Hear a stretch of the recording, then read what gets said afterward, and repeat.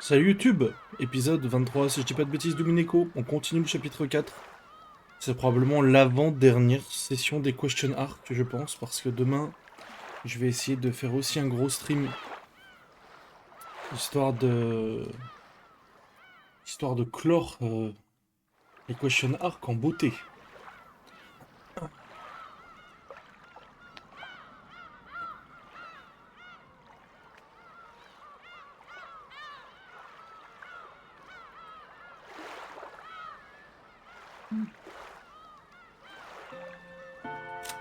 Allons-y, on est de retour à Rokenjima, normalement, en 86.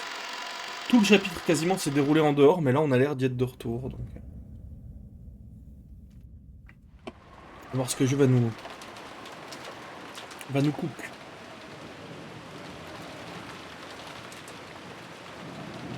It was already approaching 10 at night. By now the typhoon has wrapped itself around Rokenjima. Even the rose garden that looked so beautiful midday was beaten down upon the fierce wind and resisted with all its might, undulating and trying to keep the flowers from blowing away.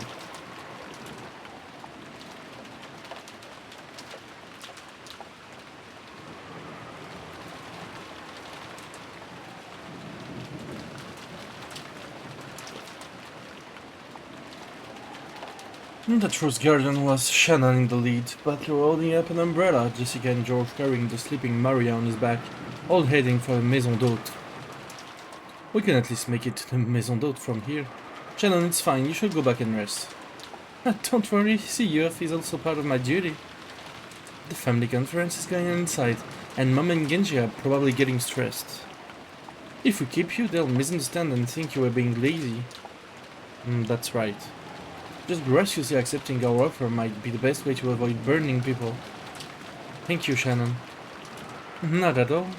Certainly, as my lady has said, it is very tense inside the mansion today. Therefore, coming with all of you allowed me a breath of fresh air and I've been able to relax a bit. Family conference, huh?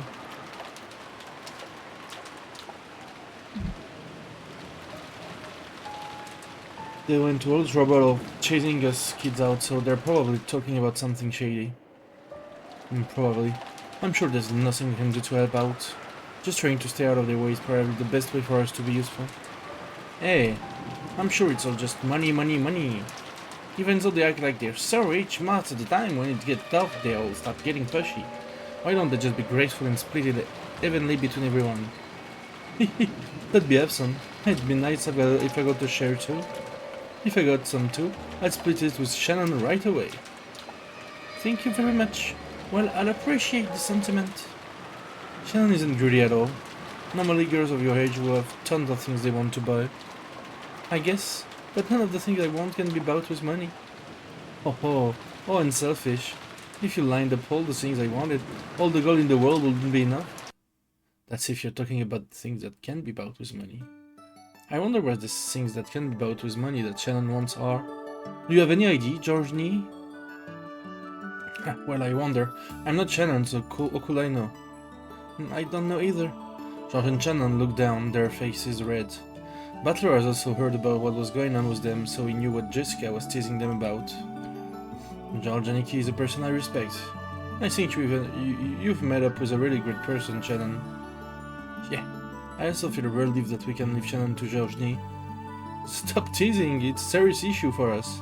More importantly, what about you, Jessica-chan? Have you been able to get a little closer to Canon? What? So you and Canon are like that? Well, that's dirty, George. Twisting the conversation around like that's dirty.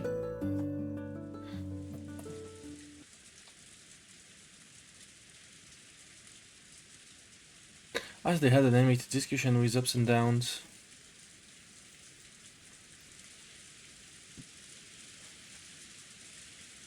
The four kids headed for the Maison d'Hôte. The annual family conference was extremely important to the Ushuramiya family, and this year seemed like it was going to be especially important. Apparently the family head, Kinzo, was personally going to be making a very serious announcement. And everyone other than the adults had been strictly ordered to leave. Butler hadn't attended the family conference in 6 years, so he didn't really notice. But according to Jessica, there seemed to be a very tense atmosphere tonight, completely different from a normal year. Common sense made it clear that Kinzo, whose remaining life was short, was going to make some big announcement about the succession of the headship and the distribution of his fortune.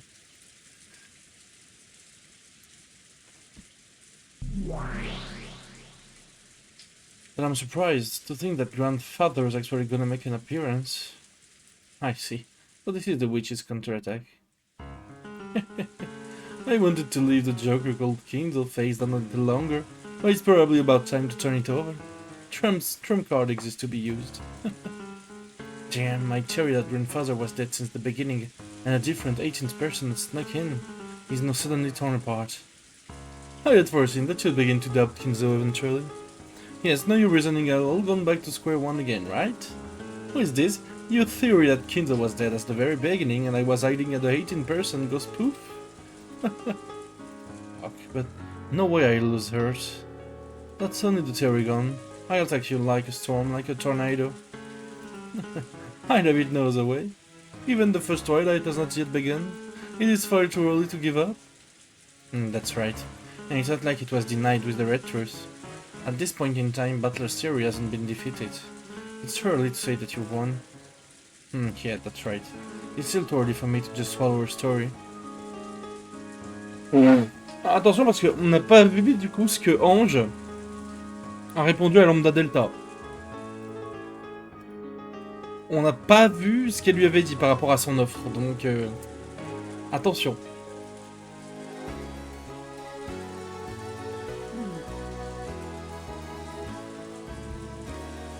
Grandfather is supposed to finally appear, but there is a chance that their talk about how his health has gotten worse, and he won't appear after all. Uncle Cross might be trying desperately to hide the fact that grandfather really is dead until the last second. Ah, I see, you could also think of it that way. Do as you please, it will be resolved soon. Very soon.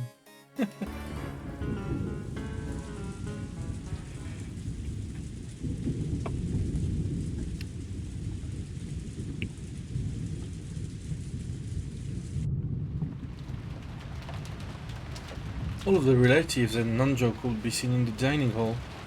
Nanjo sat alone, quietly watching the wind and rain outside.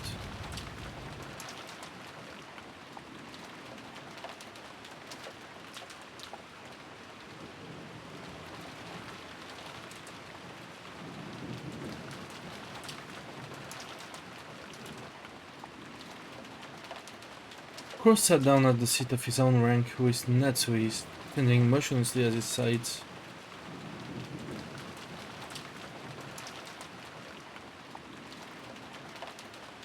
The other siblings were gathered at the opposite end of the long table, whispering to each other. Is that true? Yes. Maria said the person who gave her the umbrella was father. Tout change, tout change!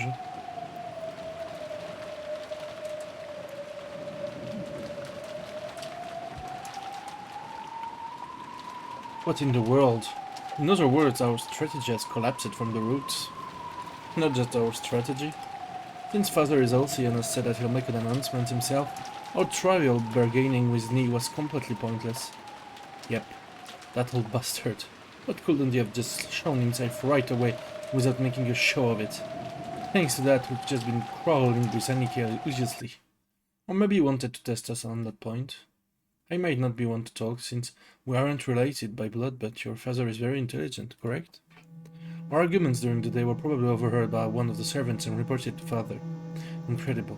The fact that we were making a fuss with father's inheritance, as our goal is now right in the open. Just incredible. Eva uncharacteristically held her head, dejected. If, as Kyria said, everything has been going according to Kinzo's plan from the beginning, and if this was a huge setup that had been kept up from over a year, trying to find the siblings' true intentions, then they had fallen for it completely. Toujours la même discussion, jamais les mêmes arguments.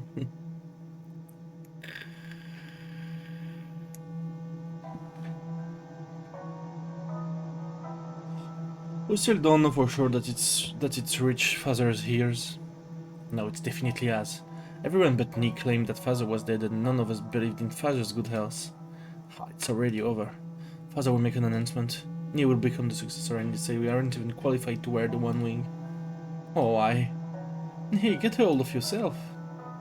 Rosa, I wonder if Maria-Lee received that umbrella from Father. Hmm? What do you mean? Maria-chan might have seen Father. However, we haven't seen him. Maria-chan only claims to have seen him. What are you saying?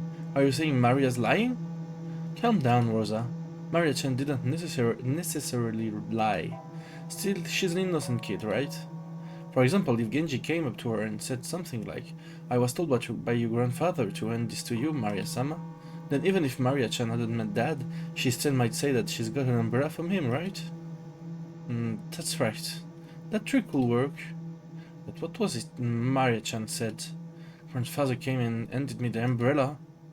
Yes, that's what she said. She clearly said that she received an umbrella directly from grandfather. Directly, huh? Then we're stuck. They often say that bad thinking is no better than sleeping. If you think about it a bit, all of this about the umbrella is a trivial problem. Why is that? Couldn't Maria-chan have been bribed by Ni to lie and say something that made it seem like Father was in good health?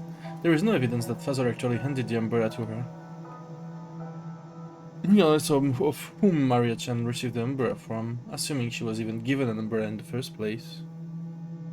Yo, le faux, merci pour le raid. Bon, le raid sur Umineko, t'es en train de changer ma vie, là. Je viens de lancer.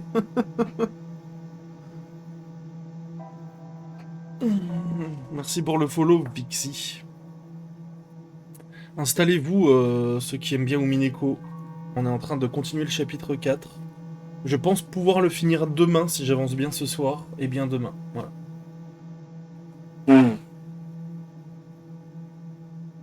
Et du coup, yo Nibo, yo Matermine, yo Lele. Encore merci pour le raid. Et yo Eno. J'espère que c'était bien le Gartic et que c'était bien le Theorycraft de la run de demain. J'essaierai de passer. Je suis pas là demain après-midi, je vais voir un pote à une compète de vélo, mais j'essaierai de passer. J'essaierai de passer en vif.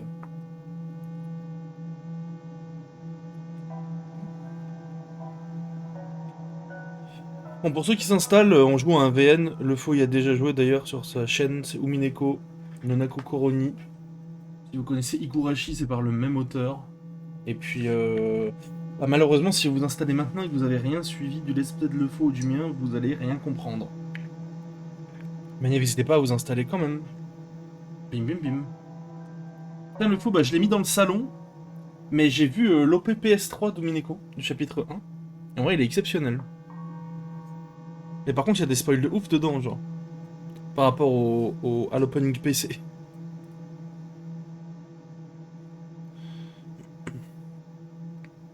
Spoil de zinzin dedans, genre. Il y a Ange qui tombe du toit, il y a Eva Béatrice et tout. J'étais là, bah d'accord, mais c'est. Alors tu vois ça. Après en vrai, c'est pas très grave, je pense, parce que tu le vois qu'une seule. C'est pas comme un animé où tu le vois tous les épisodes, tu vois. Tu le vois une seule fois au bout d'une heure au chapitre 1. Bah, ça dure quelques frames, t'as pas vraiment le temps d'assimiler, tu vois, je pense.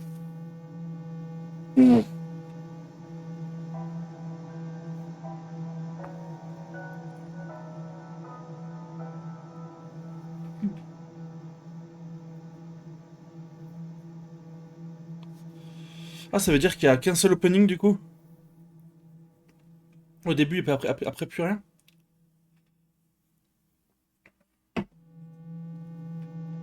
Ah, bref, voilà. Là, on est dans la discussion familiale. Alors, ce qui a changé par rapport aux autres chapitres, c'est que cette fois-ci, Maria n'a pas reçu le parapluie de Béatrice, mais elle dit qu'elle l'a reçu de Kinzo.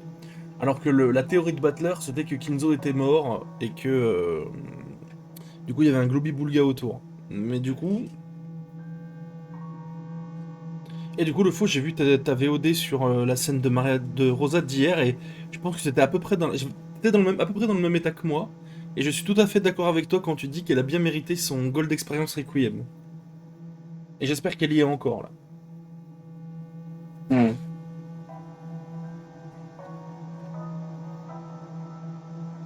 Pour le coup, Béatrice, c'est vraiment gold d'expérience Requiem, hein.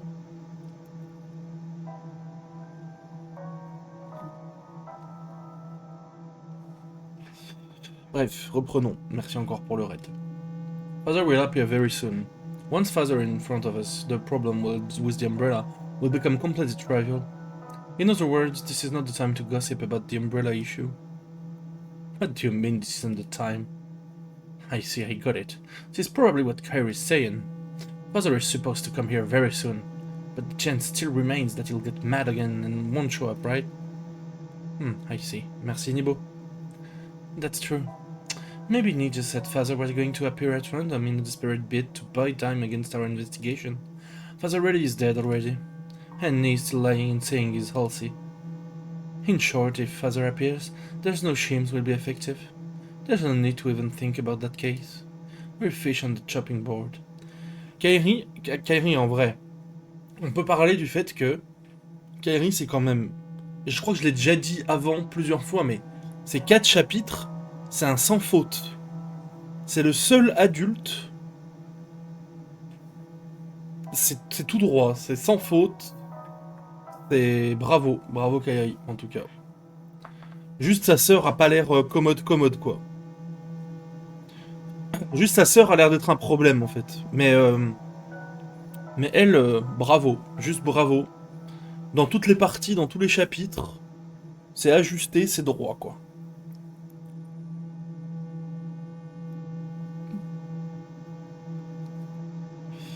En tout cas, j'ai confiance en elle. J'espère qu'elle me décevra pas, mais c'est une des rares en qui j'ai confiance, dans ce monde de brutes. We're fish on the chopping board. We have no choice but to leave fate on the heavens and negotiate directly with Father. That means we'd had no choice but to let him clobber us with his fist, then prostrate ourselves and beg for money. But on the other hand, if Father doesn't appear, then our primary strategy isn't hampered in the least. I see. In short, no matter which way it goes, there's absolutely no need to get flustered now. And that's it. If Father shows up, we just have to carry out the normal family conference. If he doesn't, we just have to keep on investigating crows. We can't let him talk this way off of it. Like if he says Father's mood has suddenly gotten worse. Alors un peu triché, mais certes, Matterman, mais dans la première partie, au premier crépuscule, elle a quand même la réflexion de retourner l'échiquier et tout. Et on sait que de Battler que ça vient d'elle. Donc mine de rien, bon, c'est pas une stratégie qui a forcément porté ses fruits, mais ça vient quand même d'elle. Sans ça, Battler, il serait sûrement décédé. Elle meurt dans le premier crépuscule, Kairi? Ah oui, elle meurt avec Rudolph dans la roseraie, là. Chapitre 2. Bon, bah, elle se fait éventrer, pas de bol. Mais chapitre 3, sacrée femme, quand même. Elle tient tête à un démon du purgatoire. Pas tourner l'échiquier alors qu'elle pourrait me retourner. Allez, allez, allez. Toi, ça, c'est le genre de... C'est pour ce genre de message que la fonction pin existe, tu vois. Voilà. Juste pour ce genre de message. Chapitre 3, c'est monstrueux, Kairi. Hop là. Attends, je prends une carte à FF.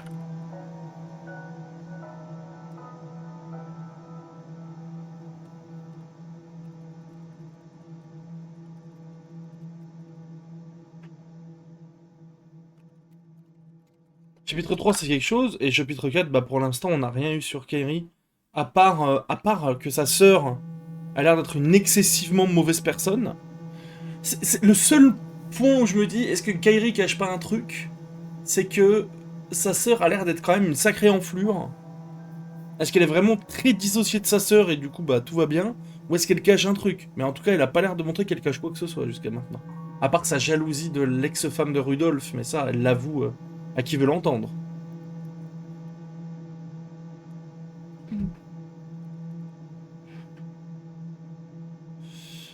Donc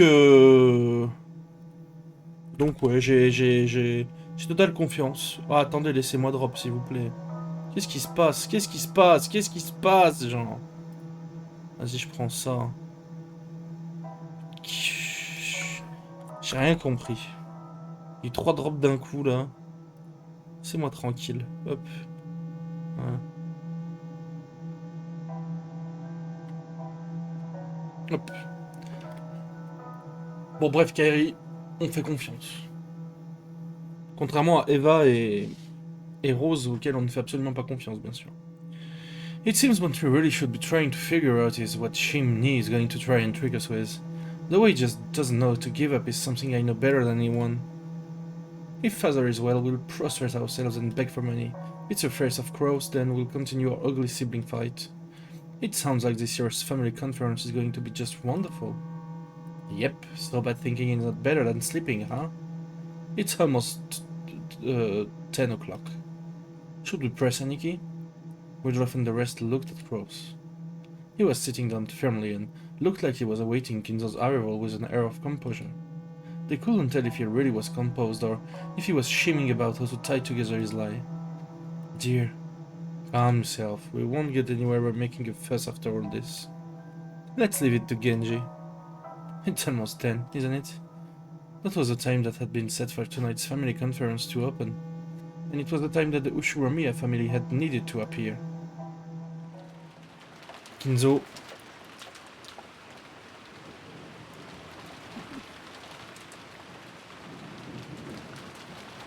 Right then, they heard the sound of footsteps approaching from the hall. OMG. On n'a jamais vu Kinzo avec sa famille encore, enfin dans la salle à dîner et tout. Est-ce que vraiment... C'est jamais arrivé encore. Hein. There was multiple sets. Natsui raised her head, relieved. But because of the sound of a knock, her expression was filled with disappointment. Because Kinzo probably wouldn't have knocked. I'm the one who knocks. Faut la voir, hein. Elle est compliquée cette ref. Please excuse us. I finished closing up the mansion for the night. It was Goda and Kumasawa. Unlike the powerful Goda, it was rare for Kumasawa with her whole body to be forced to work like this late. Of course, Crows also seemed to know that. Indeed, good work. My apologies for making you work at such a time, Kumasawa. Oh, it's nothing. I may not look it, but staying up late is still one of my specialties. Ho ho ho. Wouldn't it be okay to at least let Kumasawa live without being an observer? It really would be difficult on her body, I imagine. The order was to gather all of the servants as well. I cannot disobey. Tonight's family conference was clearly different. Attends. Je commence à sentir un coup fourré là. Pourquoi tout le monde? Hein? Hein? On n'a jamais vu ça encore. Il y a un coup fourré là. On fait tous les crépuscules en même temps. Comme ça, on se débarrasse de cette partie-là, quoi. Non, en vrai. Moi, j'ai le nez pour sentir les coups fourrés. Donc, je sens un coup fourré. J'espère me tromper. Tonight's family conference was clearly different from normal. On a normal year, no one was allowed to attend except family members. Pourquoi ramener les domestiques, en fait? Moi, c'est ça qui me turlupine. To have the servants present for such a thing was unthinkable. But this year was different. All of the servants were told to attend. Of course they were not allowed to talk. They were there as observers. Just what in the world was happening that needed to be observed by 5 servants? Even Crows didn't know. Oh, I don't look it, but I'm good at staying up late. If you stuff yourself with mackerel too, Crow-sama, you'll be more manly at night. Hahaha. As you're still in high spirits, I'm sure you'll be working in such high spirits until you're 100. Madam, forgive my arrogance, but I have prepared a light snack. I can serve it at any time, so feel free to order it. Thank you, you really are considerate. Please offer refills of coffee to the others. Certainly. After nodding, Goda took the pot towards the... Je sais ce qu'elle va faire. Je sais ce que Béatrice va faire. Ok. Elle va plier le game. Ok, j'ai compris. C'est pas la peine d'écrire noted, j'ai compris. Elle va plier le game. C'est terrible. C'est terrible. En gros, ok, de ce que je comprends, moi de ce que je vois, de ce que j'imagine, elle rassemble tout le monde, elle fait le premier crépuscule quand tout le monde est dans la salle à manger, en voyant que ce n'est pas un de sa famille qui a commis les meurtres, Butler va être obligé de... Enfin, il va rien pouvoir dire, quoi. Voilà. Tout simplement. J'ai joué le play, en fait. Il fallait faire depuis le départ, d'ailleurs. J'espère me tromper, mais elle peut juste plier le game là. After nodding, Goda took the pot towards the relative gathered at the other of the table. Ah. Attends, il y a mes chats qui essayent de sortir.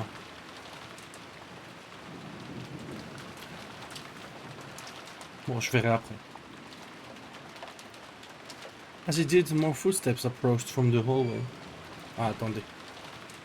Je vais les sortir.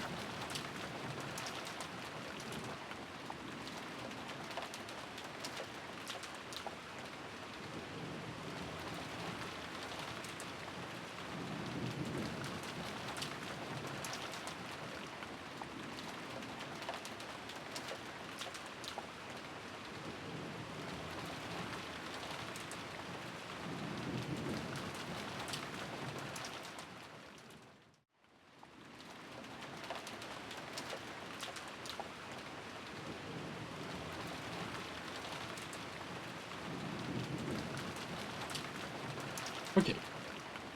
En tout cas, je vois un pliage de game arriver. Sachez-le. Ça peut ne pas être beau du tout. Hein. As he did more footsteps approached from the hallway. It was a single set, and it was light. Even before the knock, they could imagine who it was. Excuse me. I've taken the children to the maison. Ah non. Ah, du coup, il y aura pas ce truc. I've taken the children to the maison d'hôte. Good work. Tonight is a special evening. Make sure you stay alert. Yes, certainly, madam. Genji had gone with Cannon to meet Kinzo. There was still no sign of their return.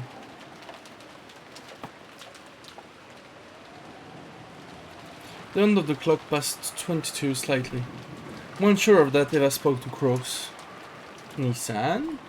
It's time. Are you still not going to start the family conference?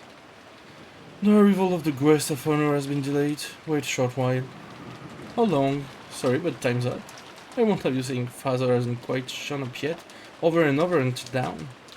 How could I make a promise about the time father shows up? Why are you in such a rush? Why not drink some tea and calm down for now? And Nikki, we're gathered here for a family conference.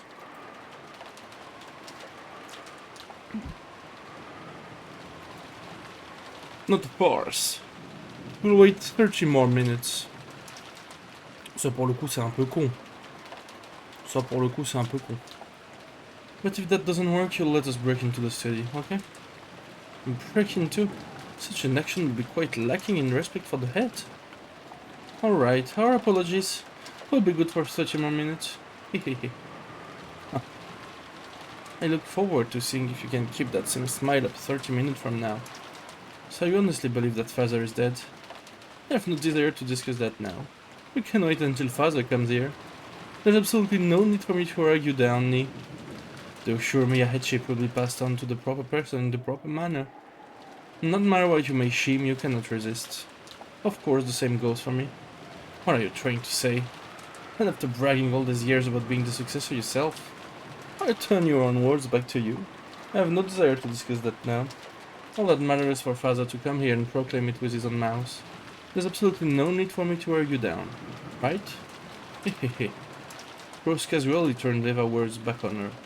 Of course that added oil to Eva's anger, but it didn't ignite, because in a distance the sound of a very loud knock ranged out.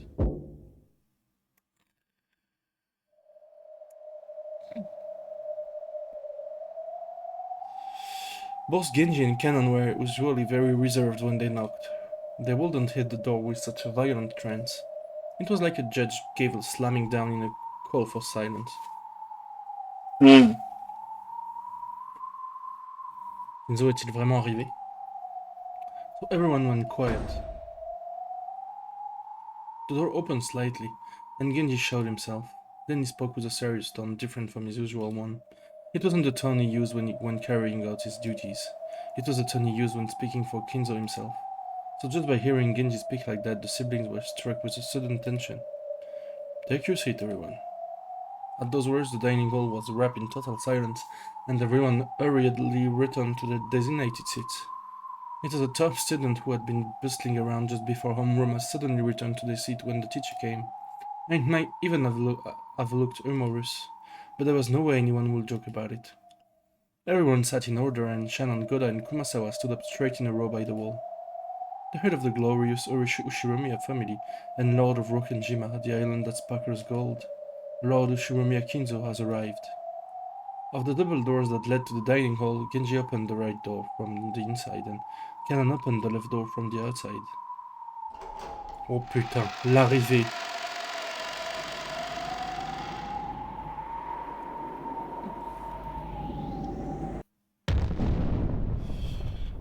Waouh. En vrai, c'est quand même une grosse merde. Mais c'est une grosse merde qu'on impose quand même.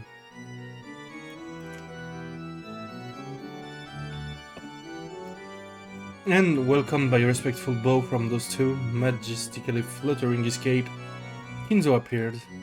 Kinzo's gait had dignified weight to it, and it was hard to believe that he had reportedly been at the end of his life. Un gros caca, ça reste un caca, mais c'est un caca... Ouais, c'est un caca qu'on impose, quoi. C'est vraiment juste ça, hein. Mais il a la stature, quoi. C'est ça que je veux dire. Kenji pulled back Kinzo's seat and motioned from him to sit. En fait, là où la discussion, normalement, elle est jamais avec Kinzo... Yo, oui, Benzomniac, ça va, quoi?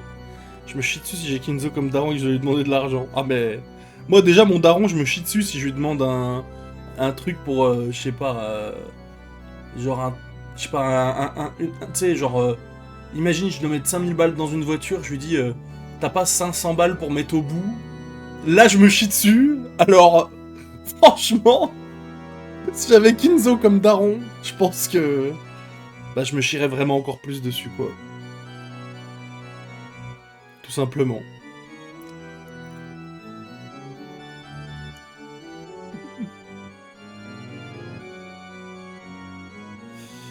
Genre même... Enfin, je pense qu'on a tous du mal à demander des trucs à nos darons. Mais moi, je te jure, une avance de 500 balles pour une bagnole, j'ai du mal à pas me chier dessus. Et je pense que quand tu lui demandes 20 millions d'yens à Kinzo, tu dois vraiment te... Ouh là là, c'est dur.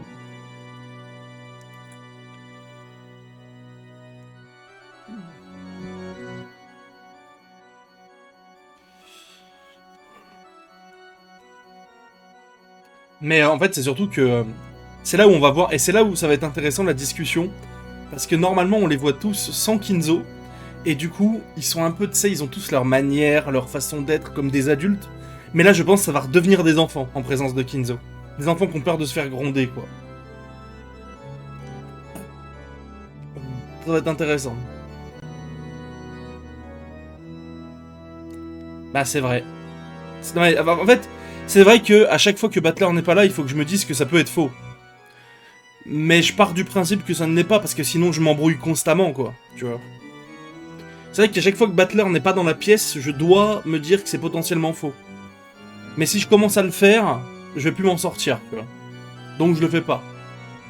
Par acquis de conscience envers moi-même. Mais c'est vrai que je devrais, en soi.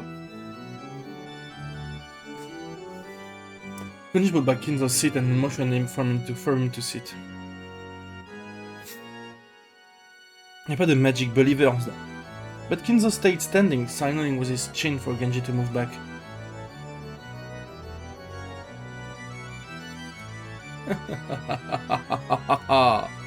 Welcome to Rokenjima, ladies and gentlemen. Why the frightened face, Eva? No, why would that be... Il est complètement... Oh, ça fait du bien, presque. Oh là là. Avec son air de meuf aguidon là, la plupart du temps, faire... Je te tape, je te tape. Vas-y, ça fait du bien, presque. Il se chie dessus. Why would I be frightened? I'm just relieved to find you in excellent spirit, father. Eva, you're as amusing as ever, aren't you? Oh, je sens qu'il va leur mettre des claquos de daron. La scène va être exceptionnelle. Why don't you just honestly say how frustrated you are at losing your bet with Gross? You can say it, can you? C'est la première fois qu'on voit ce sprite de Kinzo, je crois. No joke. Je crois que c'est la première fois qu'on le voit, ce sprite. Eva realized that the conversation during the day had indeed been leaked to Kinzo, and she hung her head, turning red. Well then, my son and daughters and their companions. Tonight I shall make an important announcement regarding my inheritance and the succession that you all seem to so keen on. But first, I must tell you how incredibly disappointed I am. After all, using this very day, no one has been able to solve the riddle of the epitaph. Even though Kinzo said he was disappointed, as a condescending smile rose to his face, as though there was no way the likes of these could solve it, and his gaze passed through all of them. I had planned to hand over everything to the one who could solve it, but none have been able to solve it before today, and here we stand with nothing of mine passed down to anyone. Alors, tu serais surpris, Kinzo, si tu te rappelais de la partie d'avant, mon pote. Tu serais surpris, Kinzo. Mon super pote.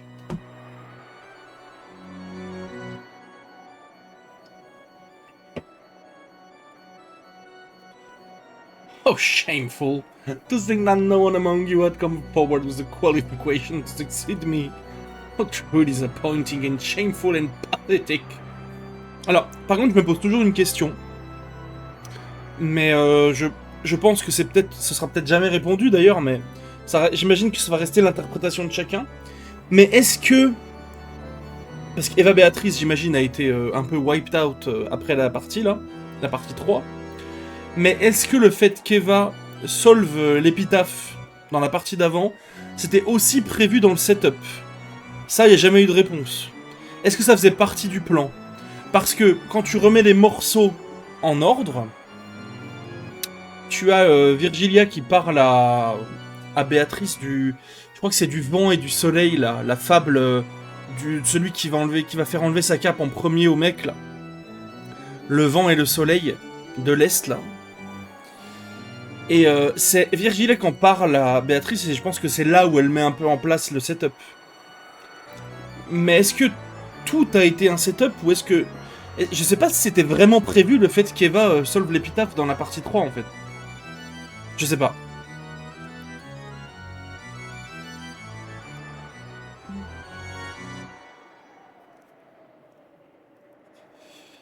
Si personne ne me répond, je prends ça comme un potentiel spoil, donc je continue.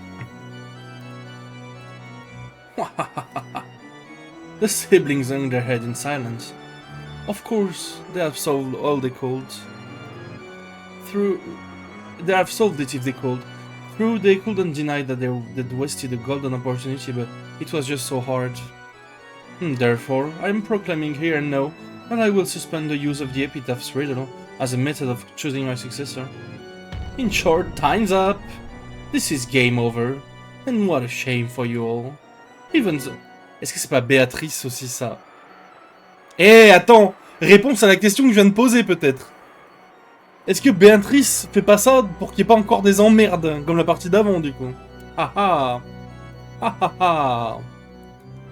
En vrai, il y a matière, là. Even though I should have given you all an equal and fair chance, that's gone now. It truly sounded like Kinzo was making a victory proclamation. In that case, will my oldest son Crow succeed the headship? The answer is no. What?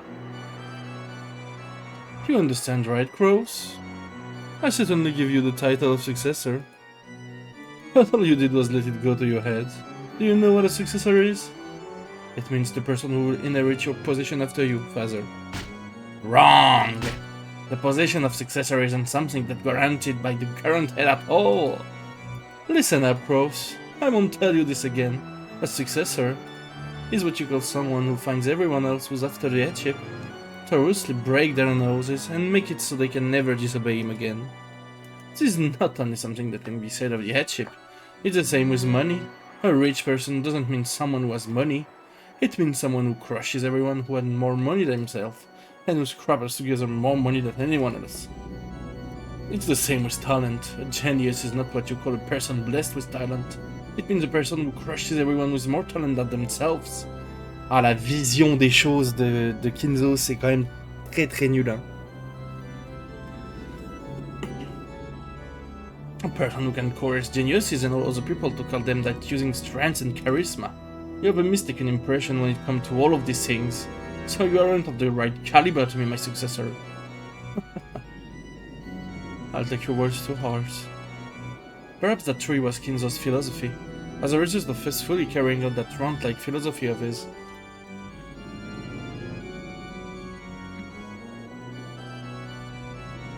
Kinzo had glorified the Ushiromiya family to the state it was in today. It may be hard to imagine after his immersion in the occult in recent years, but that brutally overbearing outlook was no more or less than Ushiromiya Kinzo's charisma and aura.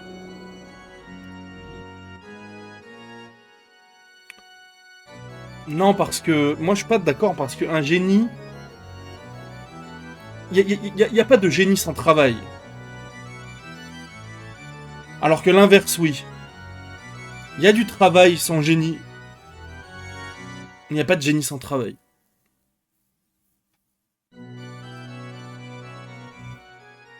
Personne n'est destiné à être un génie. Genre, si Beethoven n'avait jamais touché un piano, ça n'aurait pas été un génie du piano, quoi. Et ça n'aurait peut-être pas été un génie d'autre chose. C'est le travail qui fait le génie. Pas l'inverse, je pense. C'est mon point de vue sur la chose.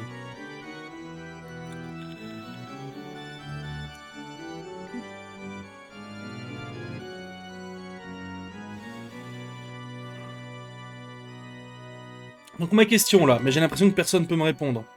C'est est-ce que le fait que Eva ait résolu l'épitaphe dans la partie d'avant, ça c'était pas prévu dans le setup, et est-ce que là, Kinzo close ça et dit que non, ça marchera pas si vous solvez le truc, pour que ça ne réarrive pas?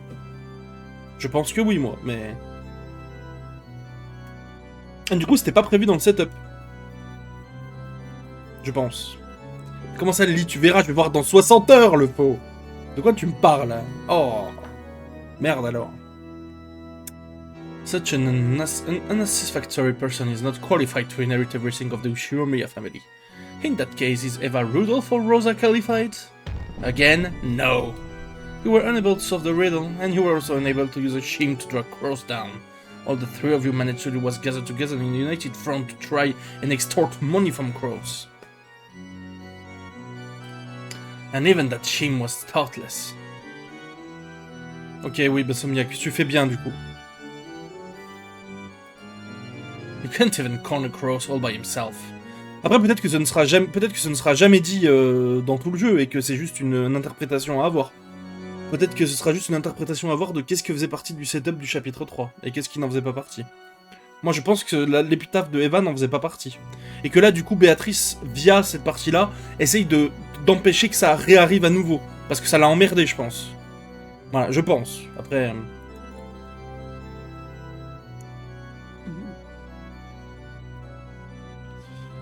There could be nothing more than shameful. You lack the avarice to steal away the position of successor by any means. In order to get what you want, you should sacrifice everything, becoming as covetous and greedy as possible. The goddess of luck smiles upon the greedy. You three who don't have that wild spirit are as unfit for the succession as Cross is. Eva and the rest had no words to respond with, and they couldn't calculate what it was Kinzo was about to say. Was Kinzo actually planning to proclaim that no one would succeed the headship? If so, that will work to Eva, Rosa and Rudolph's advantage. After all, in the end, they just have to renegotiate everything among the siblings after Kinzo's death, splitting the inheritance evenly. It would surely be more troublesome if a specific person's name was raised and proclaimed to be the successor. Ça va être Béatrice, spoil. Premier capitaliste anti-méritocratie, c'est vrai.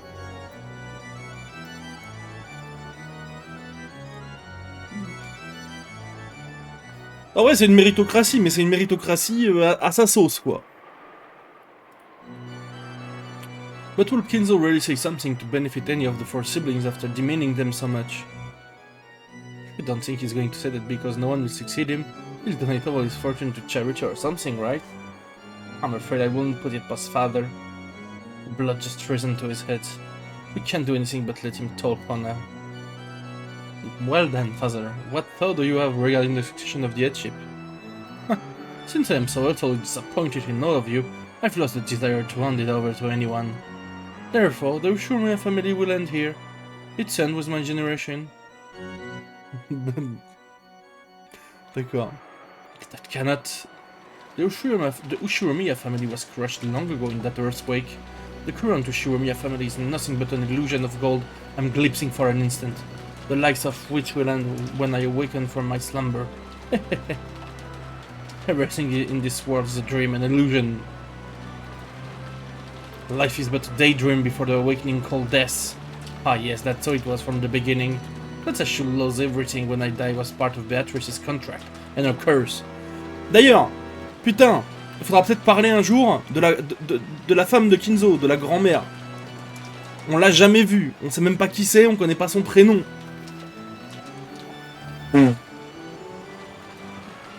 Elle a forcément son importance, aussi, je pense.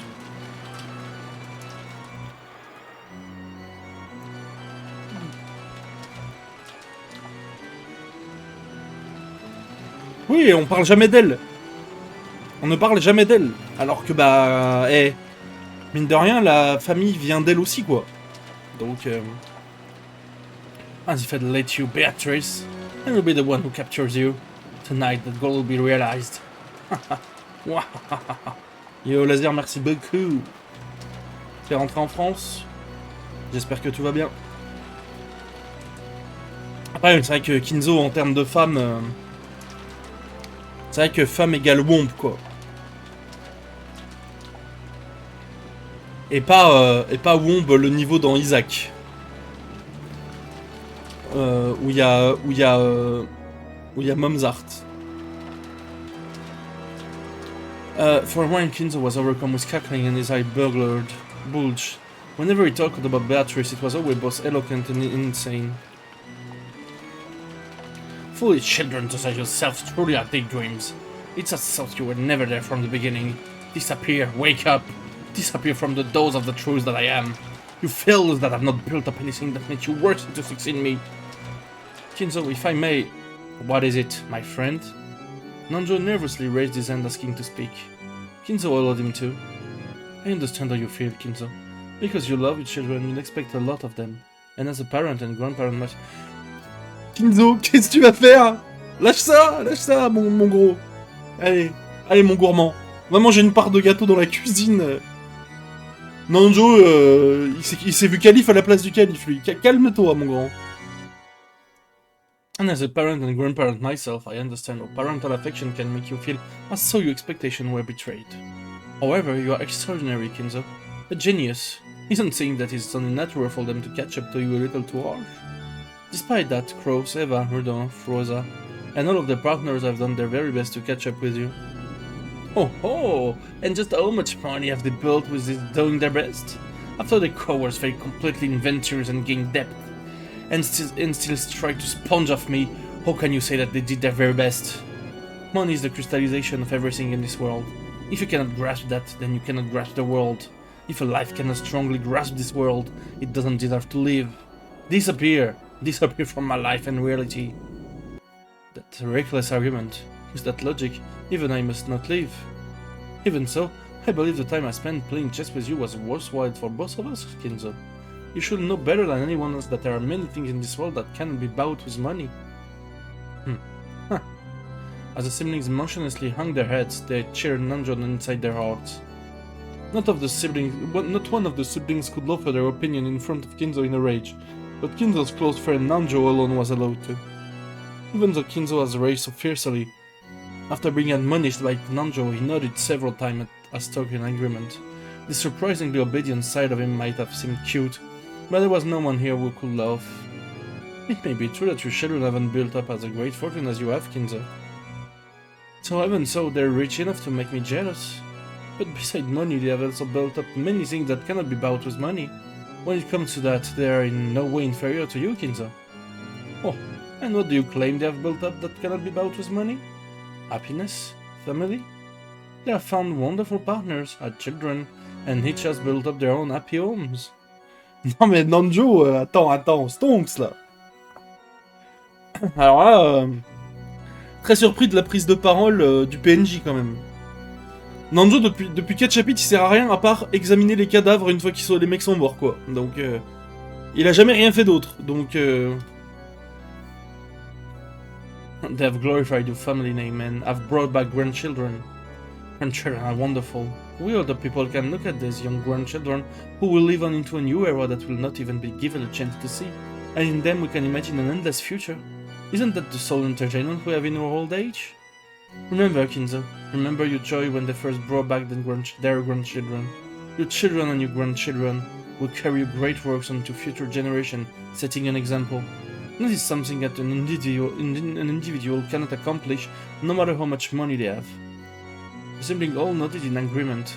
Certainly Kinzo had looked happy when his grandchildren had just been born, back when he still had some sanity in his heart. However, did Kinzo's heart still contain the human warmth? In other words, in exchange for the vast riches I created, instead of gaining money I have gained my grandchildren? No, that's not what I...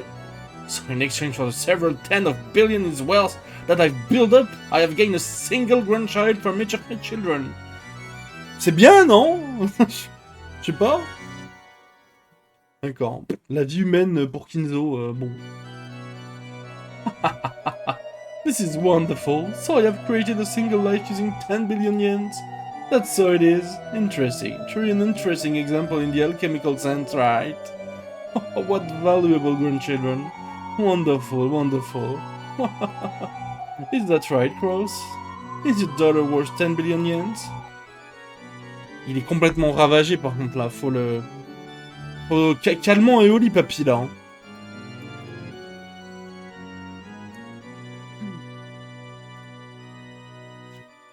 Cross couldn't answer instantly. It wasn't that he didn't have confidence in his daughter, it was because he didn't have a clue what Kinzo was trying to test him with this question. But when Natsui was then pressed for an answer, she responded, breaking Cross's silence with an answer of her own interpretation. Yes, Jessica is a daughter I wouldn't let go even for 10 billion yen. In that sense, I believe she has a value that can't be measured with money. Oh, so you can state for certain that she worth 10 billion. What about you, Eva? What about you, George? Since Natsui had answered that way, Eva naturally came up with her own answer as well. Even though Eva should have known better than to respond to a provocative question like this, she answered as well. Yes, father. George is worth 10 billion, no, even more than that. And that's not in the abstract sense of things money can buy. George will certainly build up a fortune equal to his worth. He'll become a grandson worthy of carrying on your great works, father. Suceuse! Suceuse! Eh, ça suce quand tu peux plus résoudre l'épitaphe, hein.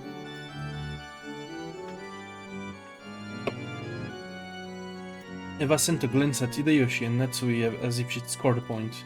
When she heard what Eva said, Natsui was about to add more praise for her daughter, but stopped at a glare from Cross. I see. Then what about you, Rudolph? What about your butler? Compared to George, there's nothing about butler I can brag about. If he was kidnapped and we were a person with a ransom of 10 billion, I'd feel like sticking a bow on the guy and letting them have him. D'accord. Bah non mais là c'est... C'est quoi ces horreurs, frère?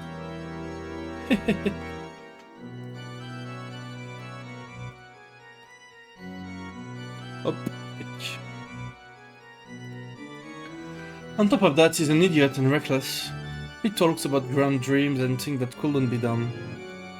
I guess in that way, he's a super idiot worth the equivalent of 10 billion normal idiots.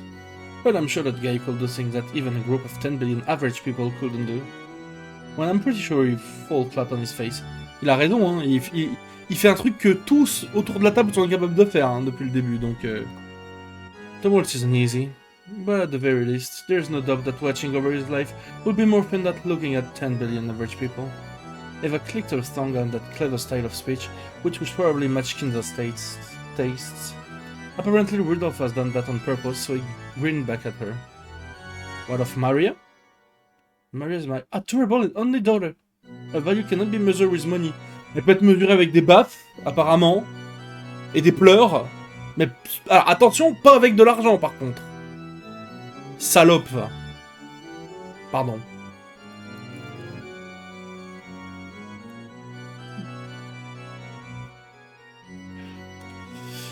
That is all. I see. Dreams in the future, miracles and possibilities are the source of my magical power. No magic without hopes or any strengths. I cannot expect any more from you who have proven to be average. But I see my grandchildren hold future possibilities, and expecting a magical miracle from them may be worthwhile. If you're saying that in this way, they are worth more than 10 billion. Yes, I can see where you're coming from. When Kinzo got in a rage, he wouldn't let anyone speak up. But even so, he wouldn't sometimes accept something on his own while yelling by himself, and change his own opinion. That's what this felt like to the siblings. Apparently, even though Kinzo had been disgusted by his unsuccessful children and had cast them away as being unfit for the inheritance of his title of his fortune, he wasn't sure about his grandchildren. At this rate, he might soon state that the inheritance would go to his grandchildren instead of the siblings. As the siblings sat in fear of what the fickle and short-tempered father might suddenly think of next, they carefully watched his every move.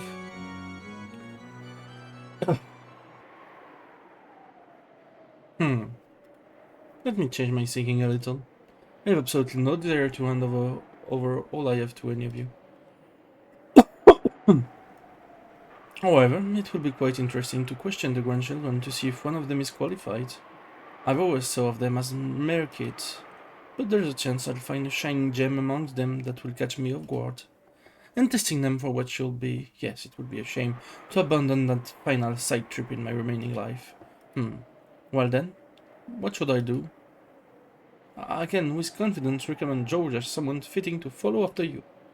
Eva claimed that right away. Naturally, it looked like she was about to follow along, but Cross gave her a look telling her to restrain herself, so she swallowed her words. Hehehe, how bold. Then let us do this. I will individually question the grandchildren to see if they are qualified to succeed the Ushiromiya family inheritance and wealth. Father, however, that does not mean that one of you will indirectly receive the inheritance. I am already disappointed in you all. There is no longer anything I have to give you. Another thing, the ones I will question are my grandchildren, and the ones who might succeed me are my grandchildren. Voilà, les tables ont tourné, tables have turned, très très vite. Hein. Make absolutely sure that you don't mistake us, understood? C'est vrai que Nancho, je sais pas comment, mais oui.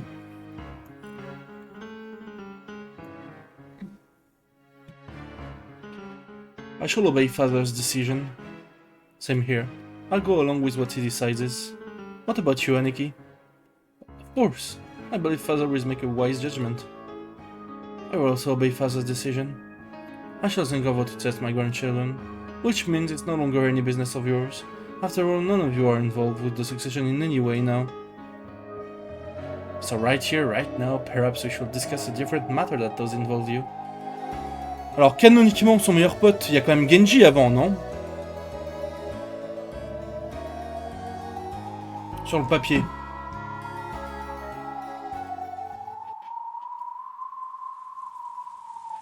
Different matter. Indeed. That is tonight's true purpose, and the true purpose for this final Shiromiya family conference as well. I have no desire to hear your thoughts and opinions. I demand only your assistance. Assistance in my ceremony. Oui, c'est son serment. Attends, tu vas me faire un beau drop, le faux? Non. Bah non. Que de la daube. Super. Maintenant, tu peux juste écrire KD pour drop. T'as plus besoin du point d'exclamation. Mais tu nous as lâché un beau drop de bouse, là. Le fait que tu me répondes sur Discord à ce que je dis à l'oral, là, c'est méta. Tu vas me drop un perso qui apparaît au chapitre 7 encore, là, que j'ai pas vu. On peut pas avoir un membre de la famille Ushiromiya, mais on peut avoir All God Sephiroth Mode du chapitre 7, là. Super. J'ai oublié son nom au truc que j'ai eu hier, d'ailleurs. Your ceremony. Quiet. Father's talking now. Je vais prendre des trucs de Star Wars. Oh non, ça m'a fait l'extra grab. FF.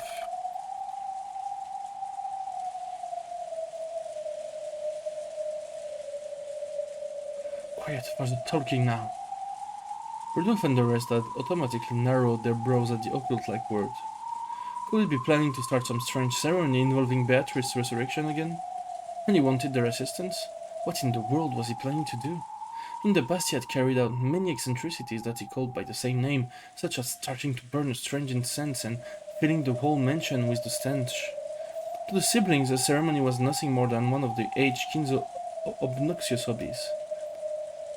Father, just what do you mean? What do you mean by that? If we can assist you, we'll do anything. Right, Rosa? Yes, but what in the world is this? A ceremony as inscribed in my epitaph. A ceremony to revive Beatrice and open the door to the Golden Land. That witch who escaped our cage of flesh and sneeringly slipped through my fingers, I shall now capture and force into submission with my greatest hidden arts. For that purpose, I must offer certain people as sacrifice. D'accord, donc là, là c'est... Mais c'est lunaire complet, là. Il n'y a plus d'enquête. C'est... Bon, je vous dis ce qui va se passer. Alors, premier crépuscule, on envoie qui? Yo, Rémi, ça vaut quoi? C'est lunaire ce qui est en train de se passer, là.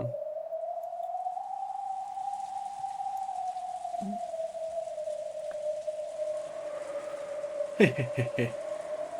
Ça va, Rémi, tranquille. T'es en week-end ou quoi? Profite bien de ton week-end si c'est le cas. Bonjour à Noémie, bien sûr. Donc pas la finale de la LDC demain. Tout le monde dans la pièce qui répond noted. Mais non, mais là, il lui explique. Il est en train d'expliquer à tout le monde ce qui va se passer, genre. Littéralement, il y a... Gathering certain people worth of sacrifices is no easy feat. But tonight is the family conference. Many adults have gathered on Rokkenjima. There could be no day on which to carry out this ceremony. Taken literally, it sounded like he was telling them to become human sacrifices for his dark ceremony and die. Ridiculous. Ah, t'es de mariage, fuck. Profite bien du mariage quand même, ça va être... C'est bien aussi un mariage en vrai. Donc, oublie pas de prendre des extra coupes de champagne. Oh non! Le visiteur du futur, le. Voilà ce qui va se passer. Non mais y a pas de solvage d'épitaphe en plus, il a dit que c'était terminé ça. Donc une finale de LDC, oui bah oui. Après ça dépend si c'est un mariage d'un mec proche que tu connais bien, ou si c'est un collègue de boulot quoi. Et là oui c'est peut-être plus chiant. Mais profitez bien quand même. But I didn't even have a clue what he was trying to illustrate. The siblings whispered together about what Kinzo was saying. What's that going on about? Is this his usual sickness? Probably. Listen silently for now. I'm sorry, Father. I don't understand what you mean by that. What is it you don't understand? I'm making this extremely simple. I told you that I'll choose 13 of the humans on this island and offer them as a sacrifice in a ceremony to revive Beatrice. Even worthless people like you can be very useful as sacrifices in my ceremony. En fait, ce qui est en train de se passer sur Rokkenjima actuellement, c'est lunaire. C'est encore plus lunaire que le combat Béatrice Virgilia dans la roseraie. Listen, this is not a joke nor anything of the sort. This is my final bet, my final ceremony, the last one I will desire in my life. There are no more than certain humans on this island. In short, that's a headcount that can easily satisfy the massive number of sacrifices I require. They come to sacrifices for my ceremony. So you weren't serious about what you said back then, were you? It wasn't a joke? Unusually for him, Nanjo's face changed color as he stood up and shouted. It seemed this wasn't the first time Nanjo had heard all this dark talk about certain sacrifices. Sorry, my friend. It was no joke nor anything of the sort. It is what I bet my life on, the final ceremony, the final game that I will attempt.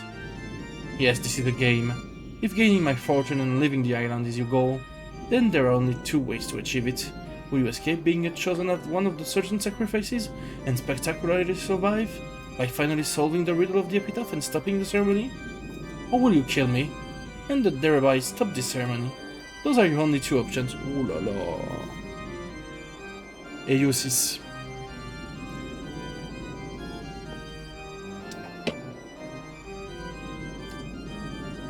Il a dit que l'épitaphe c'était terminé là. Pourquoi il parle de resolver l'épitaphe?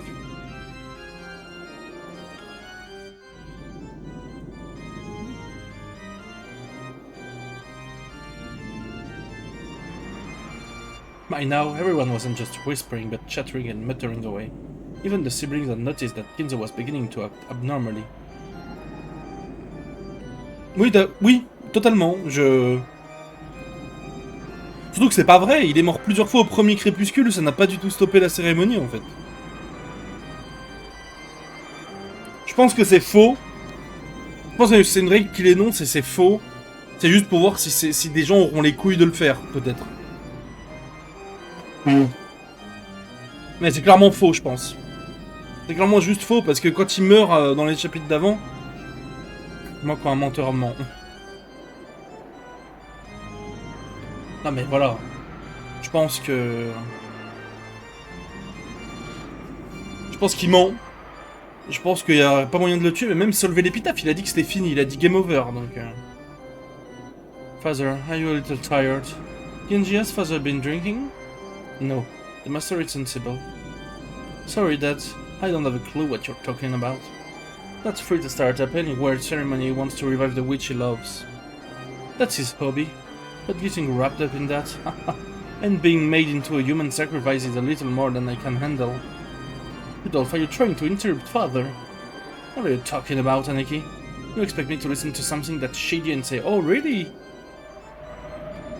Was the ceremony Kinzo has mentioned literally something disturbing, or was it some kind of test to choose the successor?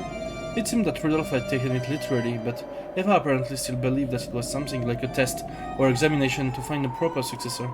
But Kinzo responded with a clean smile. Well then, that is all I have to say. No objection or opinion unnecessary from you. I will simply awaken from my dream of having 4 unsuccessful children. To all of you, what will occur now before your very eyes may seem like a dream, an illusion, something that could unconceivably be of this world, and a world that defies understanding. But that itself is my reality. Now I will finally awaken from the shallow, useless dream that all of you are. Come, the game has already begun, see? With this many of you here, I can take leaves sparking with anyone. So long, my unsuccessful children. So long! So long, Kinzo! And for the final and only time in your lives, be useful for my ceremony. Arise, Pendragon's memorial troops. Qu'est-ce qui se putain de passe? When Kinzo raised his arm high like an opera singer and yelled as though toward the packed audience, the air shattered like glass and the outlines of 3 people who supposedly hadn't been invited to the island appeared. Oh no, oh no, no, no, no, no, no, no, no, no, no. No, no, no, no, no, no, no, no, no. Non, non, non, non, non, non, non. On va pas repartir là-dessus, s'il vous plaît.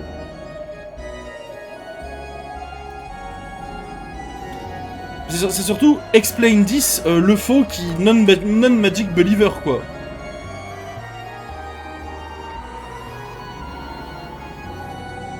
Chester 45, right here. Chester 410, right here. Hein? Bon, je...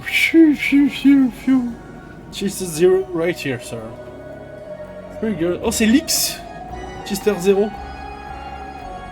Dédicace à Lix, qui regarde pas le let's play.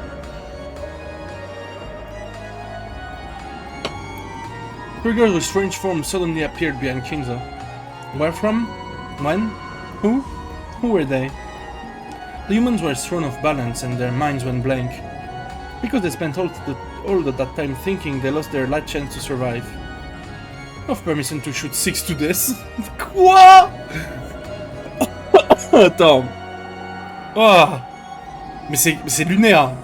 Je savais qu'ils allaient rush un peu le côté Rokkenjima parce qu'on a eu la moitié du chap là en dehors. Mais là c'est costaud quand même. Les noces pourpres. The Lannisters send their regards. C'est peut-être la meilleure scène de l'histoire du cinéma. Enfin des séries. Avec tout le respect aux autres séries bien sûr.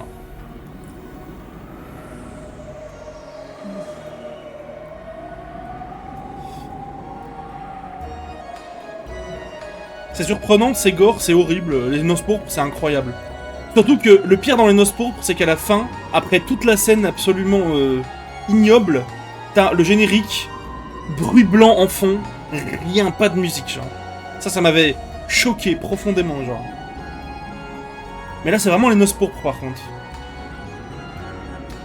I've permission to shoot 6 to death. I leave the choice of targets up to you. Begin your attack. Unrestricted firing, understood, sir. Thank you for granting us such excellent targets. Everyone commence unrestricted firing.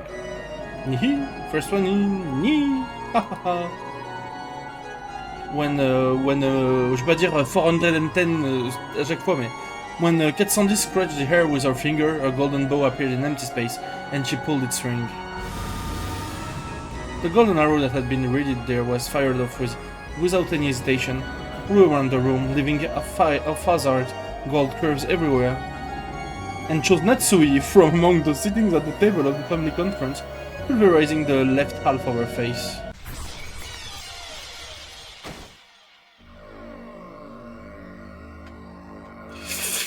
Ça commence à devenir chiant là. La question maintenant que je me pose, c'est est-ce que je préfère pas ça à Maria qui se fait tabasser, quoi? C'est quoi le pire entre les morts et Maria qui se prend des baffes, finalement? Je ne sais pas. Ce qui me fait le plus mal, en fait.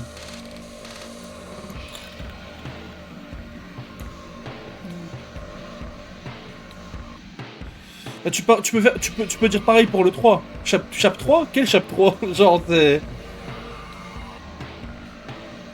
Je pardonne les morts si Rosa y passe aussi, t'inquiète. Mais par contre, là, c'est vraiment Béatrice qui dit juste à Butler « Explain that. Be my guest. » En fait, le fait que ce soit à ciel ouvert devant tout le monde... Après, comme a dit Wimosomniac tout à l'heure, Butler est pas dans la pièce. S'il faut, c'est complètement faux, mais je pense pas. Flesh and deep red blood scattered around, leaving massive red spatter marks on the relative face and the pure white tablecloth. Silence fell. Despite the massive number of deep red spots left on the tablecloth, no one could understand why Natsui's head was half smashed, nor why she was hanging her head after dozing while still sitting, and they watched on silence. Those sitting on Natsui's right-hand side were silent for a relatively long time, but those sitting to her left were not. Think of the people sitting on that side had been shown how their head had been smashed upon like a watermelon or pomegranate. Je tiens à dire que, est-ce que c'est pas une vengeance de Béatrice? Parce que depuis l'épisode 1, où Natsui a survécu jusqu'à la fin avec son fusil, en réclamant Béatrice en duel, depuis ce moment-là, elle ne fait que mourir premier crépuscule, genre. Voilà. J'ai l'impression qu'il y a une vengeance de Béatrice à propos de ça. Faut pas la laisser prendre les devants. Elle a demandé Béatrice en duel à la fin du chapitre 1. Elle a perdu. Et depuis, elle fait que mourir en premier, genre. C'est...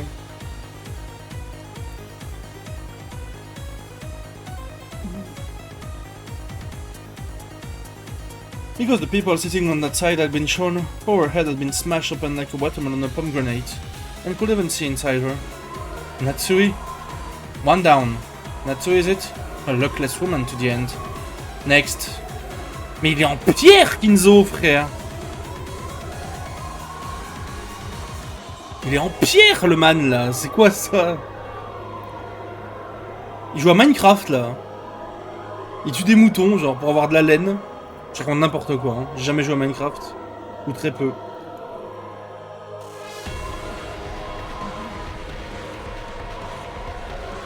Zero firing. After scratching the empty air in the same way and redragging a bow, Zero fired as well. After it flew around and around at high speeds like the golden arrow the 410 had released, drawing a convoluted curve in the same manner, it smashed out of Rudolph's head. In the same way it looked at Natsui in shock, killing him instantly. This time everyone managed to avoid freezing up mentally. They realized that the fearsome murderer started playing out right in front of them, just as Kinzo had said. C'est quand même la première fois que cette situation arrive, hein. Que tout se fait en plein jour, en plein air comme ça, avec quasiment tout le monde de présent.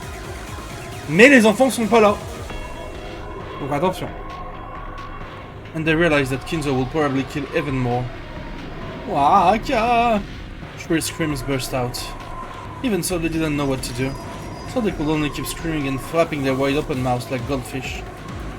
Father, what do you think you're doing? You fool, run now! As Eva asked Kinzo that in total shock, Hideyoshi, who had come to his senses faster than anyone else and risen to his feet, pulled at her arm from behind. However merciless fate's choice for a third sacrifice was Hideyoshi. Just like the two before him, half of Hideyoshi's head was neatly smashed, and the right side of his head, which has happened to be facing the direction at the time, had been blown away with its content, exposed like a watermelon or a pomegranate. So, still holding Eva, Hideyoshi slumped backward and fell down. Still held by her beloved husband, Eva fell over backward with him. Dear, dear, c'est un cauchemar. Hein? On en a eu des cauchemars à Rokkenjima, hein. Mais là, c'est un big cauchemar, hein. Faut vite se réveiller, hein.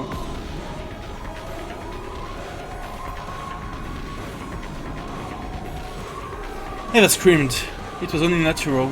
The face she had been looking for had been half lost, and the crushed skull, the mashed brains, and the crushed jaw all lay bare.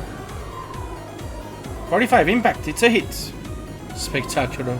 Fire again. 3 more remain. Father! L'Halloween Surprise, c'était vraiment quelque chose pour le coup. Mais là, c'est dur, hein.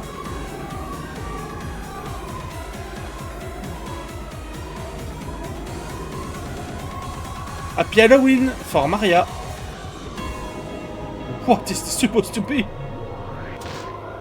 When Crow stood up forcefully and was about to rush Kinzo, Zero blocked him. With a slender-looking body, she held back Cross with just the palm of her right hand. He still tried to resist and attack Kinzo, so Zero lifted Cross by the nape of the neck and twisted into his Adam apple with her tongue. It seemed to be very painful, and Cross was overcome with agony. Oh, everyone, run! Get the police! An ambulance! Quickly! Everyone, let's escape! Escape! Nanjo's sharp word finally dissolved the spell that had been holding them down in the chairs. When Goda and Kumasawa each tried to escape from the dining hall first. Katsandis moved in an instant and appeared there, blocking the way. Eh, en vrai, pour le coup, il a quand même dit, je vais faire une annonce spectaculaire. L'annonce est spectaculaire. Pour le coup, il n'a pas menti. On peut lui reconnaître ça. L'analyse de la partie en parallèle avec les événements de ta dernière VOD. Bah, je regardais un petit peu, j'ai survolé quoi. J'ai regardé surtout les scènes avec Maria et Rosa, mais j'ai rien entendu de notable. Si tu disais à un moment que... Je sais plus. Je t'ai entendu faire une analyse à un moment, mais ça m'a pas marqué durablement. Je sais plus. Mais il me semble que oui, du coup. J'ai surtout survolé en vrai. Je sais qu'il va se passer dans une semaine, mais un truc qui m'étonne, c'est qu'il y a plein de témoins là où ça va être dur de démentir la magie. Exactement. Rien entre la scène Maria Rosa et l'Halloween Party. Oui, oui, c'est vrai. Non, tu l'as dit, c'est ça. Maintenant, c'est bon, je l'ai. Tu dis que, en gros, la Halloween Party, c'est elle qui voit merde, j'ai oublié le nom de la pluche. Elle est où? Qui voit Sakutaro se faire crush. Et du coup, elle est le... Enfin, j'avais vu ça, oui, tu l'avais dit.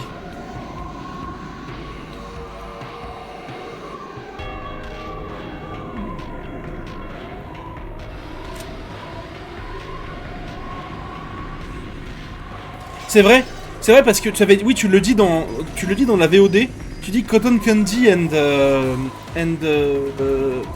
je sais plus. Mais enfin, tu dis ce qu'il y a à l'intérieur. Et effectivement, c'est la même description.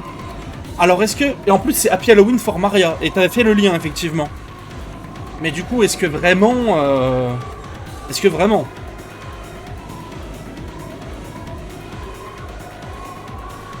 toute façon moi je reprends tes VOD quand j'en finis une. J'essaye de survoler un petit peu les moments importants au minimum. Pour voir ce que t'en penses et ce que t'en dis. Voir s'il y a des choses que j'aurais zappées. Mais c'est vrai que t'avais dit ça, ouais.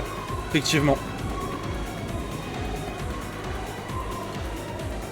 Mais je pense que ça l'a... Comme c'est ce que t'avais dit de ça, c'est que cette scène a dû la traumatiser à jamais et qu'elle était complètement... voilà. Maintenant, est-ce que ça a vraiment un rapport avec l'Halloween Party? Bah, peut-être.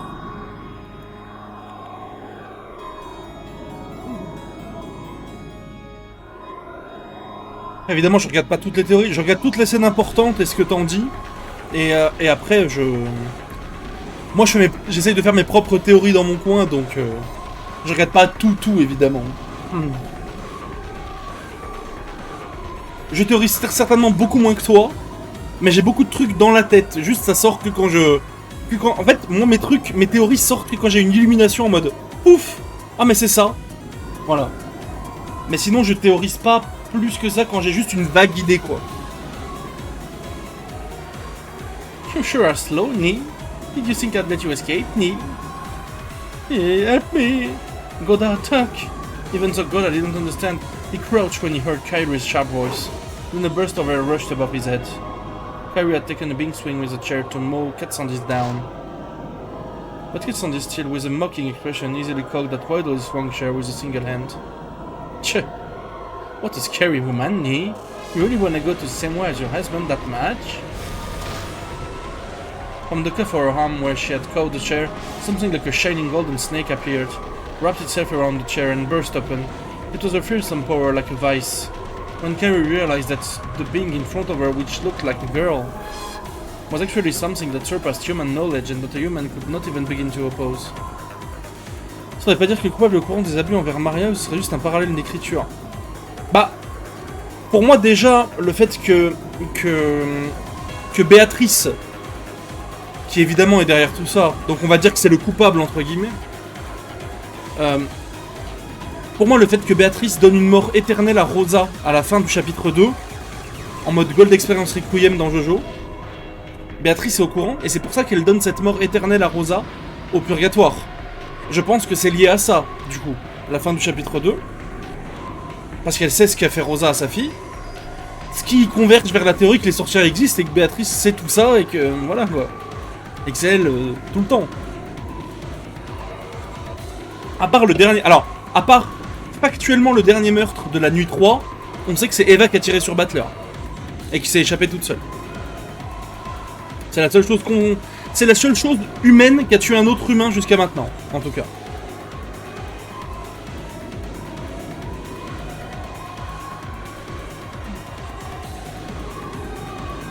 Her head was filled with a fierce alarm bed that welled up from deep inside her. Genji Shannon, Cannon of the servant permitted to wear the one-winged eagle, continued to stand calmly at attention by the wall, even with a scene like this before their eyes, making them look very bizarre and eerie.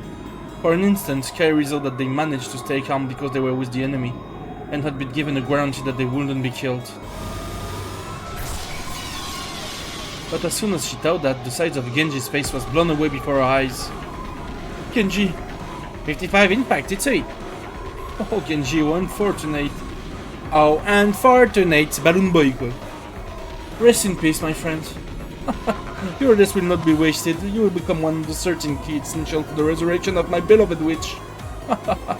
The half of Genji's expression that remained was as indifferent as ever. He tilted, fell over, and sent the blood-red splatter out across the floor. Merci Matermine d'avoir toujours mes refs Isaac et FNAF parce que t'es le seul sur qui je peux compter. Hein. Ici. Genji-sama. We're nothing more than the witch's piece. Nothing more, nothing more. From the meek and frustrated, no resigned expression on Shannon and Cannon's face, one couldn't sense any naive hopes that they'd be rescued. That's right, Kinzo was, in the truest sense, carrying out this murder as random. In the truest sense, he was killing like it was a game, to see who will be saved and who will be killed. Well then, who will go for the next? Me? Katniss looked at Kyrie for a second. In that second, Kyrie was prepared for her own death. But when she read it, her golden bow in midair, Katniss was looking at someone else over Kyrie's shoulder.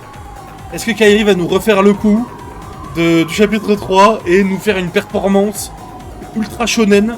Je pense pas, parce que du coup c'était un setup le chapitre 3.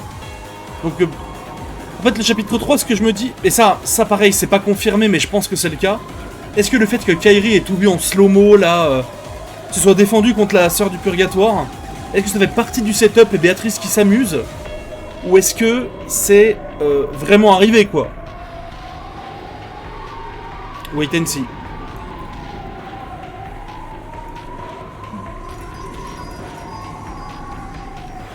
So as imprisoned as it was, Carrie felt as though she had been saved. Again, an ugly, exploding, popping sound rang throughout the room. Who was it this time? When Carrie turned to face the direction of the sound, she saw blood gushing like a fountain and Eva lying on her husband's chest. Of course, her face had been half smashed, just like her husband's.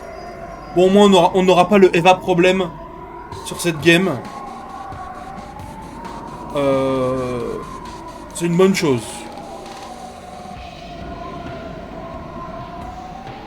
Attendez, on a des drops de cartes, attendez. Oh, ça pue la merde.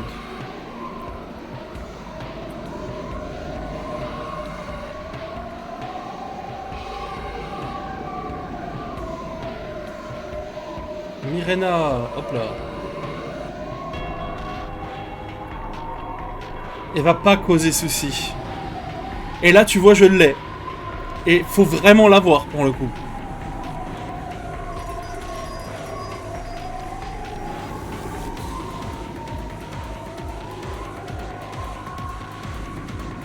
Ah le faux, oh unfortunate, oh unfortunate.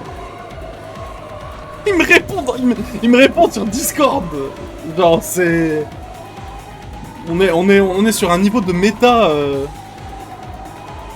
suis en train de devenir fou avec ce jeu en fait.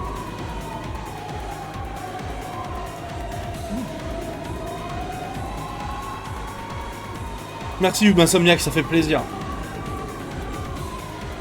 Let go of me! Let go of me! Just stop it, father! Just stop this brutality! C'est toi qui parles, Rosa. Hein? Just run away, Rosa. Rosa's objection didn't reach Kinzo as he continued to laugh loudly in the blood-spattered dining hall, and she wasn't able to lessen Cross's pain as being lifted up by the nape of the neck by Zero, so Rosa had no choice but to use force. She lifted up a chair beside her and gave a warning. Father! Order her to let go of me. Just stop them from doing this. I cannot. Yet it was you desired and prevent it using your own power. You could pass through your own fate with your own hands. You have always hid behind the back of others in fear. Let me see you overcome your weakness one last time in your life. Father. Ah! The shell that Rosa had lifted up swung down at the father and was reigned as a symbol of terror for her entire life. It was the greatest and final act of bravery and self-control in Rosa's life. Ça, hey, les petites tentatives de Rosa's Redemption, faut arrêter. C'est bon, c'est une merde, lui faites pas faire des trucs courageux. C'est comme à la fin du chapitre 2. Arrêtez de la rendre courageuse, s'il vous plaît. C'est une petite merde, faut arrêter.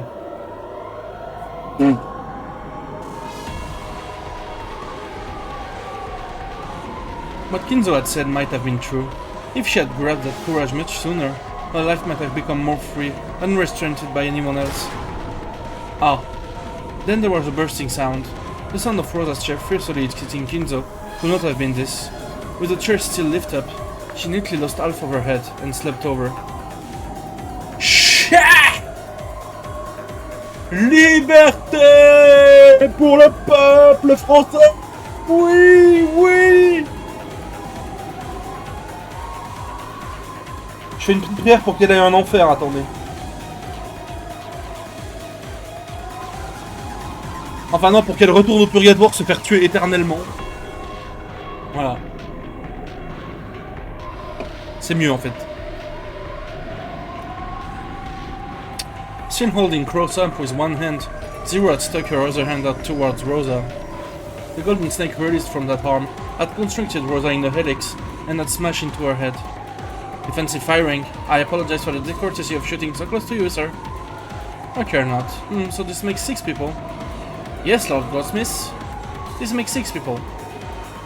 Par contre, attends. Béatrice peut les invoquer, mais ça a l'air extrêmement coûteux en magie, entre guillemets. Kinzo, il est si fort que ça?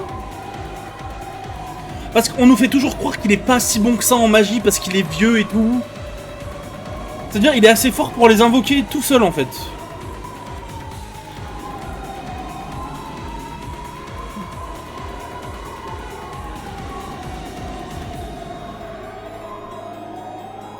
Format des losers de MKLeo à l'époque là.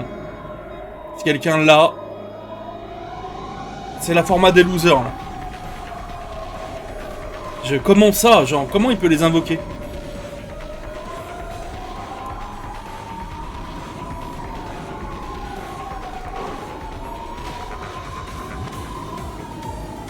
Indeed. So the sacrifices on the first twilight were Eva, Rudolph, Rosa, Natsu, Hideyoshi and Genji. Kairi a survécu, et ça c'est une très bonne nouvelle, c'est la seule qui vaut le coup d'être là, quoi.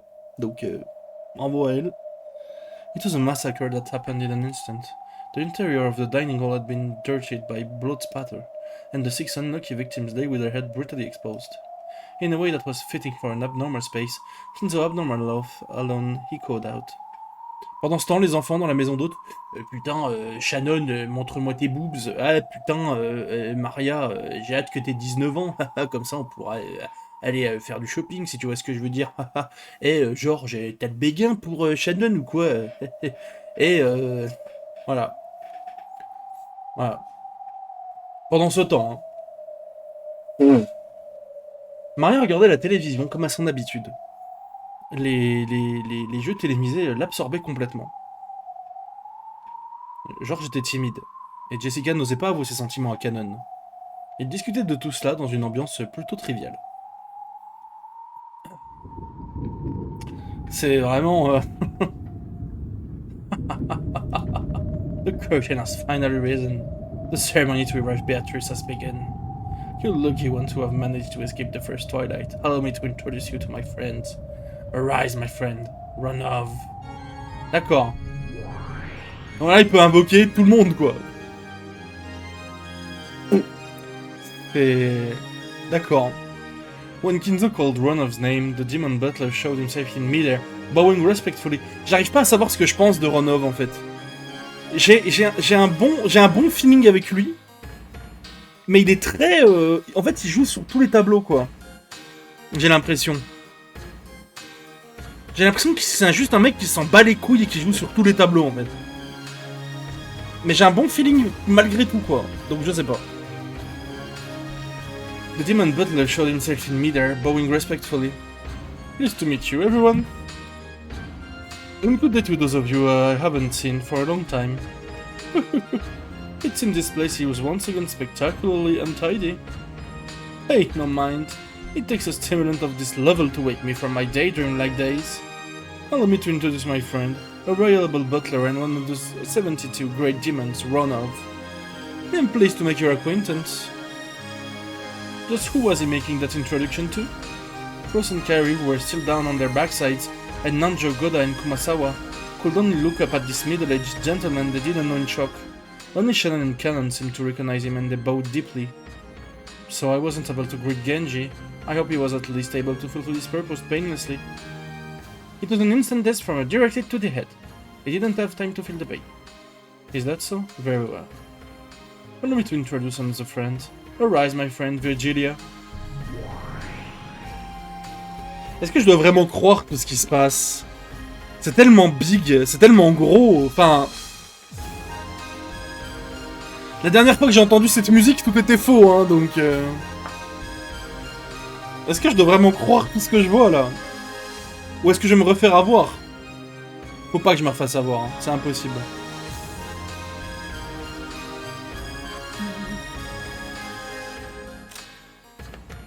On va faire une petite save. She appeared in a refined dress while making an elegant greeting. Thank you for summoning me, master. Although I would rather not have been summoned into a bloody place such as this. Allow me to introduce her too. This is both my friend and reliable counselor, Virgilia. Y a un problème. C'est Butler qui l'a appelée Virgilia. Elle avait pas de nom. Mais comment Kinzo lui donne ce même nom, genre?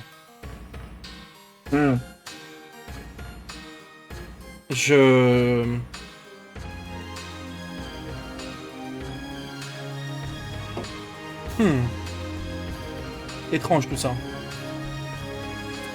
I dare to borrow your great power as the Witch of the Finite. Lend it to me. Even if I try to refuse, such a thing wouldn't be permitted for one subordinated by the power of your summonings. As you wish, master. Still, what a fearsome fellow. I think he summoned 3 of the sister corps than me and even Virgilia. Even though it's only in the area of summoning to think it surpasses my lady so thoroughly or frightening, I can't help but shudder at the Ushimuya blood. In order to carry out Beatrice's resurrection ceremony, I shall give it my all as a summoner. This still isn't enough. In order to perfectly succeed in the ceremony this time, I shall summon more. The Pendragon Memorial Troops and Ronov and Virgilia. I can still call more. With my magical power, I can still call many more. Mais il s'arrête quand en fait? On dirait une fin de chapitre, genre. C'est...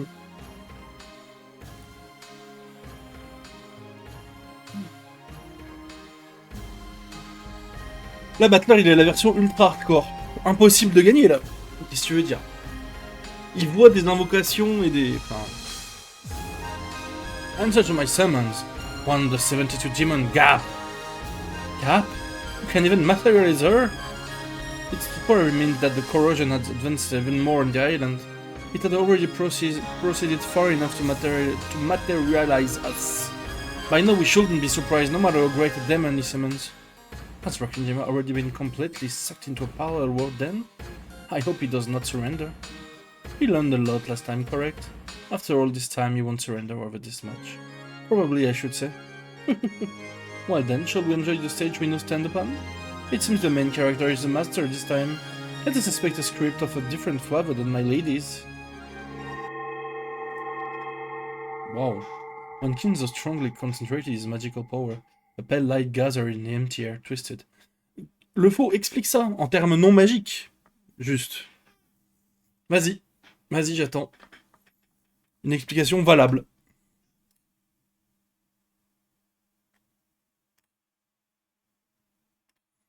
Beaucoup de LSD. Ok, bon bah t'as plus rien quoi. C'est pas grave. C'est pas grave. The magic circle was drawn there with a deep red glow. En vrai, ça pourrait s'expliquer par ça. C'est tous des riches. Qui dit très riche égale drogue. Qui dit drogue égale LSD. Qui dit LSD égale hallucination. Hein. C'est...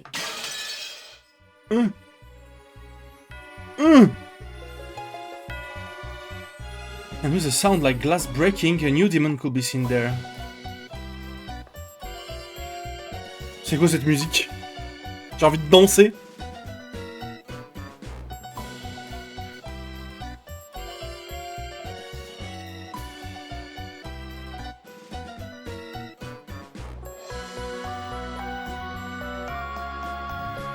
Alors, je tiens à dire que j'ai un faible pour les tenues side boobed.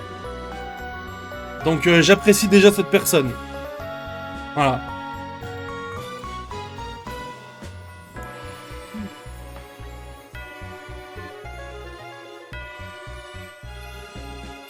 Là c'est side tout court, ouais. Mais la musique me donne envie de danser. Tu vois la musique Spooky Scary Skeleton, genre j'ai envie de danser avec des squelettes là.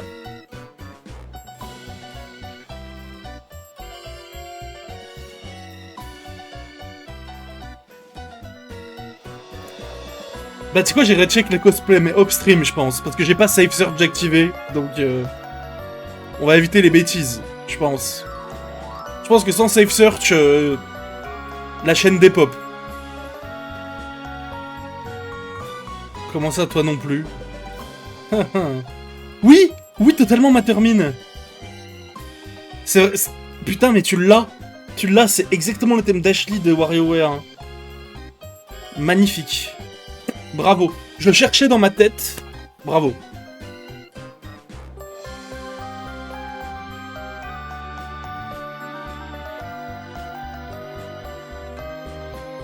You dwell to answer my call. Gap, one of the 72 great demons. Est-ce qu'on va voir les 72 à la fin? Faut que j'aille voir les cosplays à un moment ou un autre. Sa musique est exceptionnelle. Ça passe top 10 instantanément. Hein.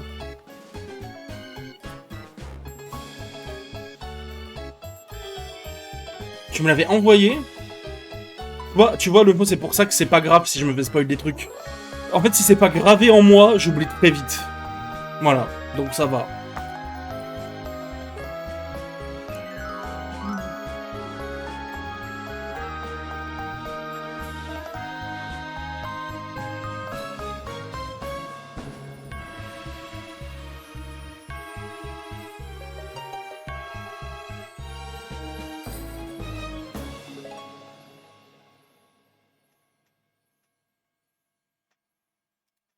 Hop, tac. Oh non, le drop de l'eupho. C'était sûr. Il y avait 2 cartes rares, c'était sûr que t'allais prendre la loli, frère. Allez, c'est bon. J'abandonne, t'es irrécupérable. Irrécupérable. Mec, sans déconner, quoi. Il y a 2 cartes gold. Ah, vas-y. Mec. Arrête. This is one hell of a place you summoned me to. Did you call me to clean up this blood-stained room? Goldsmith? The literally devilish woman, wrapped in a venomous, ominous costume, looked at the scene which should have made her cover her eyes and twisted her mouth in a grin. Tu vois, moi, ce que je trouve dommage, cette OST-là, c'est qu'il n'y ait pas... En fait, la musique, la mélodie, je pense que chanter, elle serait incroyable. Bah, comme le thème d'Ashley, en fait.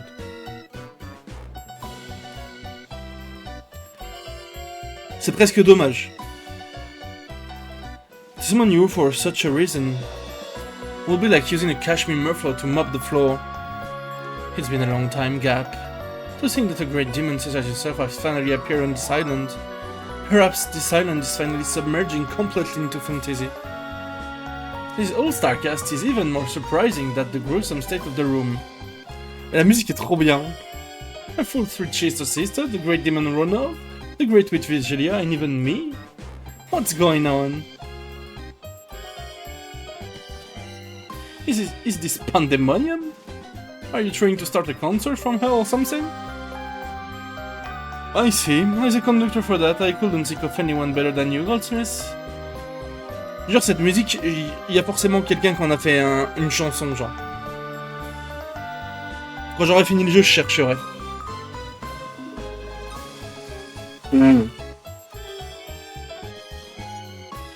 I will have your assistance as facilitator in the completion of my ceremony to resurrect Beatrice. You have no objection to my summoning contract, correct? Of course not. There's no way I could resist the subordinating power of the legendary great summoner, Lord Goldsmith, who forced the famous great witch Beatrice to do his bidding.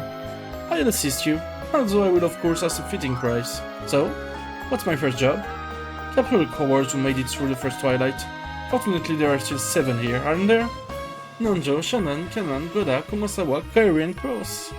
Oh, if the 7 are all offered as sacrifices, that's exactly 13 people! Until it's time for the second and later twilights to be carried out, throw them into the cage of sacrifices. A cashmere mop, huh? Understood. As Gap shrugged her shoulders, she looked at Cross, who was still down on his butt. She glared. Then when she snapped her fingers, Cross was swallowed up by the floor, as though the round pitfall had opened up beneath him. Ouah. Mais là, c'est impossible de deny la magie, en fait. Le faux, c'est à quel moment que t'as commencé à te dire, bon, j'abandonne, parce que là, elle emmène les gens au purgatoire en attendant, tranquille.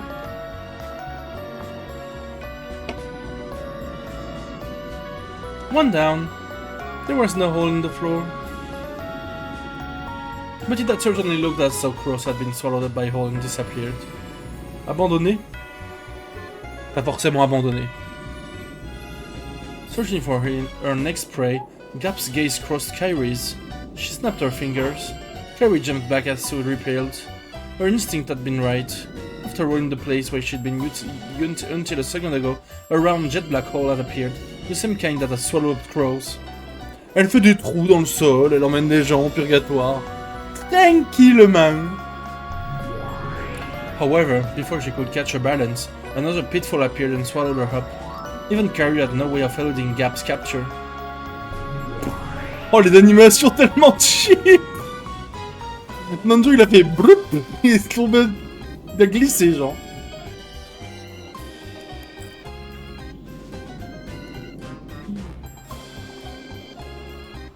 Waha! When she snapped her fingers again, her shocked ninja was swallowed up by the floor and disappeared. When she did it again, Katsune let out a short yell and jumped back. This time a slightly larger pitfall had opened, following both Shannon and Kanon, who had been standing in a line by the door. But because Katsune had jumped away from the door, the way was no longer blocked. Instinctively aware that he would be next, Goda dashed out through that door.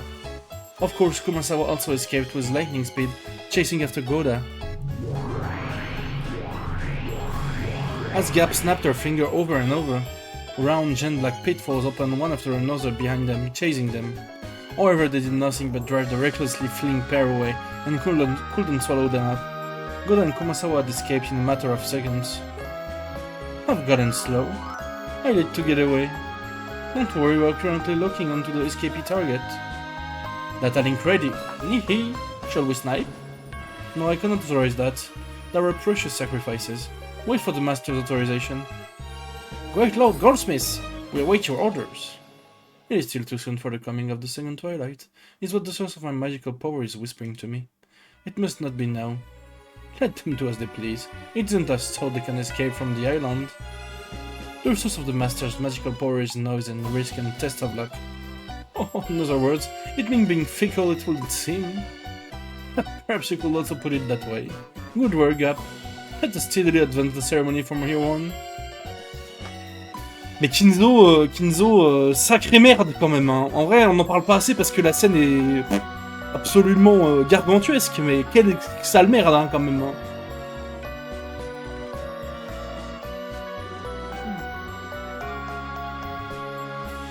Well then, that is that. Next are my grandchildren. I will test them to see whether they are qualified to become my successor. Let's see, how shall I test their qualification? If you decide that they're qualified, do you intend to abandon Beato's resurrection? Of course, and despite that, I will test them. Perhaps a woman cannot understand that contradiction, nor my madness. Misogyne! Well, apparently, men are weird as ever. I don't get the very concept of playing around with risk. Mais elle...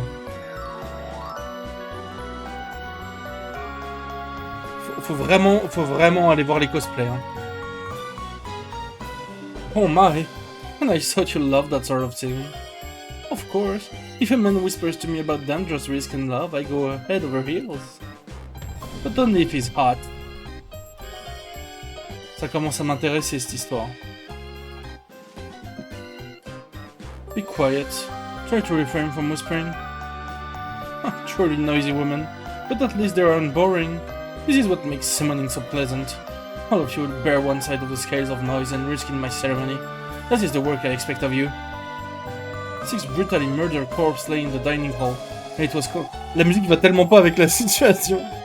And it was contaminated with red gruesome decorations.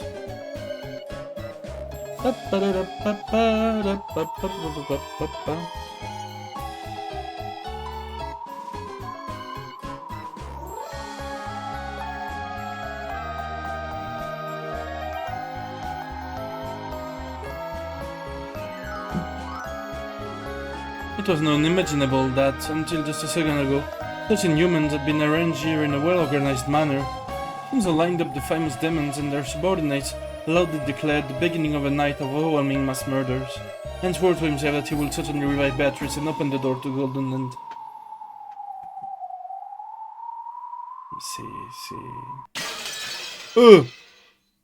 Là c'est la fin des temps là. Là c'est juste la fin en fait.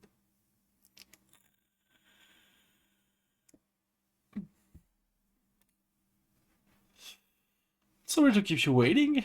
The curtain finally rises on the first twilight. That Kinzo, I see he loves being flashy as usual. So even that man who can be more persistent than anything when he follows you around can shine so when on the stage. Damn, always killing in a grotesque way as usual. Smashing off of the head. The bad taste you witches and demons have always pisses me off. Smashing off of their heads, I see. But she's realized that in the games up until now, that's been the most ideal method of killing. Ideal? Oh, it's such a grotesque way of killing ideal. Isn't it tough? Bah elle apparaît du coup maintenant elle. Try and remember the very first game. You, so you're that new demon or whatever that just appeared. And so does it mean that the witch's corrosion continued and there are no even more creeps wandering around? The more the witch's corrosion advanced, the more Rock and Jima tilt towards the spirit world. That's why strange, insane people keep appearing one by one. The island has been closed off by the typhoon, so no human can leave it, much less appear as a new character to increase their numbers. But the more the corrosion advances, the more witches and demons can appear without limit. increasing one by one. But I know there might be more demons than humans among the characters appearing in this insane tale. The number might be the things that represent this mad corrosion. Yeah, I'm sure that's true. And the corrosion hasn't just affected the number of people, but apparently the fashion sense as well.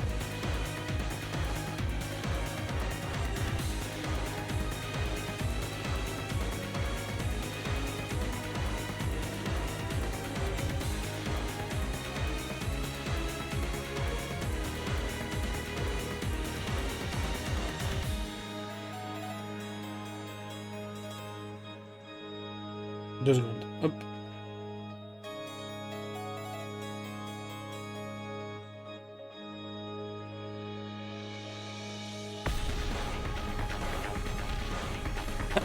If the corrosion advances any further and even more weird people appear, just what in the world would they be wearing?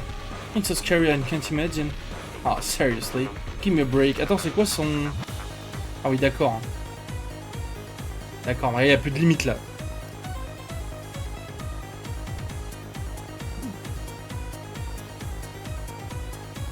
Give me a break. Don't make these weird guys increase in number anymore. I can't do that. They keep increasing more and more. I'll defy the foolish cloud circle rule human speaks of over and over again. Welcome to my elegant game, Gap. It's been a long time, Richie.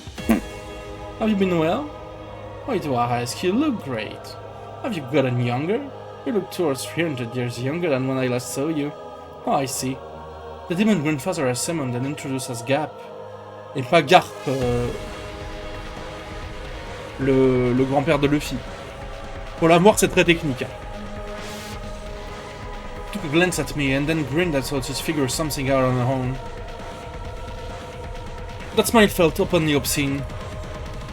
I guess she's Beato's friend, which means she's gotta be a creep among creeps. Le même perso. Mais Gap et Garp, le même perso. Je pense que dans toute l'histoire de la fiction, tu peux pas prendre deux persos qui sont plus opposés. En vrai, c'est vraiment dur quoi.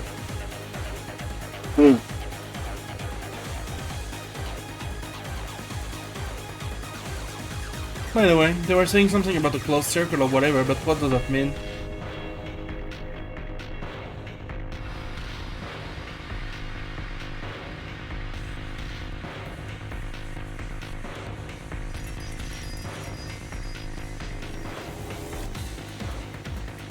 Since such a place is isolated from the outside, it's like a circle that's closed. Therefore, in general, the characters and suspects are limited in number. Having the suspects candidates added one after another from outside the circle goes against the etiquette of mystery novels. In other words, the witch is probably trying to desecrate humans and the mystery genre itself. J'ai pas un drop cup? Non, bientôt. Attendez 2 secondes.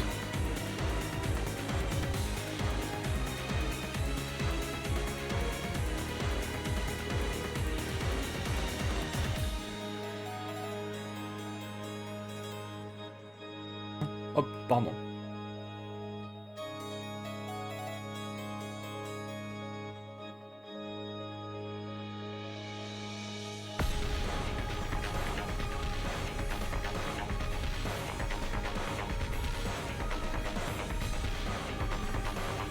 Pardon.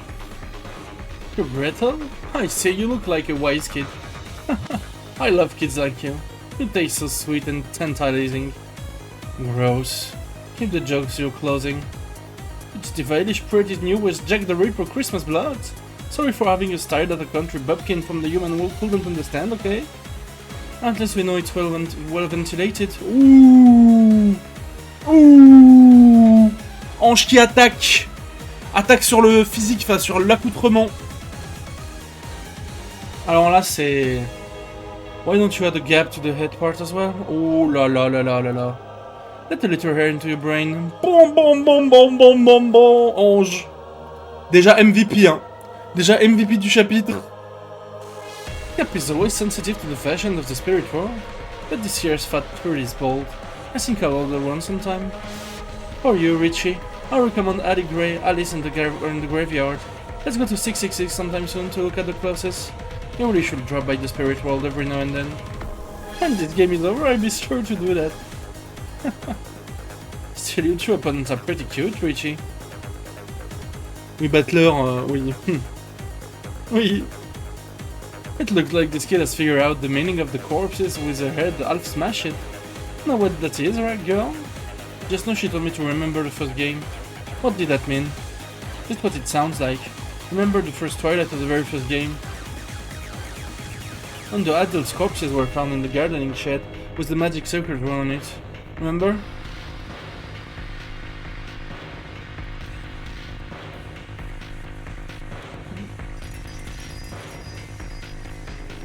Episode 1. Rose, Rudolph, Kyrie, Rosa, Shannon, and Goda. All 6 of them had their head pulverized and died.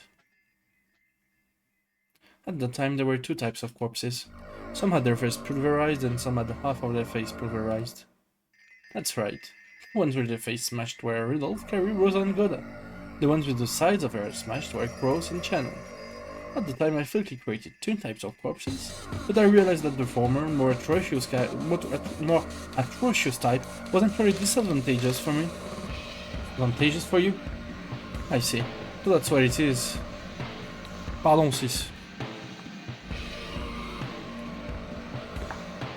Excuse-moi. Wow. Oh, le faux drop le mec de Issa Tornay. Non! Mais voilà, c'est ça le problème. Il est pas drôle, frère. Fallait le laisser à le faux. Hein.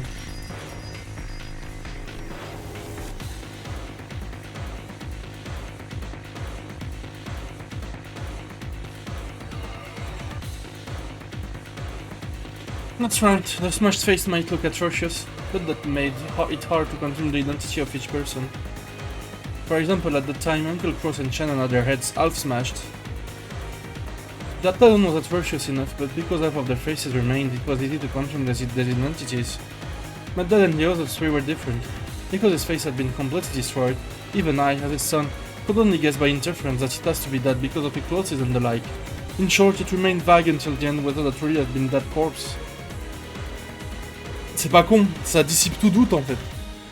If this reasoning battle had taken place during the first game as well, I would probably have claimed that since the identity of Dad and the rest of his body were impossible to confirm, there was a possibility that one was a fake corpse. After all, Beato didn't state anything in red during that game. Well done, correct. D'accord. Excuse-nous si le trade...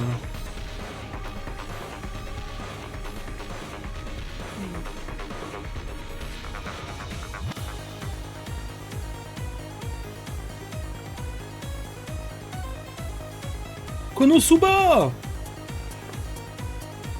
OMG. A fake death is one of the basics of the mystery genre. Even if you make a doctor examine the corpse, you can't trust the result if you suspect him of being the culprit's accomplice. Therefore, corpses that can guarantee a death for certain are always disadvantageous for the witch's side. You can suspect fake deaths for all corpses, hypothesizing that one or more of them is the culprit for the crimes that follow. It's a move Battler doesn't like, but it's the most elementary move to use against a witch. Yeah, that's right. That's why Beato started using the red. With the red truth, she can carry out a perfect autopsy. That's how it is. Normally for the first twilight, I would use the red truth right away, confirming the death of the 6. However, as you know, my battle strategy this time is the complete opposite of previous games, and I now use the red truth starvation tactics. Since you use it as a grounding from which to counterattack, I will not use the red easily. I'll make you come apart at the seams by using red in just a single place, as rarely as possible. C'est vrai que du coup elle va jamais l'utiliser en fait.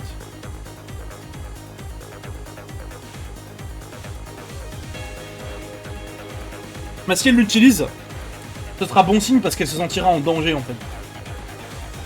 And I'll only have to smash one of those ones with the red truth. Even though you always tease me, once I start counterattacking, you know all up back inside your shell. Quit kidding around. At any rate, I do not want to use the red, I want to be stingy. I want to bully Battler. Well, could I guarantee a death for certain without using red? I worried and worried over it. That gap gave me an idea. It sure is a simple method. I just point out something obvious and you hit upon the idea, Richie. Pourquoi elle l'appelle Richie? Depuis tout à l'heure. I simply said that you only had to create corpses where identity could be distinguished and whose complete death will be understood. In short, I put those two things together. The face, which is necessary to distinguish their identity, and the pulverization of the head, the vessel for the soul, which is the perfect symbol of death. When I put those two parts neatly together, wonderful, I came up with the perfect answer to the corpse with their head half smashed. C'est ingagnable. C'est bien d'avoir Ange à côté Battler, mais c'est ingagnable. Jouer en japonais aide à comprendre. Bah, tu sais quoi, mais juste pour ça, je passe en jap tout de suite.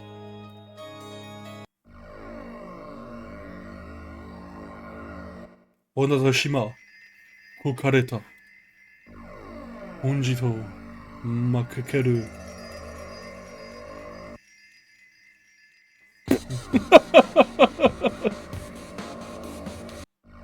Eh 6 Hunk still got it, hein. Eh In short, I put the two things together. The face, which is necessary to distinguish their identity. Bah j'ai lu du coup. J'ai déjà lu en fait. I bet you love two-colored bread and two-colored ice cream. You're just like a greedy kid. At any rate, even if half of their heads are smashed, we shouldn't assume that they're dead at this point in time. I get it. Since Beato is trying to act so and refusing to say anything in red, we've gotta suspect everything.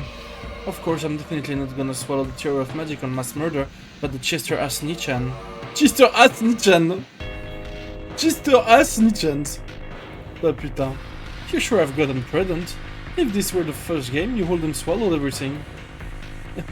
I wouldn't have anything less from a rival.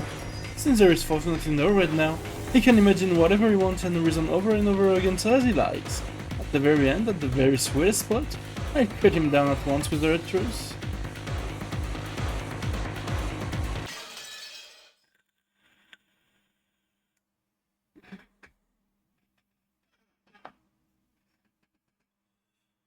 C'est juste la fin. En fait, c'est bien, les question arcs répondent à aucune question. Et les Enson arcs vont répondre à aucune réponse. Ah, U. Attendez, je save et je vais pisser. C'est un bon moment pour aller pisser, je pense. En vrai. Il y a un petit bruit de goutte là, ça va vous donner envie de pisser comme ça si vous êtes sur le stream. Petit bruit de goutte là, c'est parfait. J'arrive dans 2 minutes, même pas.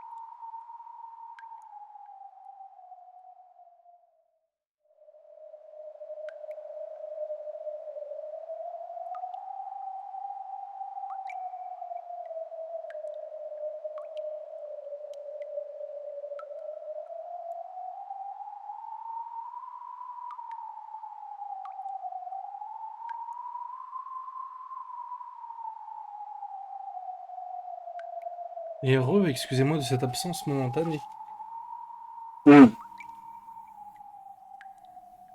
Me revoilou.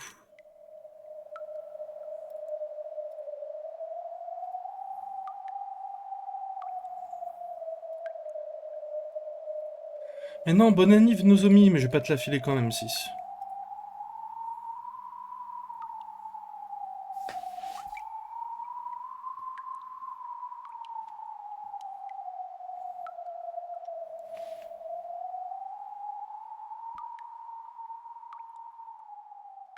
Non mais bonne anniv à elle, mais...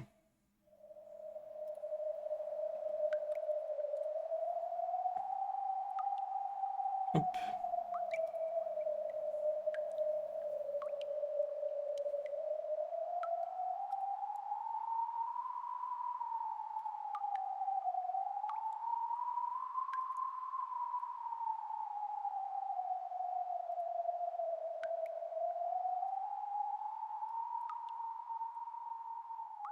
Voilà quoi.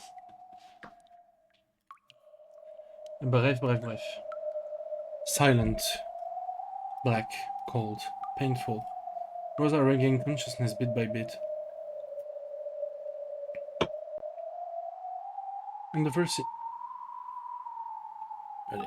Elle est morte. What the fuck?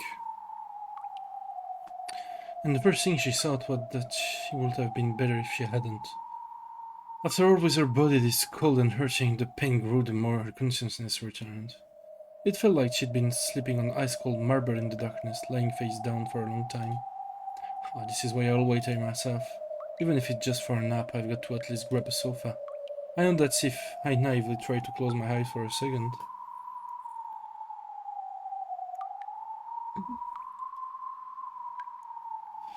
And end up sleeping on the floor or in the study chair. It hurt my body later and makes things difficult. Since I slept on such a cold and hard floor, even my bones are ice cold. Since I slept on such a hard and cold floor, the half of my face pressed down against it hurts a lot. If I were to look in a mirror right now, I'm sure I'd see an embarrassing mark. I didn't think that just rubbing it would make that mark disappear. Rosa, pourquoi t'es morte et pourquoi t'es pas morte? Double question. But I struggled hurting side of my face anyway, trying to smooth it over.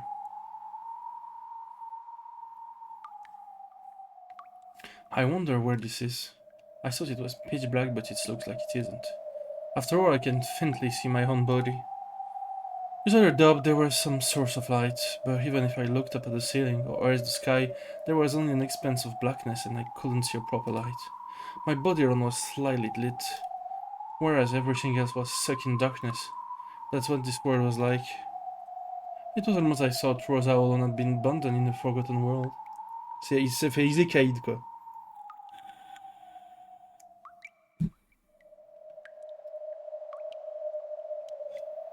Get isekai'd. As her mind grew clearer, she started getting nervous about why she was all alone in a lonely place like this.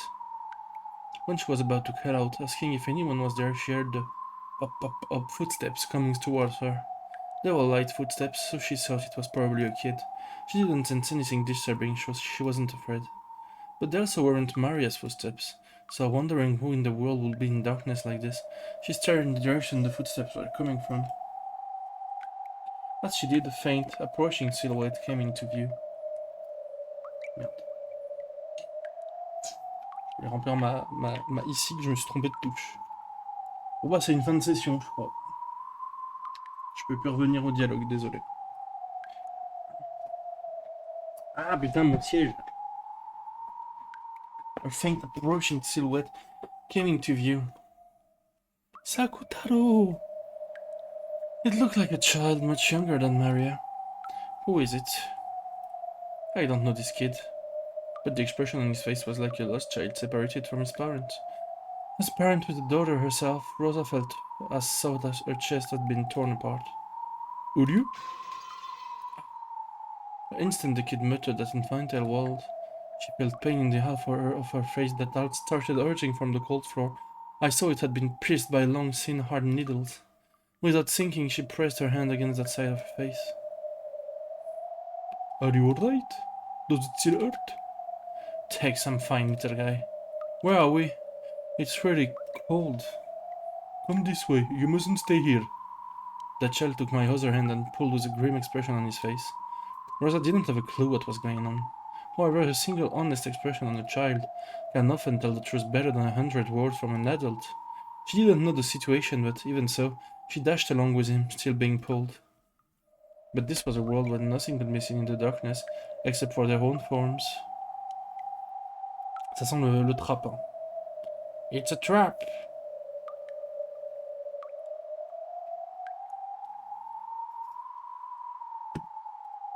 It didn't even really feel like she was moving forward.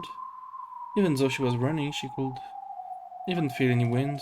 It was as so that she was still inside a nightmare, that kind of unreal sensation. So even though I ran, I couldn't maintain my sense of balance, and my legs got tangled and I fell. Even in a world that didn't feel real, the pain of smashing my face against the cold hard floor was reality itself. Uriu? Are you okay? I'm sorry, my head hurts. When the kid said that, infantile world, Uriu, pain of being struck with needle ran through my head again. Ok, donc c'est vraiment une punition pour avoir tué Sakutaro, ce qui se passe. Even though it had only happened twice, it was somehow able to understand that the child's words were the cause of my pain. So I said so frankly, I'm sorry. Could you stop saying Uriu? Uriu? Wait a second, didn't I tell you to stop? Oh, sorry. I had the feeling that this child's apology caused a sharp pain in my forehead this time. Ah, c'est le rapport avec le... Oh, sorry, sorry, don't do that. Eh oui.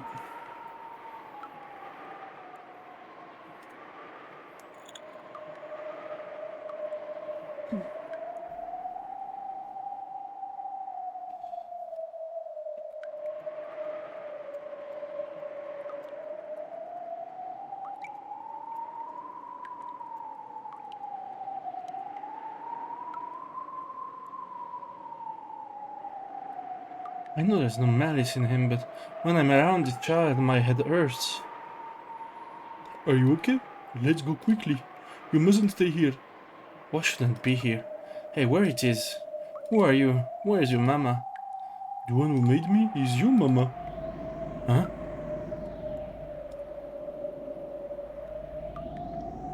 Oh putain.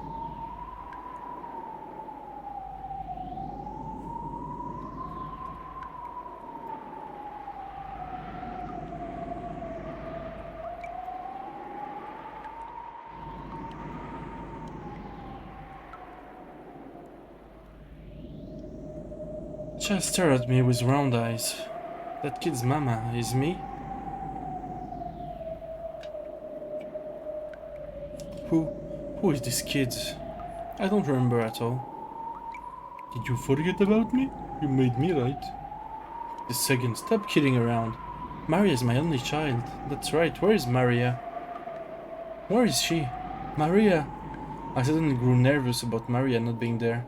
Why am I all alone in a place like this? Where is Maria? I'm only able to be me because Maria's there for me. Maria is here, but she's not Maria now. It's better if you don't meet with her now. That's better for your sake and Maria's as well. For Maria's sake as well, escape. Huh? What are you saying?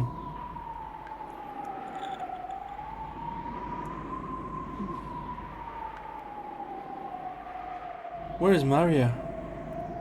Maria! Answer me! Maria's gonna find you? Come this way quickly, mama. The child pulled on my hand again. He was probably pulling me in the opposite direction from Maria. So I stopped walking.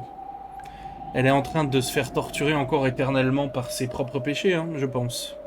Et c'est mérité. Let go, just who are you? What gives you the right to call me Mama?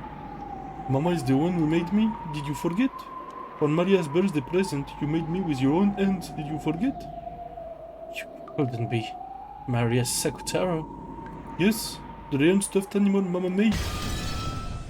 Yeah. Her fist sharp pain struck me. It came from the palm he had grasped with his hand. When I knocked his hand away without thinking and looked at my palm, a hole the size of a thumb I opened there and deep red blood gushed out. It was a hole so big that I could see through the other side. Are you? Are you okay? Are you okay? What's wrong? Sekutaro noticed my wound and panicked. As far as I could tell by looking at him, he couldn't understand why my hand had sustained a serious injury. But in my eyes, it felt like I'd been injured because it grabbed my hand. Regardless of whether there was malice in him, I understood that this child was something that would do harm to me and instantly seemed eerie. Go away! You have nothing to do with me! Sekutaro was just a... Wow! Attends, il y a eu un screamer là. Il y a eu la tête du petit lion là. You're just a disgusting, crappy, stuffed animal, right? I don't know you. I'm not your mama. Go away. Disappear. Who are you? Slowly, the base of Sakutaro's neck was sliced in a horizontal line.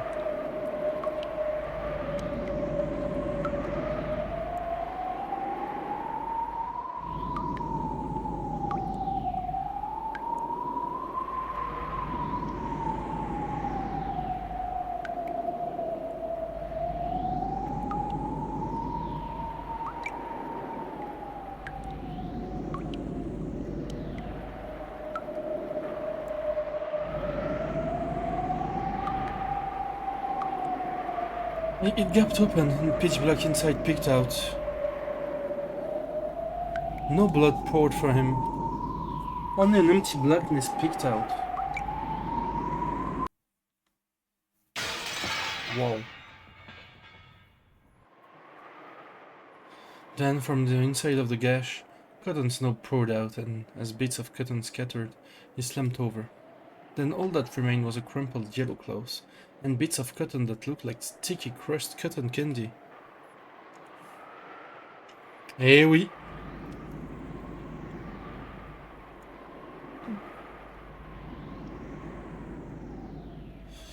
A lion, stuffed animal, without a doubt.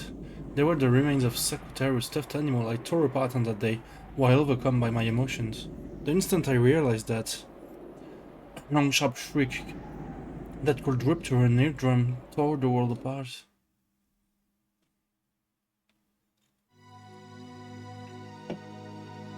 Wah! Sakutaro! Wah! Like a flood from a broken dam, or like a broken TV, Maria cried out in a high-pitched voice. Her voice, which made the ears throb, brought up two emotions in me. One was regret. Yeah, I was overcome by my emotion, and I went overboard. It was a mother's desire to kneel down right away, hold Maria's head, cry with her and apologize. In actual fact, I did that right away. I held Maria's head and apologized, crying. But Maria didn't stop crying. On the contrary, she rejected me, the one who had torn her closet friend apart and pushed me away forcefully with both hands. I had been on my knees in an unnatural position, so I fell backward easily. Maria scrubbed together the yellow scraps of cloth and cotton bit, buried her face in them, and cried even more. Watching that, another emotion welled up. It welled up rapidly, and then it burst. Afterward, she refused to make up with me, even though I'd apologized, and there was nothing else I could do now anyway, and it was all Maria's fault in the first place. Since she's too busy playing with stuffed animal all the time like this, she can't make any friend, and that's why people treat her like a freak. This is a perfect opportunity to give her some instructive guidance. Sure, it's not like it was pampered all the time. Everything eventually breaks and stolen is destroyed by someone.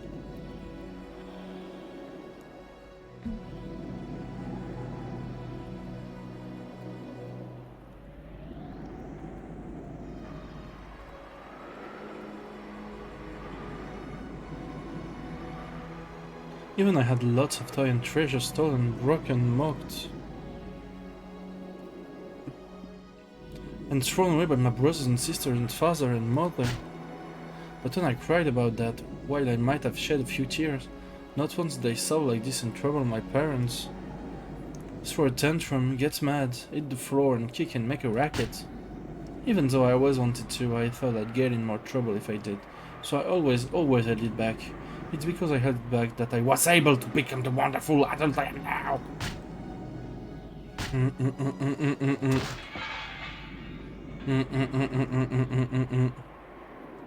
At that moment, I felt something strange. The same feeling as when you use a tool recklessly and it finally breaks so that only the base is left. But I wasn't using a tool. I'd just been repeatedly hitting Maria's head with both hands. So I looked at my hands. Bien fait, bien fait. La torture éternelle, c'est vraiment Gold Experience Requiem. Hein.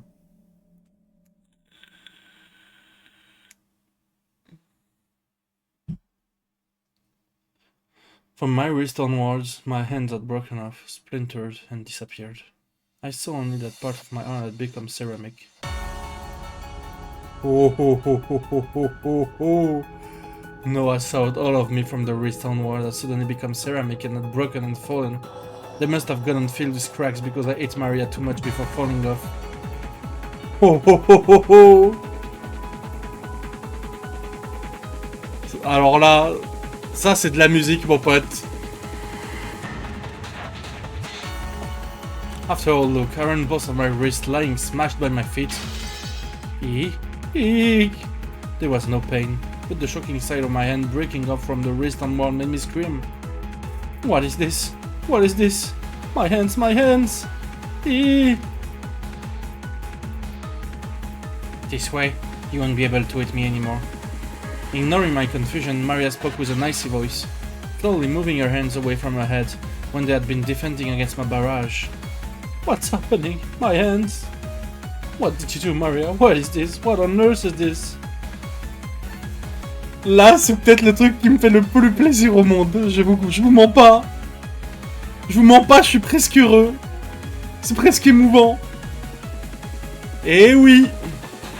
Le petit que ta Hagar reviendra se venger.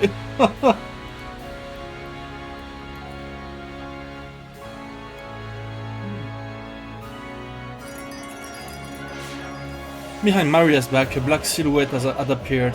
It was the silhouette of an adult. Who? If she'd used those hands for patting her daughter's head, flipping through picture books or making warm meals, it might have been worse leaving them on. Mama hit my head more than she patted it. She never opens picture book. She doesn't even make me food. I got to buy it myself. But I mustn't go to the same store more than once. Mustn't have my face remembered. Mustn't talk to the policeman. Why? Why is that? Is it my fault? Am I not allowed to have Mama pat my head, have my picture books read to me, or eat dinner with Mama? Ça fait du bien, ça fait du bien. Oh, je suis trop heureux. Why not? Why not? I didn't do anything wrong. It isn't my fault, it's Mama's. Mama's fault. Tellement mérité, je suis tellement heureux. Mama wouldn't play with me, but Sakutaro did. He even read books, watched TV and ate meal with me. He was a much better friend than Mama was. I'm not proud of it, but what am I supposed to do? I'm busy with work. Work, I tell you. And what am I supposed to do? Peut-être ne pas être une merde humaine. Bien fait, chef. Chef. Voilà, chef. Dans ta mère. Fallait y réfléchir avant, fallait pas être une merde. Fallait pas partir en vacances avec ton mec. Pendant 3 jours, en la laissant toute seule, acheter des trucs. Fallait pas être une salope. Chef, maintenant c'est trop tard. Les conséquences, dans ta mère la pute. Voilà, c'est bien. Bravo Rosa, bravo, bravo, bravo. Bravo, bravo. Ça fait du bien, putain. Ça fait du bien. Oh là là, maintenant elle se plaint, maintenant elle fait le ouin-ouin. Maintenant elle fait le ouin-ouin, maintenant que c'est trop tard. Prends les conséquences dans ta mère, là. Fais pas le ouin-ouin, fais pas le ouin-ouin. Assume tout ce que t'as fait maintenant. Assume tout ce que t'as fait maintenant. C'est bon, frère. Arrête de faire la miskine, là. Oh, désolé, je devais travailler. Non, non, non, non, non. Assume. Assume. Béatrice, elle est là, de toute façon. Elle voit à travers les mensonges.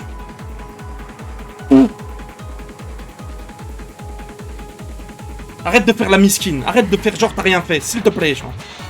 Arrête de ouin-ouin. C'est bon, c'est trop tard. Assume les conséquences de tes actes. Ça va m'énerver encore plus, sinon. Sure enough, it was unavoidable. Unavoidable that you injure your daughter, tearing her heart apart and making her tear run with blood. In that case, there's no avoiding the same thing happening again, right here, right now. Come, Maria. Enough of the excuses from a woman who calls herself a mother. Oui, Béatrice, oui, t'as raison, oui. Can you forgive her or not? Is she innocent or guilty? I won't forgive her. Mama's guilty. I'll make Mama meet the same fate she gave to Sakutaro. Take Mama from the seam at the neck and tear her apart so we can see the cotton inside her. Maria's eye ominously flashed blue. In that instant, invisible, massive arms struck their fingernails out and tightly grasped Rosa's entire body. As the bones all over her body made a sound like twigs being stepped on, they cracked readily and broke apart. Rosa had understood vaguely. The massive arms were probably her own arms from the time she'd torn Sakutaro apart. Tellement bien fait. En vrai, je devrais même pas être content parce que c'est horrible, mais qu'est-ce que je suis content. C'est dire la pourriture.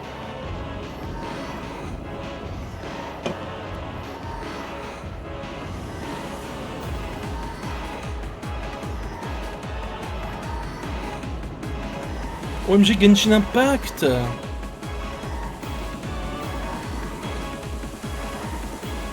From a stuffed animal's perspective, her harm certainly would have been this massive, so she could imagine what would happen next. The sharp nails struck deep into the base of her neck, and she heard the skin tearing within her own ears. Then as the two witches watched over her, Rosa's flesh was split in two, top and bottom. When Sakutaro had been torn apart, bits of cotton had flown about like snowflakes. But in Rosa's case, something like black thick tar came out, filthy flying all over the place. Vas-y, je prends ça.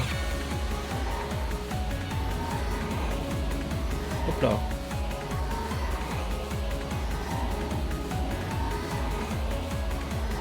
There wasn't even a trace of the red blood. It was something black, filthy and thick. It was probably what a bloodless, cheerless human kept inside their body.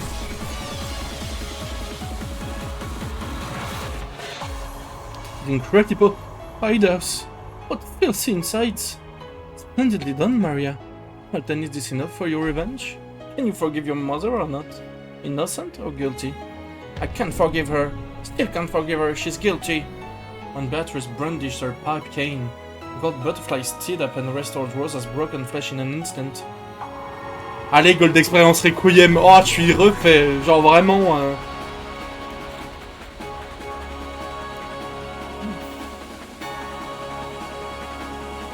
the depths of your sin, which cannot be repaid by a single human life, and remember your one great sin. Come, try and remember the scale of your sin. C'est jouissif. Je vous mens pas, c'est jouissif. Genre vraiment, c'est jouissif. Hello? Is it Mama? When will you get home? I'm sorry, I'm busy with work today, so I'm staying over. Staying over for work again? Looks like work is tough for you again today, Mama. Yeah, sorry. I really am busy.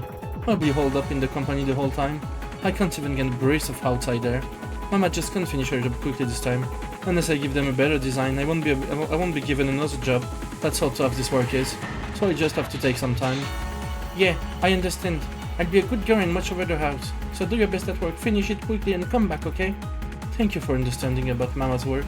I promise I'll buy a delicious cake tomorrow and take it home. I don't need cake. Instead of taking time to go to the cake store, I'd be happier if you came home that much sooner. Don't worry, I come back quickly, I promise. So let's have some delicious cake together. Let's drink delicious tea together. Let's read a new picture book together. Let's play with that wolves and sheep puzzle I bought the other day. Both of us together. I promise. Yeah, I promise. I'll be waiting. Do your best at work, Mama. Ho ho ho. It's a lonely story, but isn't this mother-daughter love wonderful, with both looking out for the other? Do you see any problems with it, Maria or Rosa? I kept that promise, didn't I? The next evening didn't I do as I promised, buying a cake and returning earlier than usual? Arrête de trouver des excuses, t'es une seule merde! Arrête de trouver des excuses! Arrête, genre assume ta mère! Putain!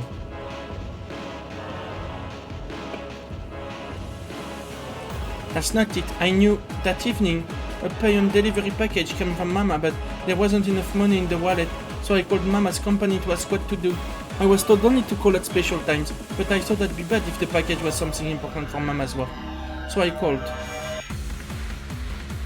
Then I was told that Mama has the day off. I was told that it had been decided long ago that Mama would have that day off and that she's gone far away to play. I knew. The whole time I knew Mama was lying. But you know what? Sakutaro scolded me, saying that it wasn't true. Every day Mama was very busy with work. There was no way she'd abandon Maria and play. He said that the person who told us Mama had the day off must have meant some kind of mistake. That was Sakutaro said. So I believed it. I believed it. I love Mama, I love her. Of course Mama says that she loves me, Yes, me too. I love you, Maria. Rosa let out a deep sigh. Maybe she felt the weight of her words. Then she set the receiver on the bedside front down. The dark room made the starry sky on the ground below the window stand out even more beautifully. On the table in front of the terrace was a very good cold wine cooler, and the one she shared a glass with was gazing at the scene below. You didn't tell your daughter you were on vacation? I told her once, but she was so noisy that I decided not to tell her anymore. It's less work than that way. If you were worried about your daughter, you didn't have to force yourself to put this in your schedule, right? Not that we were naming our schedules to match. Didn't I say not to worry about that?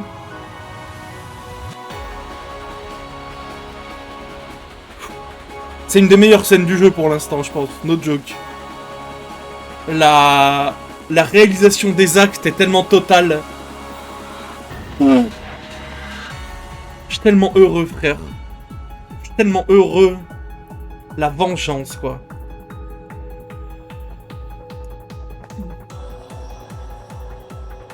The slender, middle-aged man, clad in a white robe, gave a small sigh. Même lui dit que c'est pas normal, genre. Même lui dit que c'est pas normal. Rosa reacted instantly to that slight action. Come on, let's not talk about my daughter. It'd be a waste of this precious wine. Oh! On voit des exclus en plus qui sont encore plus horribles. Hein. I find you fascinating as a boss woman and a human being. But for that very reason, I feel bad about taking so much of your time that it strains your relationship with your daughter. Même son mec lui dit est plus responsable qu'elle. C'est fou. Don't I always tell you not to worry about my relationship with my daughter? I try not to talk about her when I'm alone with you, okay? I wouldn't even have fun from here if it weren't for the noisy drunk laughing stupidly in the lobby downstairs. Rosa, can't you reconsider taking sudden vacation like this in the future? For your daughter's sake? Je ferai le mime après. Avec Carlo qui fait les grands yeux là. Mais même son mec est plus responsable qu'elle, quoi. Alors qu'il les connaît même pas, Maria, quoi.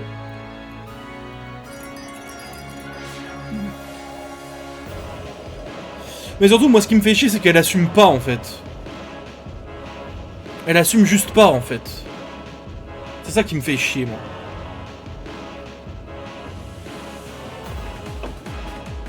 Elle assume pas. Elle essaye de trouver des excuses encore. Même au purgatoire, quoi. Donc, Isn't it enough if we only meet when your shadows match? Our shadows will never match up that way, right?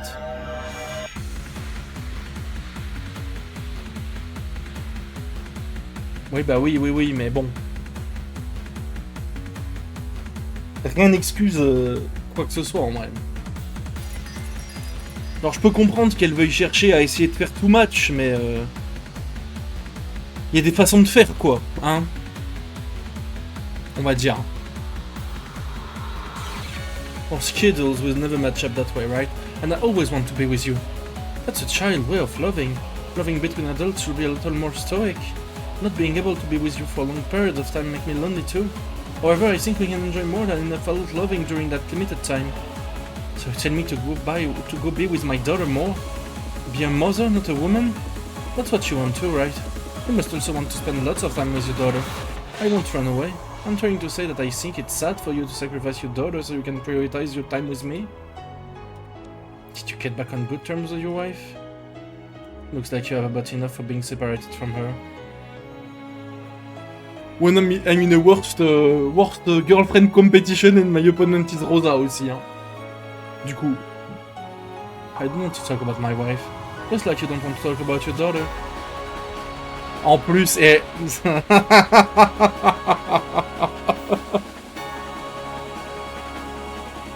et en plus, elle est avec des mecs mariés. Non, vas-y, c'est... En fait, il manque quoi dans le bingo, là? En fait, faut faire un bingo de tout ce qui est le pire possible. Et il faut voir ce qui manque. Mais il manque pas grand-chose, je pense.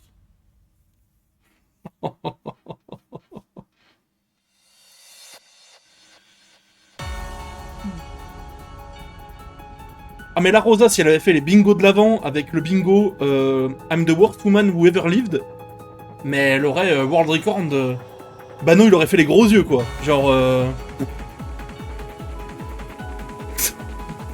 C'est total lockout, là. I'm serious saying single women with children are a pain. I've never said anything of the sort before. Whenever someone finds out I have a child, they desert me. Even if I tell them not to worry about paying that child's living expense, they all desert me. Je peux prendre ou pas? Je peux pas. FF. I thought you understand about my daughter. Prends au milieu le faux. Oui! Gatekeep from 6. Gatekeep. But I guess you don't like single woman with children after all. Oh, le petit sourire. Oui, oui, gatekeep-le, gatekeep-le. Toutes les cartes idol que tu peux avoir, gatekeep-moi ça. S'il te plaît. Le petit sourire. That's not what I'm saying. I haven't started to dislike you, Rosa. I'm just trying to tell you to take better care of our daughter. Sometime I know you wish for yourself. And I don't want you to hurt yourself by lying to her. That's all I'm saying. Liar. I've just become a burden for you, right? That's not what I'm saying. No, I know. I understand. After being abandoned so many times because of that child, I know. I can't tell by your mood. Yes, you're already like those other men. You don't want a woman with your child. You don't want a divorce because that's a pain. You don't want to become the parent of a child met with another man, right? Yes, that's right. I totally get it. I once went out with a man with children, so I really get how you feel. That's why I believe I'd be able to be together with you, the person who understood about my daughter. Mais le bingo est rempli, hein. Le bingo est rempli, hein. Mauvaise mère, mauvaise femme, mauvaise copine.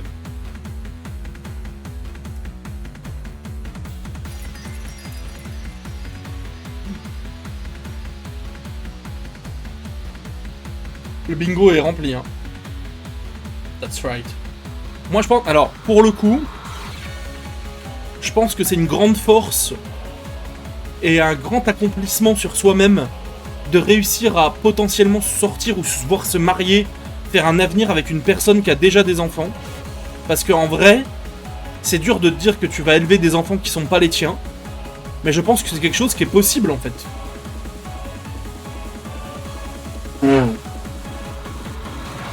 Il y a des gens qui sont prêts à ça et bravo à eux. Donc en vrai, faut pas qu'elle lâche faut pas qu'elle réagisse comme ça en fait. Tout simplement.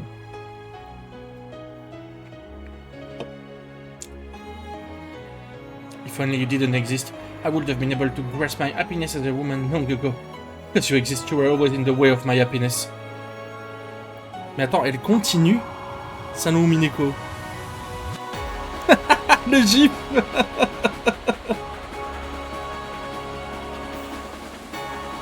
J'enregistre.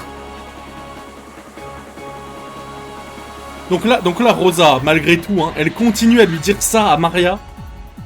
C'est... En fait, c'est profondément honteux, en fait. J'ai même plus envie de m'énerver, j'ai juste envie de rigoler, là. C'est profondément honteux, genre. Y'a rien.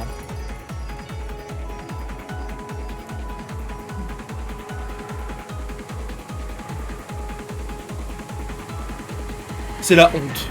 C'est la honte. Je sais même pas pourquoi elle est pas derrière la meuf de la famille de Ange, là. Hein. Genre là, franchement...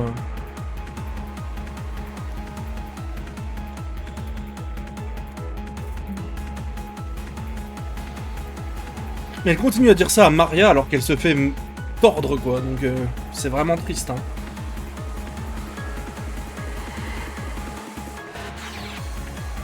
Mama...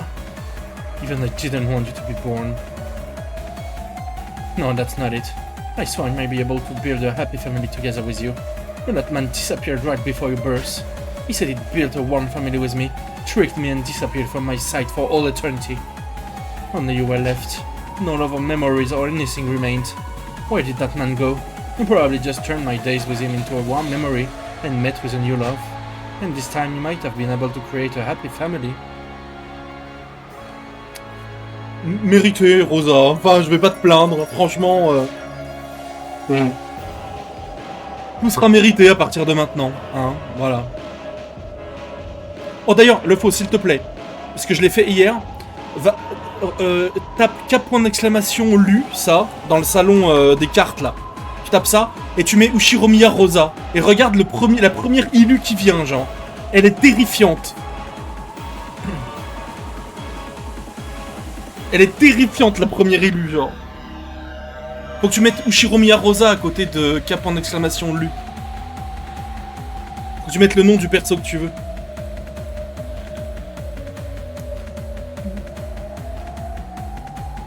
Et après tu cliques sur la loupe. Tu cliques sur la loupe et tu vas voir. C'est n'importe quoi, Lilu. Elle me terrifie, genre.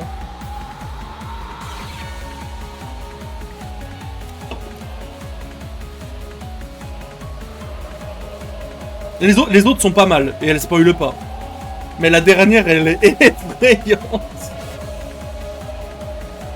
Eh, la 3, remets la 3, c'est celle quand elle est au tel pour dire à Maria qu'elle est en train de bosser, je crois. Ça doit tellement être ça, en vrai. Bon, bah...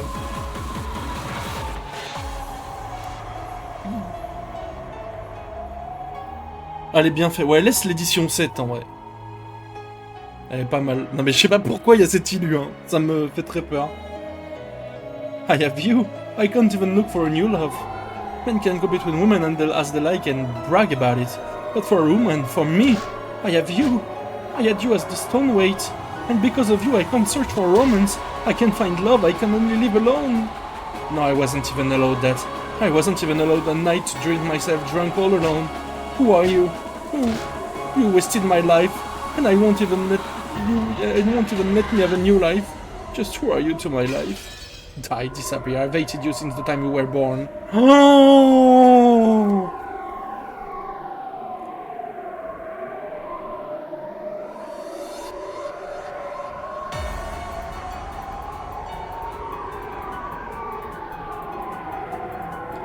Il y a des choses qui sont dures à lire quand même. Hein. Qu'est-ce qu'elle mérite ce qui lui arrive? Putain! I've hated you since the time you were in my womb. I've been doing... Mais c'est The Binding of Isaac. Matermin, il va l'avoir. C'est littéralement Isaac, genre. I've been doing my best to act like a good mother so that I'd be accepted by the outside world. En fait, faut expliquer que... En fait, si tu fais un duel, c'est quoi le pire entre la mère d'Isaac et Rosa? Je pense qu'il y a un sérieux match, genre. Faut demander à Matermin ce qu'il en pense. Yes, I've done my best. As I watch other women of my generation praise being single, sometimes playing with passion or even being joined with someone I love, I was stuck being both a mother and a woman. Whoever showed appreciation for my efforts. No one admired me. No one praised me. I got what I deserved. Second-hand goods. Divorce should die. You don't want anyone who's not a virgin? I'm the one who doesn't want anything to do with you. You damn inexperienced virgin brats. Bah, la mère d'Isaac est 100% consciente aussi, en soi, donc c'est... Il y a vraiment match. I was so desperate. I probably looked like the easy woman to you. Yes, I was desperate. You probably couldn't imagine how desperate a woman like me, who's still at the age where she wants to know love, was.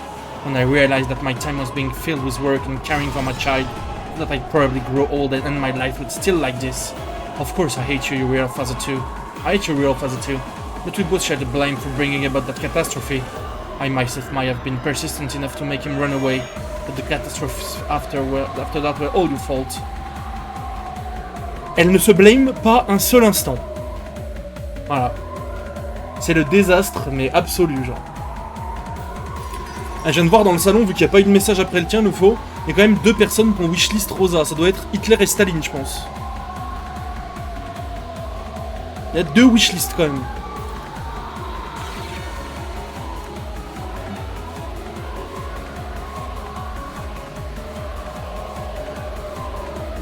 Never right. The day after one man left me, when I wanted to drink myself dead drunk, was Parents' Day at your school. When I tried to hide my tear-stained eyes with heavy makeup, the way I felt when you said something off the mark and the whole class laughs at you. Something that not only you but probably everyone in the world couldn't understand. I hate you, lost you. And until now I never really loved you even once. Oh. J'ai pas envie de m'énerver, j'ai pas envie de me... En fait je m'énerve au moins une fois par session à cause d'elle. J'ai pas envie de... Bah c'est déjà fait en fait. C'est déjà fait, j'ai pas envie de m'énerver. Je me suis énervé au début du monologue, je m'énerverai pas jusqu'à la fin.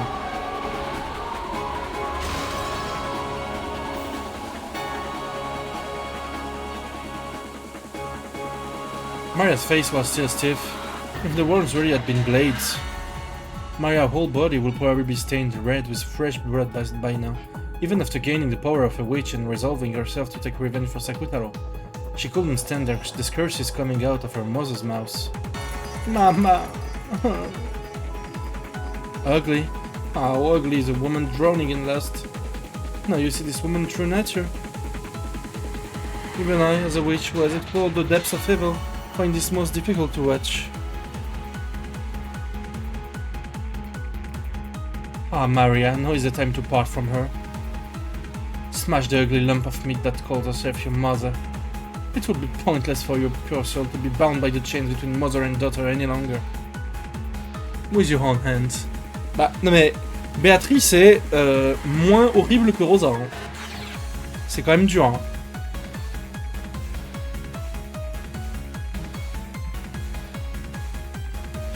Where is your own soul now? You have no gained the tooth and claw to protect yourself. No, you'll take the pain I had to go through. No, I'll take revenge for those days of suffering. Aren't you the one who's been hurting me? I'm the one who wants revenge. I should have done it before you were born. If only you hadn't been born. Ah non mais c'est... Non mais c'est Rosa qui a ri comme ça, mais elle est complètement... complètement malade en fait. Pardon, je me suis trompé.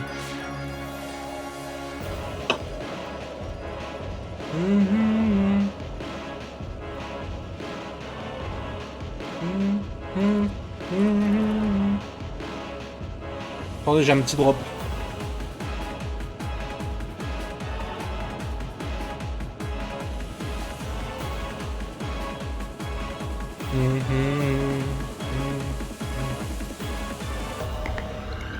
Wow. Ja. As Rosa howled, in a way that can only be described by the word splat, her upper body was crushed.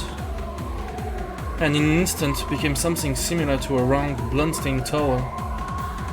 Be crushed, I can forgive you, What filth? Not from sweets you. Even though Rosa's waist and below was standing normally, just the upper half of her body had been pinched and that extreme contrast was bizarre. C'est Gojo quoi. C'est la planche de Gojo avec juste le bas qui est debout genre.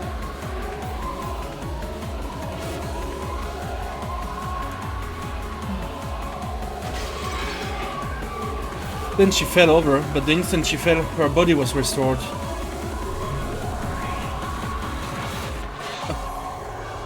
You die. Come, Maria. Is this the limit of her anger and sadness? Now is the time for revenge. Time for the settlement of anger and sadness. Hit her, spit it out, push out all the wages driven into your chest and fling them back at her. Wow! Maria's hole was adorned with the ugly sound of flesh and bone being crushed at the same time. As Rosa would fully insulted Maria, lace spread eagle, a neat perfect circle was cut off her chest and crushed, as so her chest had been trampled by an invincible elephant. Tu sais que la session est folle depuis tout à l'heure. Hein. Il y a que des scènes de folie. Hein. La session est folle depuis tout à l'heure. Hein. It might have symbolized the pain in Maria's heart up until today. So Maria, are you satisfied now? Can you forgive your mother for her sin? Or not? Innocent or guilty? I can't forgive her. Not yet, not yet. Mama is guilty, guilty, guilty. I can't forgive her. Indeed, I call this level of punishment compared to the bitter days we've heard through. Know it, Rosa. Come, try to remember what form did you have. Revive in order to be killed. Be killed over and over, so that your sins can be purified, Elle se reprend un gold d'expérience Requiem, quoi. Dans un autre univers. Mérité.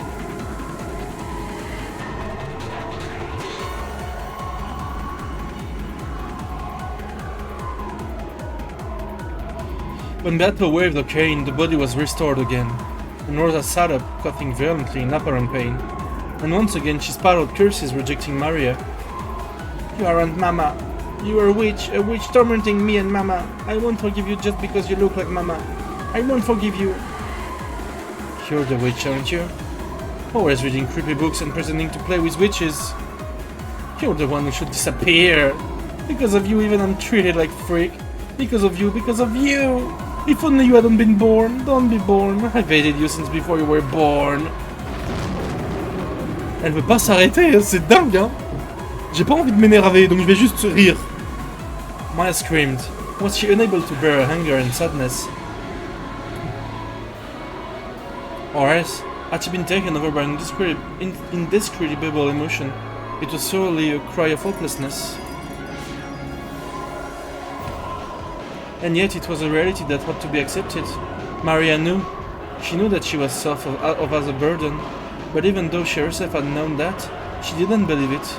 She'd believed that her mother loved her and had done her best to positively interpret several events that could have made her doubt this, trusting and clinging to her mother's love. But she had no one except Mama. Even so, she really did like Mama, and wanted to return to the days when she believed that Mama loved her. So I'll erase all of it. I won't accept it. I'll deny it. I'll deny the mother who said these things, the black witch who make her say them, and the part of myself that can't forgive my mother. But I can't deny it. This is reality, fact, the truth, the answer. Without any mistakes, this is absolutely reality. Comment? Alors, en fait, moi j'ai l'impression qu'il y a quand même plusieurs Maria et réalités qui peuvent coexister parce que la Maria du bouquin de... La Maria du bouquin de Ange, elle est totalement à l'opposé. Elle fait un déni de réalité total et elle lui en veut pas. Donc...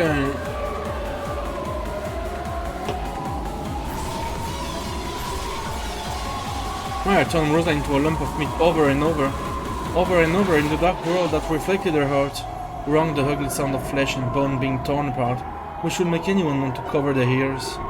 Each time Beatrice revived Rosa, she dragged her back into the world of endless torture, which could not be escaped from even by death. Mais par contre, c'est vraiment Diavolo, quoi. Est-ce que Rosa est Diavolo? Peut-être.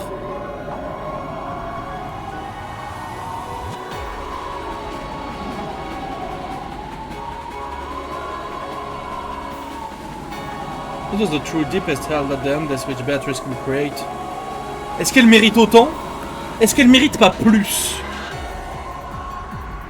Bonne question. However, this world was not made endless by Beatrice's will. Après non, attention, Diavolo, on rappelle que dans Golden Wind, il veut tuer sa fille. Quand même. Donc, bah en fait, c'est à peu près... Ouais, c'est à peu près even, quoi. En vrai. Mais il veut tuer Trish, Diavolo. Donc, Alors, cela dit, alors, je fais une vraie comparaison, mais Diavolo, c'est peut-être moins pire que Rosa, parce que Diavolo, il veut la tuer pour des raisons complètement irréelles, de type ne jamais être reconnu de par sa fille et être totalement anonyme en permanence. Alors que Rosa, c'est vraiment pour des raisons complètement débiles, quoi.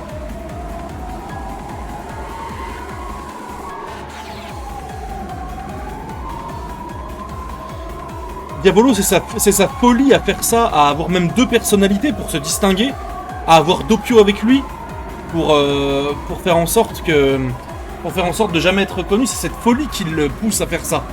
Donc Rosa, c'est très conscient, quoi. Donc Rosa, c'est peut-être pire, en fait.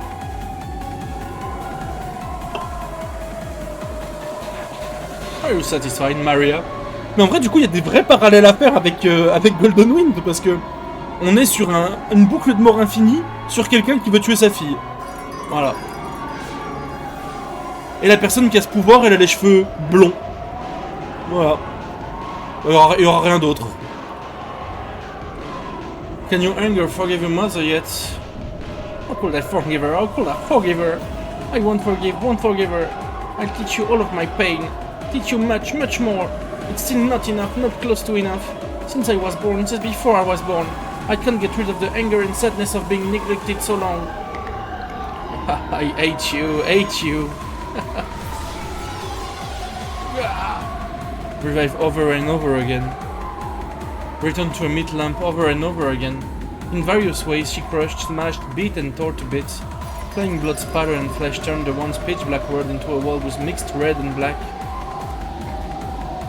Maria's anger still hadn't calmed down. It was as such she was spitting out all the suppressed rage from the time of her birth until today. It was if that all became poison to her heart. Juste pour dire que Rosa, à la fin du chapitre 2, elle est héroïque avec Maria quand même. Donc ça veut dire que dans des circonstances favorables, où c'est juste elle et sa fille, et il faut la sauver, elle arrive à être honorable. C'est tout. Sinon, c'est la plus grande pourriture, genre. And will the repeated murder of her mother purify her soul? Will even this wasteful murder save her soul at least a little bit? This endless torture might have become a slight diversion from her sad and unrewarded life. After all, it seemed that she'd finally been able to regain a smile. Learn it. You, the source of my unhappiness. Learn it. Learn that way of feeling is nothing compared to my pain. What's wrong? Why'd you stop laughing? Try and laugh. Half of her skull collapsed. Eyeballs flew out and black cranial fluid gushed. Fragments of teeth scattered. Come on, revive. Try and laugh. Come on, come on.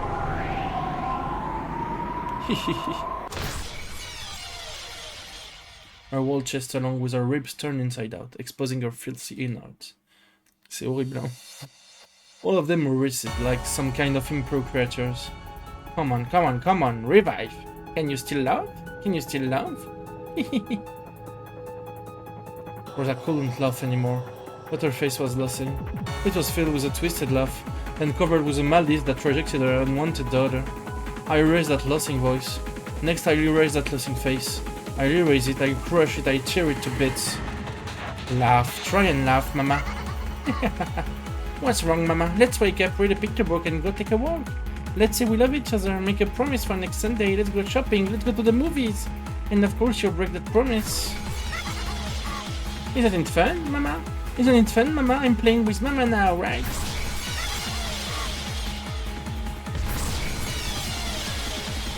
That's right, you're not playing with your mother, having fun with her. Tell me how you feel right now. I don't believe it's anger or sadness or pain. Yeah, that's right, I get it, Beatrice. I'm having a lot of fun now, I'm playing with mama, so it's tons of fun. And even though I'm killing mama over and over again, she can be revived with just a single bit of magic. I took care of my toys because I couldn't fix them if they broke. But if the toy could be fixed, I'd want to break it over and over again. Elle parle comme Eva Béatrice par contre là.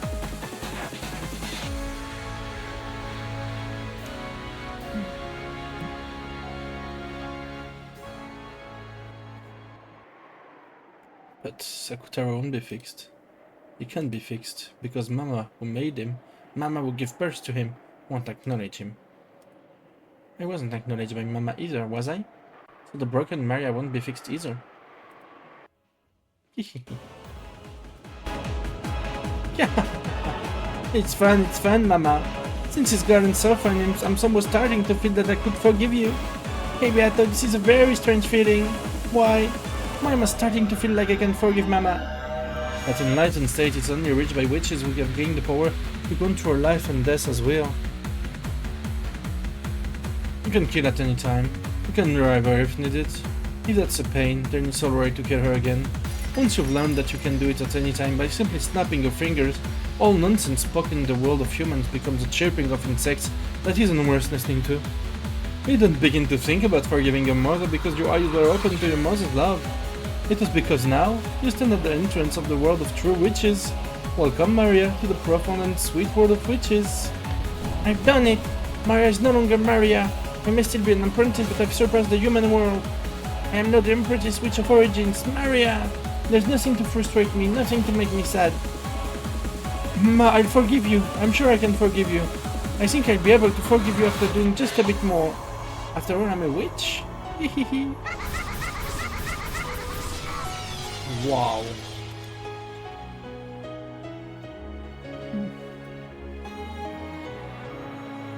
Maria will probably forgive her mother eventually, after brutally murdering her countless times, graciously.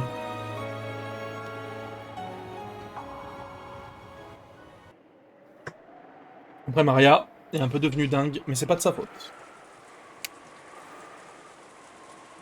Bon, elle a surpassé le monde des humains en soi, Maria, donc c'est bien. On n'a pas à s'inquiéter de sa mort. Oh putain, on est de retour. Après une scène comme ça, de retour à Okenjima où les enfants sont en train de s'amuser. Tout va bien. Oh, that thunder was loud. Must have been pretty close, right? Looks like it. No matter how old you get, thunder still make you jump. Butler was looking at the dark night through a crack in the curtains. Every once in a while, a pale white lightning bolt would shine, and he seemed to be enjoying it. Oh, look, you were so noisy, you woke Maria up. Sorry, Maria. Sorry, Butler's so freaking loud. What the hell, so it's my fault. Sorry, Maria, it's okay to go back to sleep. Good night. Maria was a bit hazy with rosy eyes. She was probably half asleep and couldn't think straight. That's okay. I won't sleep. Nah, go ahead and sleep. You're still half asleep, aren't you? I'm not half asleep. Well, you're totally half asleep, aren't you? Sleep, sleep. I'm not half asleep. Not half asleep. Quit it, stupid butler. Ah, sheesh, what are you thinking? Getting a kid who's just woken up into a bad mood. I'm not half asleep. Not half asleep. I understand, Maria-chan. You aren't half asleep, so calm down. Not half asleep. Not half asleep. Maybe it was because of her delicate mental state after waking her, but Maria suddenly threw a tantrum. Butler had only been trying to tease her a bit, so he was confused by this extreme overreaction. George held her head, trying to calm her down, but Maria's tantrum wasn't going to be quelled easily. Butler and Jessica were trying to push the blame on each other, saying, it's your fault too. Hey, be quiet, you two. Jessica-chan, there was still some hot water in the pot, right? Could you make some tea for her? Did you calm down, Maria-chan? It looked like her tantrum was dying down bit by bit, but she still glared at Butler, who had made fun of her with sharp eyes. Butler was just kidding around. He doesn't really think you're out of sleep, so calm down, okay?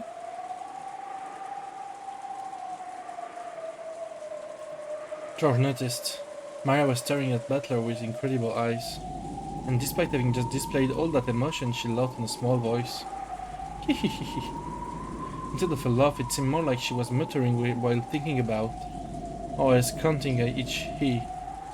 I thought each time she said he, something brutal would happen over and over.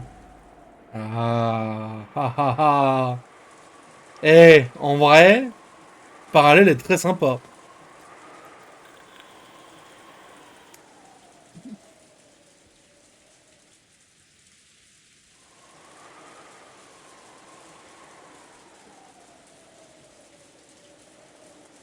Attendez, on a un drop de Milo. C'est de la merde.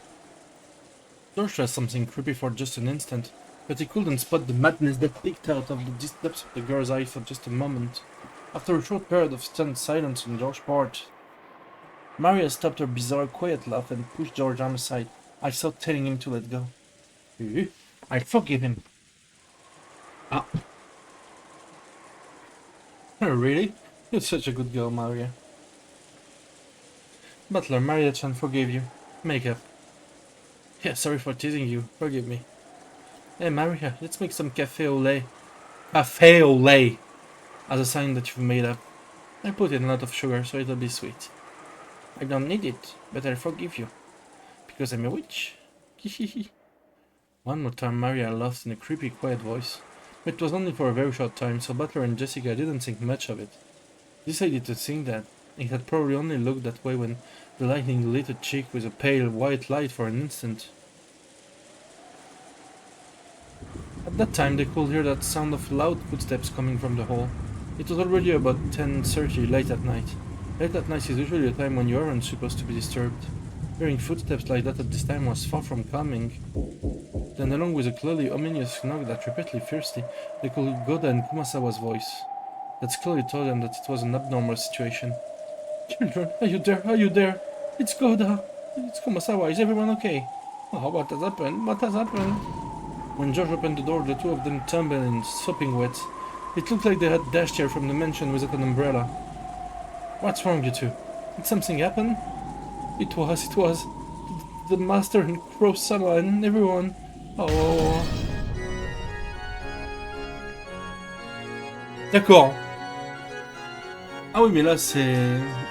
It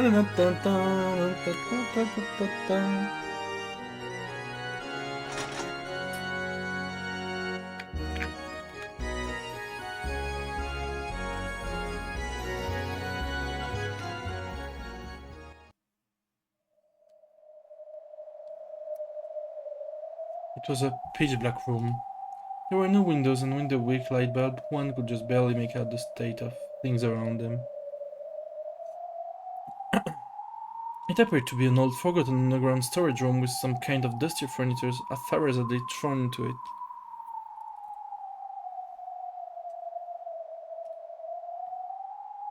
Ah, j'aurais dû prendre l'autre, je suis con.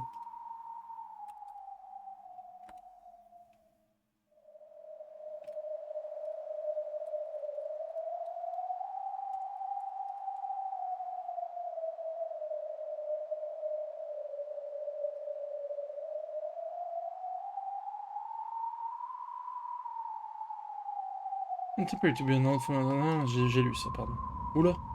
However, even with just a little light, one could at least make out that probably wasn't a storage room. C'est quoi le nom de cet anime là? Toshisetsu no Kanojo Seiso no Nakimi ga Ochiru Made Animation. Putain, c'est long, hein. And afterward, that room was filled with iron bars. Where is this? Don't know. Could this be underneath the mansion? Has there always been a room like this directly underneath the dining hall? They had dropped into what appeared to be a pit, falling into this room. Therefore, it was natural to assume that this room was directly under the dining hall. However, not even Cross could bring himself to believe that there was pitfalls rigged in this beloved dining hall when he had enjoyed his meals for years, and that this dungeon-like room lay directly beneath it.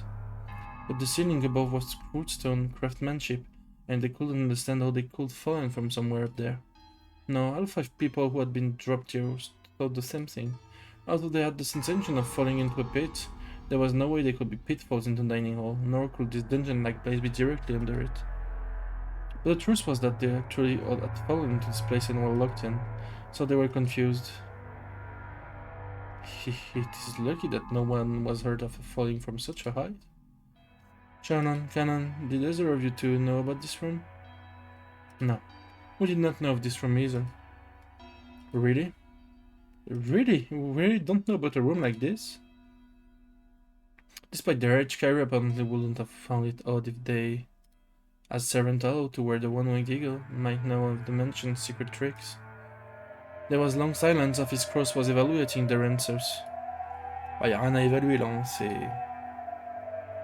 C'est déjà au bonsoir. Well, it's probably true that you don't know. After all, this is the clean freak Shannon was talking about. If she knew about this room, she'd probably scrub this place until it was sparkling. The filth of this room is proof that you two don't know of it. More importantly, I think we should worry about what to do next. Exactly. We need to call the police, or rather administer first aid soon as possible. Manjo's words were hollow. Obviously, 6 people had been killed in the dining hall. Everybody had seen the exact moment where they'd been killed, and since half of their heads had been destroyed, anyone could tell that the death had been instant with just a single glance. Everyone understood that first aid no longer held any meaning. Thank you, Dr. Ninja. We already understand that our partner is no longer alive. Thanks for trying to console us by mentioning first aid. Natsui. Once again, a gloomy silence dominated the atmosphere, but Cross shook his head harshly over and over, and for the time being,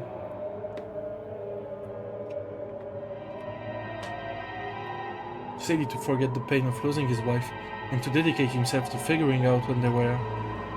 Everyone listen to me. Father is hopeless now. We've passed the point of searching for a reason or an explanation that can be expressed in words. Nobody answered. Without any kind of discussion or mercy, 6 people had been killed in an instant. and Kinzo had even been so bold as to proclaim that we'd become sacrifices for a ceremony involving certain murders. Since we've been locked up in this place, we too will probably become the ceremony's next sacrifices soon. Around this time, our eyes became used to the darkness, and bit by bit we were able to understand more about the dungeon interior. What we thought was furniture haphazardly left in the dungeon turned out not to be furniture at all. There were things like small cages to lock people in restraints or else torture racks. At any rate, it was obvious that it was eerier than a mere jail cell. Since the objects were rusted together and coated in thick dust, there was no doubt that they would have been forgotten. Maybe you could even call these things Kinzo sealed in forgotten madness. J'ai un rapprochement à faire avec Higurashi, mais je le ferai pas pour pas spoil, du coup. Mais ceux qui ont vu ou joué savent.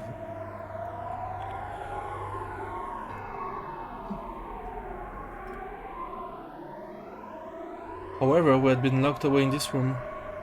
Those objects were indirectly comforting the people who were locked up, hoping to be released without harm. À défaut, tu vois ce que je veux dire, je pense. Je pense. Enfin, c'est même pas un rapprochement, c'est juste ça ressemble à un endroit dans Higurashi, quoi. Ah, voilà, quoi. At any rate, let's get out of here. Oh, le drop de Lulu. Nul. Boah, il y a Rosa! Le faux pic Rosa! Let's go, quite poor. Burn là, burn! Fais KB! Fais KB! Burn Rosa, burn! Voilà! Fous-la au feu! Voilà! Ça fait du bien.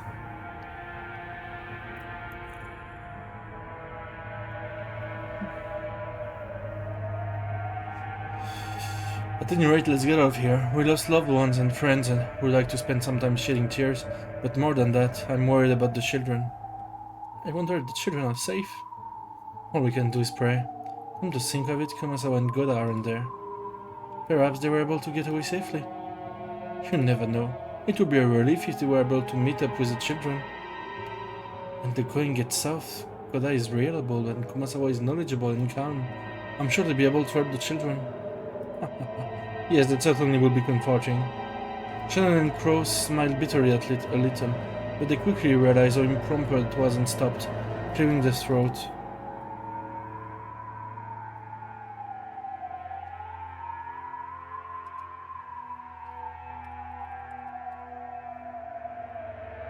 We can't be optimistic, Nee. There's a chance they've already been attacked after we were. I agree. What Father carried out in the dining hall was the 6 murders of the first twilight from the witch's epitaph, right? Then the second twilight is to tear apart the two who are close. We can't deny the possibility that Goda and Kumasawa may have been killed after escaping together. We can't cling to the optimistic idea that they must got into the maison d'hôte and are protecting the children. Harry coldly analyzed the worst-case scenario. For her it was heartbreaking to have lost her beloved husband, but right now the most important thing was protecting that husband's son, along with the other children from becoming the insane family head sacrifices. She overcame her sadness with the parental urge to protect children from sorrow. It seemed that both Kyrie and Crows were strong enough to forget about their grief, if only for the time being. They would let their tears flow later.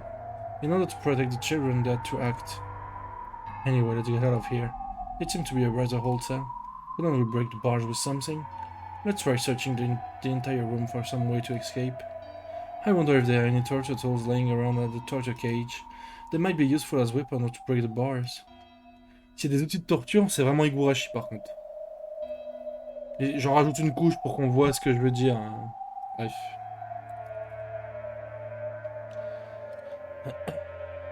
She herself didn't smoke, but she kept one tucked away in her pocket to light Rudolph's cigarette.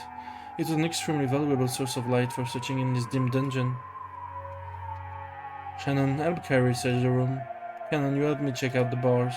This is a very old cell. The bars could be loose. What should I help with? Please just keep up your strength. Father will probably come soon.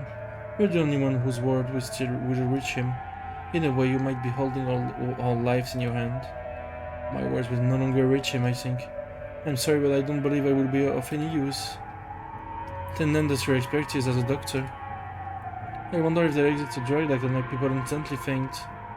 A drug that makes people instantly faint? What are you talking about? We believe we fell through a pit and landed in this dungeon. In that panic-stricken moment, that's what we believed happened. But I measured the breadth of this room and came to a realization. This dungeon can't be underneath the dining hall. Why do you say that? You're an idiot, Nee. Compared to the dining hall, this dungeon is too cramped. Bon bah c'est no Higurashi theory du coup. Exactly. The first person to fall was Crow's Knee. The second was myself. When you fell into this room, did you move from that spot, Crow's Knee? It's embarrassing to say, but the landing hurt and I lay there groaning in pain. Immediately after that, Carrie came crashed down next to me. The distance between where we were standing and the places where we landed is clearly off. Certainly, when you put it that way, I was the next to fall to remember fairly when you two were standing. The distance between you two in the dining hall might have been greater than this entire room. We fell into a pit and directly dropped down here. It's not like we fell into multiple interlocking pipes and were all collected here. The fall was instant, wasn't it? I don't remember rolling around in some sort of elaborate water pipe system. Sure, you can't explain it with a pitfall. What a strange tale. What does that have to do with a drug that makes people instantly faint like Carrie-sama was talking about? Carrie-sama is probably thinking that there was no pitfalls in the dining hall, correct? But in reality, we did fall.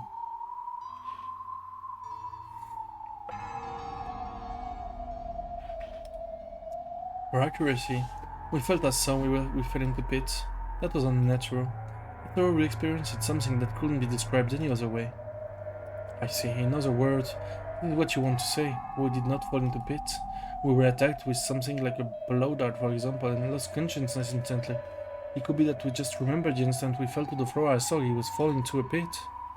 I see. That's a much more persuasive argument that there being numerous pitfall traps in the dining hall that we've never noticed, even after decades in eating there.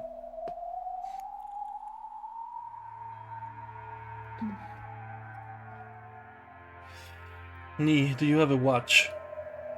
Huh? Yes. I have a pocket watch. It's about 22:40. Yes, my watch says the same. In short, it's only been a bit more than 10 minutes since that pro in the dining hall at most. Watch at the same time. It's much too short a time to knock us and carry us somewhere. Judging only from the time, it's reasonable to assume that we did fall through a hole leading directly underneath the dining hall. D'ailleurs, c'est la première fois qu'il y a des meurtres avant minuit en fait. Je suis en train de penser, non?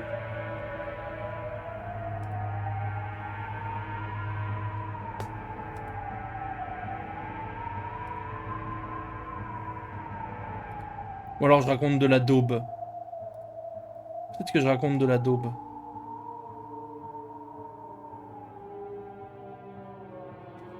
Il me semble, hein. Pour autant qu'on sache. Bien entendu.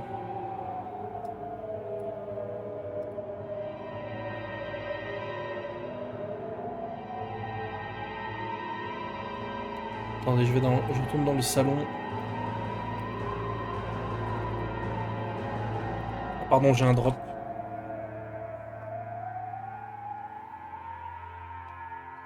Oh, c'est nul.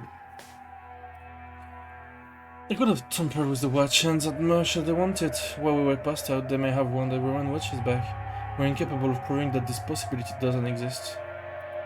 Whether it was a pitfall or a drug that induced fainting, it does not change the fact that we need to be on guard. Well then, Dr. Nanjo, is there a drug that can do that? Well, it's the same as your reasoning, Kyrie. I cannot prove that there is a drug with that effect I don't know about.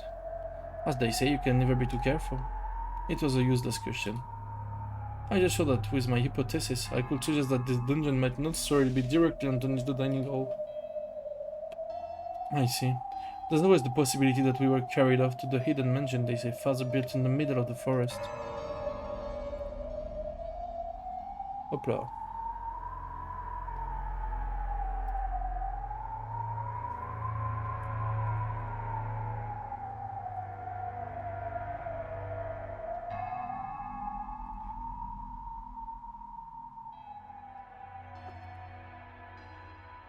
And escape from here and get inside, then we'll know. We'll save worrying about that until after we get out.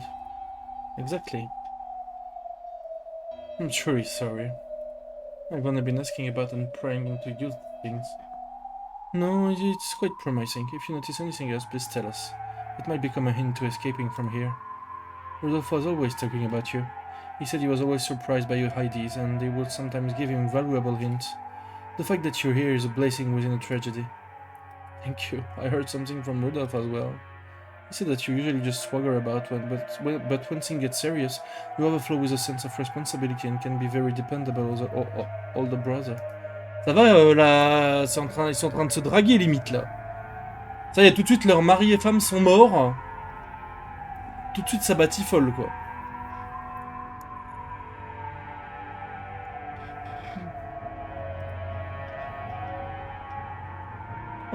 That's too kind. Damn it, at any rate, this iron bar won't even budge. What are things on your end, Cannon? No, this side is no better. Cross and Cannon try wiggling the bars in various ways. There were a few bars that could be twisted, and a few had enough space to rattle a little bit around it, but they couldn't be broken with human strength alone. However, there was still hope if they could use some kind of level skill tool. Level-like tool. It was still far too early to give up yet. Children's lives were hanging in the balance. Even if there were no hope, they couldn't stop their struggle, and it was better for them to act this way. Attends, faut que je fasse une petite save là. Ah non, ça va, ça fait pas longtemps en fait. If they were to stop there, no doubt they'd once again be overcome by the grief of losing their loved ones and curl up, clutching their knees.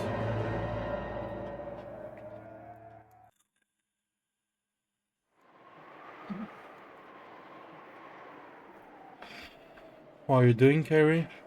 Find anything? I found some small stones that we could hold on to and hide. Something like this could probably be used as a weapon, so it'd probably be impossible to put those iron bars with them. How about you, Shannon? No, nothing. This is a phone! I doubt it's connected, but we might be able to use the cord as some form of string-based weapon. If we break it, we could take it to the metal part. Ils essaient vraiment de s'enfuir là.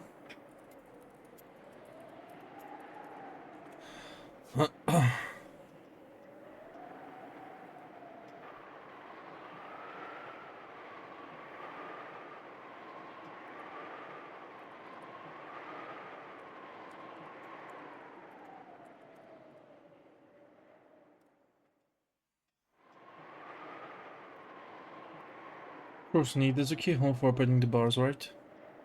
Yes, it's a pretty large hole, quite old-fashioned. If we twist some wire into it, we just might be able to pick it. We might be able to use the metal parts of the phone as a substitute for something. The phone would become our weapon. It's just like investing. Our weapon is information. Cross and Carrie loved together how they hadn't even thought of using the phone as a means of communication. What are you doing, Nee? I just wonder if maybe the phone was working. You tell me, Nee. Huh? What? At that point, Shannon let out a small surprised cry. Carrie-sama? This phone is connected. What did you say? It was like when people move out of an office, taking everything with them, leaving only the telephone behind. That's the feeling the phone gave off, having been left in the corner of the cell. The cord was wound into a coil, the tip of it being swallowed by the wall. And just looking at it, there was no reason to assume this wasn't hooked up, but to think that it was actually was. Carrie took the receiver from Shannon and pressed it into her ear. Suddenly the electric arm of the phone was familiar sound, and this phone was certainly live. What good luck! Let's contact the police! Hold on, this is too good to be true. Could it be bugged? Ce serait fou!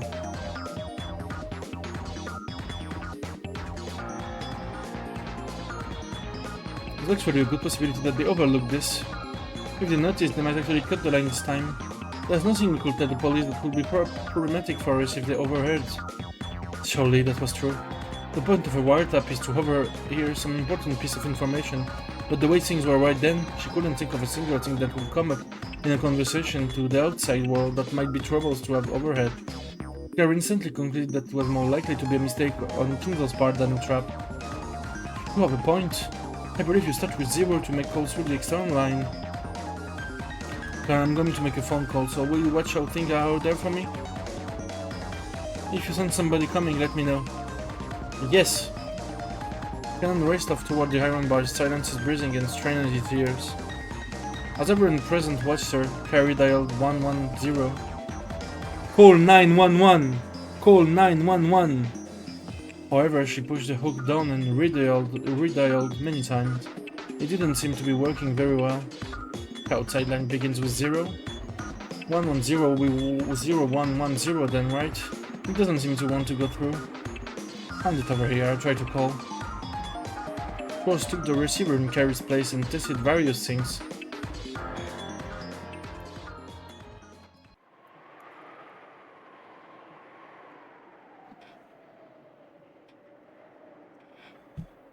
But in the end they were unable to notify the police. The phone itself was definitely live, but the circuit was apparently cut somewhere. Did this mean that they were not so naive? So it told us after all. It means our enemies aren't naive either. Kyrie let out a deep sigh, leaned against the wall, and hung her head for a while. As cool thinking as she was, for a brief moment, she may actually have had the naive hope that the phone might actually work. She sneered at herself mockingly for holding onto that naive hope for even a single moment. Then she remembered just what was happening here. Truth be told, even after being shown a scene like that right before her eyes, or rather exactly because of that, she still couldn't think of that gruesome mass murder as something real. It was less that she could believe it, and more that she didn't want to. Ushuramiya Kinzo killed 6 family members. You summoned strange witch-like demons like people right out of thin air, and with something like magic began to kill people one after another. It just also screwed up. Even though she definitely saw it, there was no way she could accept that spectacle. There's no way that what's happened. Those were obviously Faz's friend or something. They just sit somewhere in the dining hall beforehand and use some tricks to appear suddenly and fool us. Bien, on réfléchit exactement comme Battler en fait.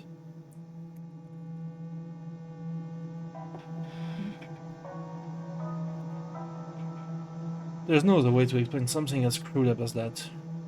But when those 6 sat at the iron blonde part, her golden rod flown around and around the room, that has truly looked like magic. What that another thing we just saw wrong? There's no way it was magic. It was definitely some kind of setup. Comme au chapitre 3, bim bim bim, ne crois pas en la magie, Kairi, c'est bien. Since those heads were smashed, there's no doubt it was some kind of explosive. C'est ça, je pense. For example, a styrene toy plane like the selling at candy stores painted gold, and there's a powerful explosive loaded onto the end of it. However, Solar that seems to be flying about as random. Harry couldn't imagine that after being fired 6 times, each time had perfectly hit the victim square in the head, one after the other. It couldn't be that there was a computer control system for fighting and hitting targets, making it a high-tech styrene plane on the same level as a guided missile, right? Là, tu vas très très loin, ma grande, quand même.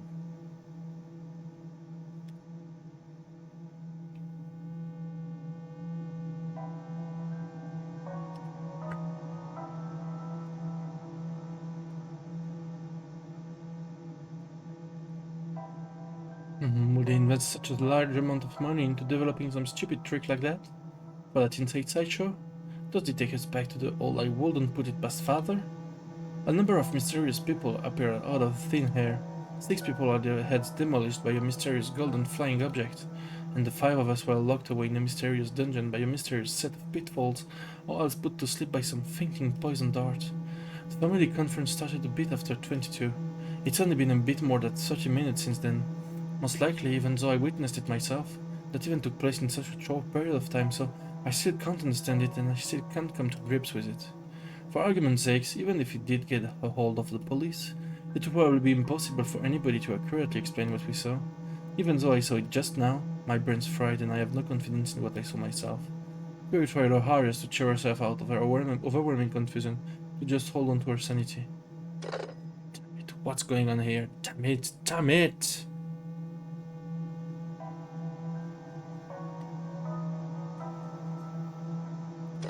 Crow started to become desperate, hitting the hook multiple times and resetting the dial. Crow had also been feigning composure, but he was unable to hide his panic. The more he retried the dial, the more the presence of serenity peeled away.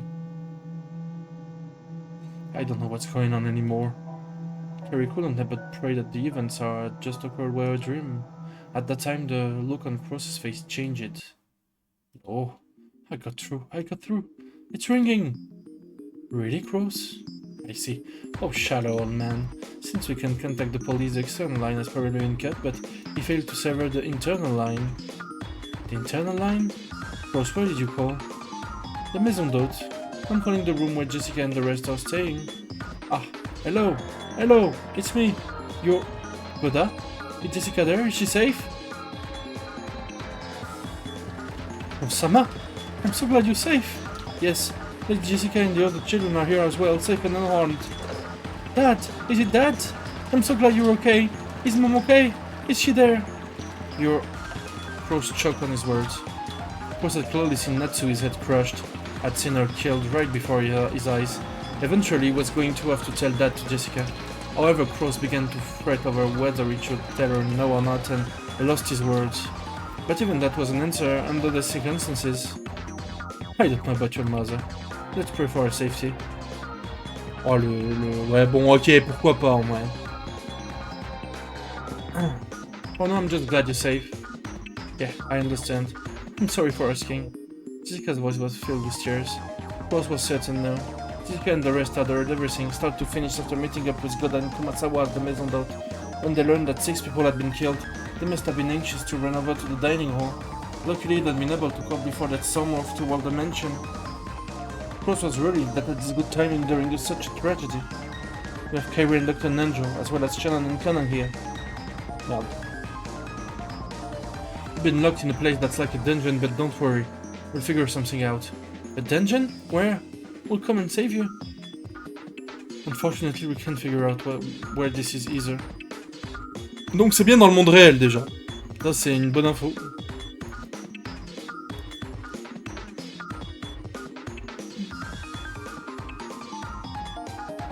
We think it may be under the dining hall, but that might not be true. Anyway, Jessica, you must stay where you are. You've heard about what happened from Goda and Kumasawa, yes? Yeah. Grandfather, everyone. Grandfather is in a sane state of mind right now. If you encounter him, you'll be in danger. You might be killed. You mustn't even think about trying to come and save us. We'll take care of ourselves. What should we do? Damn you, grandfather, or dare you that to Mom and the rest? I'm gonna kill that undying bastard. Jessica, if you talk like that, you'll sadden your mother. Those aren't the word of a lady. Anyway, put your own safety first. Lock all the Maison d'Hôte doors, but you mustn't overestimate how safe that will make you. The large window in the first floor lounge might get broken. Stay in your room and use a bed to make a barricade. There's a toilet and fridge in there too, right? You should be able to stay holed up until tomorrow morning. Listen up, I say it again. Don't think of doing anything violent. Not even think about trying to take revenge from Mom. Il l'a dit quand même malgré tout. Only think of hiding, of getting through this window provoking our enemies. Yeah, I understand that. After that, Goda took the phone, and was firmly told to supervise the kids well, as an adult. Goda, with his face covered in a cold sweat, repeatedly replied, yes sir, in an excessively tense voice. From there, Kyrie took the receiver and spoke with Butler, and when Shannon and Cannon got their turn, George and Jessica answered.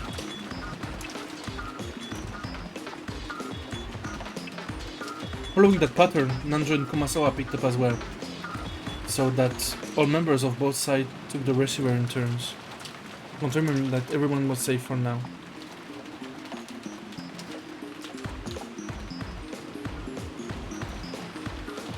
Even if the location was unknown, and encouraging each other coming to an understanding on the current situation for both sides. They wanted to talk forever, but now was not the time to chat. Cross explained that they would be hanging up from now and those in the Maison d'Hôte consent. If anything happens, we'll call. Wait by the phone so you can pick up quickly. Again, be careful. You mustn't do anything rash. Yeah, I understand. As long as you and Cannon and the others are okay, then that's good enough for me. We'll do our best. Stay safe. Yes, of course. Well then, I'm hanging up for you, from now. Be on your guard. With that, the phone call ended. Ils auraient pu rester hôtel, en vrai. Tant qu'à faire.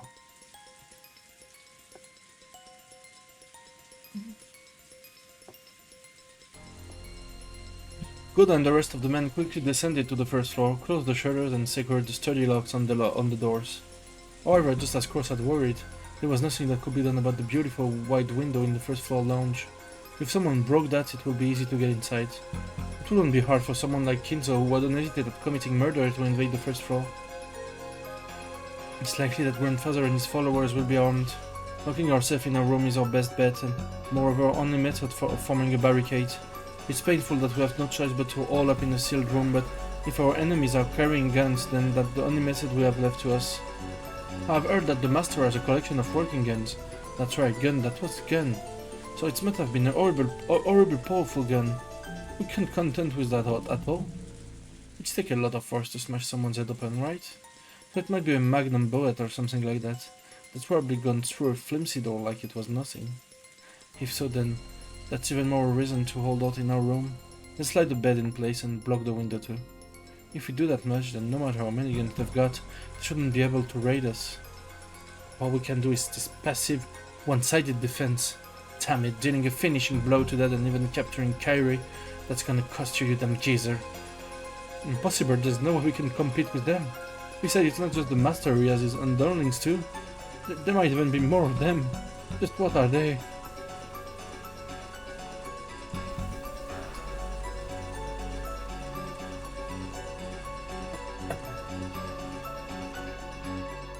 Battle was filled to the brim with the urge to get revenge for Rudolph and to rush out of there to save Kyrie.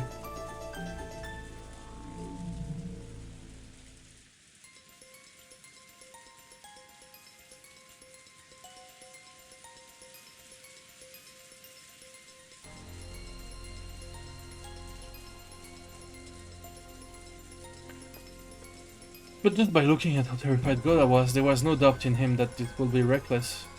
It's gotta be hard on you too, right, Aniki?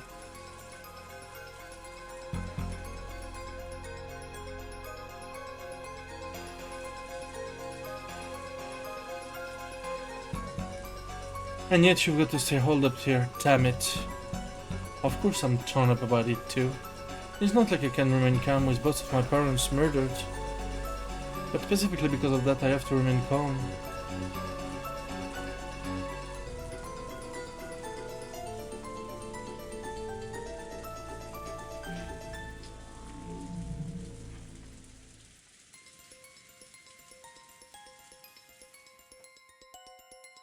But specifically because of that I have to remain calm. Do you think our dead parents will want us to die in vain? There's no way they would. They'd want for at least their children to escape. I will survive. And I report this to the police and uncover everything. I leave my enemies to the courts. This is my revenge. Oui, bah Georges c'est bien.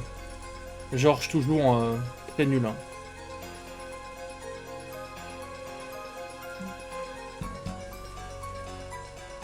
There's no way our parents will want us to die taking revenge for them, right?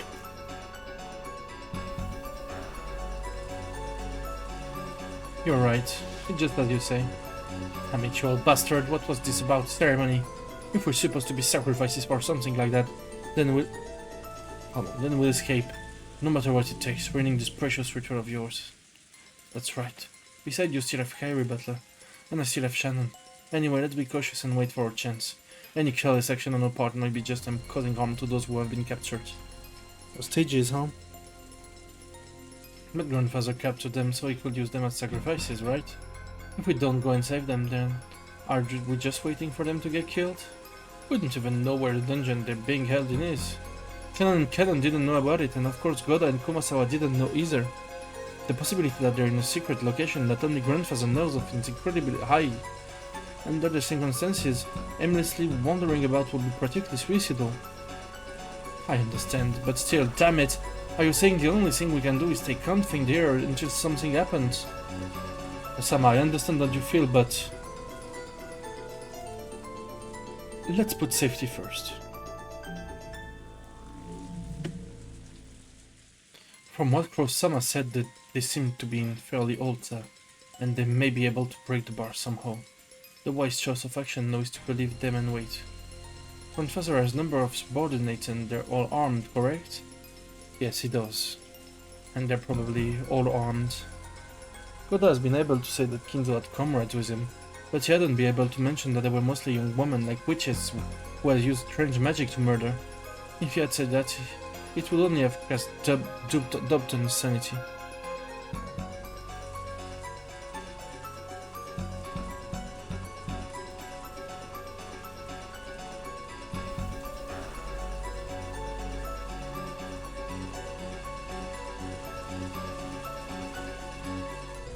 No, not only that, he himself still couldn't understand what she had seen and was doubting his own sanity. But regardless of sex of our parents, regardless of whether it was done with magic or a gun, the fact that those girls had followed Kinzo's order and killed 6 people in an instant was an unshakable truth. If that group came to attack the Maison d'Hôte as well, what would happen? Just closing the doors and windows like this was surely meaningless.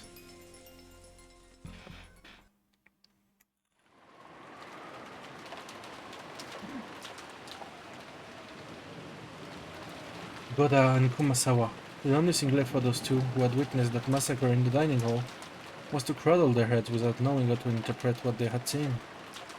Kumasawa, are you okay? Want some tea? Oh, thank you very much, thank you. I'm sorry, but may I be left to my thoughts for a little while? I tried to be nice, but it seemed that Kumasawa still hadn't been able to clear away her confusion. Maria, thanks for being so considerate. Let Kumasawa rest for now.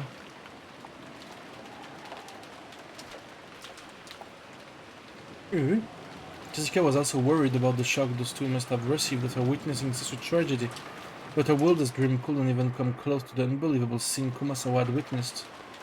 Nevertheless, with her mother murdered and her father captured, it wasn't as tough Jessica could stay calm either. She said her anxiety and sadness using her anger towards Kinzo and walked irritatedly around the room. Kumasawa, is Mom really dead? Yes, I've never seen such a horrible way to die before. Is it possible that she's still alive and that if we fix her up, we could save her? It's not possible for a person to have something like that done to their head and leave. Yeah, you're right. There's no need for first aid. Once your head smashed, usually... When Goda had come flying into the Maison d'Hôte, he had overcome with agitation, told about the massacre in the dining hall without concealing anything, except for the part about witches and magic, which they themselves still couldn't believe. In other words, he hadn't even sugar-coated the cold-blooded way in which Natsui and the others had died. It was too late now, but Kumasawa regretted the fact that they obviously said too much. However, while lightly shaking her head and with a slightly painful laugh, Jessica spoke.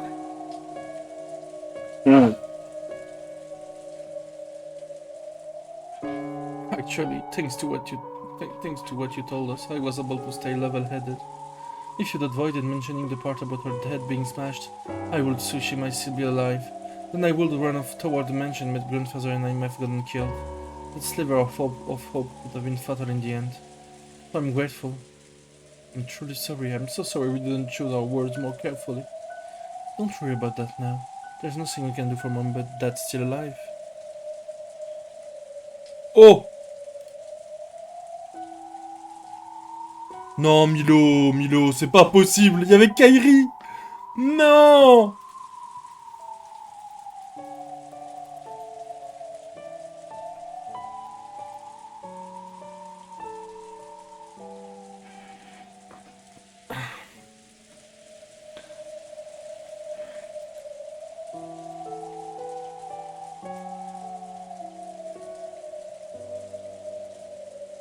Enfin, un perso que je connais.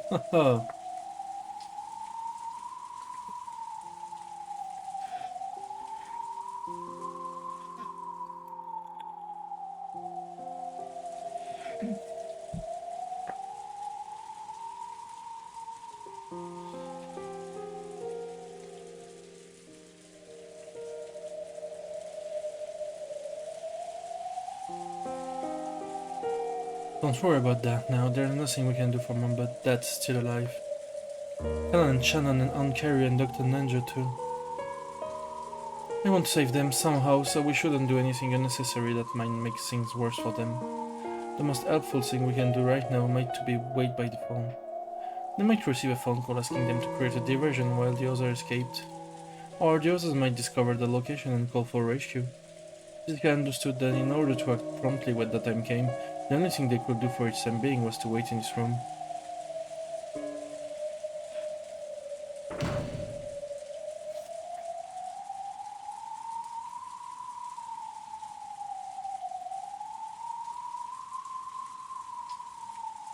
Once they had finished inspecting the downstairs area and locking up, George Butler and Goda returned.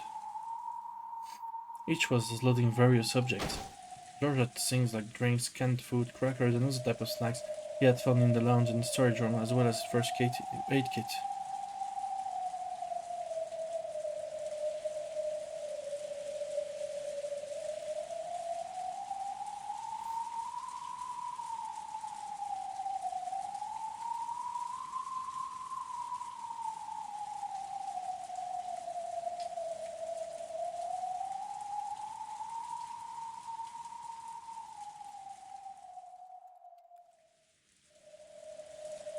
They were all consumables that would be essential during a siege.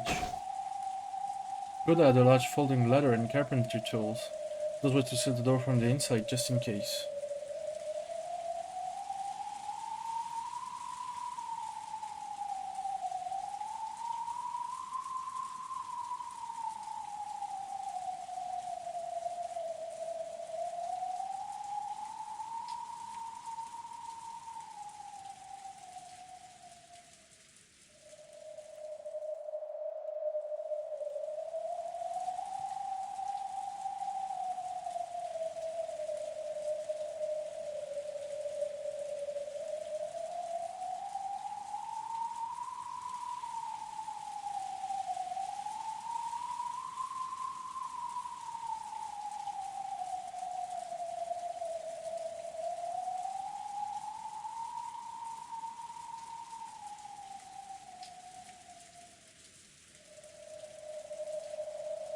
Attendez 2 petites secondes.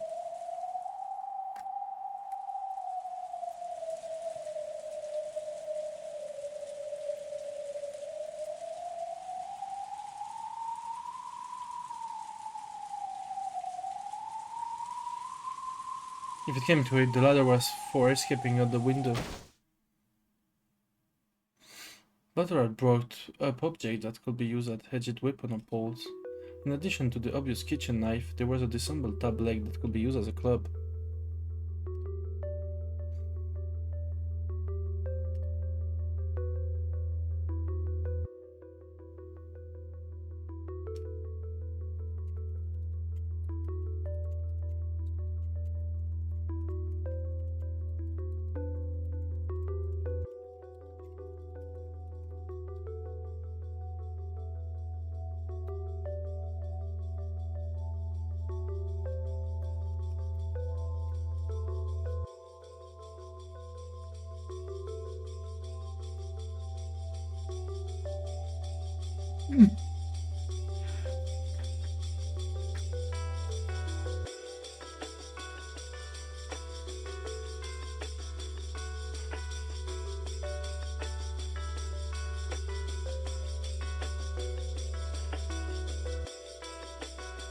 Deux petites secondes.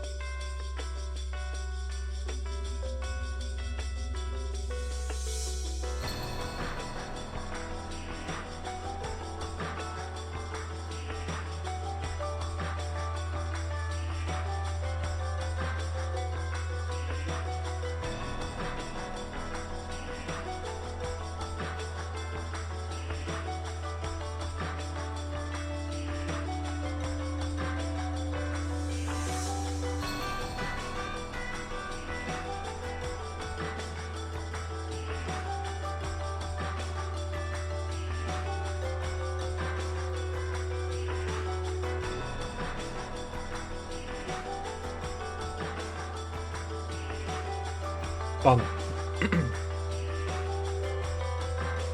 Nous disions.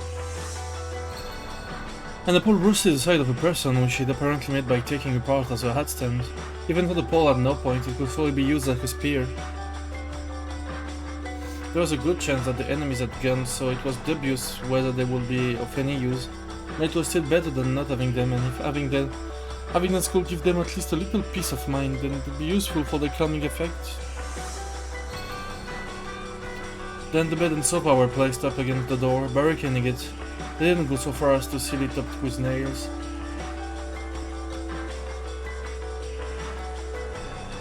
There was a still chance that Crows and the others would escape and come to meet up with them.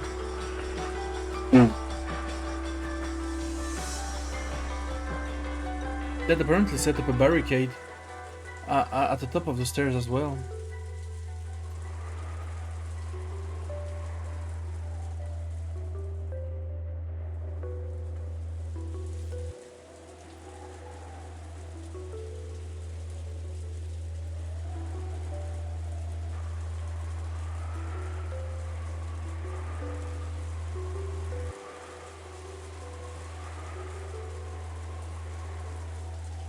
It had been set up in a way that will create a racket, so it will serve as a warning alarm as well.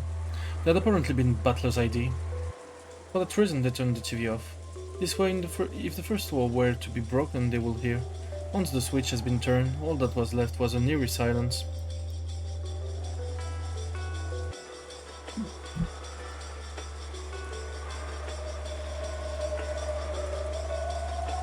The sound of violent wind and rain. Were they going to have to spend the whole night being crushed by such suspense? The boat will come tomorrow morning. However, judging by the weather report... Je l'ai celle-là. Alors celle-là, je peux vous dire que je l'ai. However, judging by the... Ouah, ma termine, il est revenu avec un... Je le cul. On t'a pas trop vu depuis tout à l'heure, ma termine.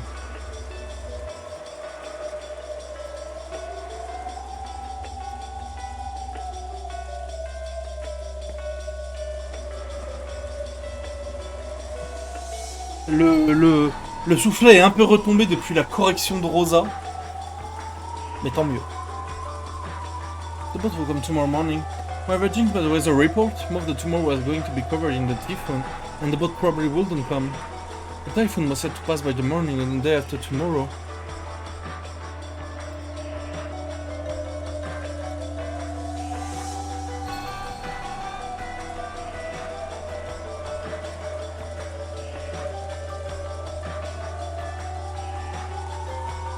In other words, the boat will be arriving in the morning as the morning of October 6th. And right now it was late at night on October 4th. They would have spent more than a certain hour on this island, with Kinzo turned cold-blooded murderer and his weird companion prowling about.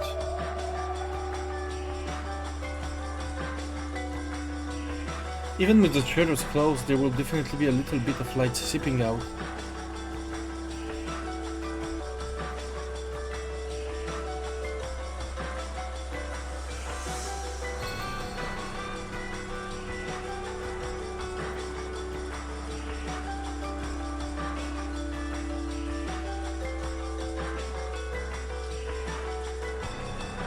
It's not that the enemy know that they were hiding here. Butler suggested that it might be best to turn off the light, but they had already been overwhelmed by a ghastly feeling just from turning the TV off. There wasn't anyone who directly challenged this proposal, but then again there wasn't a single other person who agreed with it. You can't watch TV? Yeah, sorry, but you'll have to bear with it. We can just let the sound of the enemy breaking in slip by. Boring. Even though she had been told of her mother's death, Maria Ellen didn't feel an approaching sense of danger. She just seemed to be upset that the TV had been turned off. Even though she in such a bizarre situation, can she not share enough sense of danger?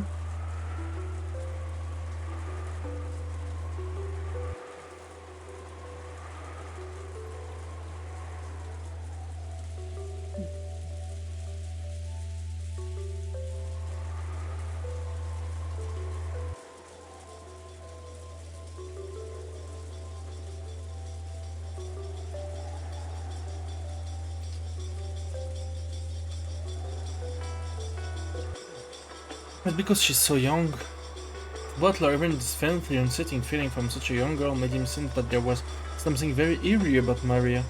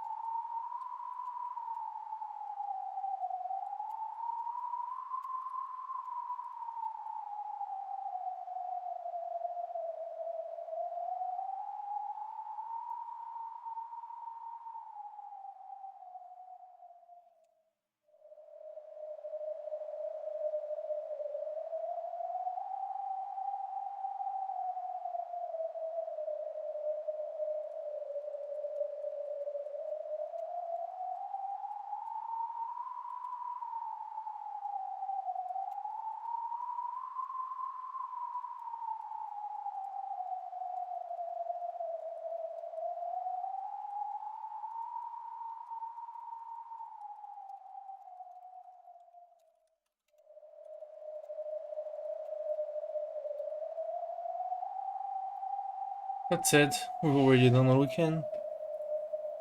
I don't think you'll be able to do anything about the bars. Unfortunately, they're tougher than expected.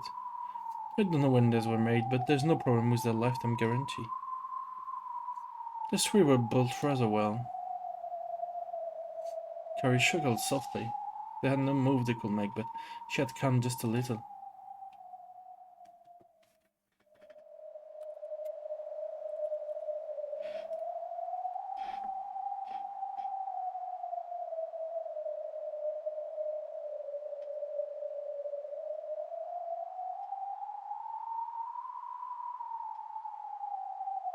This is just like the capture pile of a chess game. So are there no remaining move left to us? Not yet. It's still too early to give up. If we stop thinking, we might as well stop breathing, right? Exactly. Just pieces in the capture pile may serve no purpose, but in shogi they can be quite significant. Just one capture pawn should be able to put pressure on the opponent. I see. But still there's nothing that can be done about these bars. For us, maybe. But if we can figure out what this is and contact Goda, he might be able to come and save us. I see. Well, that would mean putting Goda in danger.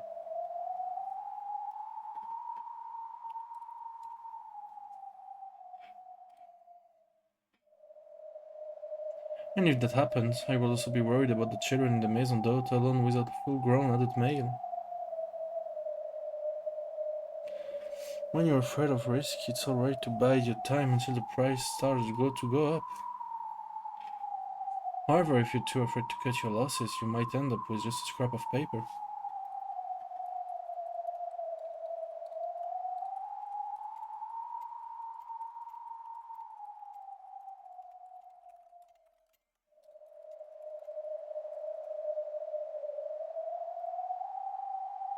So in this case, that represents our lives.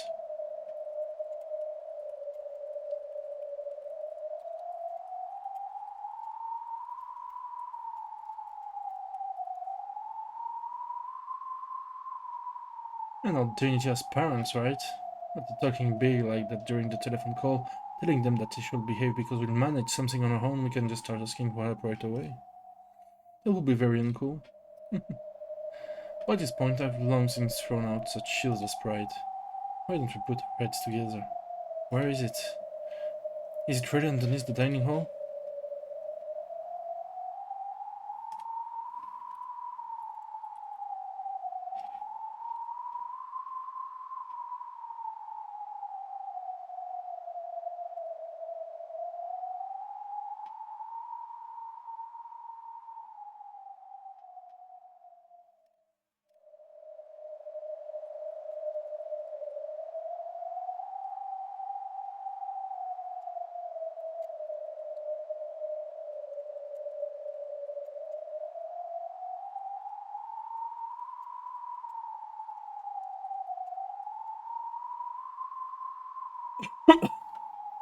Of course, Kyra and Ninja began to discuss this further.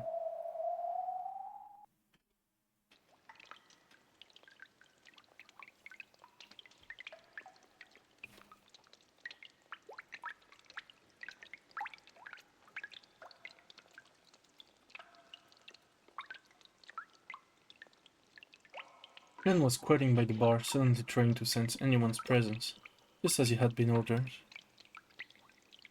Sean came close to him and they both squatted down together. You sense anyone?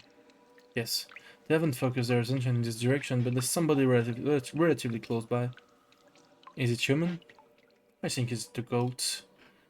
The breathing is rather noisy. Ken's ability to sense the presence of others was several levels above that of a human. He said that their breathing was noisy, but Cross and the rest could not pick up the slightest hint of it.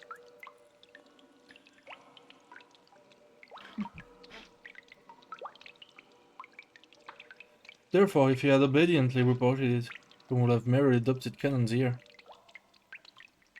They got us, didn't they? It's rare. To think that they captured us without killing us. C'est vrai que c'est un peu unlikely, quoi.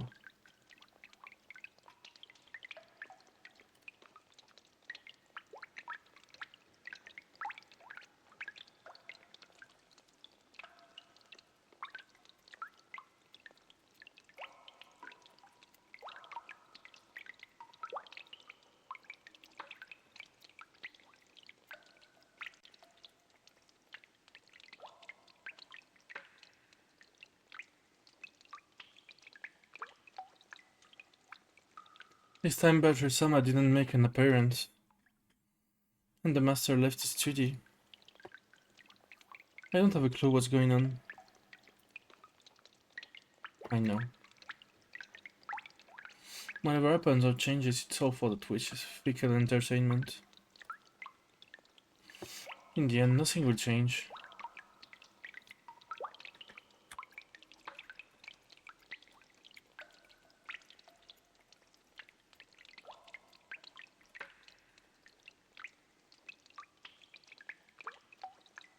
Who knows? We have a high rate of losing. Come to think of it, it's very rare for us to survive the first twilight together.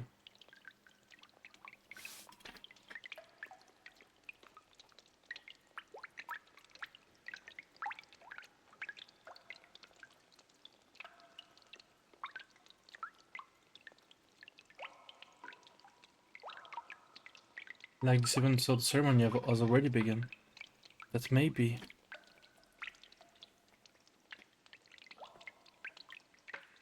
But even that just for the witches' entertainment, I'll bet. I can't think of it as anything other than her letting us live just as a little longer to ridicule us, since we usually drop out right in the beginning. Hmm?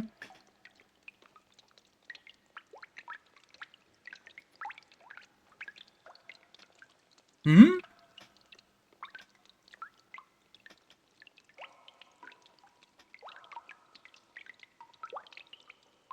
Hmm?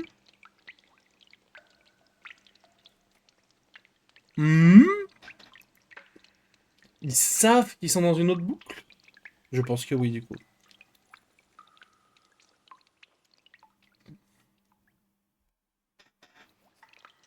Il dit que normalement ils se font drop au début, ce qui est vrai. Et que normalement la sorcière les capture pas. Ils ont des souvenirs des autres boucles?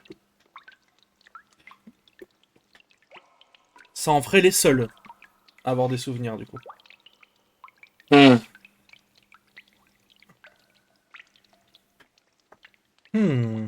intéressant. I'm sure we won't make it there. If we don't do any foolish hope, we'll get taken advantage of again. That's right. Last time you got taken advantage of, didn't you? I'm an idiot. Ken made a sour look and turned his head. Then laughed softly and apologetically leaned toward his shoulder.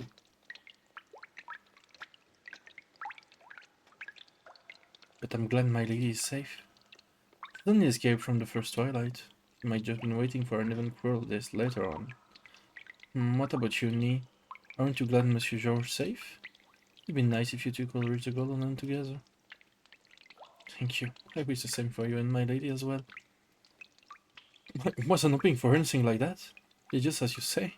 That wish is only having fun dangling prizes in front of people and watching them vainly try to get them. I'm sure no one will be able to go to the Golden Land.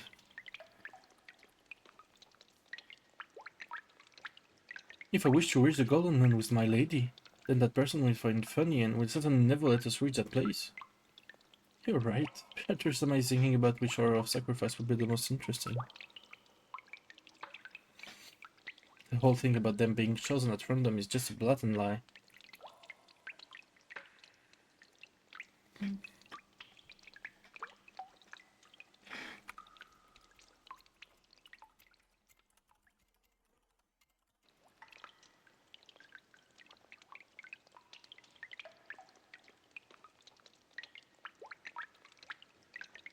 That swimming witch. All that about having any wish you want granted in the Golden Land is probably just a lie too. That's not true. The Golden Land is a wonderful place. Have you been there? Only for a little bit. So even that was probably just a joke of Beatrice Sama's. What's it like there? Well, it's a wonderful place. I can't really explain it well. It's like a world from a pleasant dream. A paradise-like place with a rose blooming all over and beautiful butterflies dancing about, or something like that. It's not a place with a tangible image like that. Oh, la musique, hope. Ta-na-na. Ta-ta-na-na. Ta-ta-ta-ta. Ta-da-da. Ta-da-da-da. Ta-ta-ta-ta. It's really like the inside of a dream. Ça veut dire qu'à chaque fois qu'ils vont à la Golden Land, ils reset de la partie d'après et genre ils s'en rappellent. Visiblement. Si quelqu'un peut m'aiguiller ou est-ce que c'est un spoil? Mais non, mais à mon avis c'est ça, il n'y a pas de... Il a pas besoin de... besoin d'en dire plus, hein. When you're there, it's very gentle, very peaceful, and you are allowed to sleep as long as you want. Like when you wake up early on a day off, lying on a futon. Sunlight comes in through the cracks in the curtains, and you think you'll have to wake up soon. But then you realize it's your day off and you can go back to sleep. It's a place where you can feel like that. I think it'd be wasted on me. Waking up on accident, even though it's your day off, is something only you will do, Nee. So, well, when I was there, it was very satisfying and very calm. When I returned to this world, even though I had just been there a second ago, I couldn't remember it well. It's like when you can't remember a dream you were just having. But I still remember that it was a very calm and quiet world. That's it? What the heck, that Golden Land is always bragging about isn't anything great at all?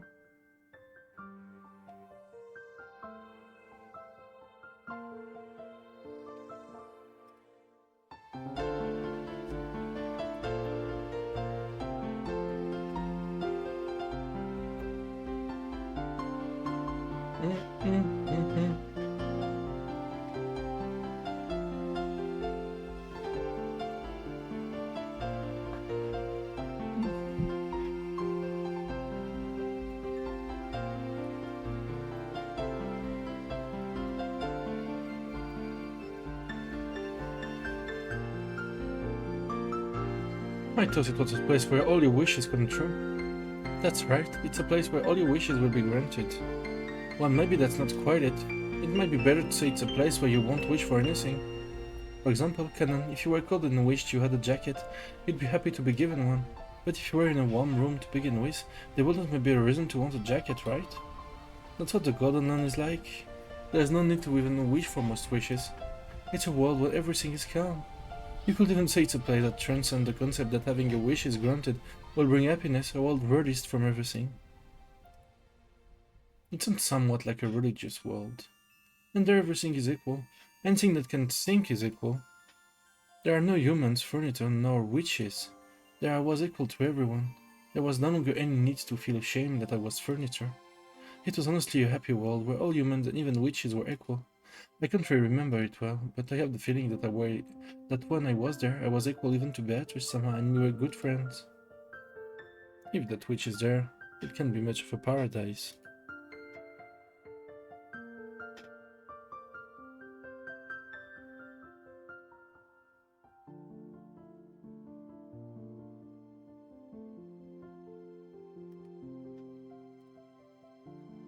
You want to go to the Golden Land with Monsieur Georges? How strange. The Golden Land is a utopia where you can be pleased with everything, right? Won't you be content even if Monsieur Georges wasn't there? The Golden Land is very calm, peaceful, and everything is equal. But actually, happiness alone is left out. It isn't a happy world. Of course, just by being peaceful, calm, and equal, it's an incredibly happy world. But I guess you could say that it's a world of zero, where you're released from all negative worries. The human world is filled with negative, so of course a zero world is incredibly happy, but it's still zero.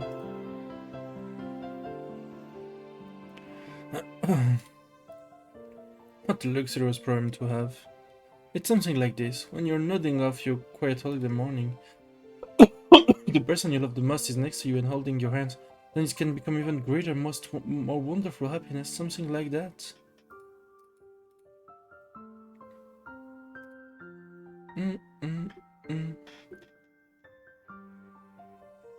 Moi, je pense vraiment que du coup, il y a eux, ils se rappellent des resets, genre. Et très très bien même.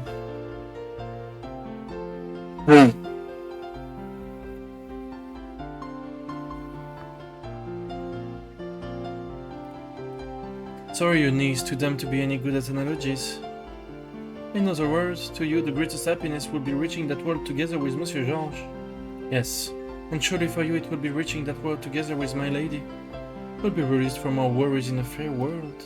It's like some kind of strange religion. I'm more worldly minded.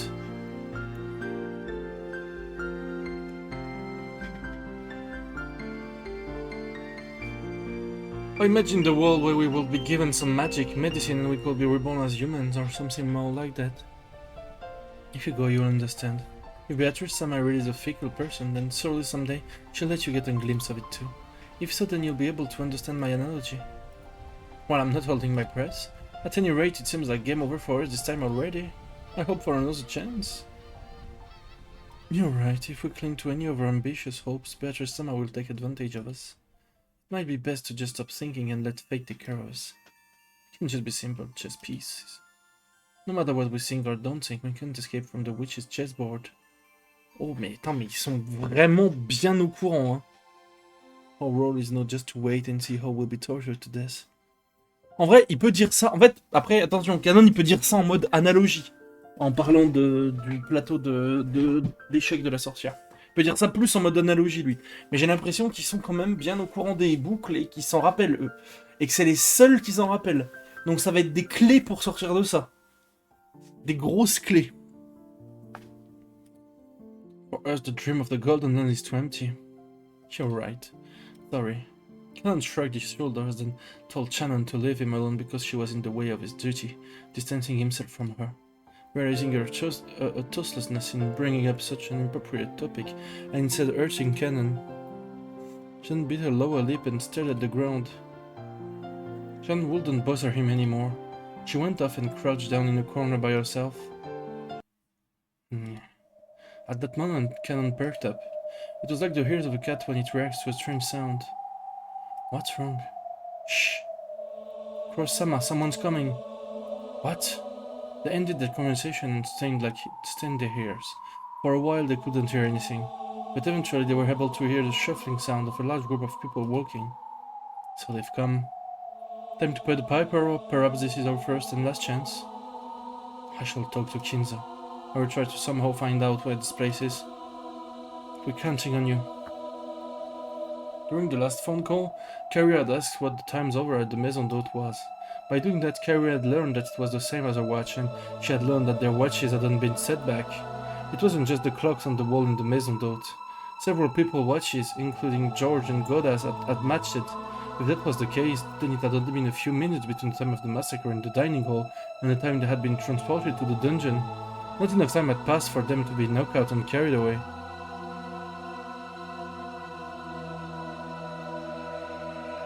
Then, well, those were pitfalls, meaning that this was the area directly under the dining hall. All that they could do was pray that Nanja could find out where this was.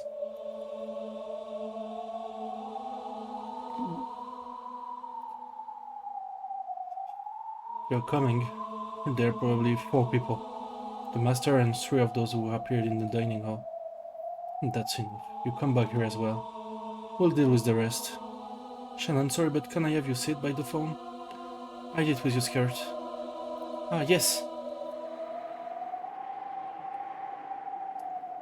The shuffling came close, and there was the sound of a large door being opened in the hallway. The lights that were apparently carrying illuminated the hall, stroking the wall with sharp, razor-like shadows. and then the light from the lantern held illuminated the prisoners through the bars. The bars' sharp shadows divided them up lengthwise. There were 4 silhouettes. It was Kinzo, Ronov, Virgia, and Gap. Silence, everyone. Please welcome the head of the Ushurumia family, Lord Goldsmith. Goldsmith? It's father's pen name. It seems he always signs with it when writing those bizarre grimoire. Kinzo's made English style? And that big gold warehouse?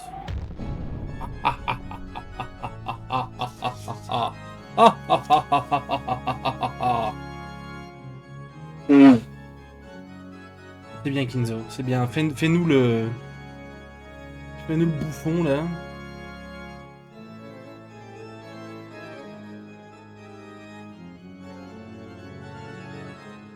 What more is a warehouse than a place to keep things in? However, I give birth to gold and use my craftsmanship to further increase its worth.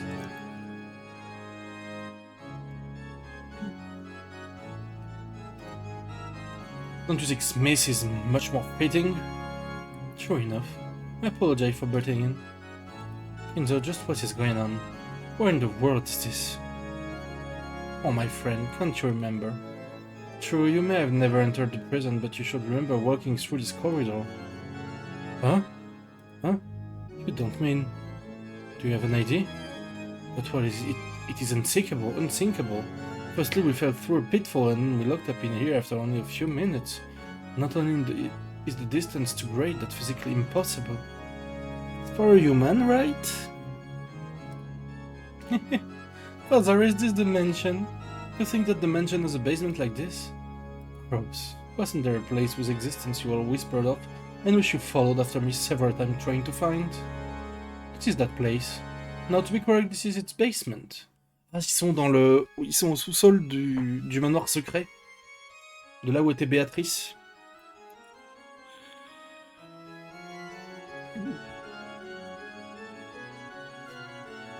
Could this place be the basement of Kuadorian? A splendid observation. This is indeed the basement of Kuadorian. Kuadorian? You don't mean Father's rumored hidden mansion? It really exists? This mansion was constructed for the sole use of my beloved witch Beatrice.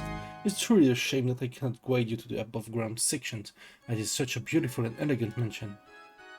Oh lovely, just the two of them alone in a mansion with a prison like this? I guess Father's taste has a bit more than I can stomach. Harry, perhaps it would be wiser to refrain from such rude comments.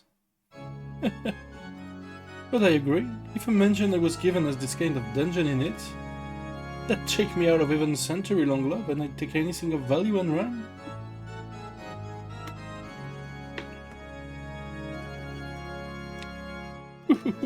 Oh my, so you don't have an interest in this kind of thing? And here I was thinking you were on hand over heels for it. Of course I go head over heels. Like if I get a collar or something for a birthday present. But only if he's hot. Gap, Gap. C'est tout ce que je dirais pas plus parce que je vais avoir des problèmes.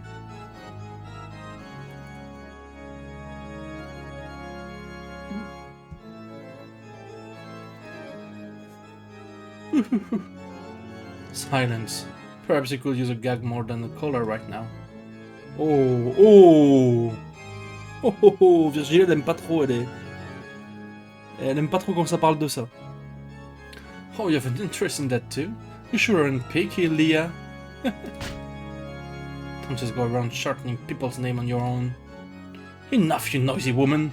Are you telling me you'd like to be locked up in the same cell? I apologize, master. This old body of mine will not be able to stand such a cold prison.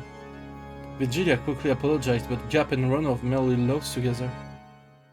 It was like they thought their own couldn't be imprisoned, or else that even if someone tried to imprison them, it would be pointless. A prison's a place from which a capture cannot escape. That implies a strong will enough to not let them go for a lifetime. It's not even worth speaking of love to a woman you could give up on if she ran away. A woman who makes you so insane that you don't want to let her escape to the point of binding her in chains.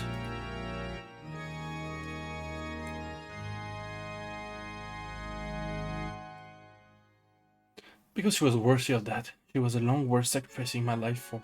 I will not ask you to understand. No one can bind me, I will not be bound.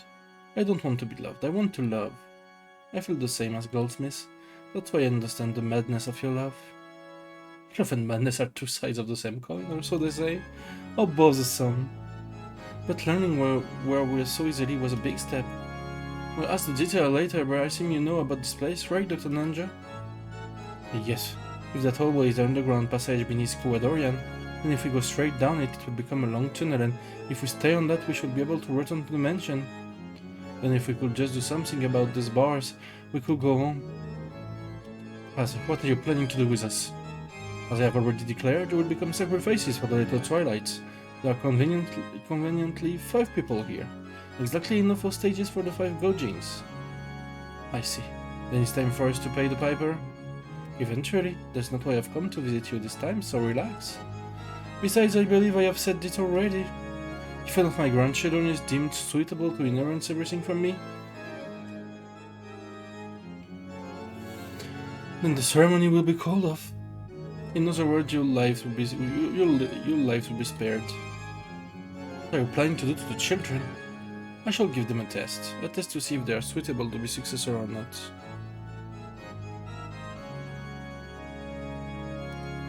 If even one of them can surprise me, I call the ceremony off.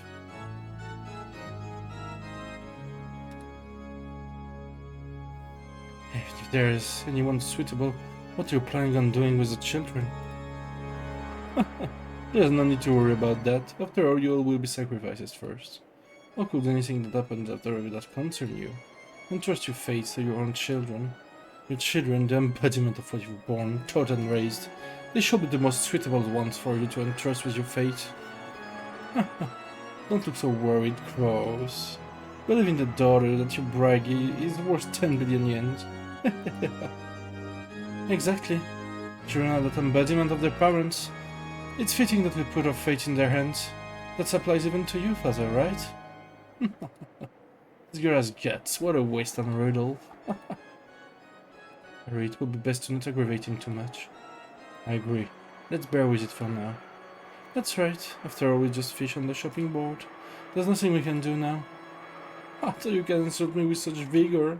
I don't dislike that kind of woman, see? Beatrice was like that too in the beginning. Master, perhaps we should get back to the main topic. We've been off tracks for a while now. Ah yes, there was that. Sorry, my friend.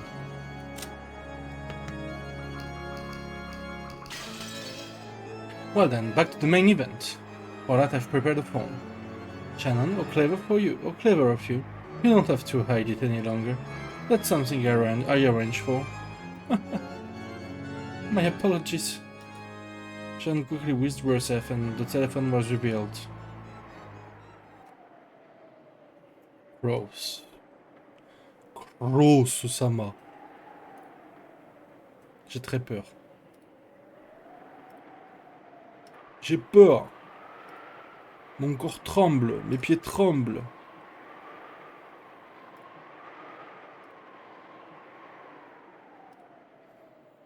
Call the grandchildren in the maison d'hôte. Tell them of the test and of the start of my trial. One of mentioned for Crows to pick up the receiver. And if I say no? Oh, and why do you think you're in a position to negotiate? If you don't make the call, then the grandchildren won't even be given a chance. The Ushiromiya family will end here, and I'll sacrifice you all right away. You'd be lucky to become sacrifices right away. Don't you think it'd be more painful to watch the children get sacrificed first, before your very eyes? Yeah, the master is the one who decides the sacrifice order. Don't say things on your own. Leah, you just tried to shorten my name, didn't you? I did not. And I told you not to shorten other people's name on your own. Women truly are noisy. Pronof, c'est un peu le suceur all time, hein, quand même. Hein.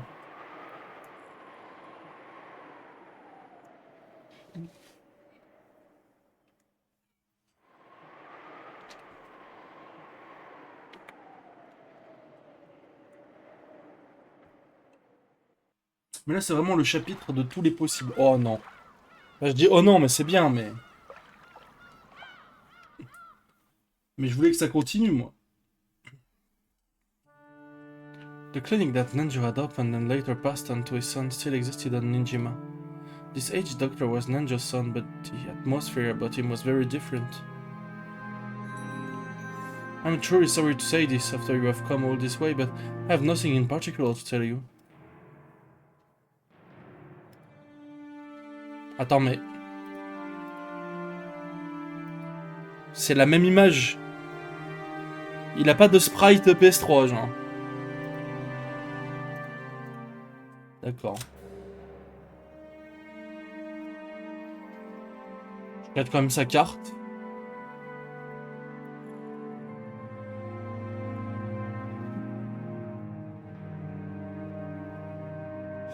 Ghost Pipers. Ouais, bien gaze, ouais.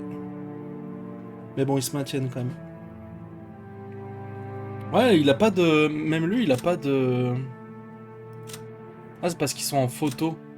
Ceux qui sont en photo, ils ont pas de grand sprite, genre.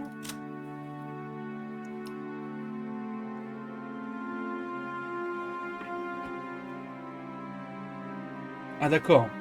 Ta fille est morte, son père est mort, quoi. Ouais, bon. Le pauvre. Ça, le pauvre. I'm truly sorry to say this after you have come all this way, but I have nothing particular to tell you. Nanjo's son said that very indifferently.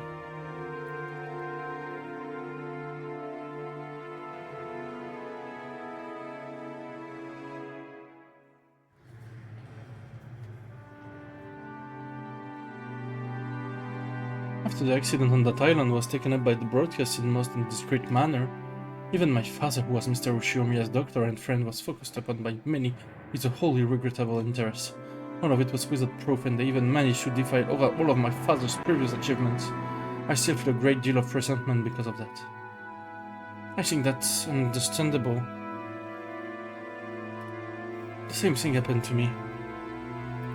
I had to put up with constantly since I was 6. My apologies.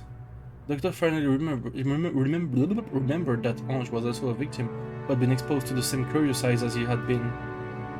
In that case, you can probably understand why I don't want to have anything to do with that incident. That was an unfortunate accident. The only ones who want to make a fuss about it being a crime are those irresponsible TV shows and magazines. I am more than fed up with their attitudes. Andrew had been passed with attention for being one of Shiromiya Kinzo's few friends.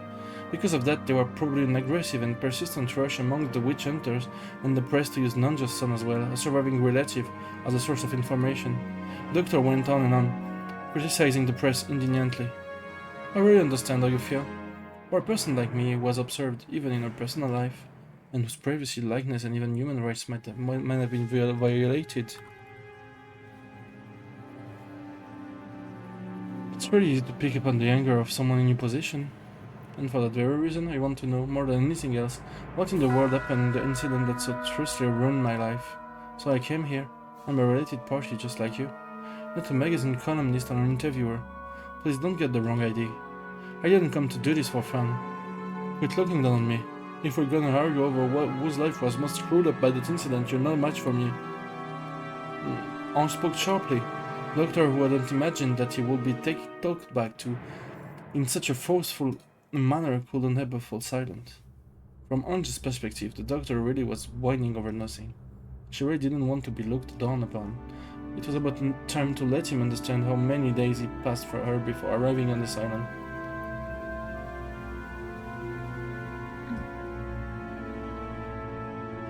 The doctor realized that he said something wrong and remained silent for a while, looking uncomfortable. I know it's rarely painful to remember what happened at the time, but if there's anything you would know, please tell me no matter what it is. Of course I'll keep quiet about it. I visited here today to bring some resolution to my life. I'm 18. That incident took away 12 years from my life, and it probably keep on taking. Since that day, when I was 6 years old, I've remained shut away in darkness. Are you saying that despite that I still don't have a right to know? Now how rude of me. It seems that since all the others who came here were unnatural folk, I instinctively put up my guard. Ce qui est logique, en soi. I apologize for my rudeness.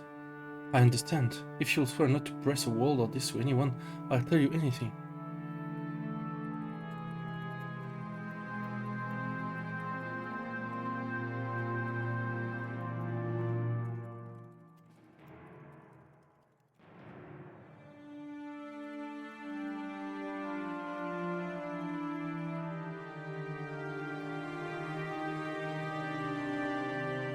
Thanks, Doctor. Then if you would, please tell me anything you can. As you know, my father was not only Mr. Ushiomiya's head physician, but his friend through the game of chess. That relationship was very long, stretching back to the time Mr. Ushiomiya moved to Rokkenjima. Just how close were they? Very close, it seems. It seems that their connection through chess led my father to stay at Mr. Ushiomiya's mentioned quite often. Although I may not be one to talk, Mr. Ushiomiya was extremely moody, and my father was an exceedingly magnanimous man who excelled at interacting with humans like him. It's not hard to imagine that he was a rare friend for the isolated Mr. Ushiomiya.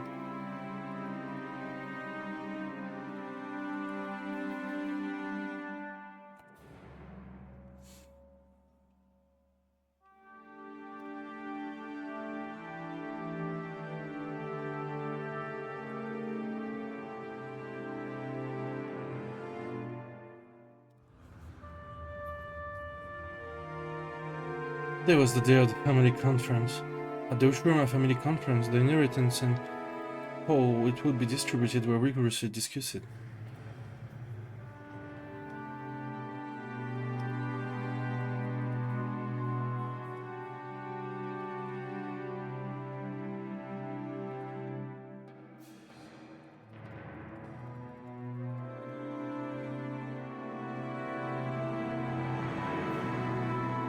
Making it almost like a financial conference, which means Dr. Nanjo might have gained a trust so great that he was asked to attend even that, right? My father was a simple doctor, so I cannot imagine that he was in a position to advise on the distribution of wealth for a massively rich family like the Ushiomiya family. He was most likely called there to assist with Mr. Ushiomiya's health, because it was not at his best at the time. As Kinzo's close friend, I'm sure my father would have kept his mouth shut and that he was trusted not to leak the secret of the family conference.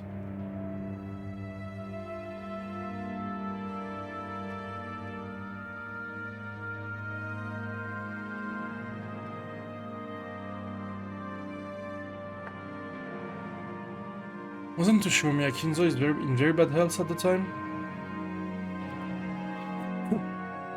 Were there any medical charts left behind? Perhaps he brought the medical charts with him on the day of the accident. I'm afraid to say that the entire folder of Mr. Ushiomiya's medical charts has been lost. He was my father's patient, so I do not know the details. Around the time of the incident, did anything strange happen? Yes, there was one thing. However, it seems exceedingly likely to invite misunderstanding, so I very much do not wish to discuss it. What is it? Please tell me.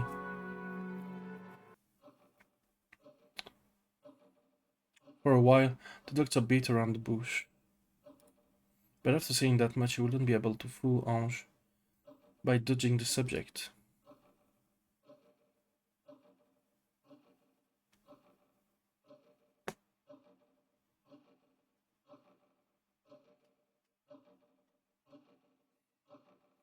He eventually gave in, and after making Ange swear herself to secrecy again, told her. The truth is, several days after that incident, I received something by mail at my home. By mail? It was very curious. The sender was made out to be me, but I had no memory of it. Someone has faked my name and sent it. The destination was Ribbon Island in Hokkaido. Excluding the northern territories, it is at the northernmost tip of Japan. The recipient was apparently a resident on Ribbon Island, but the name was my father's. However, it seemed that there was a problem with the destination address, so it was stamped as address unknown and returned to the sender, me. It was truly a strange tale. Nanjo's son's name was written as the sender. However, he said that he hadn't mailed the letter. In short, that meant someone has faken his name and sent it. Surtout si c'est vraiment une lettre d'Aigle à une aile, quoi.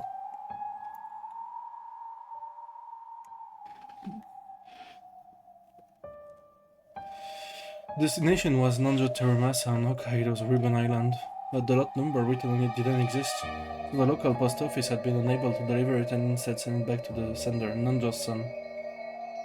What was inside? I do ask you to keep silent about this.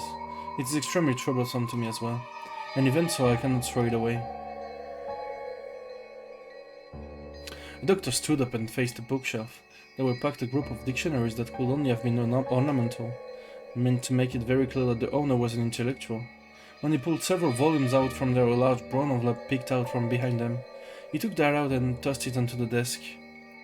It had been carefully sealed with cellophane tape, and its faded color and dryness made it clear that it had been sealed 12 years ago. I ask most solemnly for your silence in this matter. Being so persistent that it was annoying, the doctor removed the seal with a paper knife. Then when he tilted the envelope, an already open mail envelope spilled out. The envelope had a weight to it, hinting that there was something other than a letter inside. The recipient was certainly Nanja Terumasa. Just seeing that was a huge shock. J'avoue que là, following that incident, Nanja's corpse has not been found, and he had eventually been treated as dead after going missing under extraordinary circumstances. And despite that, this letter addressed to Nanjo in Hokkaido existed. One could almost take this as a sign that he had faked his own death and escaped to Hokkaido. Was Dr. Nanjo really in Hokkaido? Or else was there another person with the same first and last name in Hokkaido? And my father had someone escaped from the accident and live on in Hokkaido. It would have made us and his family very happy regardless of the circumstances. I also solved the possibility at first. However, the envelope's destination address does not exist. In short, this envelope was mailed that had no way of reaching him. Is there a possibility that the sender miswrote the correct address? Of course, I cannot deny it. However, judging from the residence house number, I found that hard to believe. Hokkaido, Ruben Island, Ruben County, Ruben City, 1, 2, 3, 4, 5, 6, 7. Up until Ruben City. 6, 7! 6, 7 mentioned in Umineko. OMG. J'avais pas fait gaffe. 6, 7 mentioned! 6, 7 mentioned! Pardon. Je me calme.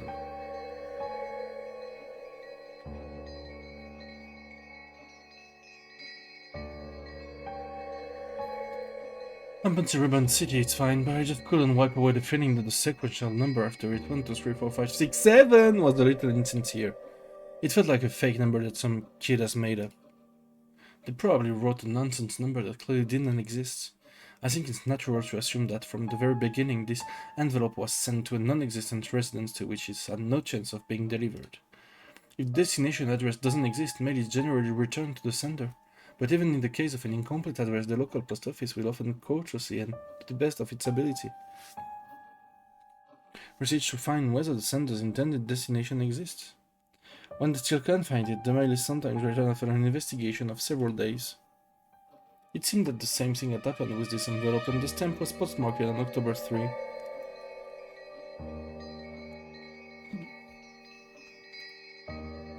It was postmarked on Nijima. Nijima was a long way away from Ruben Island. On top of that, the destination was also nonsensical. It had taken more than a week from the mail to be returned. In other words, there were probably a high chance of having the envelope returned to the sender after an unfixed amount of time. Had been the goal from the very beginning. Why do something like that, even before asking what it was that has been sent? This envelope was already wrapped in mystery. C'est le mystery gift de Isaac ou quoi? Tu peux prendre un truc du pool d'item avec la lettre. Inside it? Go ahead. After getting the doctor's permission, I altered the already open envelope. From the inside came a small folded letter and a small key with a number plate attached. Then a magnetic card slid out. A112 was engraved on the key's number plate. I didn't know what it meant. The magnetic card was pitch black and had gold character engraved in it. Members was written in English. The jet black gold lettered card design made it feel like something very high class. But of course I didn't have a clue what kind of card it was just from that. I unfolded the letter. Its content was extremely brief, and only the following was written. On l'a déjà vu ça. On l'a déjà vu ça. On l'a déjà vu ça.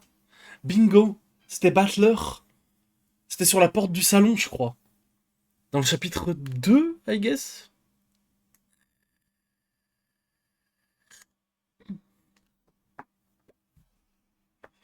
On l'a déjà vu ça. Mais ils n'avaient pas trouvé le mystère derrière. Donc il y a vraiment un mystère derrière le 07 15 11 29. Okay. Also written was the name of certain massive banknotes throughout Japan, as well as the World Central Branch. That was all. And this is? It's a card, a key and a pin for a safe deposit box. And it wasn't a normal safe deposit box either. It was an unsettling one, which was apparently reserved only for special clients. After he finished putting his affairs in order following his father's funeral, he had visited the bank. Pin and key card. Pin, key and card. There was no doubt that something of great importance was kept there, and he had been naturally curious about what it might be. At first he hadn't known what to do. The card wasn't something he owned in the first place. When he mustered up his courage and showed the card to a bank clerk, he was then switched to a clerk of clearly high status and was guided to a large vault on the fourth basement. Security on the way, they were strict. The doctor has himself stored valuable items such as real estate transcripts in safe deposit box before, but this was something on a whole different level. Like the procedure as the deposit box I had been using, with this system, as long as you had a card, a pin and a key, you didn't need to have your identity confirmed. But anyway, I was frightened on how imposing that secure vault was, and I wondered what kind of shady object might await me that had to be stored in a place like this. And then, when I passed the card through the reader, I was asked to input the PIN, and after that 8-digit number was input and authenticated, I was permitted access to the vault. It was an incredible scene. A vault like something from a sci-fi movie. The massive, dimly lit silver room was covered with doors to safe. He had entered that room along with the clerk.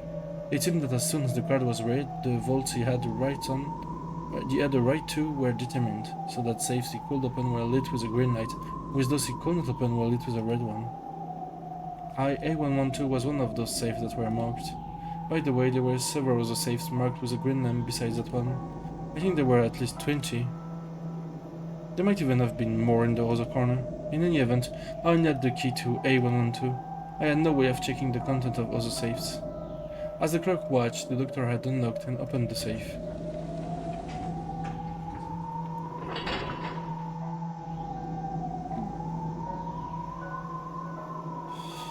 When he did, a safe drawer like a large cabinet had opened, and an expensive-looking duralumin case peeked out.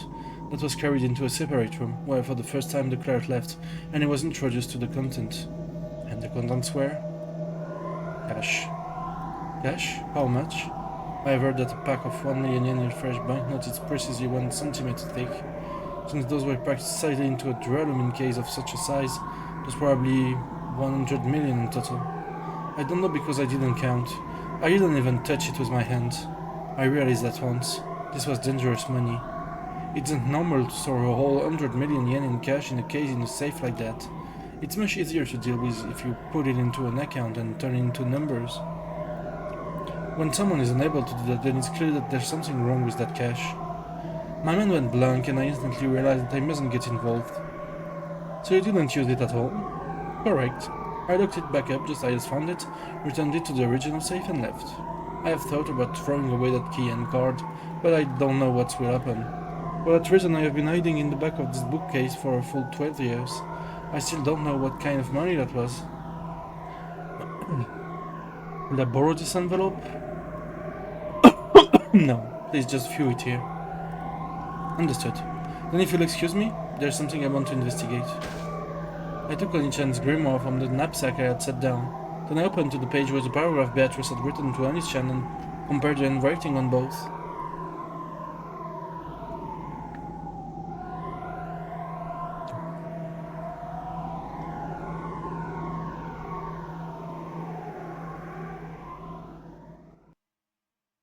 There was no mistake about the characteristic handwriting. The one who had sent this 100 million yen in cash was Beatrice herself. Wow, mais pourquoi? Why? Why? Why? But what is it? Something bugging me. What is it? What could it be? Yeah, I'm pretty sure I got something like that in the mail. Hey Ma, where did you put that? Same envelope and contents had been sent to Kumasawa's son, who had once lived with her. But she had been very busy in the days since and seemed to have forgotten about it while running around all over the place. Ha.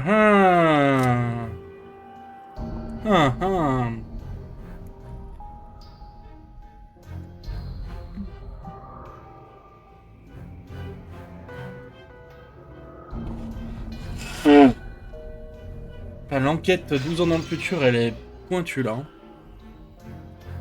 However, in stretch content that apparently stayed in memory and he remembered as soon as Ange mentioned it to him. After a bit of wait, his thin-lipped wife on the envelope, complaining that he always forgot where he put things right away. The modus operandi for the sender and the recipient was the same as Nanjo's son. The sender was made out to be Kumasawa's son, and the recipient was Kumasawa Shio. And the destination address was in the Okinawa prefecture. In our prefecture, Yaeyama County, Yonanugi City, 1, 2, 3, 4, 5, 6, 7!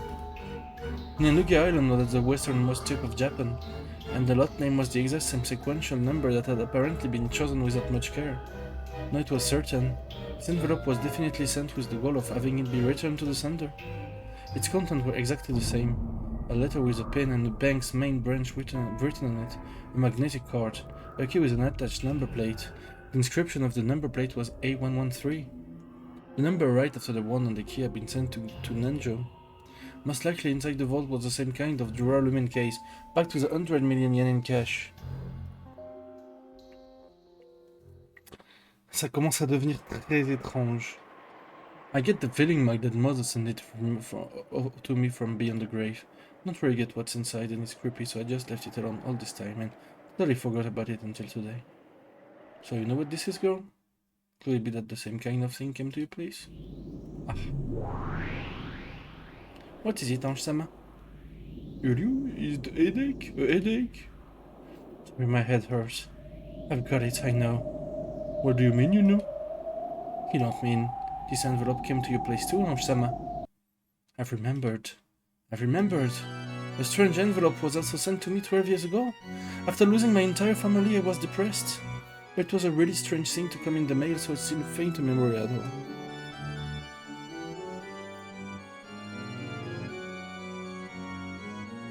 It was a strange letter with which I had no memory of sending, but which had me as the sender. I forget the destination address, but the name and the recipient has been Ushiromiya Rudolph, my father. I remember how disturbed I was when I got a letter and saw it was from father, opened it up, and found a key and a card that I didn't really understand. I felt let down and threw it away somewhere, I think. Where did I put that envelope? I probably lost it somewhere in the chaos that followed. I know I have no way of checking its content. However, I have a general idea. I'm sure the content were the same. Without a doubt, there had been a key, a card, and a note with a pin inside the envelope. Beatrice, what was she trying to do here? So did she hand out the stupid money to all the surviving relatives? I won't forgive her for mocking them even after their deaths. You, Ange? Sakota reacted nervously. As I looked at his worrying face, my hesitation began to cool off bit by bit. I'm sorry. My hatred of Beatrice isn't anything new. I was just surprised and angry to find out that I had a connection with the witch already at the age of 6 on that day. For the past 12 years, you've been constantly enslaved by Beatrice-sama's curse. This might be proof of that curse. But please hang in there. Breaking through that was supposed to be part of the goal of this journey. That's right. Just letting the blood rise to my head won't get me anywhere. Got to think calmly. What's going on? What's the meaning of handing out 100 million yens to the relatives? C'est Squid Game, quoi.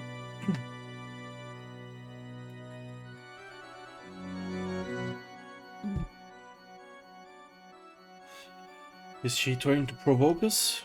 Damn that Beatrice. Oh, calm down, will you? As Sakutaro buried his head in my stomach, he urged me to stay calm. I took another deep breath and started thinking. I wonder if this envelope was sent to support the theory that Beatrice was behind that crime. It was postmarked right before the family conference. It was intentionally set up so that it would be sent back after some time. They wanted it to arrive after the incident, is that it? Yeah, that's what it implies. But it raises a few questions. Why use such an uncertain method?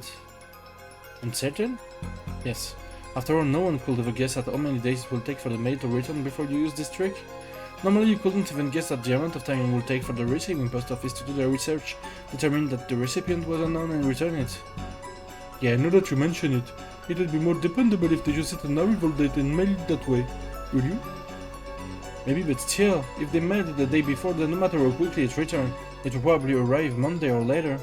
I wonder if they wanted to make it seem like a letter from the dead. A letter from the dead, you say? You're right. It surprised me, and it made me feel bad. Some mail with my dead family name written on the outside in large letters was thrown into the mailbox with an ominous label attached. However, it doesn't really make sense to me. I would have made it to arrive on a specified day. I just can't understand why someone would hold the uncertainty of it arriving on a day other than the one they imagined. Idiot? But it really does sound like Beato to me. Huh? You know about Beato? Well, I only talk with her a little. Still, I can pretty much accept that Beato would do something like this.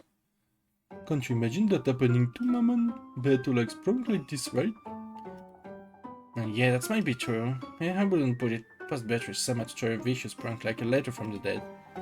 No, that's not all. Beatrice would find it more interesting to do it through an uncertain method, instead of one that was absolutely certain.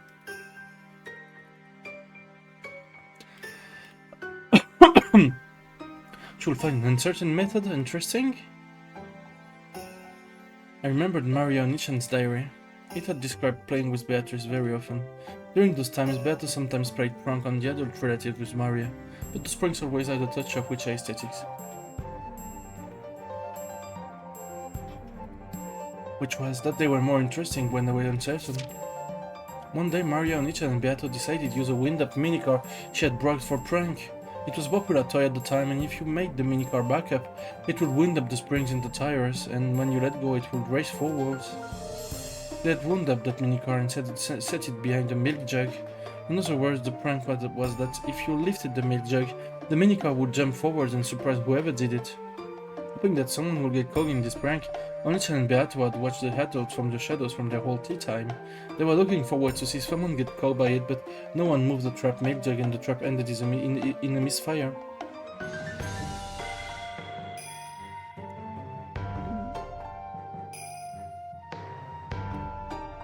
When Onicha has then muttered we should put it somewhere where it would definitely caught someone, Beato apparently said this.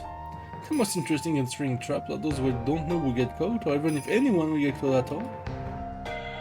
It's probably true that you wouldn't get this kind of excitement from a trap that will certainly go off. Similar accounts occurred in multiple places, making it possible to guess that the witch is called Beatrice as a fickle character and loved the random thrill. A fickle person is very hard to deal with. I can spin the chessboard around to find out what that witch from 12 years ago was planning. Flip the chessboard.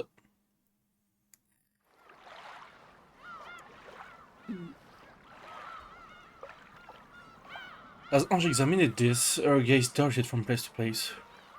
Then she suddenly showed interest in the wall. There are several framed pictures were hung. Many of them were commemorative photos from when the relatives of the Kumasawa family gathered or when someone to play and Kumasawa was in several. And she still wore a smile that made it so you could almost hear her light turn ho laugh. It's part of my distant memory, but I definitely remember that she was this sort of cheerful old lady. Did you notice anything different about Kumasawa in the days leading up to the accident? Nope, she looked the same as ever. Family conference put her on edge, because she was always grumbling about how tough it was. What's this? Among the several frames, there was one that had something other than a picture of people in it. It was a picture of an enlarged relief of a door from a Western-style house or something. I couldn't see any interesting subject in particular, which actually bugged me a bit, as I wondered why anyone had gone to all the trouble of taking it. As I got closer, I realized that some characters had been written with a pen. Oh yeah, that's a photo I got when Mother's belongings were distributed. I think it probably has something to do with that legend of the gold thing. The witch epitaph, you mean? It was whispered that it pointed out the location of the hidden 10 tons of gold. Kumasawa tried to solve it too, but it isn't the epitaph. It's the first time I've seen it. There was an arch above the western style door and that's where the relief was. Est-ce que Ange en 98 peut essayer de solve l'épitaphe? Ça pourrait être le bordel s'il faisait ça. En vrai. English words were engraved there, and they seemed to be what the picture was focused on. The pen writing appeared to be a transition into Japanese. This door is open only at probability of a quadrillion to 1. You will be blessed only at the probability of a quadrillion to 1. I don't recognize it. Nothing like this ever showed up in the epitaph or Oni-chan's diary. In Moses' belonging there were quite a few photos and notes that looked like her. trying to solve the riddle of the epitaph. Mother was actually surprisingly fond of that kind of thing. And there was that rumor that 10 tons of gold bar were hidden somewhere, and not surprised she got so absorbed by it. In both Maria and Nishan's diary and the grimoire there was a description of the witch's epitaph. It had talked about how it was a ceremony to open the door to the Golden and Beatrice's resurrection ceremony, Beatrice's succession ceremony. On and on. Maybe the most interesting one was the last part about it being a succession ceremony. According to Beatrice, if you were able to solve the witch's epitaph, you would receive not only 10 tons of gold and the Ushiromiya family inheritance, but her own magical power and name, as well as the title of Golden Witch. Among the Ushiromiya family household at the time, the witch's epitaph was thought of as a difficult quiz which the family head Kinzo had arranged from to choose a successor. But with the Maria Sorcier interpretation, the questioner was Beatrice herself, and she had posed the question in part to choose a successor. There was slight discrepancies in the details of the two interpretations. Either way, ominous content brought to mind a bloody serial murder, and both of the message both drew a tale of a crime following that pattern. If I could solve the witch's epitaph now, 12 years later, I wonder if I could expose some plot made back then. I tried to solve it many times myself, but I never did have a clue what it meant. It seems that many witch hunters tried as well. I also found theories like the La Plata theory and Nura theory in certain books. However, neither of the theory were conclusive. Are there any other materials? I think so, but they were all split up between my siblings. I don't have a clue who that was. Who has what? Sorry. Just reading this English text that Kumasawa took a picture of, it gives the impression that this was a forbidden door that was rarely opened. But where is the dimension is this, I wonder? Judging by the lightning, it looks like it's outside. I wonder if Kumasawa thought that the gold might be hidden in there? Who knows, either way I do wonder when the Rokonjima mentioned it was. I hate to say it, but there wasn't enough money in Mother's bank account to make me think she found the gold. She probably didn't find it after all. The Golden Witch Beatrice gave 10 tons of gold to Kinzo, which meant that the witch was the true owner of the gold. Beatrice was the owner of all the vast fortune of the Ushiromiya family. The witch holding this vast wealth has massacred the human on Rokonjima on that day, sending a large amount of money to the surviving relative like it was a game. Like hell, it's a letter from the dead. It's a desecration of the dead. I was once again convinced. When my family died on that island that day, they didn't go to heaven. They're being trapped by the witch even now and are being desecrated and tormented for all eternity. En vrai, est-ce qu'il y a un truc à faire qui peut être... Il y a un truc à faire qui peut être intéressant pour Ange. Et je vais peut-être essayer de résoudre ça, non pas avec Battler, mais de son côté en 98. Et peut-être de les libérer là, mais non, c'est impossible. En fait, j'imagine qu'elle va essayer tout ce qui est en son pouvoir, mais... Même s'ils sont trap en 98... Ah non, c'est impossible, je pense pas.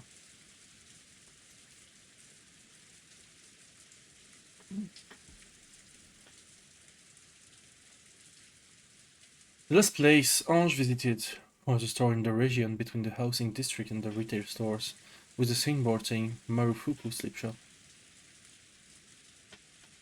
There lived a man who had been the boat captain of the ferryboat to Rokonjima at the time. Even he, who had long lived as a man of the sea, had retired after contracting a serious illness, and was not taken care of at the house of his son and his son's wife. I remember it very well. You were still about this small. Look how you've grown. And it must have been very tough on you. I know very well how you must feel. The former boat captain was in such high spirit that you couldn't really tell why he had retired in the first place. His memory seemed clear too, and he could remember the events of more than a decade ago well, apparently even about how Ange has been at the time. The way he chatted on was very helpful for Ange. Captain Kawabata. Ah mais c'est lui que j'ai eu sur le jeu de cartes.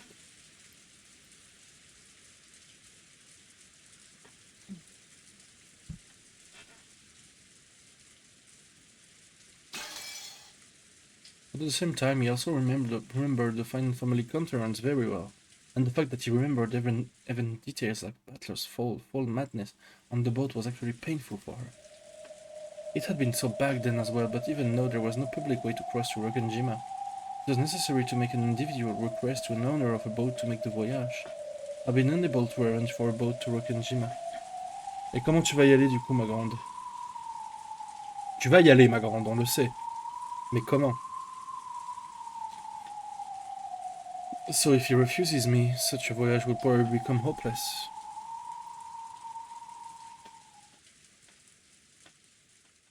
I getcha. It won't be easy to find a boat eager to go to that island. I know there are even some who call it by its whole name, Akujishima, instead of Rokkenjima. It's understandable why the sailors around here would turn down new requests. I'm the start fishermen at fear of Rokkenjima as an island of misfortune. And because of that incident 12 years ago, this fear had reached a peak. They respected the sea, feared it, and revered it. There were almost no sailors who would try to take a boat on the cursed island. Because of that, most of the witch hunters was unable to cross over to Rokkenjima, and were limited to taking a trip around the island. Ironically, this had caused the sense of mystery surrounding Rokkenjima to increase even more, which had resulted in the propagation of the bizarre witch stories they loved so much.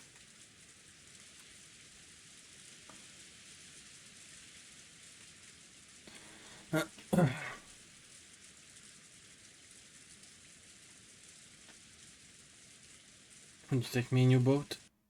Yep. They're supposed to give it back to me just for tomorrow. Talk to Timmy Senja and I've been in a pretty bad mood lately. I'm not into shape. The former boat captain promised that tomorrow he will go back to the previous job and take his boat out to Rokkenjima.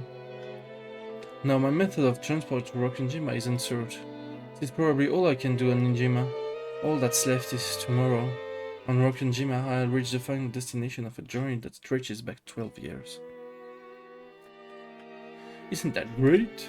This way it looks like you'll be able to go to the island? It sure does. I heard that it would be hard to find a boat, so the boat captain's helpfulness really saved me. Although it may not be the same as it was for you, Ange-sama. I'm sure the incident 12 years ago had been a taunt for the boat captain as well, and that he still hadn't been able to pull out.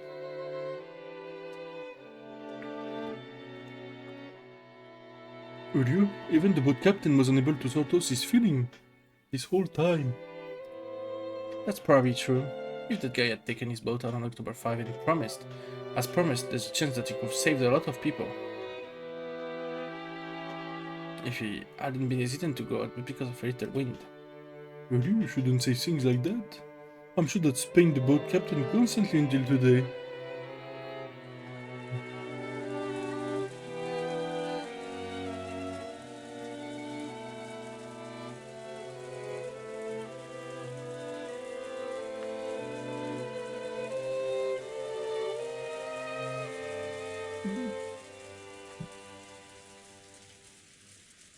Apparently their tree had been right in the middle of a typhoon on October 5. According to the boat captain, he had known for certain that they'd be trapped by the typhoon if they headed to Rokkenjima on October 4. But the family had been very persistent about the date of the conference, which has been determined beforehand. It was only natural. All of the relatives had been very busy at the time and they came to the family conference only after arranging their schedules beforehand. It was probably a situation where they couldn't easily push it back to the next week just because the typhoon was approaching. It wasn't the boat captain's fault. But perhaps you could say that he wasn't so irresponsible, that he could place the blame wholly on the typhoon.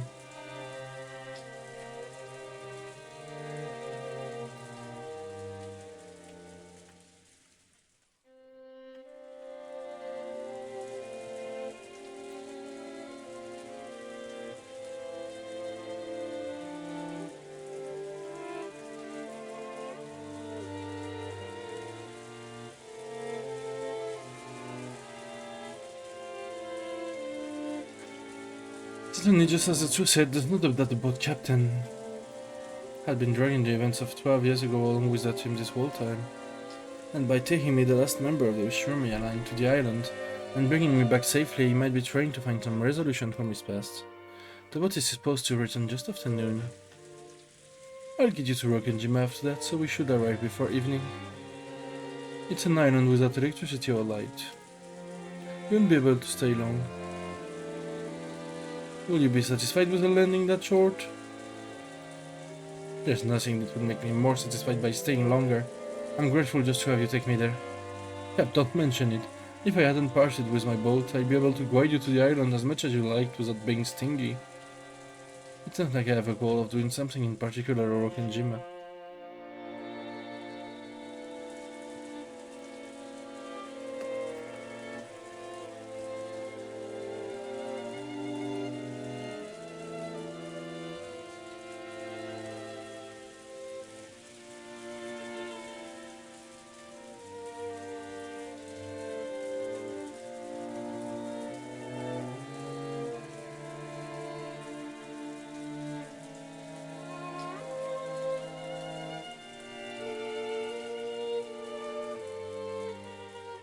Deux secondes.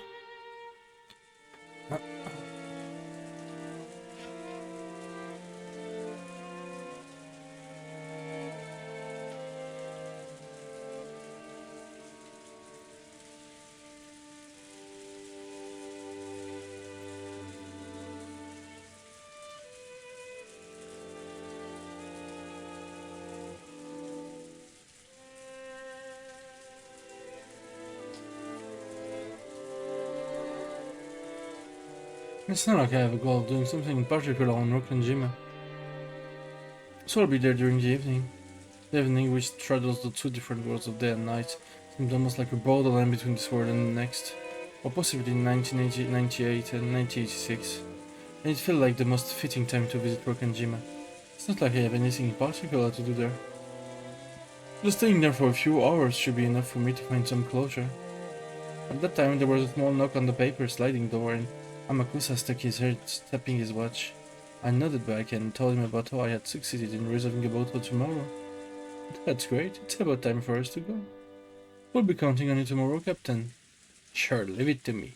I've heard all about what you guys gone through. I also watched the talk show at the time and was disgusted by the people who stir up and I'd seen them just for fun. I'll help out any way I can. Thank you very much. Then we'll see you noon tomorrow. I'm here. The fare for the boat. Ange took a rough wad of 10,000 yen bills from her pocket. The boat captain should have noticed his sneakness as well. But he paid it absolutely no interest and shook his head.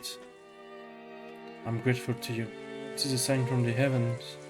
I've been given a final chance to take you to Rokanjima and bring you back safely. Now I'll finally be able to finish the final job Kinzo entrusted me with. So I'm grateful to you. I got more than enough money from Kinzo back then. I can't accept yours. Thank you very much.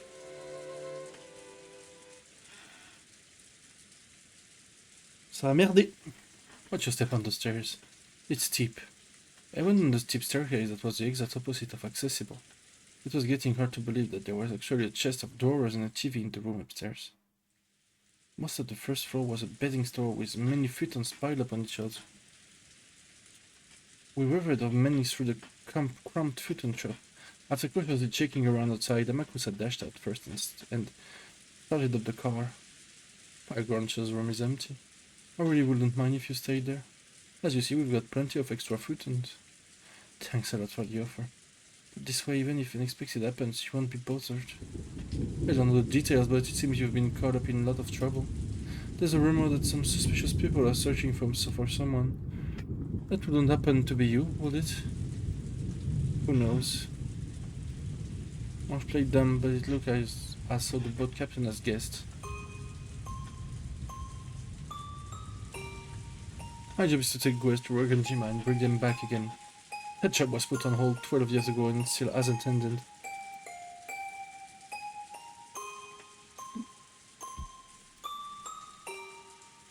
So, thanks to you, I think I'll be able to finish it. Quand elle va solver l'épitaphe en 98 et gagner... Bah non, parce que Eva l'a déjà solve dans son monde, en fait. Plus con. So listen, let me finish the job, okay? Do you understand me? Yeah, it's not like I'm going there to die. Le fusil de Chekhov. But part of me doesn't feel that I will die on that island. I should be able to go where my family is.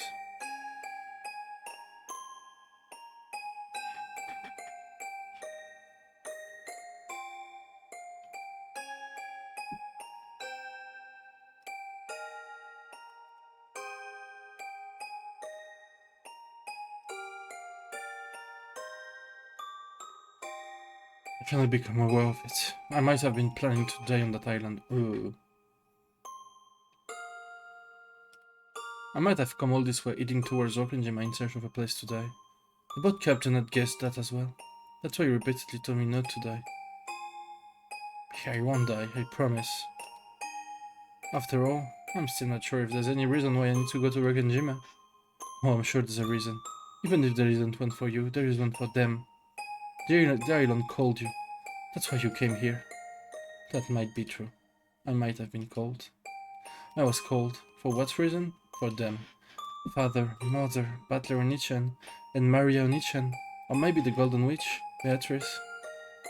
What is an Okanjima? And what will I achieve? Even though tomorrow is finally almost here, I still haven't been able to understand my own mission.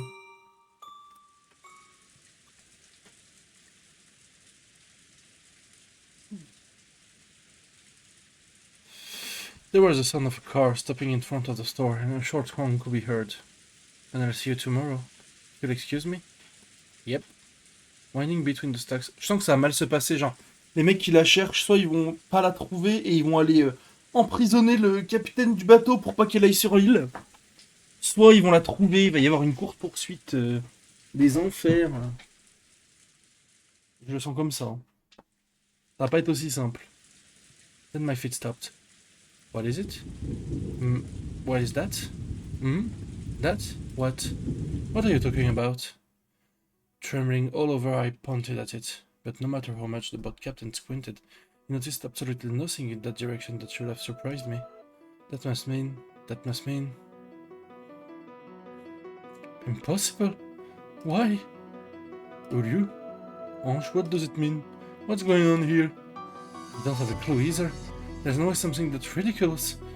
Is this magic? A miracle? Yes, this is probably fate. No, I understand. This was my mission. Uryu? I don't have a clue what... Shaking, I pointed into the thin darkness inside the store and froze up. What is it? You see something there, don't you? I don't see anything. What is it? What you see? Thank you, Captain. Everything was fate. Even me visiting this place was fate. This is the mission and the purpose that I'm going to Ryokanjima for. Ange? What is it? Is something wrong? I don't have a clue either. This girl just froze up while pointing into the darkness. Ange? Are you okay? What can you see? Can't you two see it? It's that right here, right there. Can't you see it? All I can see is a normal display case. There's no one there, right? Qu'est-ce qui se passe? Ryu, Ange. I don't know what's going on. Is this a dream? Magic? What is it? Ange. Sakutaro lifted its face toward Ange. From his eyes slid a single tear. Ange-sama. I understand, Oni-chan. And Beatrice. Uryu? This is magic, isn't it?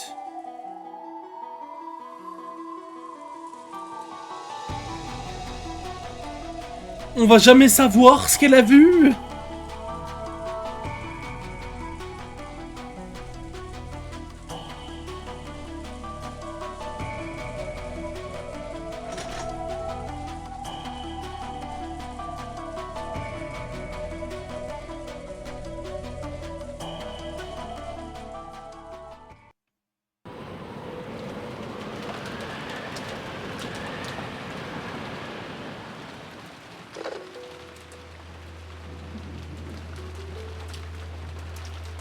J'imagine qu'il n'y a pas moyen de deviner. Putain, c'est dingue de faire des scènes comme ça. C'est dingue. Ça va rester un mystère un long moment, ça se trouve. Ou pas. Je vais pisser et je continue encore une petite heure, je pense. Ou une longue heure, ça dépend. J'arrive.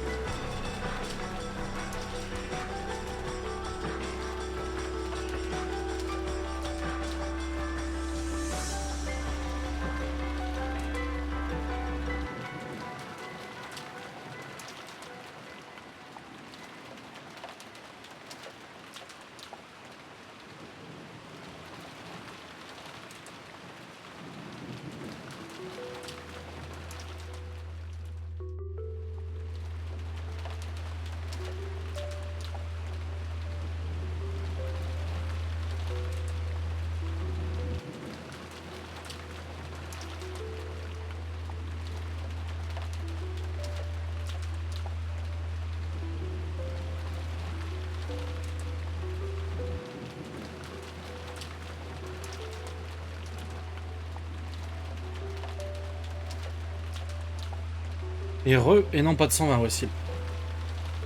Mais yo, cependant.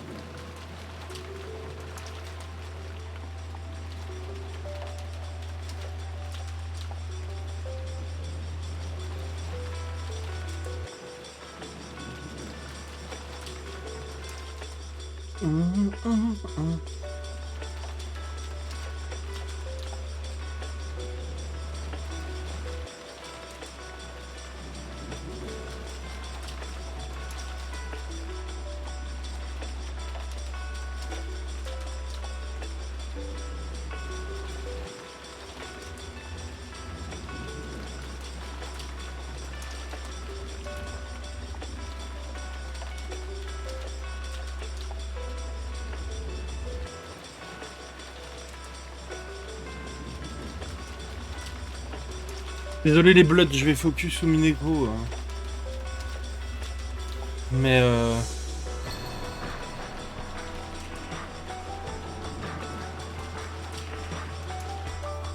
je referai du Mario très vite. Juste, faut que j'enchaîne le jeu.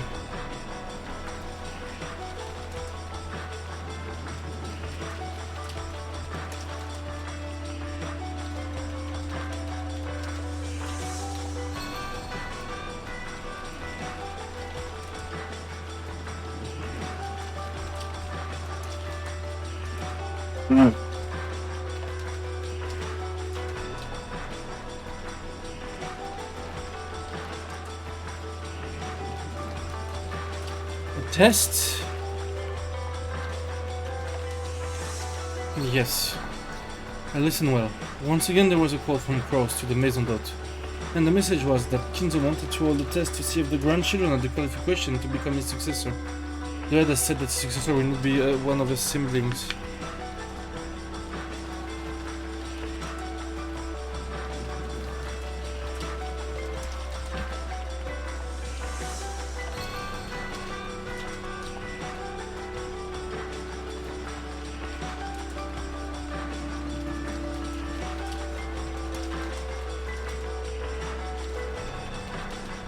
That he wants to pick from amongst the grandchildren. From Cross's restrained style of speech, Jessica realized as a daughter that he was being forced to speak.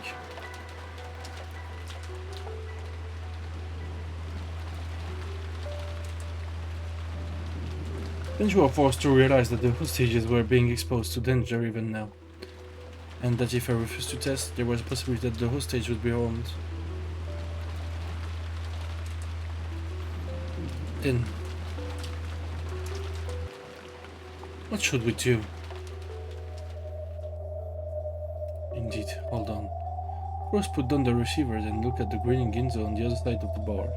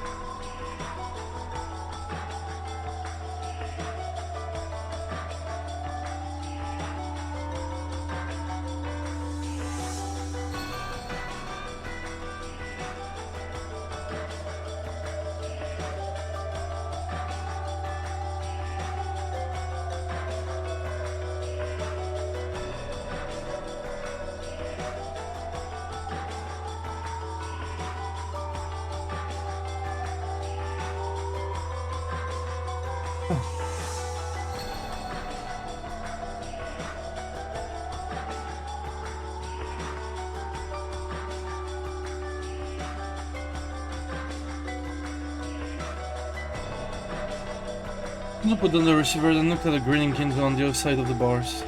Kinzo gave his next order. If our test those not involved must be removed. Goda and Kumasawa was there. Believe? Oh, it would be a problem if they interfere with the test. Banish them from the Maison d'Hôte. Banish, you say? There should be a gardening storehouse in the Rose Garden. Lock Goda and Kumasawa in there. We'll begin from there. Tell them to do it immediately. My weapons will be watching.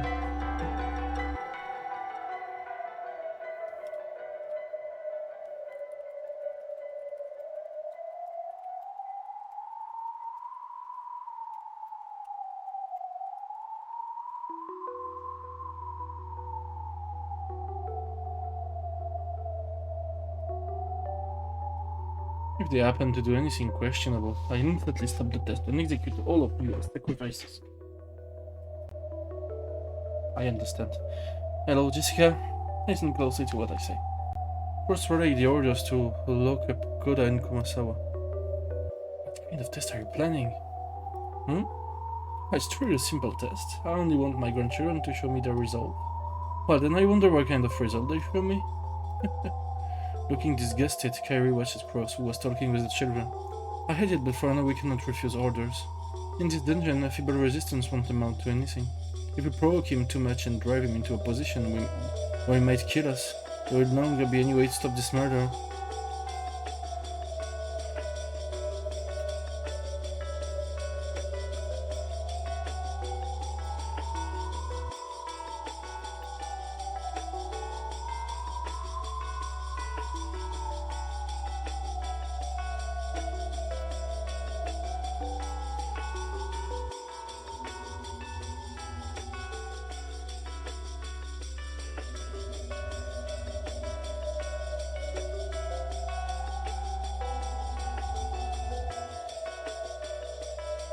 While waiting for an opportunity.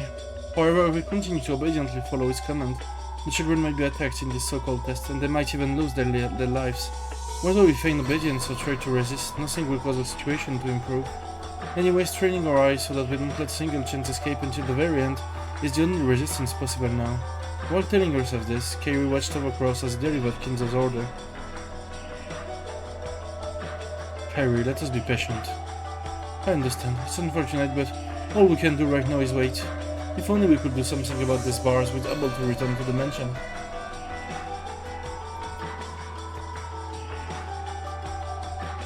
If only you could somehow get out of here. I'll try something. Do I have a request? What is it, my friend? I understand well that you want to test the children. It is fine for you to do as you desire. Without your power, the Ushira family might have been destroyed long ago. We truly understand why you want to carefully select the person who will take charge. Besides, that is what the family conference is all about. We won't get in your way. Your insight is useful. That's right, this is the family conference. A final family conference where I will select my successor. And yet, Kinzo, it is far too cold here. Since we want you to her with your test, can you take us to a slightly warmer place? La tentative est ballsy, mais j'y crois pas.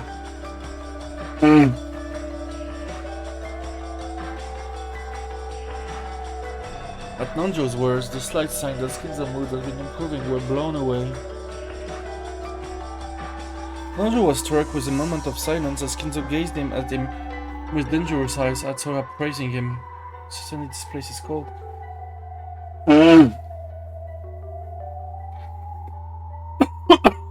It's tough on an old body. Master, wouldn't it be alright if you move them upstairs? I cannot do that. Are you naive, Nanjo? Stop acting as so you skip this turn, you truly and splendidly advance your strategy. I'm not falling for that, you see? If you're freezing, then why don't I line the floor with red hot coals? My apologies. Virgilia has tried to help out, but in the end, Kinzo will not comply. You two sure are obedient. If you felt like it, you could easily break these bars.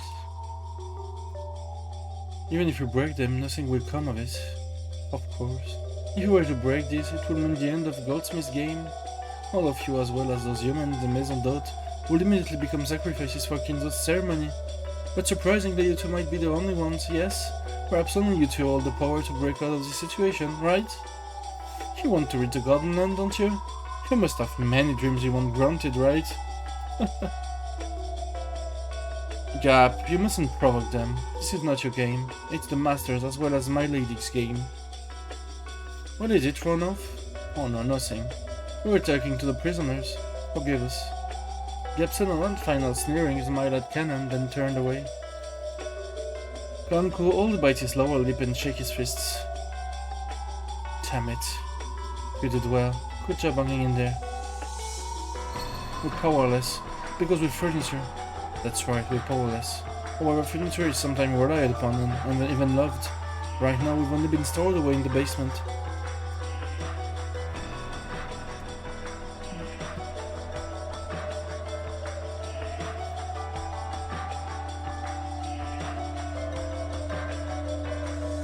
Surely one day somebody will love us, because they rely on us.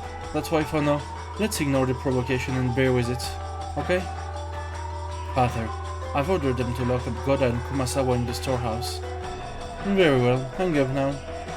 Chista sisters, observe the Grand Shiruna, they lock Goda and Kumasawa away. If they do anything suspicious, then at that moment the selection test for my successor will be over. When Kinzo made his order, the Chista sisters appeared behind him in a line. Understood, sir. I will scout. 556 and 410 will cover both flanks. 45, you want wide area surveillance. 00556 is... Ah, that's right. Sorry. She was a good kid. Oh! Attends, ça veut dire qu'on peut les tuer! Attention!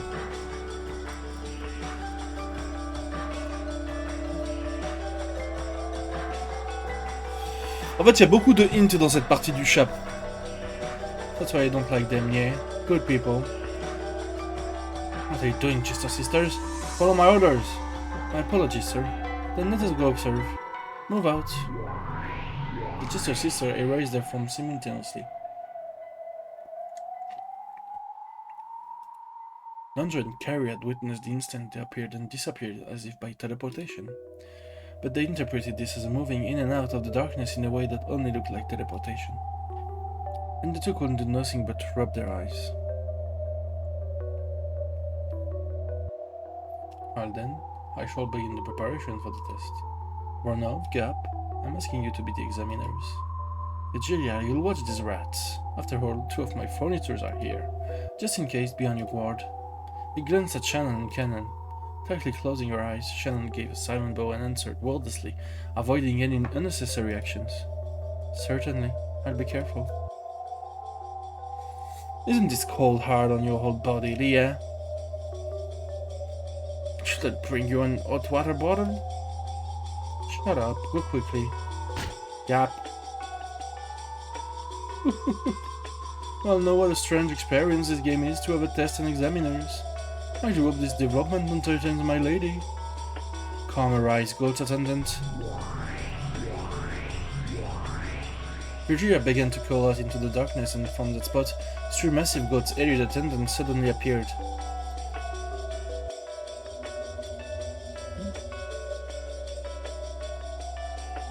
Ha, Beata's minions. How convenient. Let seem so warm. I see, so you use them instead of a hot water bottle. In that case, wouldn't sheep have been better than goats? You're the one wearing cashmere. They aren't very bright, but they faithfully follow orders and are quite dependable. Indeed, I leave it to you, my friend Virgilia. The rest of you, follow me. With a dignified gesture, Kinzo fluttered his cloak. Following him were Ronov and Gap, as well as the three recently summoned goat attendants. Hey, you three are supposed to wait here with me. Don't follow them. The goats jumped in surprise and then came tottering back. Harry, who had been watching stunned as all of this plays out, couldn't help but snort. Hehe, what unturning underlings. Lord Goldsmith did not give you permission to speak. She was probably embarrassed. Regia had spoken coolly, but Carrie saw through that, and for a little while she couldn't restrain a muffled laughter. However, on the inside, Carrie was surprised at the number of people Kinzo had with him. After all included Kinzo himself, at least 10 enemies had already been spotted. The dungeon they were currently locked in was supposedly underneath the hidden mansion called Kuadorian. Although this mansion has been whispered of, Not even crows had known of its existence until today. Are there actually several facilities like this on Rokkenjima, where many unknown henchmen that only Kinzo knows of hide? Just how many humans on Rokkenjima locked away by the typhoon? No, on the contrary, were we the only ones under the impression that there were only ancient people on this island? Were we breaking over whether Beatrice existed or not and worried about whether a 19% existed or not? Nothing more than the frogs in the well of this island? No wait, not only that. By now are there actually more people on the enemy side than on ours? Just what the hell is going on? Witches, demons, magic? Are you telling us to believe in those? Are my eyes screwed up or is it my head? I think I'm losing it. Mass murder by magic. Demons forming and disappearing into thin air. Setting aside the enemy's number, how should we interpret the various things thrust before our eyes that cannot be explained with the common sense of our world? Harry started to feel like she didn't know what was going on anymore, and while desperately battling the urge to abandon everything and give up, she grew to this and tried to hold on to her sanity.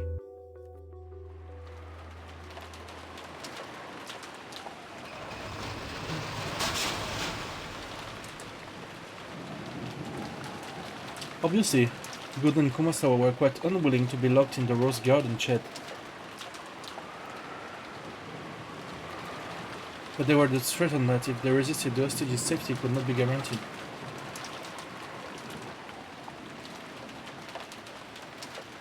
It was fairly hard to get them to agree.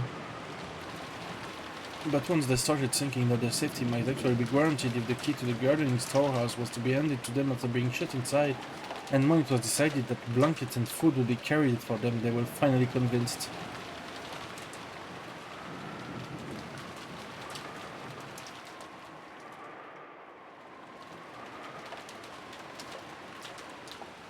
This place is pretty chilly. I wonder how long we have to stay locked in there. It could be as late as Monday morning at the worst, so a full day and night.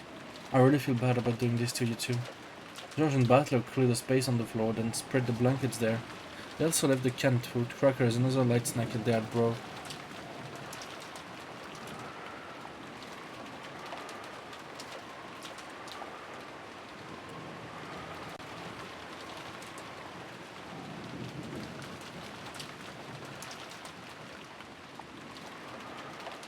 It'll be hard for you guys to go until Monday with just this. If only we could make a trip to the kitchen. They say not to go anywhere we weren't told to. Sounds like we're being watched. Damn. I'm honestly sorry that we cannot be of any use. And these are the times that we're truly supposed to be at your sides. It can't be helped. More importantly, take care of Fumasawa. We don't know what might happen. If the going gets too, I'd like you to pay it by here and come to the rescue. And more than anything, I want you to be safe. Yes, I understand. Please be careful, everyone. Right now the master is taking human lives like they're pieces on a chessboard. Ha ha ha ha! Please look out for yourselves. Goda stared at the floor, even though unable to believe what had happened, as he remembered that atrocity in the dining hall, and he hung his head in shame as his failure to fully describe that terror. Thank you. Make sure you stay on your guard. You too, Kumasawa. And you all please take care as well. I don't have any idea what's going on anymore. Well then, we'll be off. Let's go, Butler, Jessica-chan.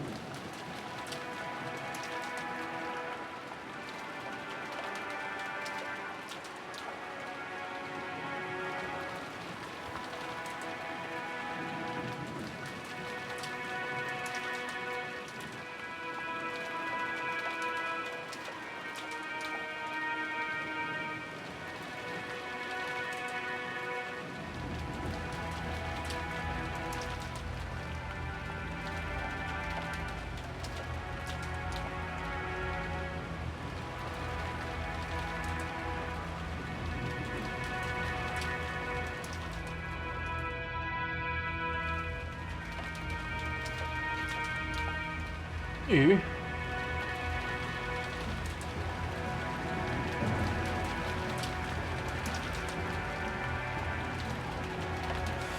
Looking at the pitiful expression on the imprisoned pair's face, it got really hard to close the shutter. But we can't disobey. We're being watched. The shutter was broke down and locked. Then George walked toward the small window on the side of the storehouse. At that side there was a small latticed window that could only admit light and ventilation. It looked like something from a jail, making the two of them seem even more pitiable. But on the other hand, it will hopefully protect them from Kinzo and his subordinates. He opened the window and called out, "Are you okay? You aren't cold, are you?" "We're okay. We've given off so many blankets after all. If we wrap ourselves up, we'll be just fine. I wish we could grow them a kerosene stove or something. I wouldn't have ventilation here. It would be tough for them, but there's nothing we can do now. The stages are being held against us. We can't disobey. Damn it. If we manage to save Kyrie and the rest somehow. They might be listening. Got us here. It's the key to the shutter. Indeed. I'll hold on to it."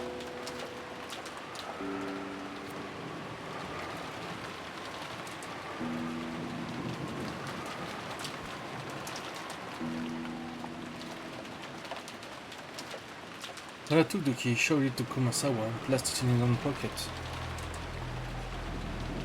There's only one key to the gardening shed shutter. The key was being held by the one locked up inside it. If the children had kept it and had it stolen from them by some chance, that would do nothing but expose the lives of those in the shed of danger. And even with the key, the shutter could not be opened from the inside, since the demand were fulfilled this way. However, there was no longer any way to open the shed from outside either. This protected them. Kinzo has ordered that they'd been confined, and they could do nothing but trust that this cold closed room would protect them. C'est marrant de faire une chambre close au cas où...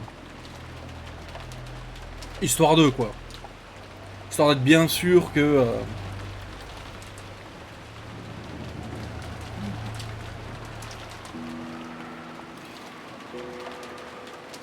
Tsuka watched this while holding Maria's hand, then looked over the thicknet in the pitch-black rose garden. Somewhere in this darkness, somebody was hiding, watching to see whether we obeyed order or not. Of course, we were only pointing a flashlight out there, no suspicious silhouette appears. But somebody was surely out there, hiding and watching. It was it many times with a urge to scream at them. It was able to hold that urge back to our reason.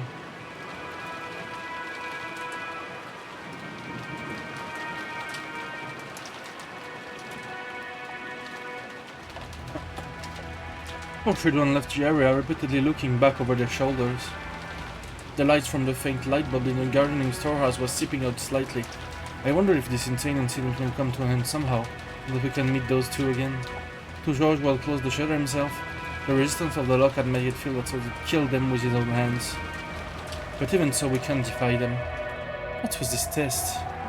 Damn geezer, don't screw with us. Killing Mom, capturing Dad for that. I don't get it, I killed him. It's okay, Jessica Oni-chan. There's nothing to be sad about. Maria. Soon the witch will be revived. Soon we'll be able to meet in the Golden Land. Ouch. Don't laugh indiscreetly like that. Seriously, a resurrection ceremony for a witch? Killing so many people involved? In delusion you should have just kept inside his head. That's gonna cost you, bastard. Let's return to the Maison d'Hôte.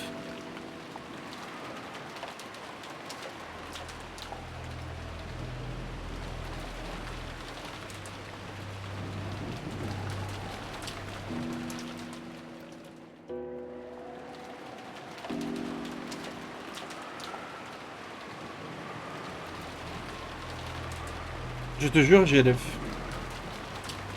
Va sur YouTube, hein.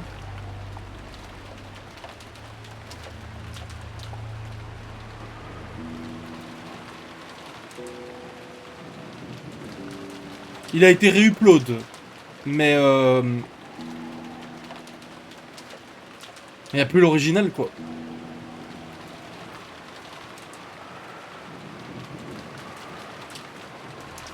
C'est fini. On peut juste pay respect, c'est tout. It'd be bad if we aren't there when grandfather calls. Urged on by George, everyone began walking towards the Maison d'Hôte. At that moment, Jessica turned in a circle, facing towards the darkness of the rose garden and roared. Hey, someone's watching, right? Tell the old man. Tell him I'm gonna fucking kill him. Let's go. Of course there was no reply, only the howl of the wind and rain. The children returned to the Maison d'Hôte. While Fearing was waiting for him up ahead.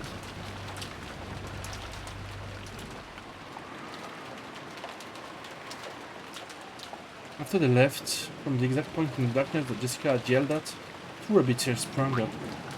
So sorry, they found me out. Because you're too slow, Pandragon-sama are going to scold you.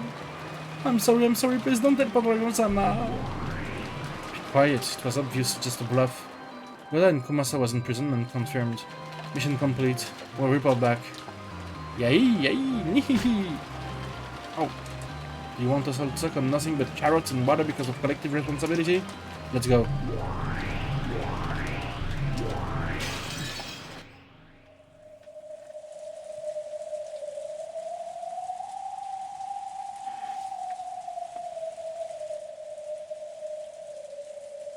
The fact that they were being watched certainly seems to be true. Because when they returned to the prison's room, turned the light on and laid down on their beds, the phone rang again. Je continue jusqu'au prochain miroir qui se brise. Earlier, Jessica has been answering the phone, saying as if we were halves. But now it was the eldest George who picked it up. This time Carrie was on the other end of the line.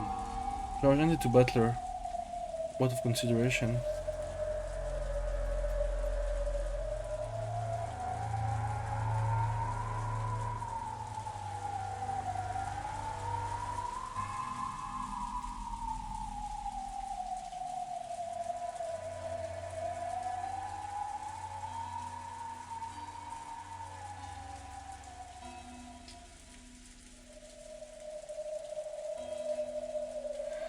This time Carrie was on the other side of the line. George handed to Butler out of consideration. Hello, Carrie? Is everything alright over there? Thanks for worrying.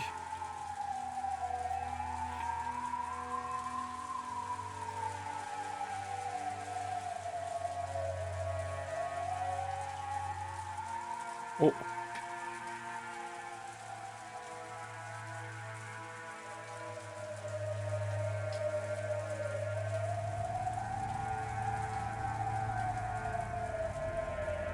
Moi aussi je vais prendre des anxiolytiques GLF pour oublier. Je pense.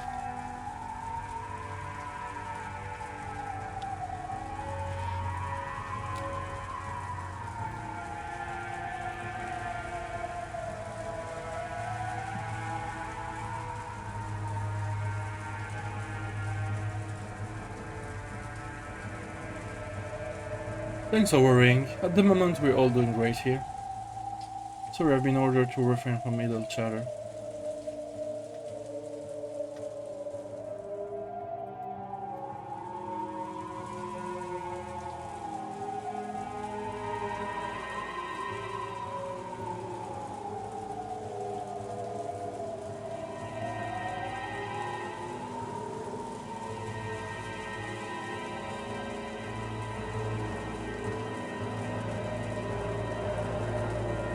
Thanks for worrying. At the moment we're doing great here. Sorry, I've been ordered to refrain from idle chatter. Listen to what I'm about to tell you. The fact that there were sages still hadn't changed. Kinzo, or one of his subordinates, was listening to the conversation. Butler restrained the urge to talk about other things, and focused on what Carrie had to say. That this would be carried by Jessica Chen and George Butler.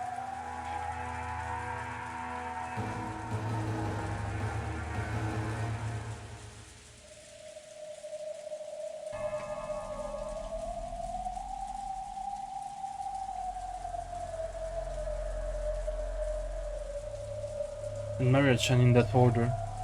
You'll each be summoned in turn, so until then do not leave the room.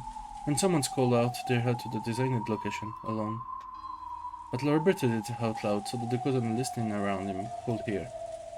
So it'll be Jessica, Nikki, me and Maria in that order. And we've gotta stay in the room until we call, right? Got it. Maria too? Even a 9-year-old girl? What the damn kids are trying to force us to do, that bastard? The fate of the Ushiromaya family rests in all of your hands. Do your best. Nah, fair. Butler noticed the strange nuance in Carrie's world. Even without any blood connection, he could still understand thanks to the long-lasting bond they shared. At this point, it doesn't make sense to worry about the Ushiromaya family itself. That probably wasn't the message Carrie wanted to send. Probably meant there's no way for us to escape from this dungeon, and we can only wait to be rescued.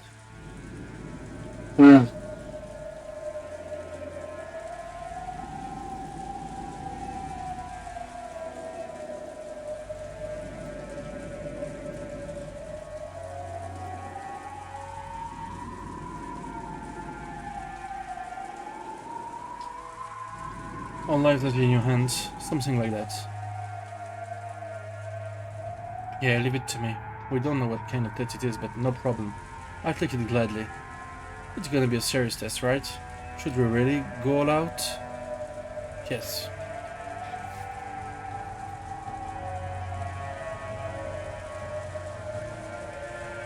It's a serious test. You know, the tree doesn't test you all.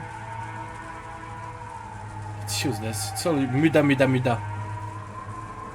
Some old fart on death's door and gonna give me a serious challenge. This is what nonsense if she gets in the coffin. I know he's there, so tell him this for me. I'll be your successor, and my first action will be to shove my fist into your face.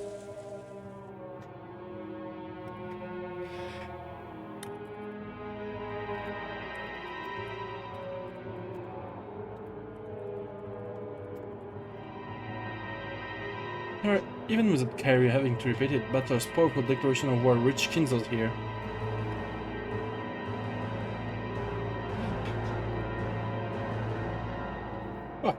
Butler, I'm truly looking forward to that. I can't wait to see just what the man who once threw away to assure me a name has attained. Just what Latin Mafia's wish when he appeared before me. Tell him. Unfortunately, Kinzo's voice was not picked up by the receiver. Therefore, Kyrie spoke for him. It sounds like he's more than up for the challenge. Got that, Butler? There's no need to hold back. You're Rudolph's son. No, you're my son. Oh. Oh, c'est Mimi en vrai. You're my son. Oh, c'est trop beau en vrai. C'est la première fois qu'elle le dit vraiment et qu'elle met des mots sur ça. Genre.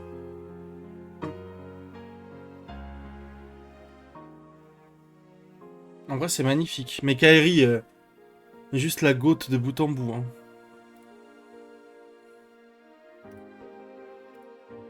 Show me something I can brag about to anyone. I leave everything in your hands.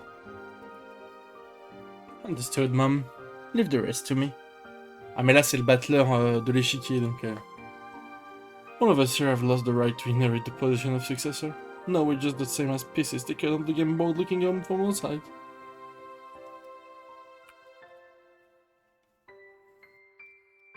So you'll have to fight by yourselves. Kyrie, the news of those words meant we're already given up.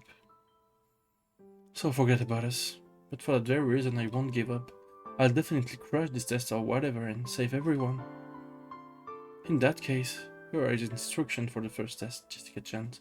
Go to your room. Ready, go to your room? What's your game, you damn geezer?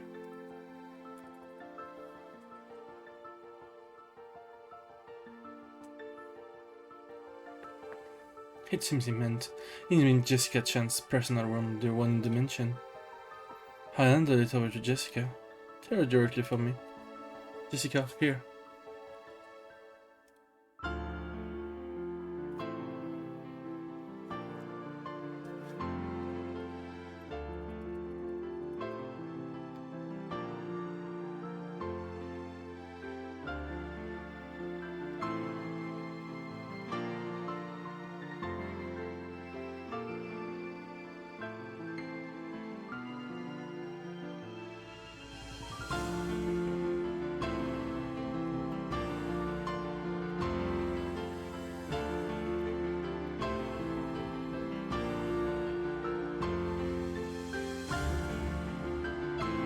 Hello?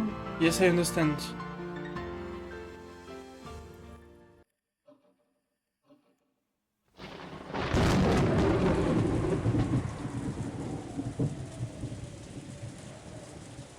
Starting with me, huh? Well, I've been ready. See you later. Even Jessica was probably tempted to succumb to the fear of a girl her age, but she crushed those feelings and strengthened her resolve. Be careful, okay? We're probably being watched, right? We can't do anything we're untold. All we can do is exactly what they say. They say that our geezer killed those 6 in the dining hall instantly with no hesitation. So if we try to fight back, we might end up the same way. I know. I'll beat them at their own game. Don't do anything reckless. If you think you're in any danger, your own safety come first. If Uncle Gross finds out that his daughter sacrifices herself for him, There's no doubt it tear his heart apart. It was the other way too. Mom and Dad are both killed and I'm the only one left. My heart will rip itself to pieces. What you say earlier is true, right? Yeah. Gary and the others are already prepared for what will happen. Ça peut changer beaucoup de choses, ce test en question. Then the way things are not just perfect. Everyone's lives rest on our shoulders. The hostages can't do anything while they're locked up. That means we'll have to manage something ourselves. If something happens, run back to the Maison d'Hôte. At that time we'll be done playing along with Grandfather's game. Aniki. That time we'll declare war. Wherever they're locked up, we'll save them and we'll deal with Grandfather accordingly. Are you sure, Aniki? Shannon's there too? That's why I'm saying it. I'm not sitting around and waiting for my fiancé to be killed. What scares me not that Shannon might be killed by Grandfather. I'm just worried you guys get the first and clobber them geezer who made my fiancé experience terror before I do. Voilà, George.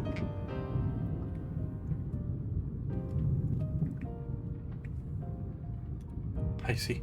This really does sound like a test to see who will be the successor. Yep, the first one to bury a fist into that old face will be the next head. George Butler and Jessica each forcefully nodded their head and put in their fists together.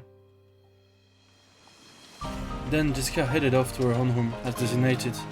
Her form disappeared into the darkness of the rose garden, waving in the strong winds. Watching her go, George and Butler gripped their fists even tighter, making them quiver.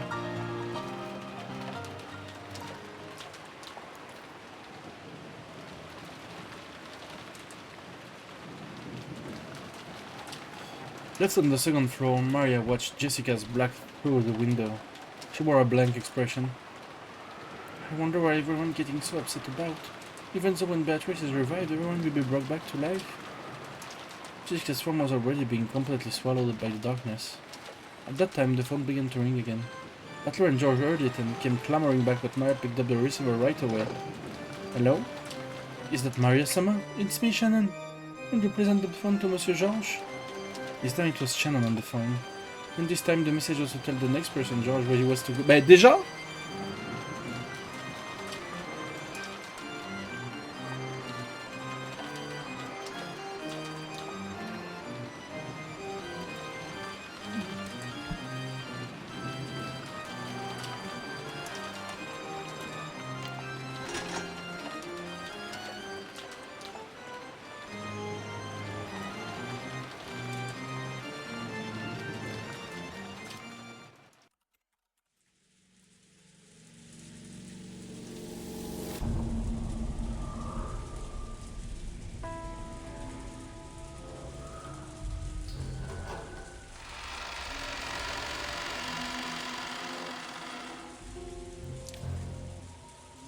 Of course, since the time of her birth, Jessica had been raised in this mansion. That perfect western-style house that the cousin called the mansion was her home. And yet she had never understood her cousin's feeling as much as she did today. J'aurais peut-être dû m'arrêter là en vrai, mais je vais continuer un petit peu. At the same time, she had never felt her own home, which she knew well to be as alien as it seemed now.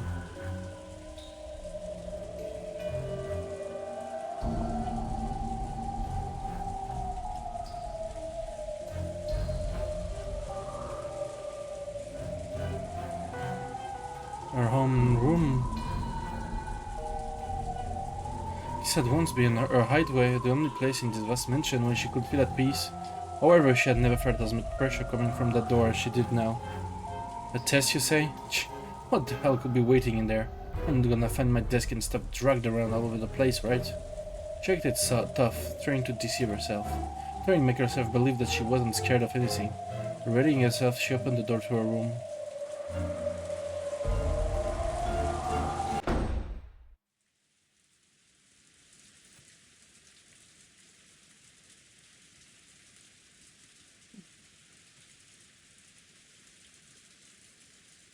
When she saw that fortunately the room didn't appear to be messed up, she relaxed. No one was there. Of course, there was nowhere for anyone to hide here. Right now, Jessica locked the door behind her. This way, the room was safe. She peeked under the bed and the closet, but of course no one was hiding. What the hell? He looked at the clock. It was just past 23:10. As her attention listened and fatigue came back to her entire body, she realized how messed up this whole day has been. It was still about 23. The plan was built for all the cousins together, have fun playing around and talk animatedly about various things together into the night. Normally we wouldn't be doing that kind of thing right now. Why has that turned into this? It's all that damn kid's fault. How could you do that to Mom? To everyone? She shook her head back and forth with anger and sadness, but there was no one here to direct those emotions at. Because of the lock, this room's security was guaranteed. Le fusil de Chekhov, la maison close, j'allais dire. La chambre close.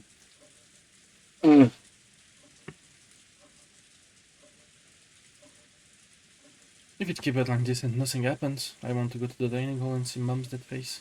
Even though God emphasized so strongly that it was gruesome and that, I definitely shouldn't go to look at it. Even so, I wanted to see her face at the end. But we were warned repeatedly that stepping out of line, even a little, would put the hostages in danger. Could it be that locking the door was also against the rules? If I close myself up in here, Ellen might be saved. But if I don't open it, it surely be against the rules, and Dad, Ken and Shannon, Aunt Kyrie and Dr. Nanjo will be killed. There is no way the scales will balance out between 5 land and my own one life. Jessica tightly shut her eyes, visiting the other part of herself and said, "Isn't it okay as long as I stay alive?" Faced the door and made to unlock it. At that time, a crisp applause rang out, making Jessica's heart leap. If the door had remained locked, it might have been a violation of the rules, and I would have come to the hostages. But despite that, your own life might be saved. However, you resisted that temptation and were able to unlock the door yourself. That bravery is worthy of admiration. If I, the owner of this room, searched everywhere a human could have been hiding, where did this man come from? There was nowhere for a human to hide. But could something non-human have managed it? This was supposedly my first meeting with this large-built, middle-aged man. I didn't recognize this guy, who looked like a butler and bore the crest of the one-winged eagle. A pleasure to meet you, Jessica-sama. I serve as head frontier for the master, the 27th of the 72. I am called Ronov. Ronovu? Genji-san? Ah yes, Genji is like my little brother. Or perhaps he was my true form while in this world. Oh! You might even say he was my vessel. Ça c'est intéressant aussi. C'est-à-dire que les meubles entre guillemets de Kinzo sont reliés à ceux de Béatrice, du coup. What's this guy saying? Oh, my apologies. This is not something a human will be able to understand. Well then, let us move on to the main event. So this is that test or whatever the damn geezer talked about? Correct. This is the test that the master has granted you, Jessica-sama. A turn of elegant gesture, like that of a butler ordering for a meal to be set out. Many gold butterflies flew up out of nowhere. What the hell? As the cloud of gold butterflies spun around in a small swirl, they gathered in one place. Then that golden mound disparated like a pile of leaves blown away by a cold wintry wind, and there lay a western envelope with a one-winged eagle pressed down on a gold leaf. With a gesture, Ronov urged to pick it up. Jessica timidly did so and opened the letter inside. What's this? It's an exceeding simple test to determine whether one is qualified to become the successor. Please attend to the question written there with a fitting attitude for the successor with the support of the Ushiromiya family, and tell me your answer, as well as the tale that led you to it. Time pass. Shaking, Jessica looked between the paper and Ronov's face several times.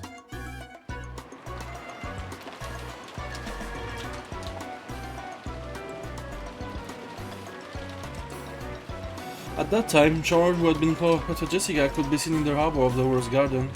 If things had gone normally, he had planned to give Shannon the ring that would be proof of their engagement, here, and this time on this day. But the woman in front of George now was not Shannon. Read it? That is Goldsmith's test for you. George picked up the western envelope, which was on the table while he and Mom sat tea with Shannon, and read its content. C'est marrant parce qu'il les emmène aux endroits où normalement ils meurent, quoi. Genre Jessica dans sa chambre, George ici. Je sais pas s'il est déjà mort là, George. C'est des endroits qui comptent pour eux, quoi, en tout cas.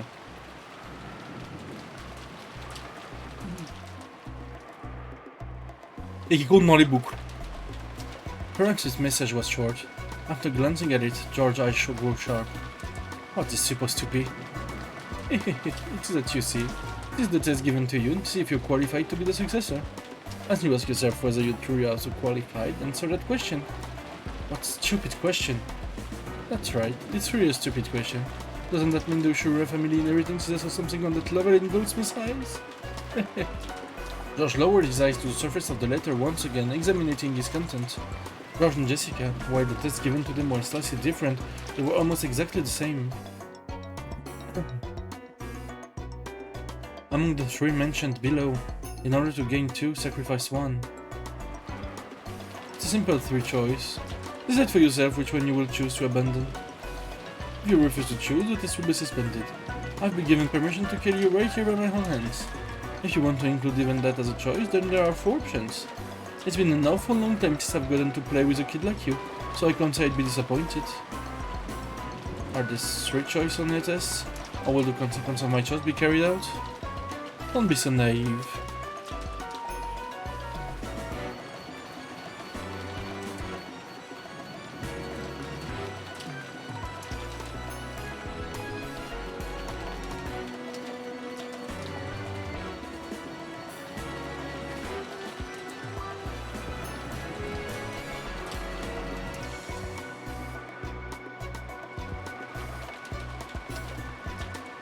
The one that should will definitely lose their life. Among the 3 mentioned below, in order to gain 2, sacrifice 1. Your life, Shannon's life, everyone else's life. Do not choose one, all the above will be lost. Why is Shannon names here? Second choice is the name of the one most needed and most loved by the test taker.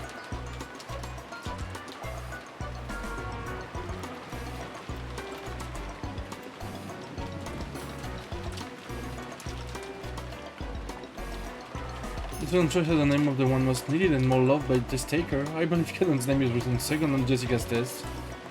You gave this stupid question to Jessica too? You should be worrying about Jessica, right?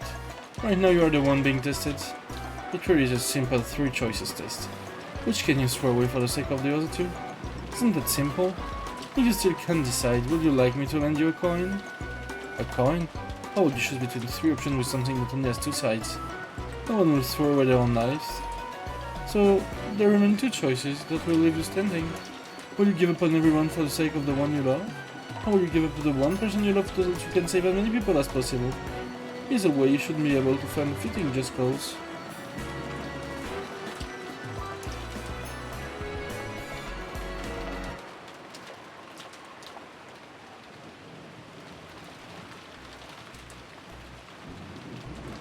After all, this work in Jima is not Jiman Island.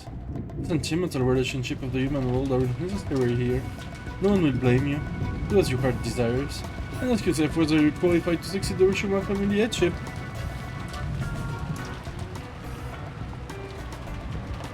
Or rather, make a decision as if you truly were the Ushima family head, okay?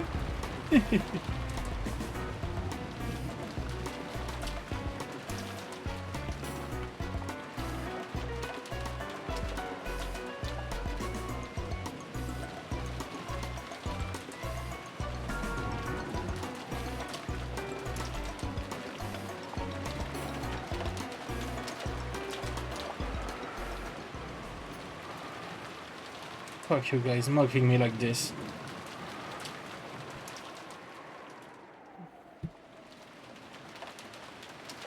Jessica crumpled the letter up and threw it on the floor. I believe your anger is quite inappropriate. I also find it an exceedingly pitiful and yet truly amorous question.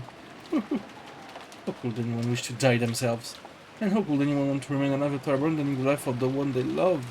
And how could anyone massacre everyone else as long as it's good for the 2 of them? Oh, Jessica-sama, such a person could exist. This is Rokenjima, the Demon Island. This is not completely cut off from the human world, it fully immersed in the spirit world, like chess fondue. The values of the human world get taken off with the trash.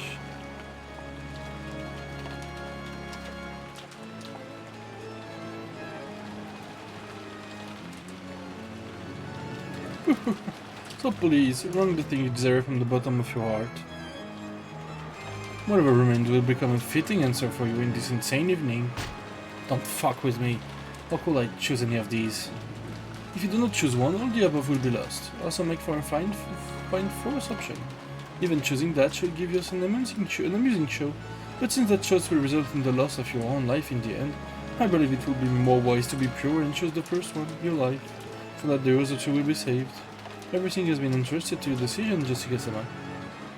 Let me your answer and conviction fitting for the successor to the Shumira family headship. I run off. I'm sincerely hoping for a wonderful answer, fitting for the master's descendant who shares blood. Damn it.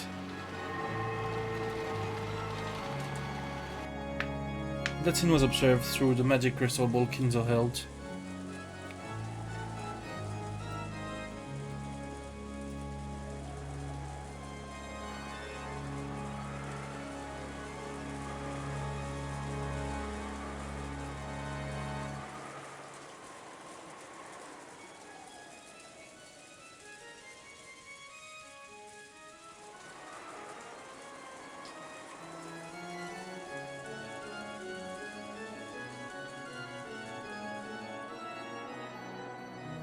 King of Penny couldn't hold it back and spreading his arms facing the heavens, began laughing in his explosive voice. What are you wavering for, foolish grandchildren, my descendants? Isn't it perhaps so easy that you could answer right away? Isn't this a question that should cause you to waver less than whether to put it on jam on your morning toast? Do you people know the correct answer? He turned to face the sister who had been waiting on him. No, my apologies, I don't know that, Goldsmith. Oh, not choosing at all mean game over. You foolish rabbit who cannot even choose a reasonable goal for your own life. You aren't worth a single ant that anyone might step upon without even noticing. Die, be crushed, disappear faster than I can think. And what of you? I will sacrifice the first one, your own life, sir. Weapons fight and die in battle. An weapon exists to destroy enemies and protect our lives. Being able to protect those we love and die in satisfaction, sir.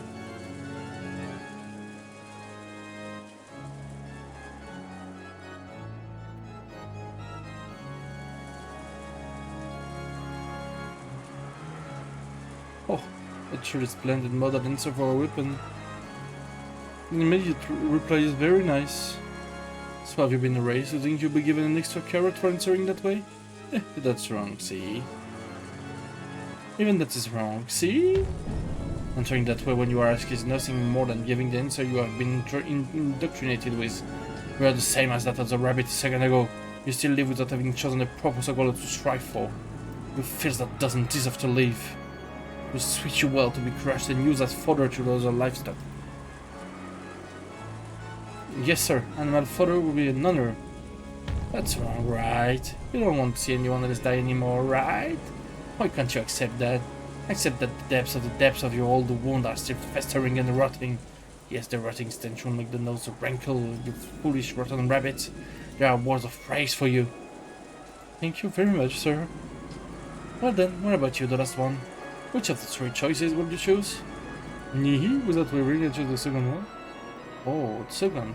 There are no many who could stick the chest out and just offer the one they love as sacrifice. Tell me your reason.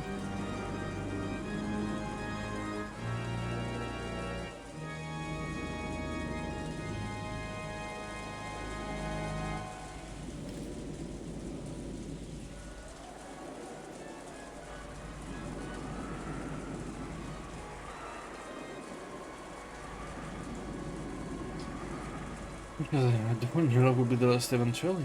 If you don't love anyone, you won't get hurt, and if you love someone, you still might be able to love again. So, the person you love right now isn't worth as much at all, yee? I see that as you reach such an answer, your rabbit was become cowardly from pain caused by love. I have heard that rabbits can die from loneliness, but just when it was that your heart was killed. Then, rabbit, I shall alter the question. Why don't I change the second option to not the one you love, but the memories of the one you loved? How is that? Can you still select that one? What is about the one you love not being worth much as a foolish rabbit? Feels who cannot even face up to the depths of her own love. Try and choose to have the one you loved forgotten. You can do it, right? I bet you can, right? Come on, try saying that you can, okay? Yes, I can choose it. I can choose it. Mm-hmm. Lord Goldsmith, please stop this. Enough from it feels. Photo Virginia, mais... Je vais rien dire, mais Kinzo, voilà quoi. Hein. Photo Virginia and Yep keep watch on the dungeon. Disappear. The Chester sister, with her respective old wounds on the herd, gouged out, escaped by disappearing. After that, even though there was no one to hear, Kinzo continues hulking by himself at all in the play. Indeed, that is the nature of this charming test. In the truth, no choice can be said to be correct. Instead, regardless of which answer they choose, it is about whether they can choose without hesitation, quickly and with a resolute conviction in their own strong, unshakable will. Is there reason in their willpower that are most essential? That is what I want to learn. As my descendants, I'm truly looking forward to what kind of answer you will show me. Me? Yes, of course I once had the same question thrust upon me. Because I splendidly answered that devil's question, I was able to obtain gold and honor, and that which as my possession. Which answer did I choose? Do you really need me to say it out loud? Bon, on saura pas.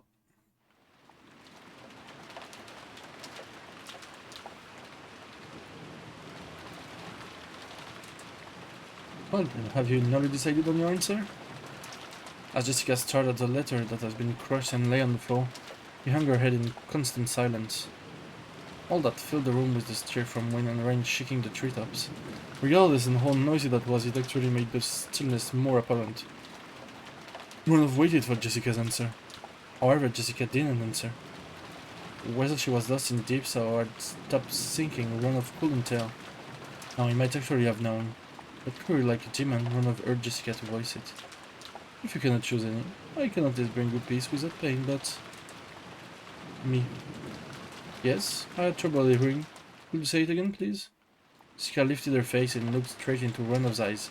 It seemed that she hadn't decided on her answer. Ah, mais ils ont mis du temps. Wow. Wow. Ah non, c'est pas moi de la feuille, c'est vraiment tuez-moi, quoi.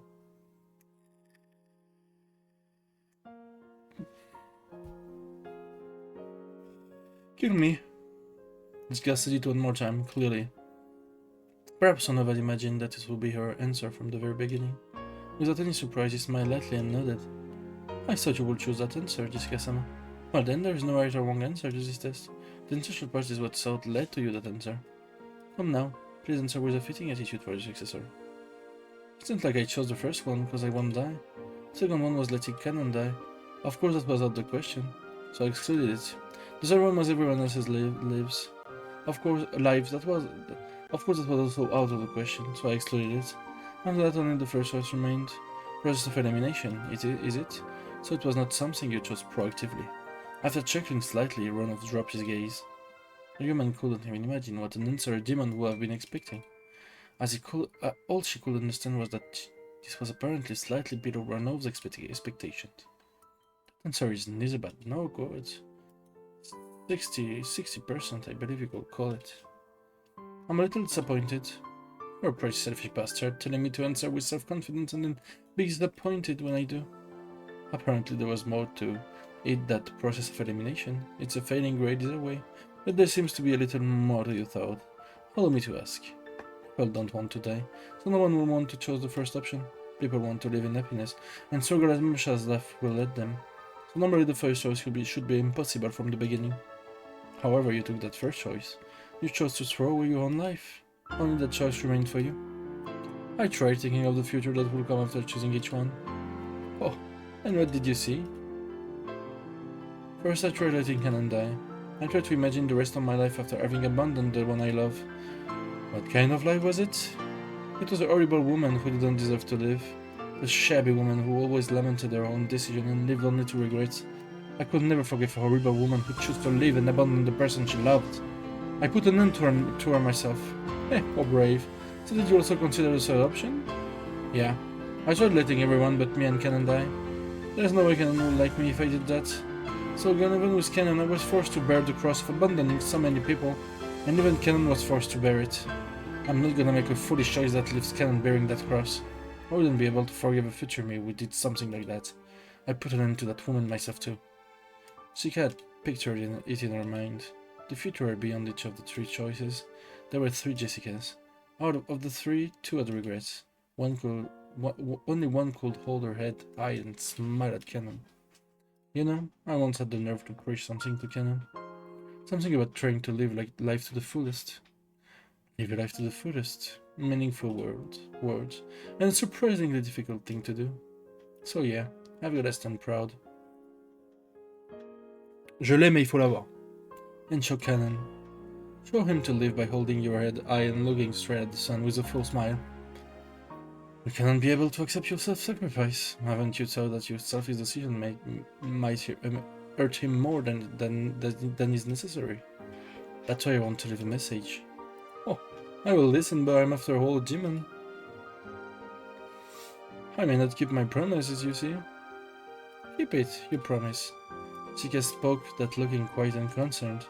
She had asked the demon who was about to take her life to pass on a message, and she didn't think at all that she would be betrayed.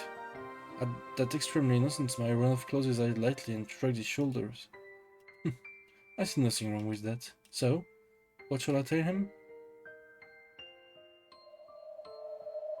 Tell Canon to live his life to the fullest. No, that's not quite it. Not Canon. He still hasn't told me his real name yet. Tell the real Canon to live his life to the fullest. Tell him that. C'est beau. My lady. Jessica, you really are. Honestly, Figgle, so he might not have passed the message on. You certainly are fortunate to have me here, showing you the scene. A musty, swish-sided mirror was set beyond the bars, and the scene with Jessica was reflected on it. On the next mirror, the scene with George was reflected in the same way.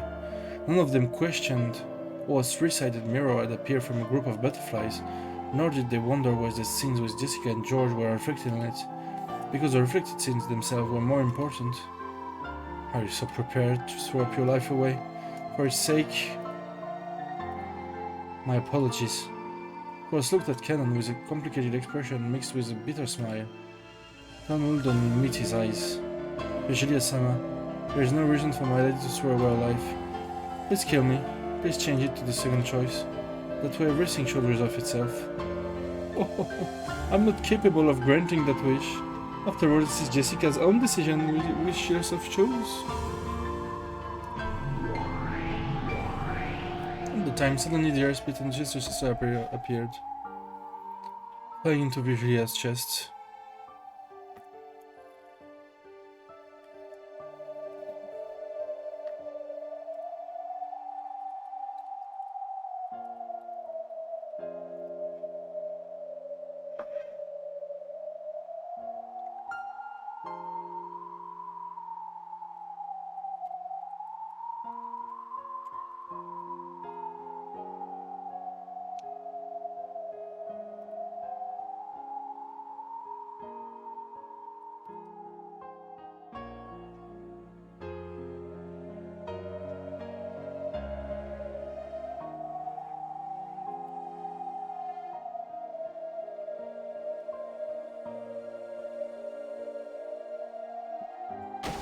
Virgilia-sama. Ah. So mean, Lord Goldsmith is so mean. Wow. I'm doing the best I can, crushing me for animal fodder that just too much. Virgilia, who still didn't have a clue what was going on, was mobbed by the sobbing Chester sisters. There, everything's alright, don't cry. I'll make you some delicious tea. I'm leaving it up to you, old gorgeous place. If they do anything suspicious, inform me immediately.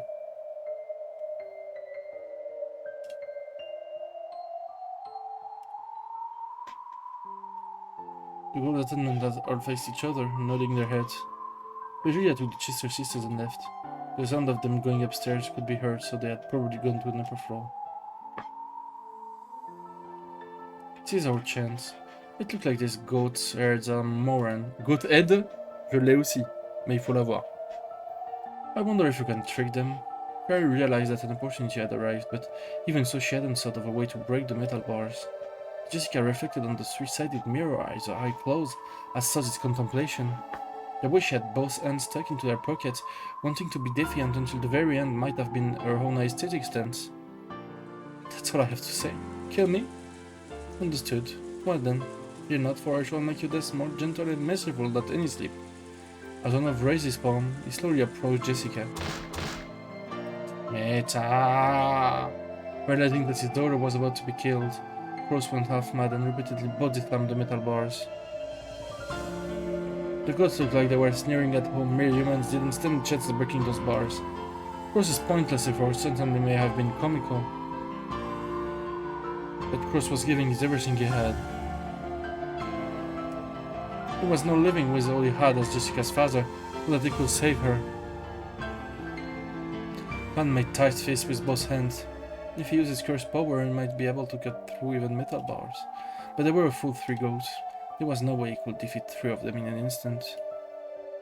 It would instantly be reported, and the event Virgia and the sisters would probably dash in. Even if he could break the bar, that would be the end of it. It was useless. He already knew that the witch sneered at useless effort like that. So he could do nothing but stare at Cross repeated body slams. Monsieur Georges. Shannon, who had been looking at the 3-sided mirror, raised her voice. When they looked, they could see Georges, who had been silent the whole time, lift his face. It seemed that Georges had also decided on an answer.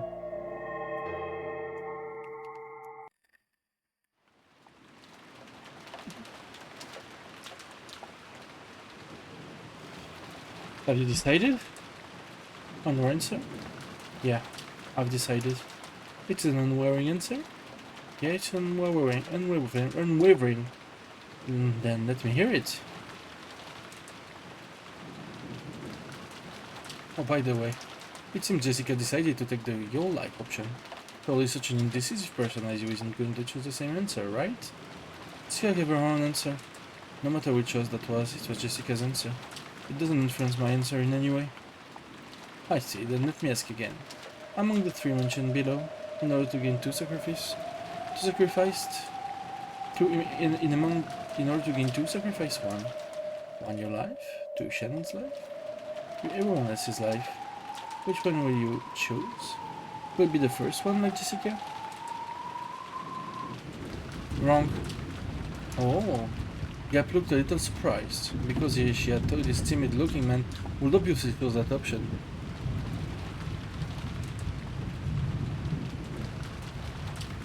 Very well then.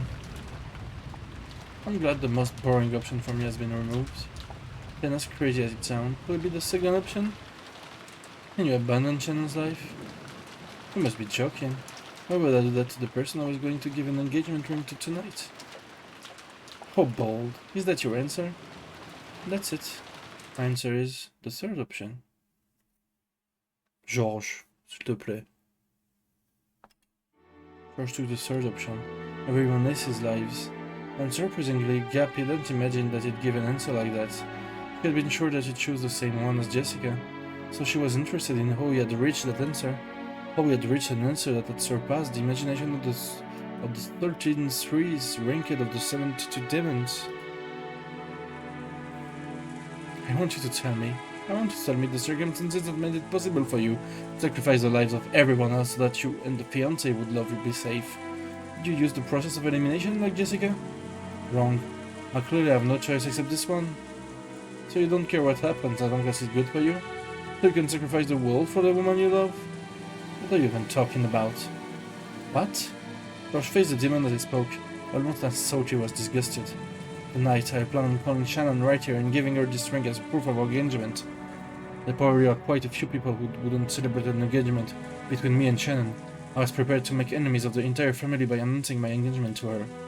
I've been prepared. Since the time I came to this island. No, that's not it. Since the time I confessed that I wanted to engage her. So you can sacrifice everything else as long as you can get married. Marriage means continuing to be your wife's ally for your whole life. At that point, I was prepared to have the entire world as my enemy for her sake. Those words with three-sided mirror also reached Shannon's ear, and that determination reached her eyes. Shannon certainly has promised to be given an engagement ring tonight. Then this incident has occurred, and she hadn't been able to receive the ring. But now, even though it wasn't the form of a ring, Shannon had received something even greater. As a proof of that, a single tear with the same sparkle as a diamond dripped down.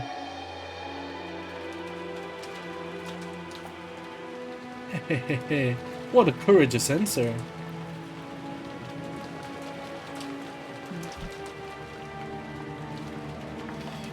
I see, if I really think about it, this was an easy decision for you. After all, your parents were already killed in the first Twilight, right? But I know there's no one whose death will trouble you.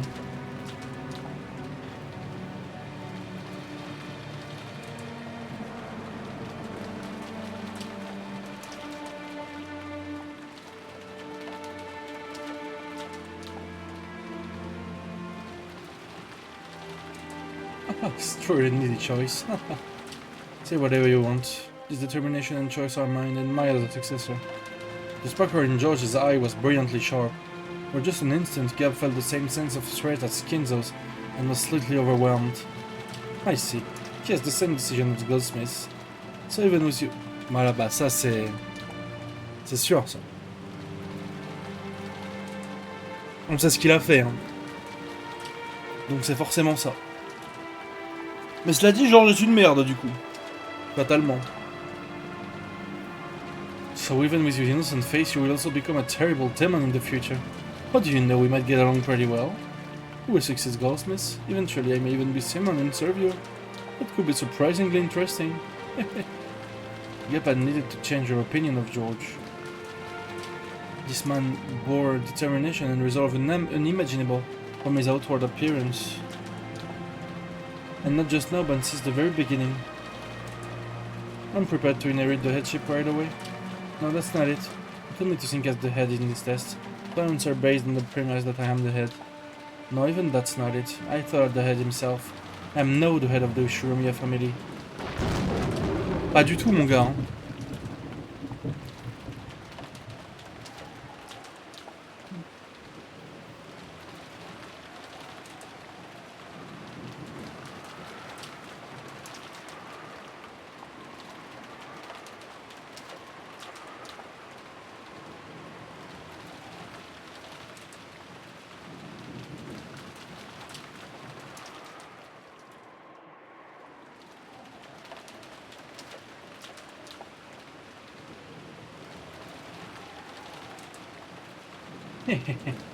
Blending to think that you'd be able to go so far.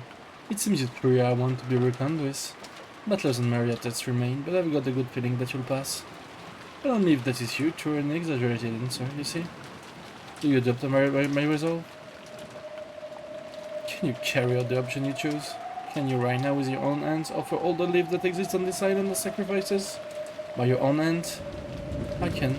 I've said I was prepared to do so several times. Quelle grosse merde en vrai.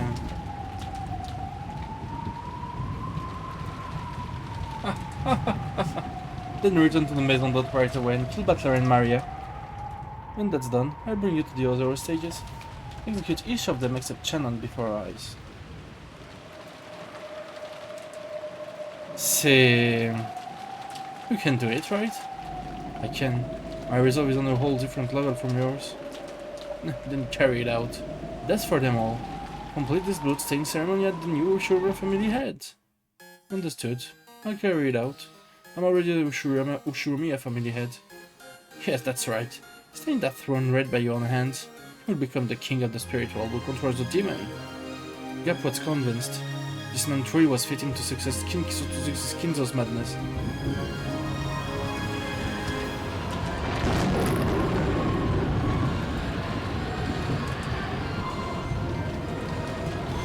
Blow, wind, cry, thunder, celebrate the birth of the new Demon King. C'est faker. The Demon Island has now welcomed its new lord. In response to the demon's call, a tempest raged more and more. Then a massive lightning bolt fell, with stirring thunder and brilliant light giving the sensation of a moment of silence.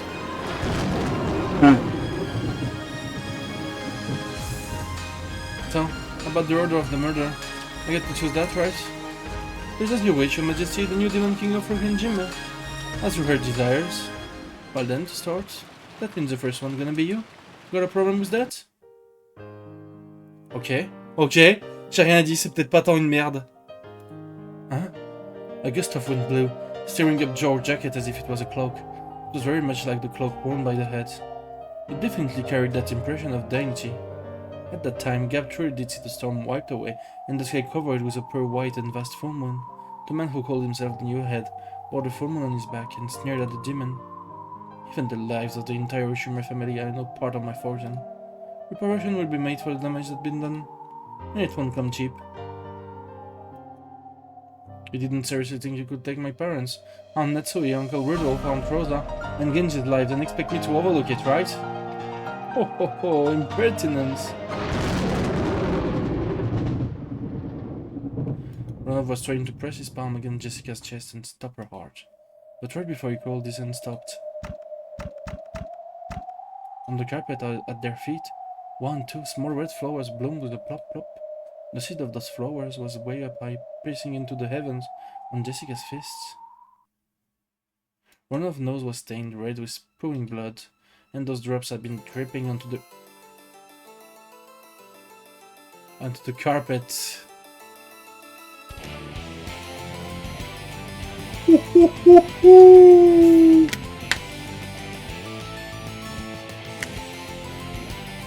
Ok, j'étais dans l'ignorance. I was not familiar with your game. What the fuck, incroyable. By the way, that just now was my answer as a maiden. My answer as a successor is different. Allow me to ask. The person I love, my family and my relative, everyone. I protect them. If I'm the head, then that's my duty.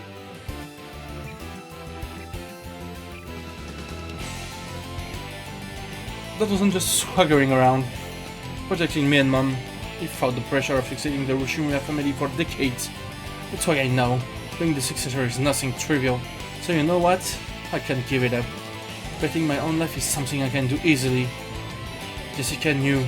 She knew that in order to protect the family, her father had loved and fought alone continuously. Jessica understood something that his back had been telling her. Another left strike was buried into Ronov's face. That terrifying strike wasn't due just to the brass knuckles she was using. It was a strike of a person, a family head, who could throw away everything in order to protect. If Dad lost his qualification to be the successor, then I, the next in line, will succeed the headship. Head of the Ushima family, Ushima Jessica. I'm not the kind of coward who'd let you whatever you like anymore. Wonderful answer. I shall change the score from earlier. It was 10 for that answer. But 10 for that splendid left straight. Which means that plus 20 would mark more for perfect. Perfect 100, yeah?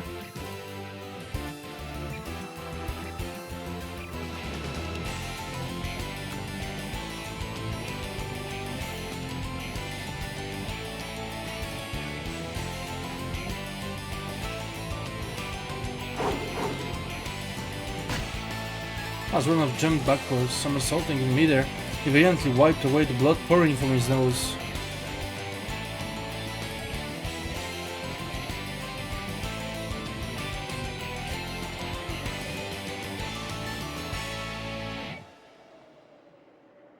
He valiantly wiped away the blood pouring from his nose. He had become not blood but petals of a red rose. The blood on his face was wiped off, and in its place was a grin filled with a delight he hadn't felt in so many centuries that he couldn't remember.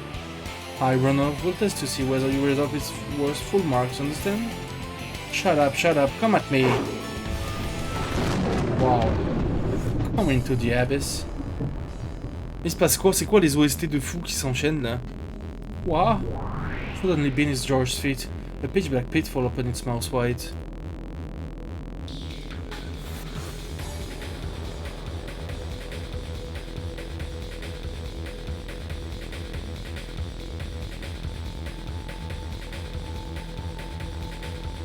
Of course, George had no way of resisting. After being swallowed up by that, George fell out a pitch black hole that had opened up in the ceiling of the harbor. As George fell down, he was hit by a reverse roundhouse kick from a sharp stiletto heel, like a strike from a carefully aimed bee.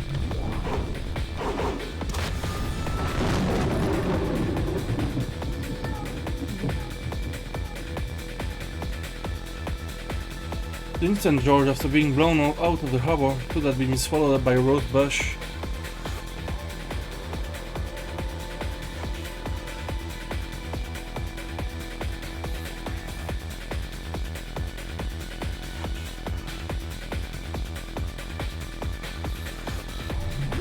And the pitch black hole opened there and swallowed George up. And this time a pitch black hole opened at Gap's feet, before I spitting a defenseless George out of it. At that time, Gap had already finished the preparatory motion for the next reverse roundhouse kick. What is this? I'll come back.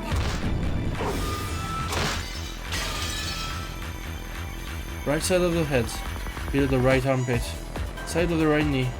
As Gap danced and spun like a small cyclone, she kept hitting him left foot, right foot, with successive roundhouse kicks. The fourth one became a sweep, cutting George's feet out from under him and making him fall down. But of course there was no floor there, but a pitch black hole, and George was swallowed up once again. Gap once again spun around like a small cyclone. George was once again spiraled from the ceiling of the harbor. Make this and reflect. The abyss ends with a single strike. Die.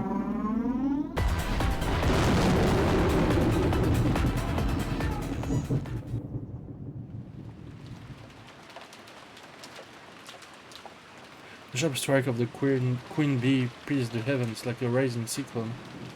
It kicked through George's lower chest as it fell from the ceiling. And then time froze. George was pinned in midair by Gap's raised leg. The world? It's a world!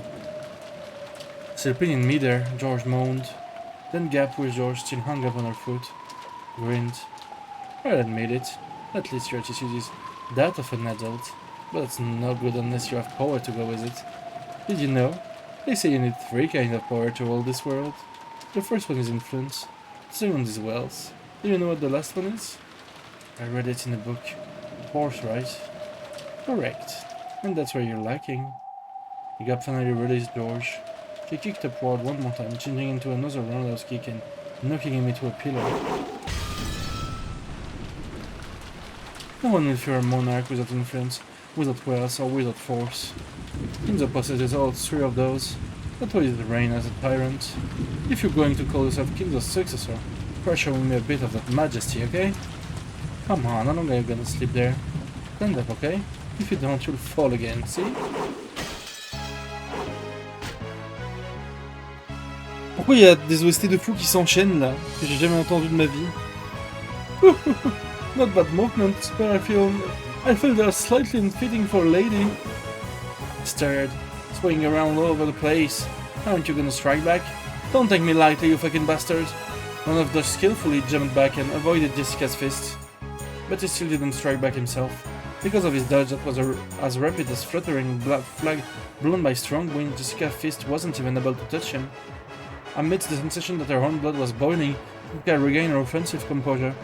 Even though this room was a large for a bedroom, it was a very cramped place to keep at such exhilarating dodges in for long. She calmly realized that and started using not just her fist but her legs as well.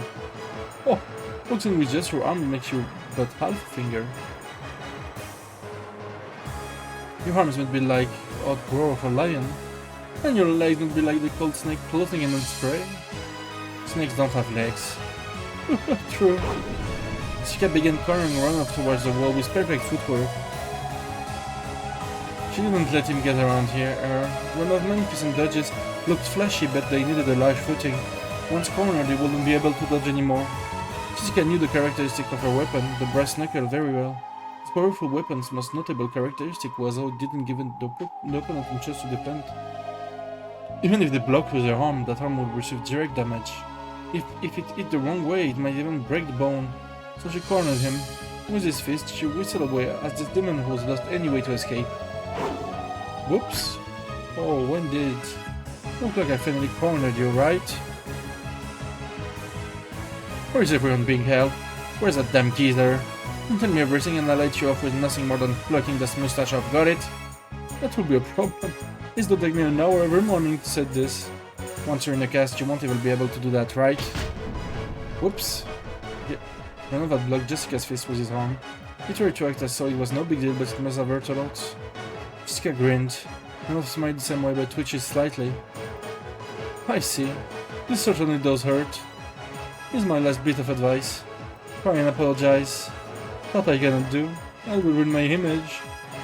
Then just crumple. Rapid fire!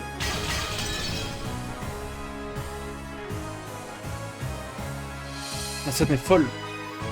Jessica's fists were buried into Ronald, but there was a resistance that seemed too hard, and the sound of breaking glass which startled Jessica. At a glance, it looked like Ronald had caught Jessica's fist with his palm. That wasn't quite true. An orb opened his hand, a faint purple glowing barrier like a glass shield appeared, stopping the attack by her hair's breadth. Pulling herself together, Iska let her fist fly again, but with a truly magnificent gesture, one of cocked all of them.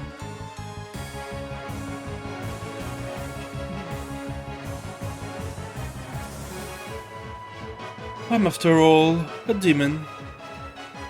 This level of magic is nothing. Even so, you aren't bad at all. If I were human, I would probably resign right here. Because I am a demon, I can still continue to fight. What are you trying to pull? Is this the end? Are you simply going to attack all the time while neglecting the defense? Huh? Wow. Renault palm shot to within her hairbreadth of Jessica's stomach. Jessica was knocked away by the purple shield, rolled backward and smashed her head on the bed. My shield cannot be broken by a mere human. Don't think you'll even be able to touch my body again? In that case, I just burst through that shield. Persistent, I see.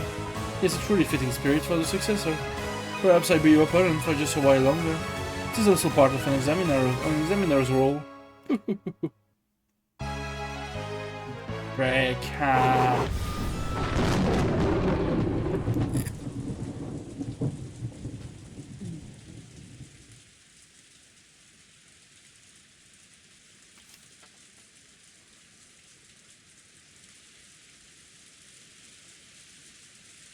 Cap looked down on George, sneering.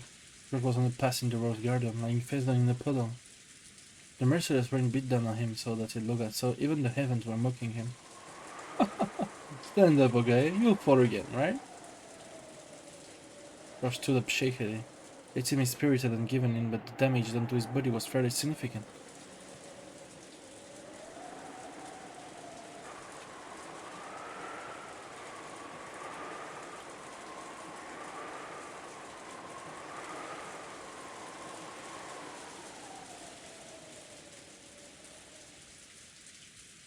Thank for your life. What are you doing knowing the same as the fourth option of doing nothing? You chose the third option, right? If you get down on your hands and knees and apologize, I'll forgive you your rudeness towards me. Then I'll guide you down to the dungeon. There you for your beloved Shannon and your own powerless life. You will kill the other stages one by one. You can do it, right? You did boast about having that resolve. George didn't answer, but his gaze was still obstinately resisting surrender. If you are too obstinate, then this time you will fall in the deepest depths of the abyss, okay? Gap's strength was evident.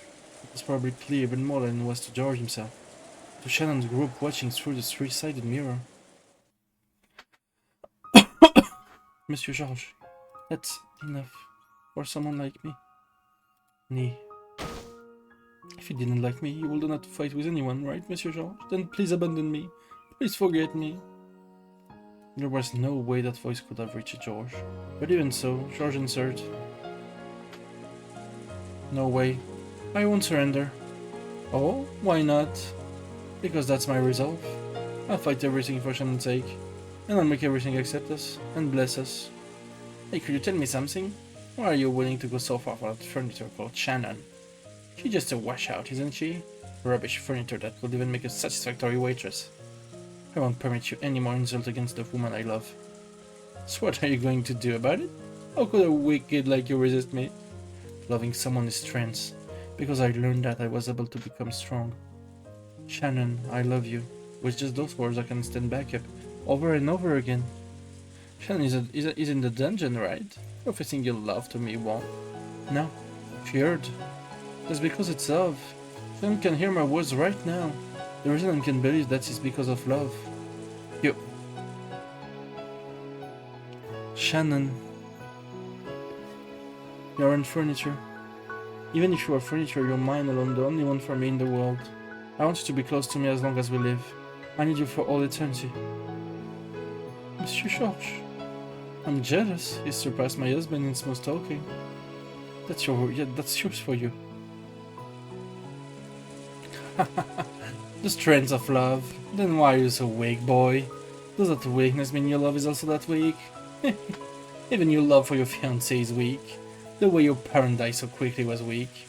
Everything about your life is weak. Shannon told me about love and strength.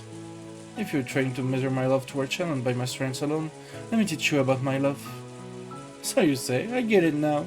You're saying that the way you can still stand up after being kicked down so many times is the strength you received from Shannon. In that case, what did you receive from your parents who got killed way too easily? At that time there was a blackout. Even though they were outside? No. This is the thing blocking Gap's vision was the bottom of George's shoe. Sidekick. Nasal bone fractured. It has stopped right in front of the tip of Gap's nose. Oh mais. Mais c'est quoi toutes ces musiques de fou là, d'un coup là? C'est Mario! Ah ah ah ah ah ah ah ah.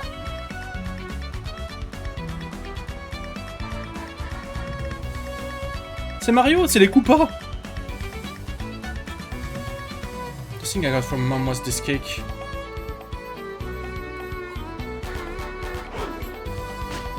Several moments after, Gap jumped back. Of course that was too late. If George hadn't stopped, he would probably have caused the damage he announced.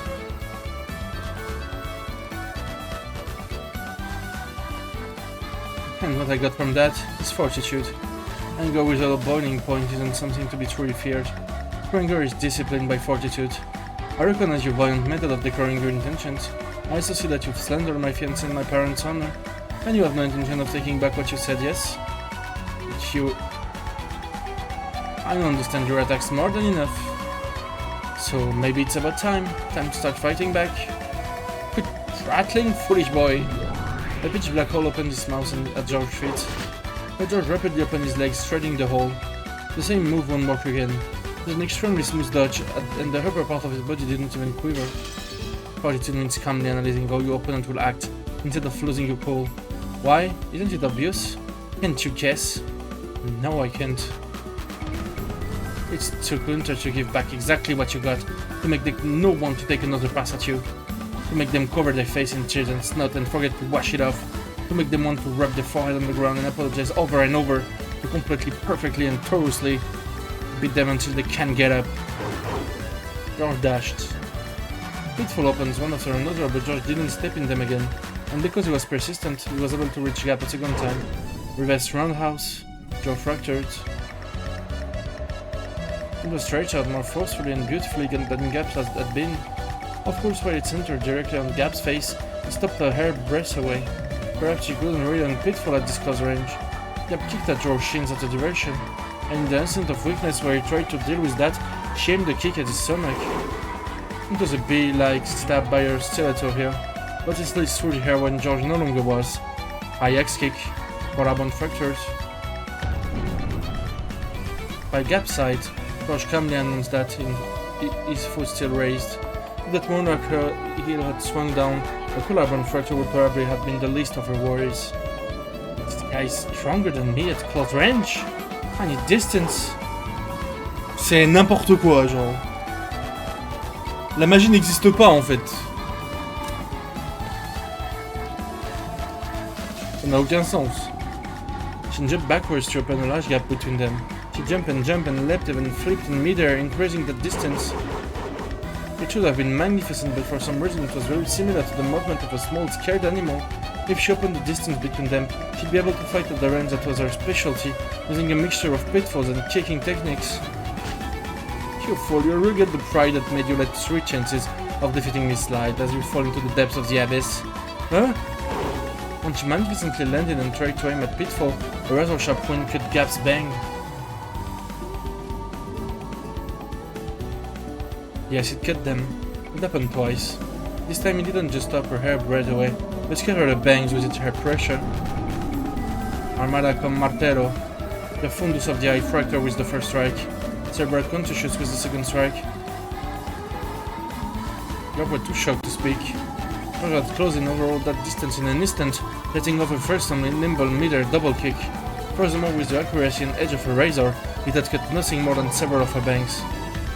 I learned the power of kick from karate, speed from taekwondo, and freedom of French from capoeira. No more pretty fickle. What I've learned from studying various merits. Why don't you hate me? You aren't going to say it because I'm a woman, right? You spoke of force as a monarch sought power. Looks like you still misunderstand the meaning of that force.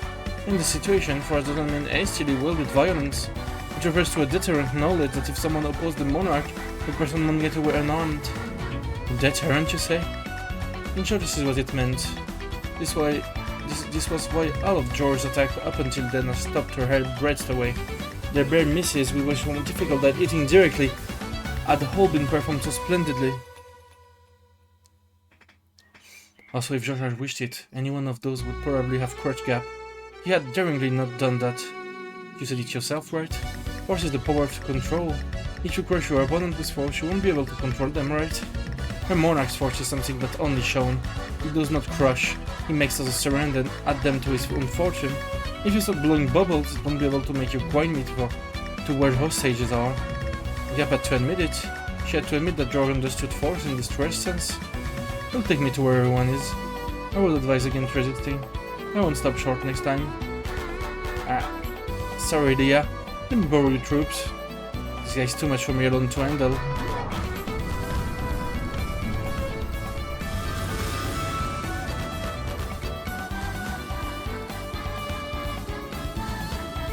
La musique est tellement folle.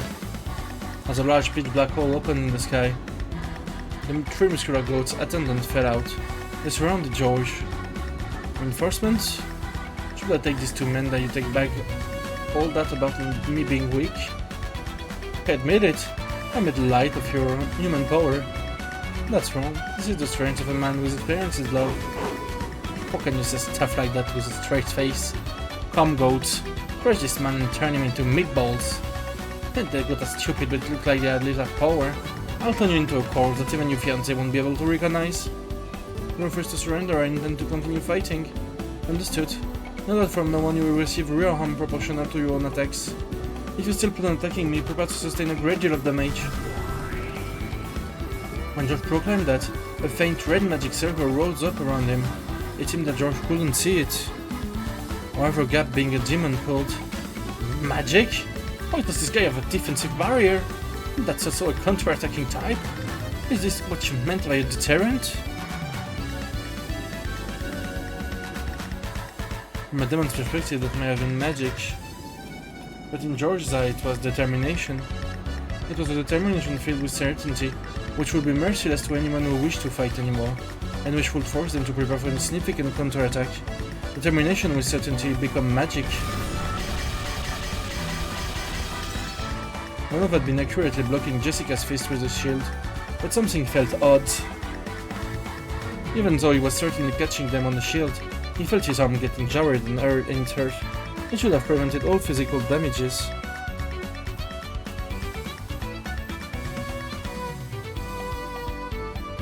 However, the damage from her fist was gradually being transmitted to his arm, piling up. Ronov tried to act like he was composed so that this wouldn't be noticed. Hey, I'm not gonna get worn out. What's wrong, old guy? Starting to get a little tough? No matter how much you attack, it is useless. Why can't you understand that you cannot break my shield? I'm not gonna stop hitting you just because it won't break. No matter how hard someone hurt is, if you keep on talking to them little by little, it eventually starts to crack. I believe it. I believe that useless effort doesn't exist in this world. That's why I can't live to the fullest. If all would eventually make it through, then the same goes for fists. Give up isn't written anywhere in my dictionary. Those words were probably aimed at Cannon. Cannon was seemed to reject Jessica's words. But Jessica knew that no matter how stubborn his heart was, those words would eventually soak through. She believed that they would surely reach his heart, that the day will come when he will stop calling himself furniture and disparaging himself, and that he'd step out of a new life. Yet didn't give up. He didn't lose heart. He's stupid, right? I bet a guy couldn't understand, right? A girl in love doesn't even think about giving up just because it's useless. At the time Ronov certainly saw. He saw the reddish glow of light that encircled Jessica's fist. C'est fou! C'est dingue! C'est dingue!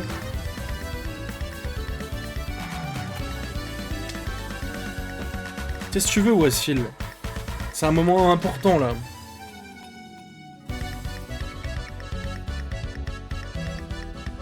Voilà, ça pue la merde.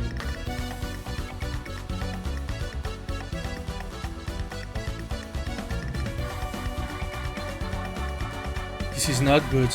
An enchantment, is it? This primitive upgrade will be troublesome. Inside a unrelenting fist and determination, with all the power to succeed no matter what. From a demon's perspective, that was magic. Determination will certainty become magic. See? Nothing useless about it. Looks like my fists are making it through. Where you are, old guy? It seems I will have to get a little more serious. It appears you, as you said. In this world, nothing is useless.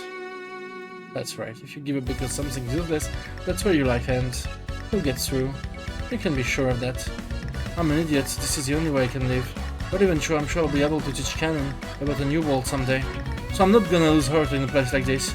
I'll definitely defeat you and save everyone. Damn, but somehow open a hole. First of all, repeating is useless effort to somehow open a hole between the metal bars. Useless. Nothing is useless. There's nothing. The lookout gods have been swallowed up by those barrack pitfalls and disappeared.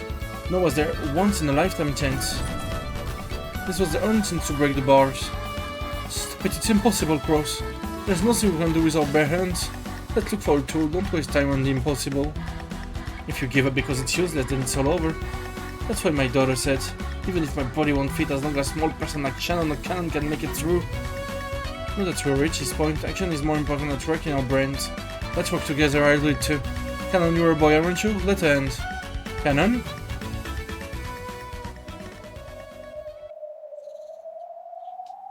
Cross-sama, please stand back. What? What are you planning? Okay, Nee. Just one more time, let's try struggling. Yes, I too will struggle one more time. No, not just one more time. Over and over again. Zika's voice had reached Cannon. It certainly had permitted into this cold rock-like earth, and Dorothy's voice had reached Cannon.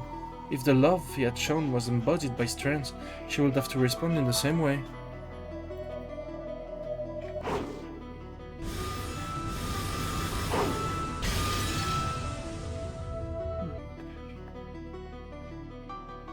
An incredible metal sound rang out.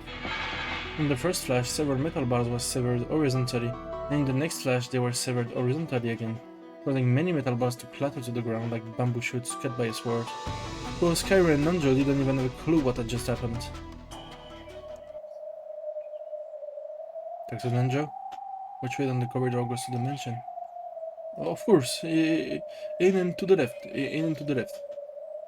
Let's go, Cross-sama. Vegeta-sama will notice us at any moment now. What in the world are you guys? We are... And Cannon hung his head a little and fluttered. Shannon slapped his shoulder, smiled and spoke. We're human.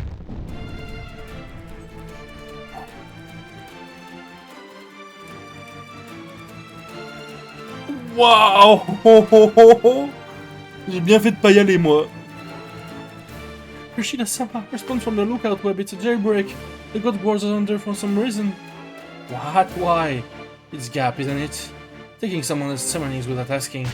Gap! Gap, Gap! Confirming battle regulations. Requesting permission to fire at these Cappies. Do it. Kill them. Key! Gap, Gap, Gap, Gap! Yeah! Understood. 45. 410. Prepare for sniping pursuit combat. Ammo type, weighted cluster rounds. Vegeta-sama, an escape prevention barrier if you would. Oh, yes, you're right. Oh, I won't let you escape from here. Oh, bit my tongue, saying gap gap. Oh, Kamimashita, saying gap gap. Les humains fight back? Enfin, quand même, hein.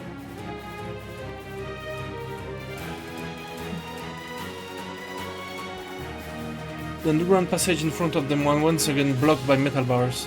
The door was, of course, locked. However, that was no problem for them now. Cannon is those metal bars again. We're counting on you. Yes, Cross-sama. Still, that's incredible. I wonder what kind of principle it works on.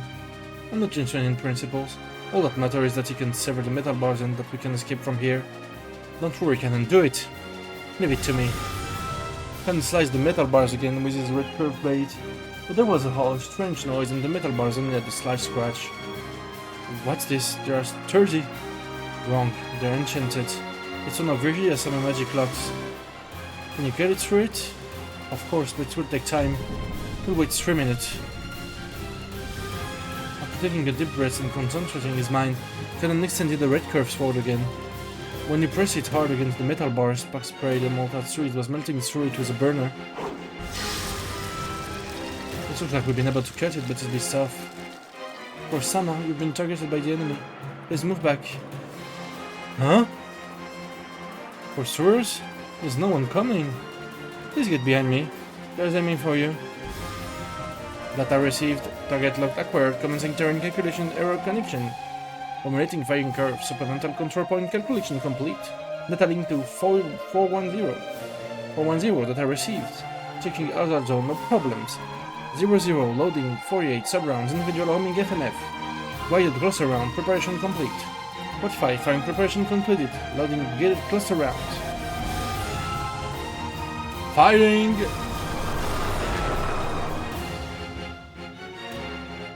A golden arrow that sparkled gold was fired, leaving a gold tail streaming behind. And drew a curve went through the door, through the keyhole, down the stairs, toward the underground passage at full speed. Something shown! You can plug the golden arrow with a shield. Cannon, interception stance. Let's link. Gatekeeper understood. It's been a long time since I fought with you, Ni. Don't screw up. Yeah, I'll be serious. Then there's no problem. Cannon stopped cutting the bars and stood in front of Shannon. Behind him, Shannon closed her eyes, concentrating her mind deep into the darkness of the underground path. A guided cluster round is a special kind of arrow made up of 48 sub-rounds bound together. It explodes mid-flight and divides into 48 mini-arrows. The charge of each individual one is low, but ouais, bon, on a compris. It's shown. It's divided. Confirming guided cluster round division. 46, 48, 48 sub-round, all round locked into. Interception control, data linked to cannon. Cannon data received. We're incredible, Ni. You can actually see all 48. Concentrate on interception prioritization. Trust you, Ni. Of course, I don't even need to open my eyes. Commencing interception.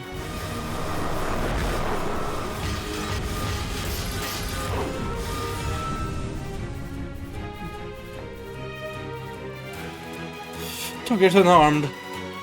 It was intercepted. Yeah? All 48 of them? Oh. After all, Shannon and Cannon were originally a furniture pair. They're strong when they're together. Oh, whoa. Is this gonna become a mouse ulcer or something? Calm down, reload.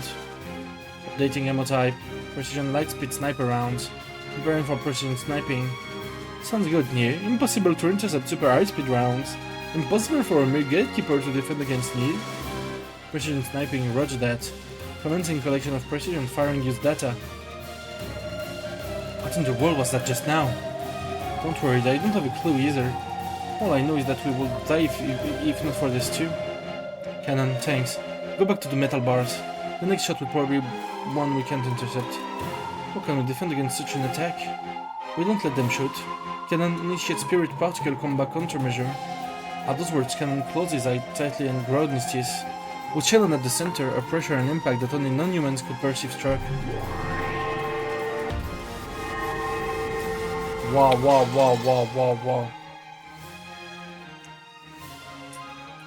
Uh-huh.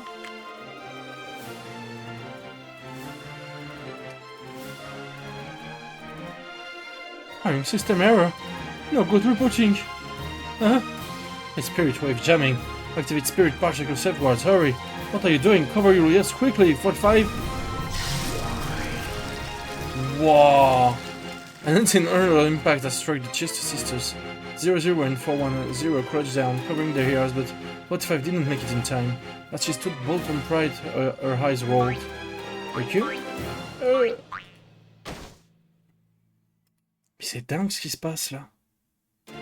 C'est juste fou, genre. 45 got damage. Her aim is busted. The noise isn't so horrible for me, yeah? 45 and 0 damaged. Abandoning sniping posture. I came straight through the link. If we don't reboot. Raising the spirit particle sensitivity for precision sniping got backfired.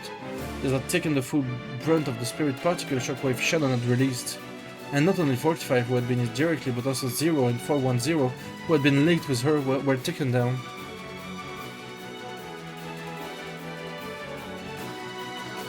Are you okay? I'll make you some more delicious black tea later, so get a hold of yourselves. I apologize, sir. For booting. Please wait several hundred seconds. All the Chester sisters have fallen over.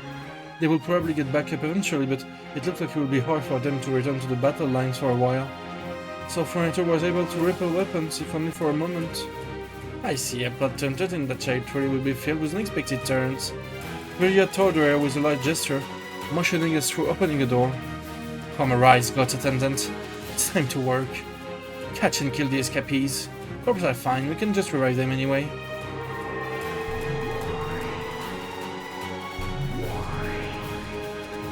A gold column door opened here, and countless giant goats with muscular bodies peek their face out. Come no hurry. There are 5 escapees, so the fastest 5 of you win. There will be a wonderful prize, so give it you all. Give it you all. Virgila clapped her hands, urging them on. The prize! After facing each other as those words, the goats are rushed to the door at once, trying to get out, making the exit as packed as the two sides of the Yamanote rail lines in the morning. Each wanted to get out first, so none of them could get out, but Virgia held her head in frustration. By that time, Canon had managed to cut enough bars to make a crack that could be slipped through. It had been a bit of work for Crows large as he was, a Nanjo with a lethal waist. Even so, they had managed to make it through. But after they did, they only had a couple of seconds to be relieved. Immediately, another set of metal bars blocked the way in front of them. It's certainly secure. I bet they really didn't want the people in here to escape. Canon, sorry, but I'll have to ask you again. It may be tough, but please.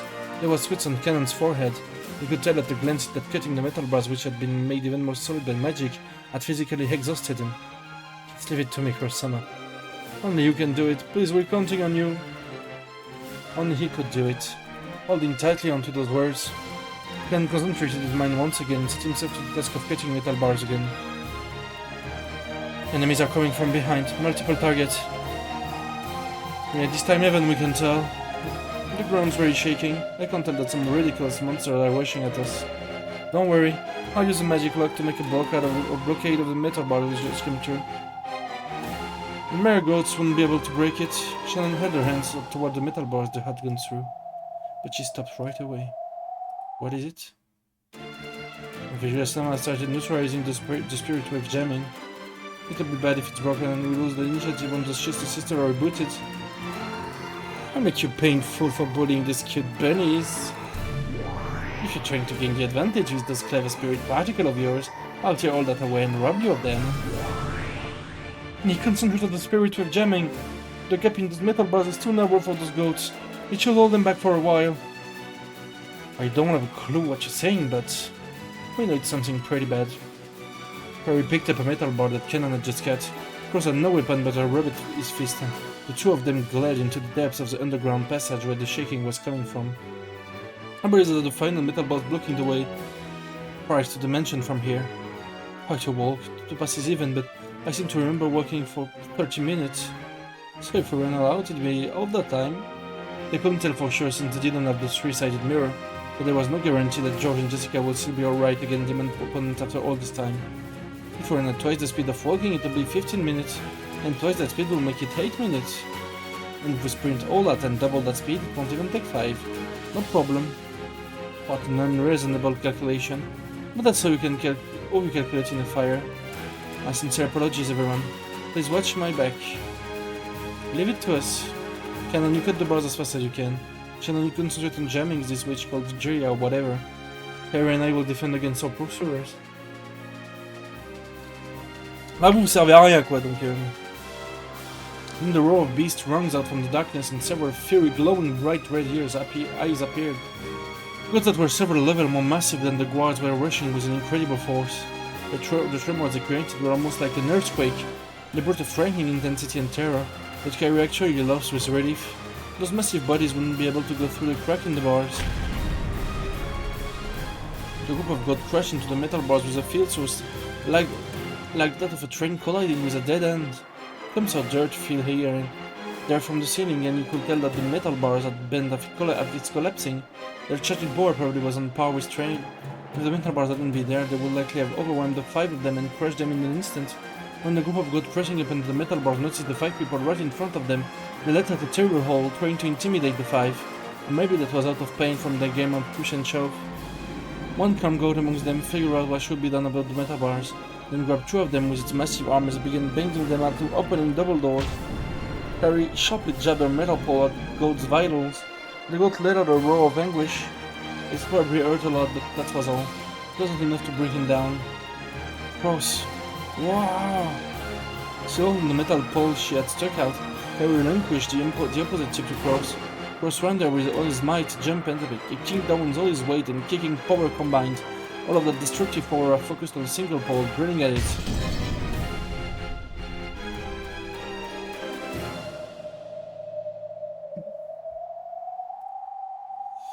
Are you okay? Please don't rub the affected areas. I prescribe some medicine later. Take care. As the goat would non-Jew. As the goat was taken a pile bunker to its vitals, worsened with teary eyes, it nodded its head. Look like our link isn't that bad either. We won't lose to Shannon and Cannon. Naturally, for a loving family like us. We can do it if we take them together. Next, that one on the right. I understood. Harry had a good wife. That Rudolph must have grumbled a little too much. Oh, tell me about it later. Rudolph's slowly turning pale in heaven won't do any good, okay? The goat's massive body was buried in rose bushes. Even taking into account that her leg's power is 3 times that of an arm, the strength surpassed common sense. To think that those massive bodies have been kicked in the chin and float through the air, it was too fierce. Even George seemed a little surprised. To think that my kick works on monsters too? Now there's a shock. It's because of your counterattack styled barrier. The attacking power that grazed you is added on your own. Your kick has been supplemented by those monsters' superhuman strengths. Oh, I don't really get it, but isn't that just perfect for me? No matter who attacks me, they should be prepared for a counterattack of equal measure. Non-aggressive defense. That's my policy.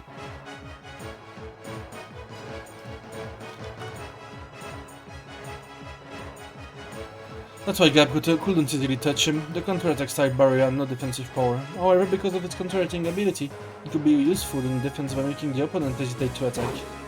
The goats had been foolish and so had attacked without worrying, but the second effect has worked with full against Gap.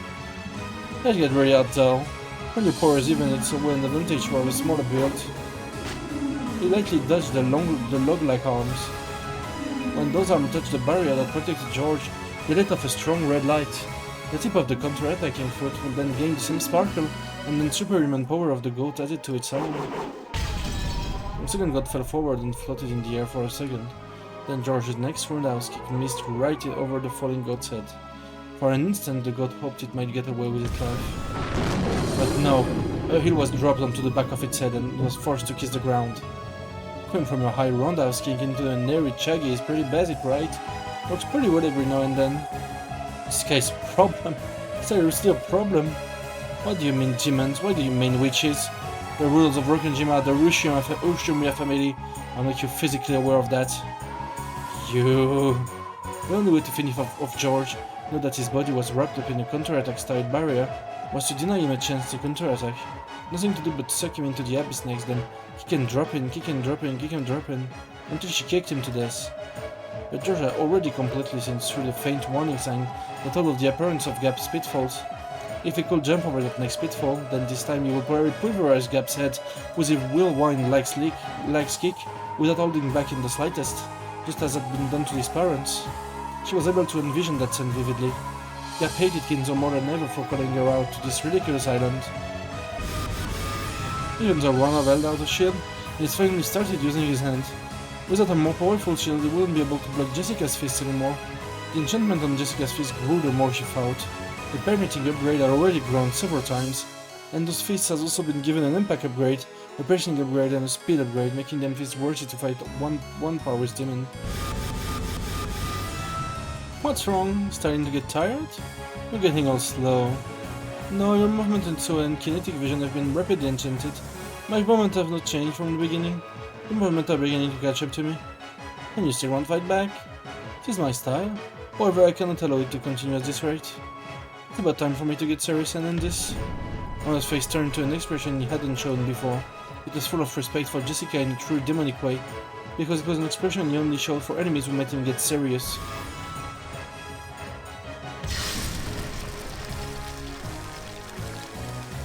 Whoa, what the...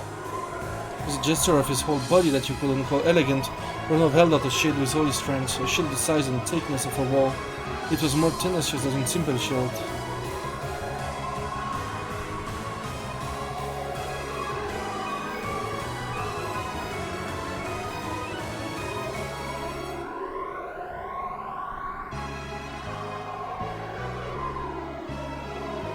It literally was a wall. And on top of that, with all of Ronov's magical power, it pushed Jessica's back bit by bit.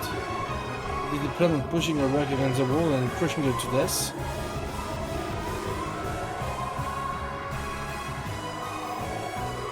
Jessica tried to break through the wall with both fists, but it was solid. Without any exaggeration, it was solid.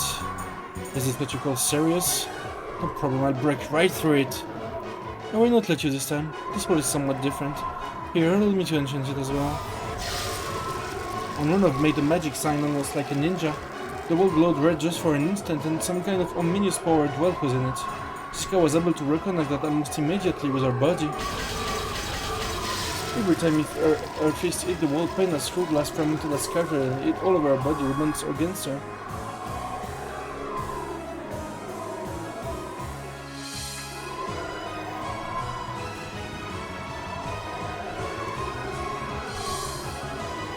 Upgraded with attack reactive armor, an exceptional item that will decrease the force of your attack by counterbalancing them. And which can even counterattack with reactive fragments. It's perfectly fine to keep punching it, but doing so will damage you as well. Hey, in short, it's an endurance test between me and you, wall. No problem. Will you fall to your knees first, or be pushed into the wall first? Allow me to observe. Except I might break through it and smash that wall along with your face, right? Machi!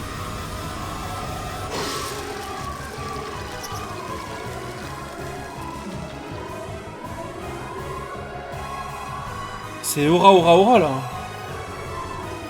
Mais pas aura aura comme Jotaro, c'est aura quoi. C'est aura girl quoi.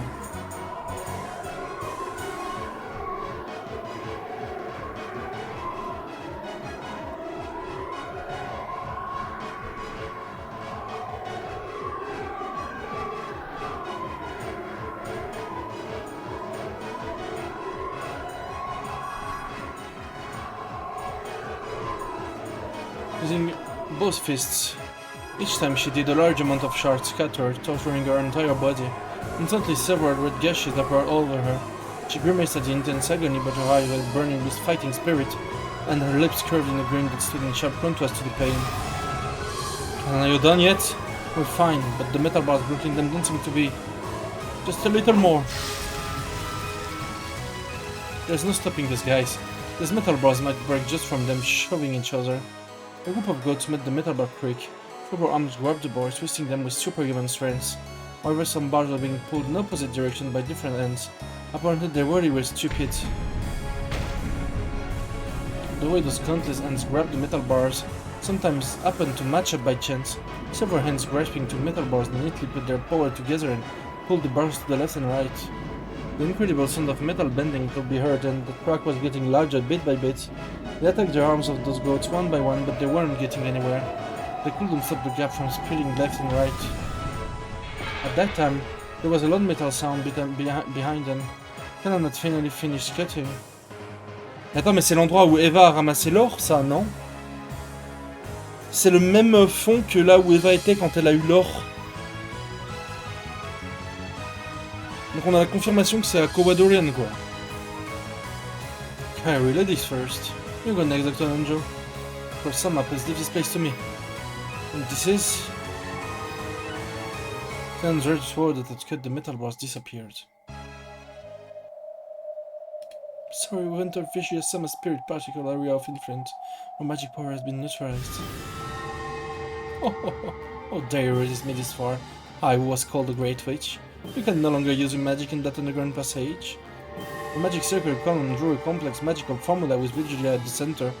With such genuine magic being used, Shannon's power couldn't even compete. On the contrary, it was surprising that she had withstood as long as she had. Spirit particle supremacy answered. Come, Chester sisters, it's your turn now, right? But are you still rebooting? Why, kids these days so bad at waking up. My apologies, we're all different versions. Why did shortcuts and pull down menu get all screwed up every time you change version, me? You did not shut down correctly last time. Administrator privilege? What's going on? I don't know. Okay. Fix me quickly. Call the Imperial Guards, troubleshooting team. What? You can't help us without a user code? What's for the user code, Nee? It just sounds like 9999 in Japanese to me. I'll be write some on some paper. She can translate it in a so she can write characters, Nee. You take your time fixing yourselves. I'm going. Sorry. The narrow underground passage was packed with goats. Truly like a commuter train in the morning. Usually I was again shocked by this congestion. What are you doing?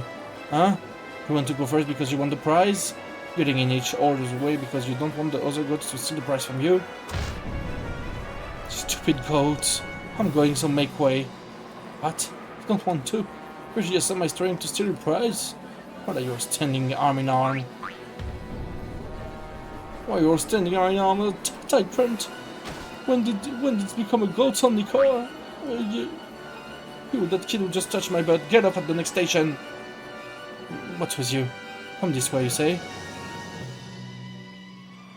The 5 Crosses group dashed through the passageway with all the strands. They couldn't draw in around in an underground place like this. They had to quickly join up with the children on the surface. If they could meet up, there would no longer be any more sorrow. At that time, a terrible rumble started chasing them. Had their push F9 made it through the metal bars? But they couldn't see anyone when they turned around.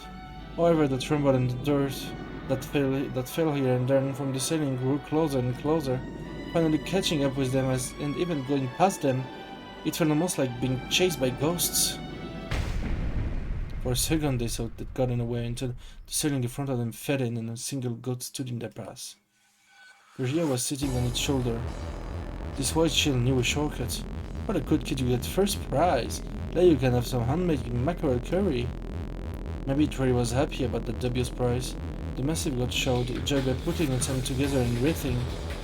En fait, elle a vraiment le truc de Kumasawa du macro, et elle venait d'elle, mais c'était un setup de Béatrice, donc je sais pas trop. Regia leapt down, laughing that this time it was finally checkmate. Damn, it's no use. Our magic has been completely killed. Not yet. Even without magic, we still have these bodies. It'd be ridiculous. There's no way you could fight a monster like that without that strange power. Stay back, children. I'll do something about this so escape past the sides of the monster while I destroy them. I won't let you.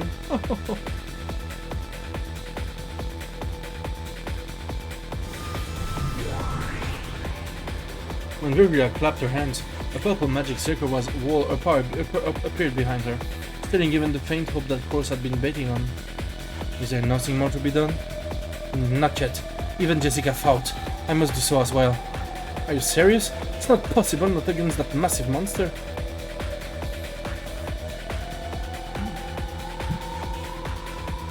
Don't be absurd. Cross, let us think of another way. If you think of something, say it. Attendez, je vais pisser vite fait, il faut que je finisse ça avant d'y aller parce que c'est quand même fou.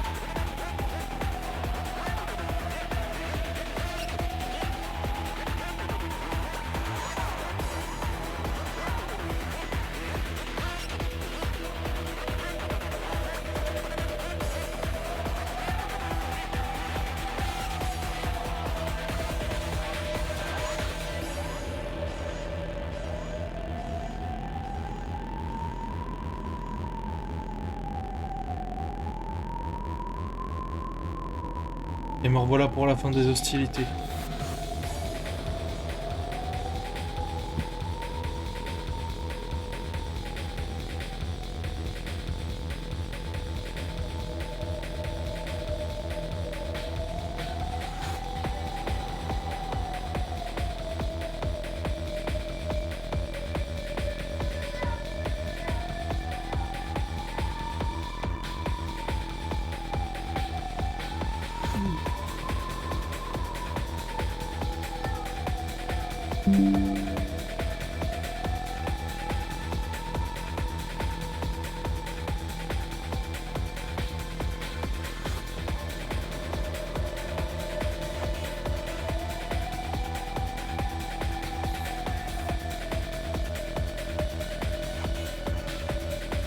If you think of something, say it. Until then it looks like I have to manage something. Come on, get back. Take care. My micros, you intend to fight this child alone? Nah, you never know. In a fight it's always possible to get in a lucky shot. You think you can win even with fluke? Allow me to explain so that even those blissfully unaware of your place can understand. What?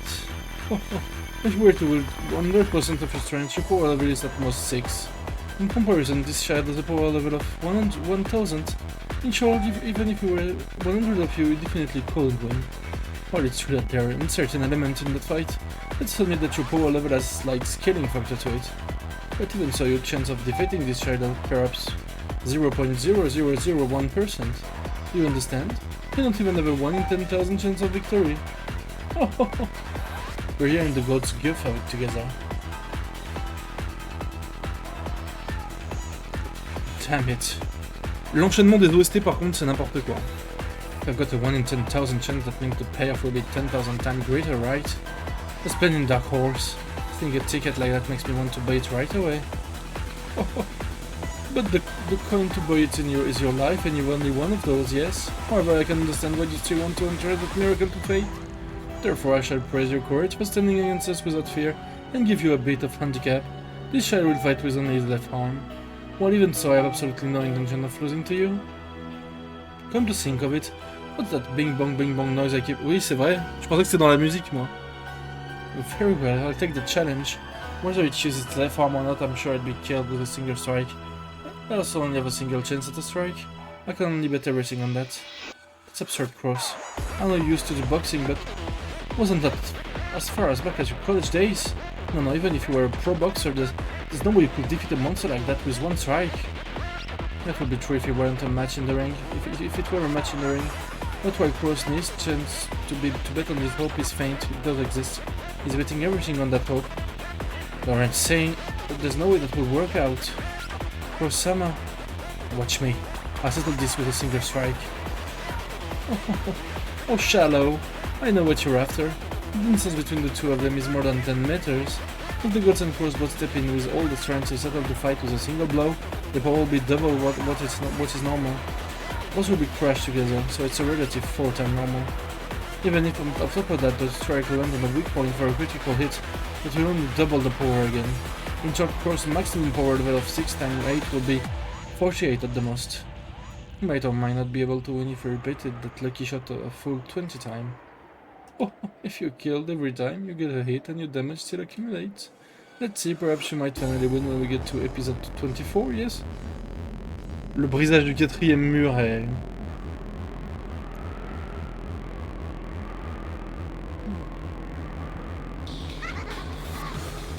If only this series could stretch on so long. Mais qu'est-ce qui se passe juste? Either way, you don't even have a slight sense of victory. Hey, seriously, what is that bing bong sound? And we bet everything on a single strike. You have no reason to hold back either goat. Ah non mais attends, mais c'est juste Virgilia qui entend la musique en fait?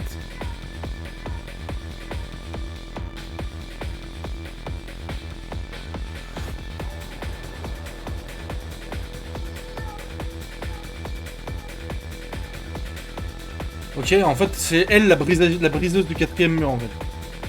You bet everything on a single strike, you have no reason to hold back either goat. Come at me seriously. Oh, you're requesting that you go all out. Smash him with a single strike and turn him into chunk of meat. The god got excited and beat its chest over and over. He took a position as of preparing for a sprint. Oh, is this what you wanted? Bet your hopes on the greatest limit of your power level. Il y a un 8 en bas. When you get you to nowhere? Oh, it's trying again. What the heck? It's really starting to get on my nerves. Here I go. Ready? They got hold in response. Then with a match seeming that only the men confronting each other could comprehend, the two leaped forward the bullets shot off again. The men hold collecting the strange form all over the body into one arm each. The god's fiercely glowing eyes clearly locked onto Crow's face.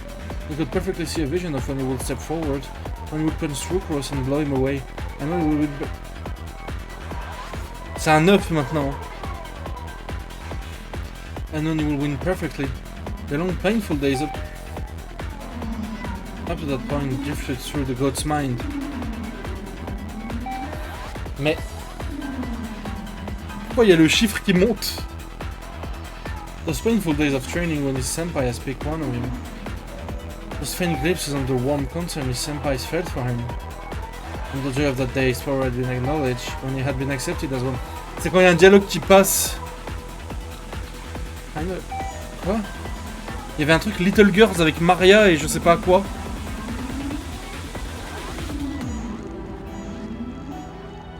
Faut que je revoie sur la VOD, je pense. I never showed proper respect to my parents. That's right, didn't I plan to wash my hands off of this business when this job was over and went into my hometown? I'm sorry, little good sister. You are rich and always caused you so much trouble. And actually I have children and I'm gonna marry her when I get home.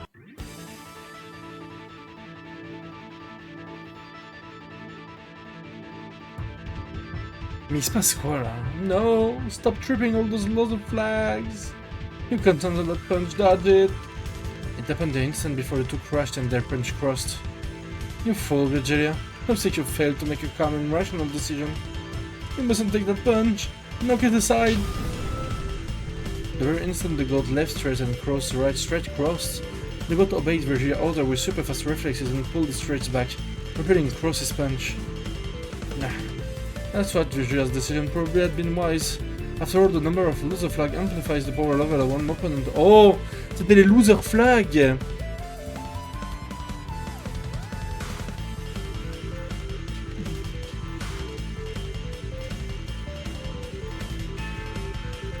That was close. If you had taken that punch after tripping so many loser flag, imagine just how great a force it would have been amplified to. Come on, from there, smash the completely open right side of his face with a right straight. What? That promise about fighting with only your left arm? Oh, aren't promise meant to be broken?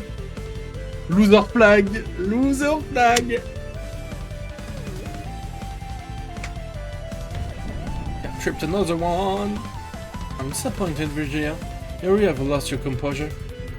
What's that? Or was I not composed by not seeing it beforehand and making him avoid it? Where is that Kairi-sama? If that crashed like that, wouldn't have been crosses. Ah, I see. Even with 20 loser flag, that's not enough. Crosses in the gold's double rush made for time 4.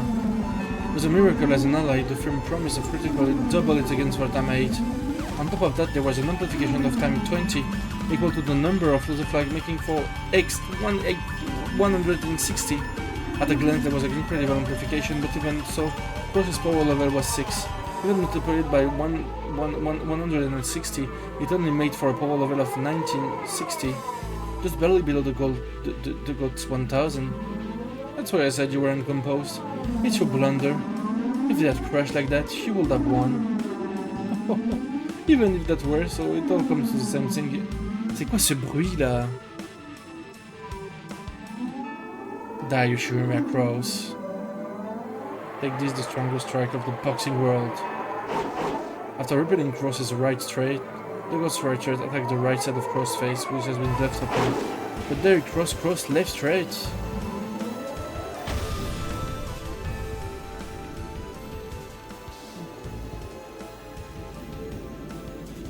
The two punches crossed and time stopped as each aimed for the face of the other. Mais c'est vraiment the world, hein? Oh, to think that would be time for a simultaneous strike. But this power level stop at 960. It doesn't reach up to my child's 1000. No, Virgilia, it's your loss. Why? You made him repel the first cross counter. But then if another right straight after that were hit, Cross would probably be in pieces. However, that was crossed. That's not good. Sorry, but this is a complete loss for you and this goat. A cross counter has fought and the destructive power of a normal punch. It is common knowledge in the boxing world. And if it's blocked and the right straight hits, then it's a double cross counter, which each time destructive power. It is also common knowledge in the boxing world. And if that is crossed, then by the principle of leverage, the triple cross will multiply the destructive power by 12. It is also painfully common knowledge in the boxing world. It's even written in the Minchmei Shobu book. Cross is power level is 6. The rushing from both sides is time 4. The critical hit is time 8. And time 1 and 60 for tripping too many loss of flag. And time 12 again for the triple cross counter. Ho ho ho ho. Power level is 1100, 520. Cross's punch now had the power to easily win the first Tenkaichi Budokai. Excellent. This result was brought about by Cross' persistence is not giving up on victory until the end and new pride. Without either, these strengths will not exist. You fought well. You may now fall. Andrew clapped the goat on the shoulder.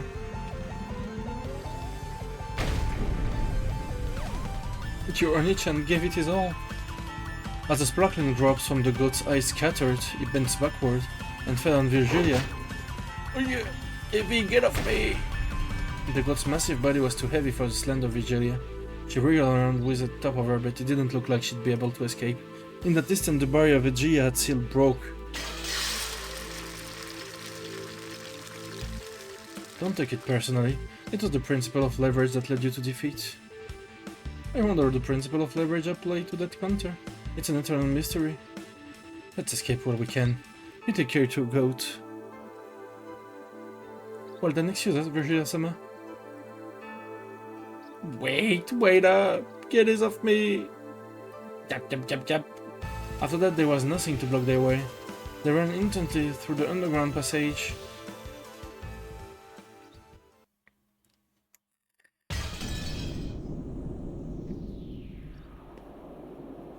J'aimerais bien y aller, même si les scènes sont incroyables. Il faudrait qu'il y ait un moment un peu de plus calme pour que je puisse stopper la session en fait. Parce que là, c'est impossible. Jessica had finally been cornered with the wall at her back. Ran advanced with his magic circle wall bit by bit and would probably crush her against the other wall eventually. Considering the distance, he threw out a fist. It would be her final strike. Jessica had dealt out many punches so far. The wall wasn't invincible. It had already started to crack and it wouldn't be strange for it to smash at any moment. En fait, je commence à être un non-magic believer parce que le fait qu'il puisse fight back à ce point-là contre des sorcières et des démons millénaires, ça devrait pas être normal en fait. Je commence à être un non-magic believer. Il y a un problème. Ils font des trucs de loser flag pour augmenter la puissance de Cross. Enfin, c'est n'importe quoi. Je sais pas comment ils s'en sortent là. C'est un peu bullshit. Enfin, c'est pas bullshit, mais ça a du sens, je pense, si la magie n'existe pas. Donc je commence à être un non-magic believer. It had already started to crack, and it wouldn't be strange for it to smash at any moment. However, due to the rebounding damage, Jessica also had cuts all over her body and was all worn out. Let's put a stop to this. I don't intend to crush you. It's up to the master to decide how to deal with you. However, I also intend to congratulate you specially for your good fight. Fucking around. Not yet. It isn't over yet. You have wounds all over your body. It's all you can manage to stand, is it not? It seems you plan on putting all the strength into this final strike. However, that final strike will be fatal for you. The damage reflected by run of magic circle was proportional to the strength of the attack. Jessica's all-out punch would be bounced back onto her. The more all-out she went, the more suicidal it would be for Jessica. I get it. I know that. I'm warning you. Stop this now. This is for your own good. Stop bluffing. Your wall's already about to break, right? I can tell by the feel of it, after pushing it so much, okay? It was a fact. One of the wall was already on the verge of breaking, and on top of that, Jessica's fist has been imbued with an unimaginable magical attack power by now, and their destructive strengths defied the imagination. In the worst case, that destructive power might even pierce the defensive wall, smash Ronov as well, and create an expansion connecting this room to the next. However, the damage would rebound on Jessica as well. She wouldn't escape unarmed. I will say just one more time, stop. I say this out of consideration for you. Shut the fuck up. Prepare yourself. Jessica howled. Putting all the strength of her greatest and final destructive power into her fist, she roared.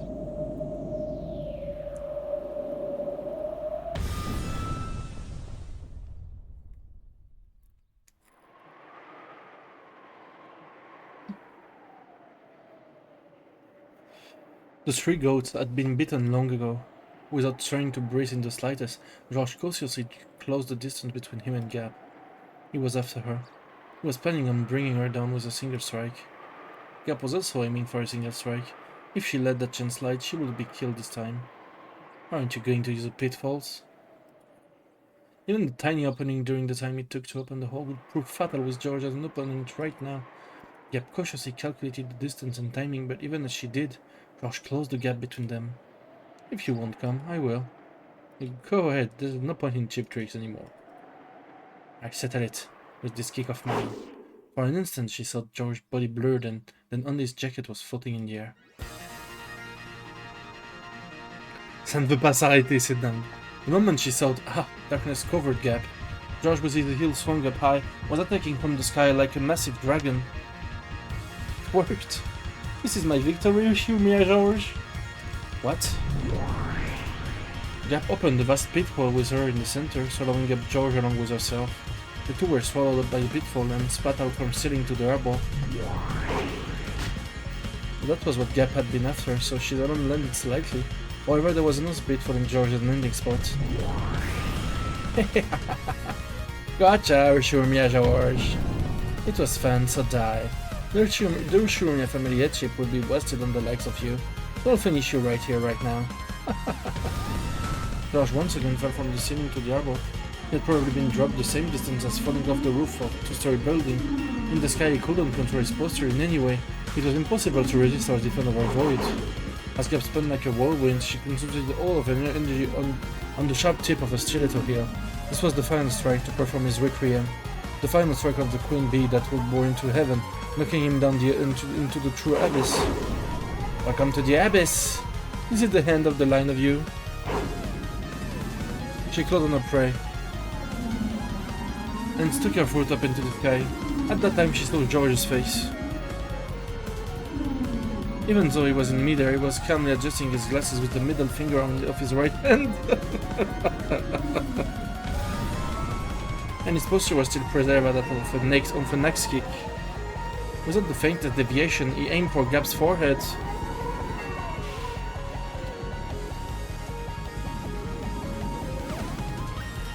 I had already hypothesized that this move will come up. What? If I jumped to make the person on the ground taste my heel, my posture would have collapsed long ago. However, my posture hadn't collapsed in the slightest. Do you know why? You don't mean from the very beginning, aim to make a person 2 stories below taste my heel? Oh la la, the jet goat. It's your loss, miss.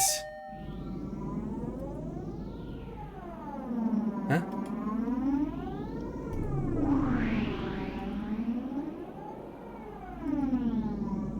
Well, I did tell you to stop.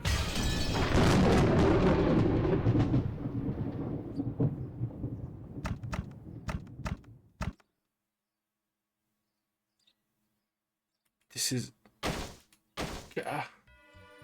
Actually, I wasn't even close to being in a pinch. Sorry!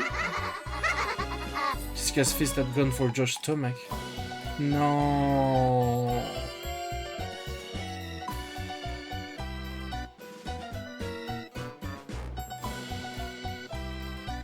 And George's axe kick had lined upon Jessica's head. The shocking destructive power imbued in Jessica first crushed George's organs and scattered his abdomen.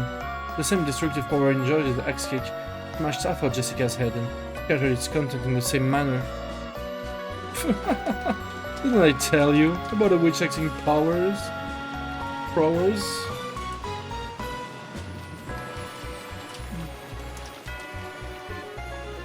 J'ai failli être un non-magic believer. C'est fini. So what do you think we're watching? Je me suis encore fait avoir en fait. C'est dingue. C'est dingue de se faire avoir 2 fois comme ça, putain.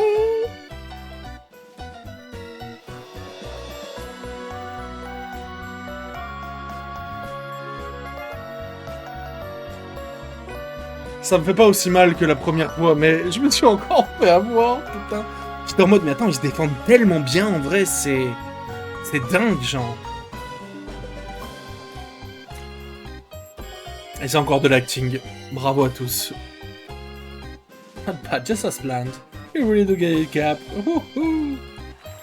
That one Cap casually high-fived each other. Cha. Thanks for now. Thanks for the gift. I returned Jessica's corpse. He buried the corpse of the two who are close. Does this mean the second twilight is over? Gap dropped Jessica's corpse through a pitfall, and as the chunks were soaring to Jessica's room, as carelessly as throwing something into the trash. Jessica's corpse and lumps of flesh fell from the ceiling and poured all over her room. Ronov shook his head slightly at this gruesome change of scenery. My apologies, Jessica-sama. I did warn you. However, the true art of us demons, that is foreseeing this conclusion and giving you advice I knew you wouldn't listen to, really isn't something a human could understand. It really was fun, kids, but you play with words a bit too much. Is maybe it about time you started fighting back really the best you've got? Are you trying to be someone from a light novel or something? In the arbor brutally decorated by George and Jessica's scattered blood and guts, Gap enjoyed a loud laugh for a while, but she quickly realized that, in all seriousness, this was a little too filthy and undignified, and she snapped her fingers. J'ai failli être un Magic Believers, j'ai un peu cru à ce qui se passait quand même. Je suis dégoûté, je me fais avoir à chaque fois, quoi. As she hid, a cloud of gold butterflies rose up around her, stuck to each of the bits and bloodstains and dropped them. Then George's corpse returned bit by bit, and the brutal corpse with its guts torn out was repaired into a clean corpse that looked like he was sleeping. Was this room act of postmanship towards a dead rival? The heavens were split, because Gap had lifted her leg high, pointing at the sky. Say, you little boy. This is game over for real. Was it a trace of mercy that foot stepped down, and was buried into George's forehead? The stiletto hilt that was sharp as a weapon pierced George's forehead. With a blow it was pulled out. It was like a mark proving that Gap certainly had finished him by her own hands.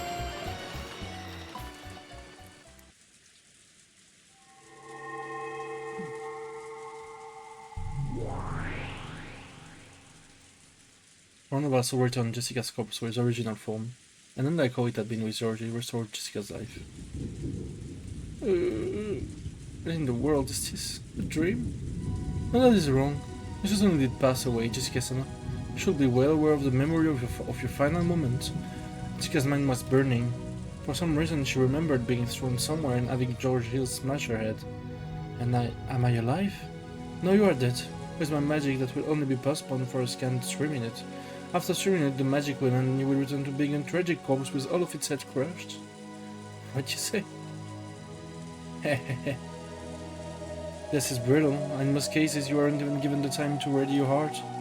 But to praise you for fighting so bravely, I've decided to give you this time. Perhaps you should solve your regrets from this world in those 3 minutes. Ronov, malgré tout, hein. Best guy, hein. I can also decide to take you along with me during those 3 minutes. But the power that had burned through Jessica's body until a second ago has been completely lost. Jessica was aware of that herself. She was already dead. And that is all for me. If you would excuse me, it was fun, Jessica-sama. Ronov turned his form into a cloud of gold butterflies and disappeared. All that remained was the sound of the wind and rain and the figure of Jessica as she crouched down, leaning against the wall.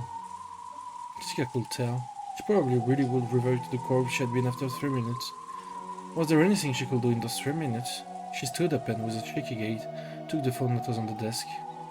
Oh no, no.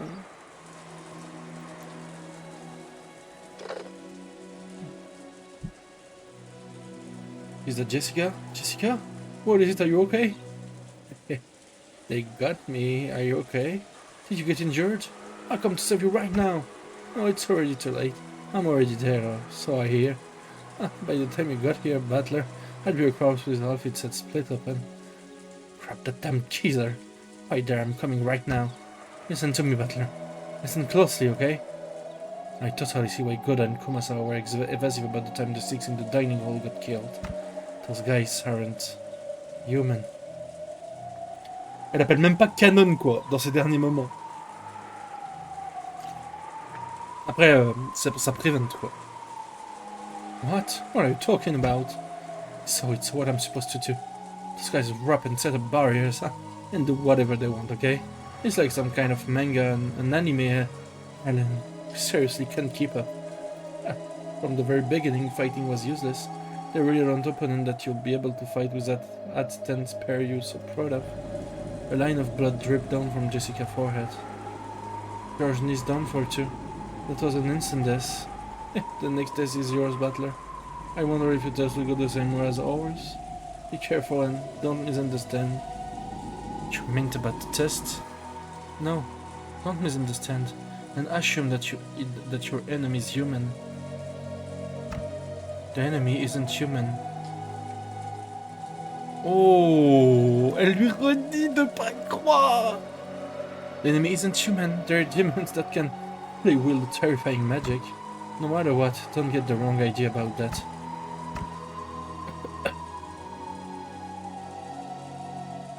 Non, elle lui dit de croire en la magie, pardon.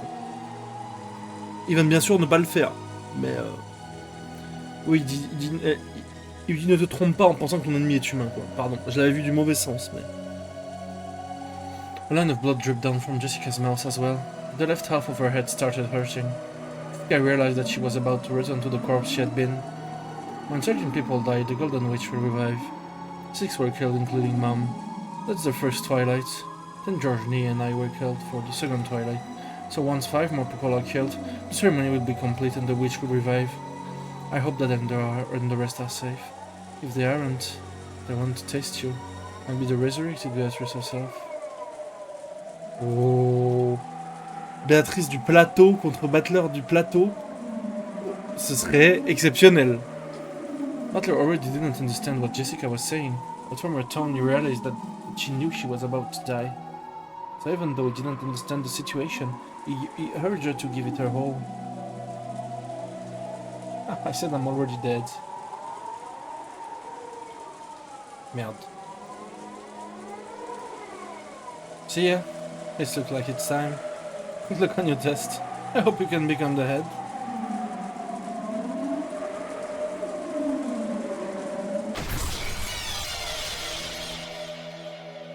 C'est terrible. Jessica? Jessica? Answer me! Jessica! But a sorrowful voice could be heard from the dangling receiver. And she leaned against the wall in that corner, crouched down. Jessica's head had been half smashed.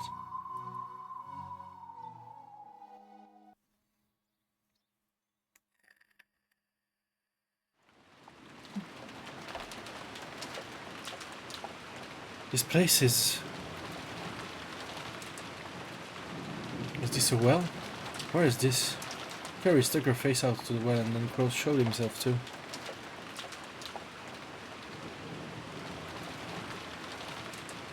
En vrai, je pourrais peut-être m'arrêter là, hein.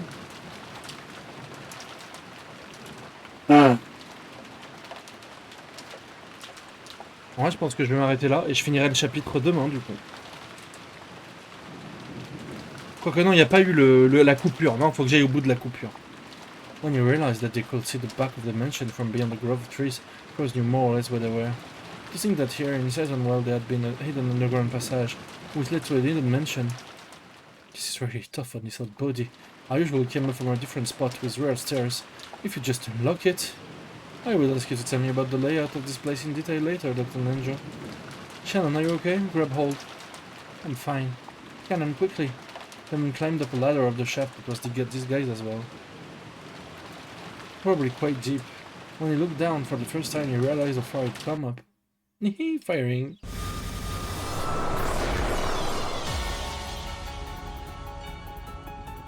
As Cannon was about to finally crawl out of the well, a hole the size of a basketball opened up in his chest.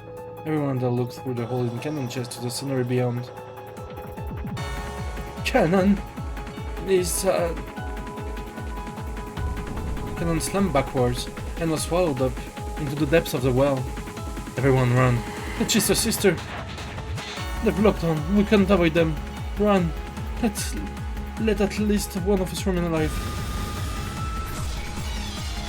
At that time, Crows and Kyrie and Nenjo suddenly saw a golden curved line appear from the well and flew itself toward the slide of Shannon's head.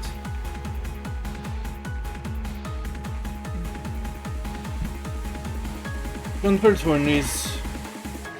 I see. Wow! They're after us. Run! We'll be killed. Run, run, run, run! As Nanjo doubled over in shock, stunned by how Shannon has died, the Chesty sister did not allow him to escape. A curved line again appeared from the well and pierced from Nanjo's forehead to the back of his head in an instant, sewing through him. And so Nanjo passed away. What the why? Where's the enemy coming from? We're being sniped. I don't know where from, but they've found us perfectly. Let's escape into the mansion, block their field of vision. He dashed toward the back door of the mansion. Then, right as Cross was about to shut the door behind him, a golden curved line appeared for the first time, piercing Cross from the back of his head to his forehead and smashing that forehead.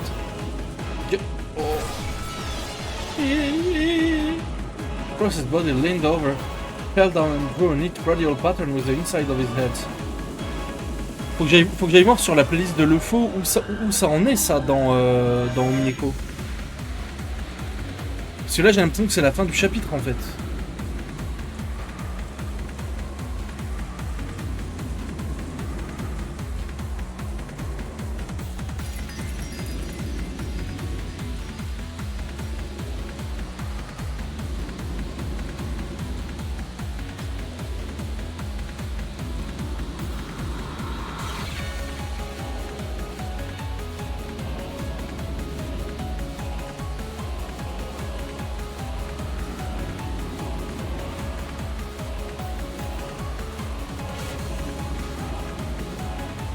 Ok, non, il reste beaucoup de temps quand même.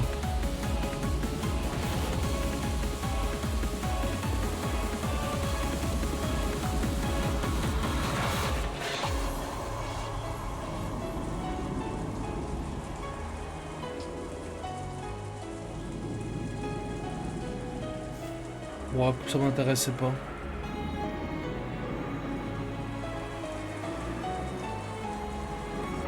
Carrie ran wildly through the hallway, flew into some room and locked the door. But even so, she wasn't remotely convinced that she had saved her life. She would probably die soon. This was apparently one of the guest rooms. At that moment, Carrie's eye fell on the phone on the side table.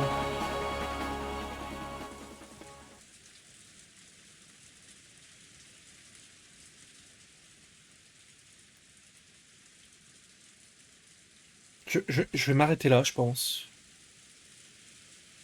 Il doit me rester peut-être 5 heures à faire demain, 5-6 heures. Je pense que c'est bien si je m'arrête là. J'ai beaucoup joué. Là, c'est un moment qui a l'air un poil plus calme. Autant que je m'arrête là avant que ça parte en couille.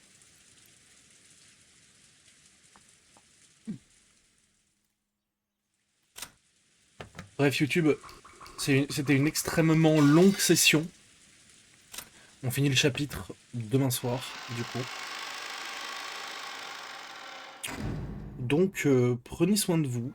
On se retrouve demain pour la fin du chapitre 4 et du Question Arc. Et comme ça, on pourra commencer le Answer Arc dès le lendemain. On s'arrête pas, bien sûr. Bye YouTube. Ciao, ciao.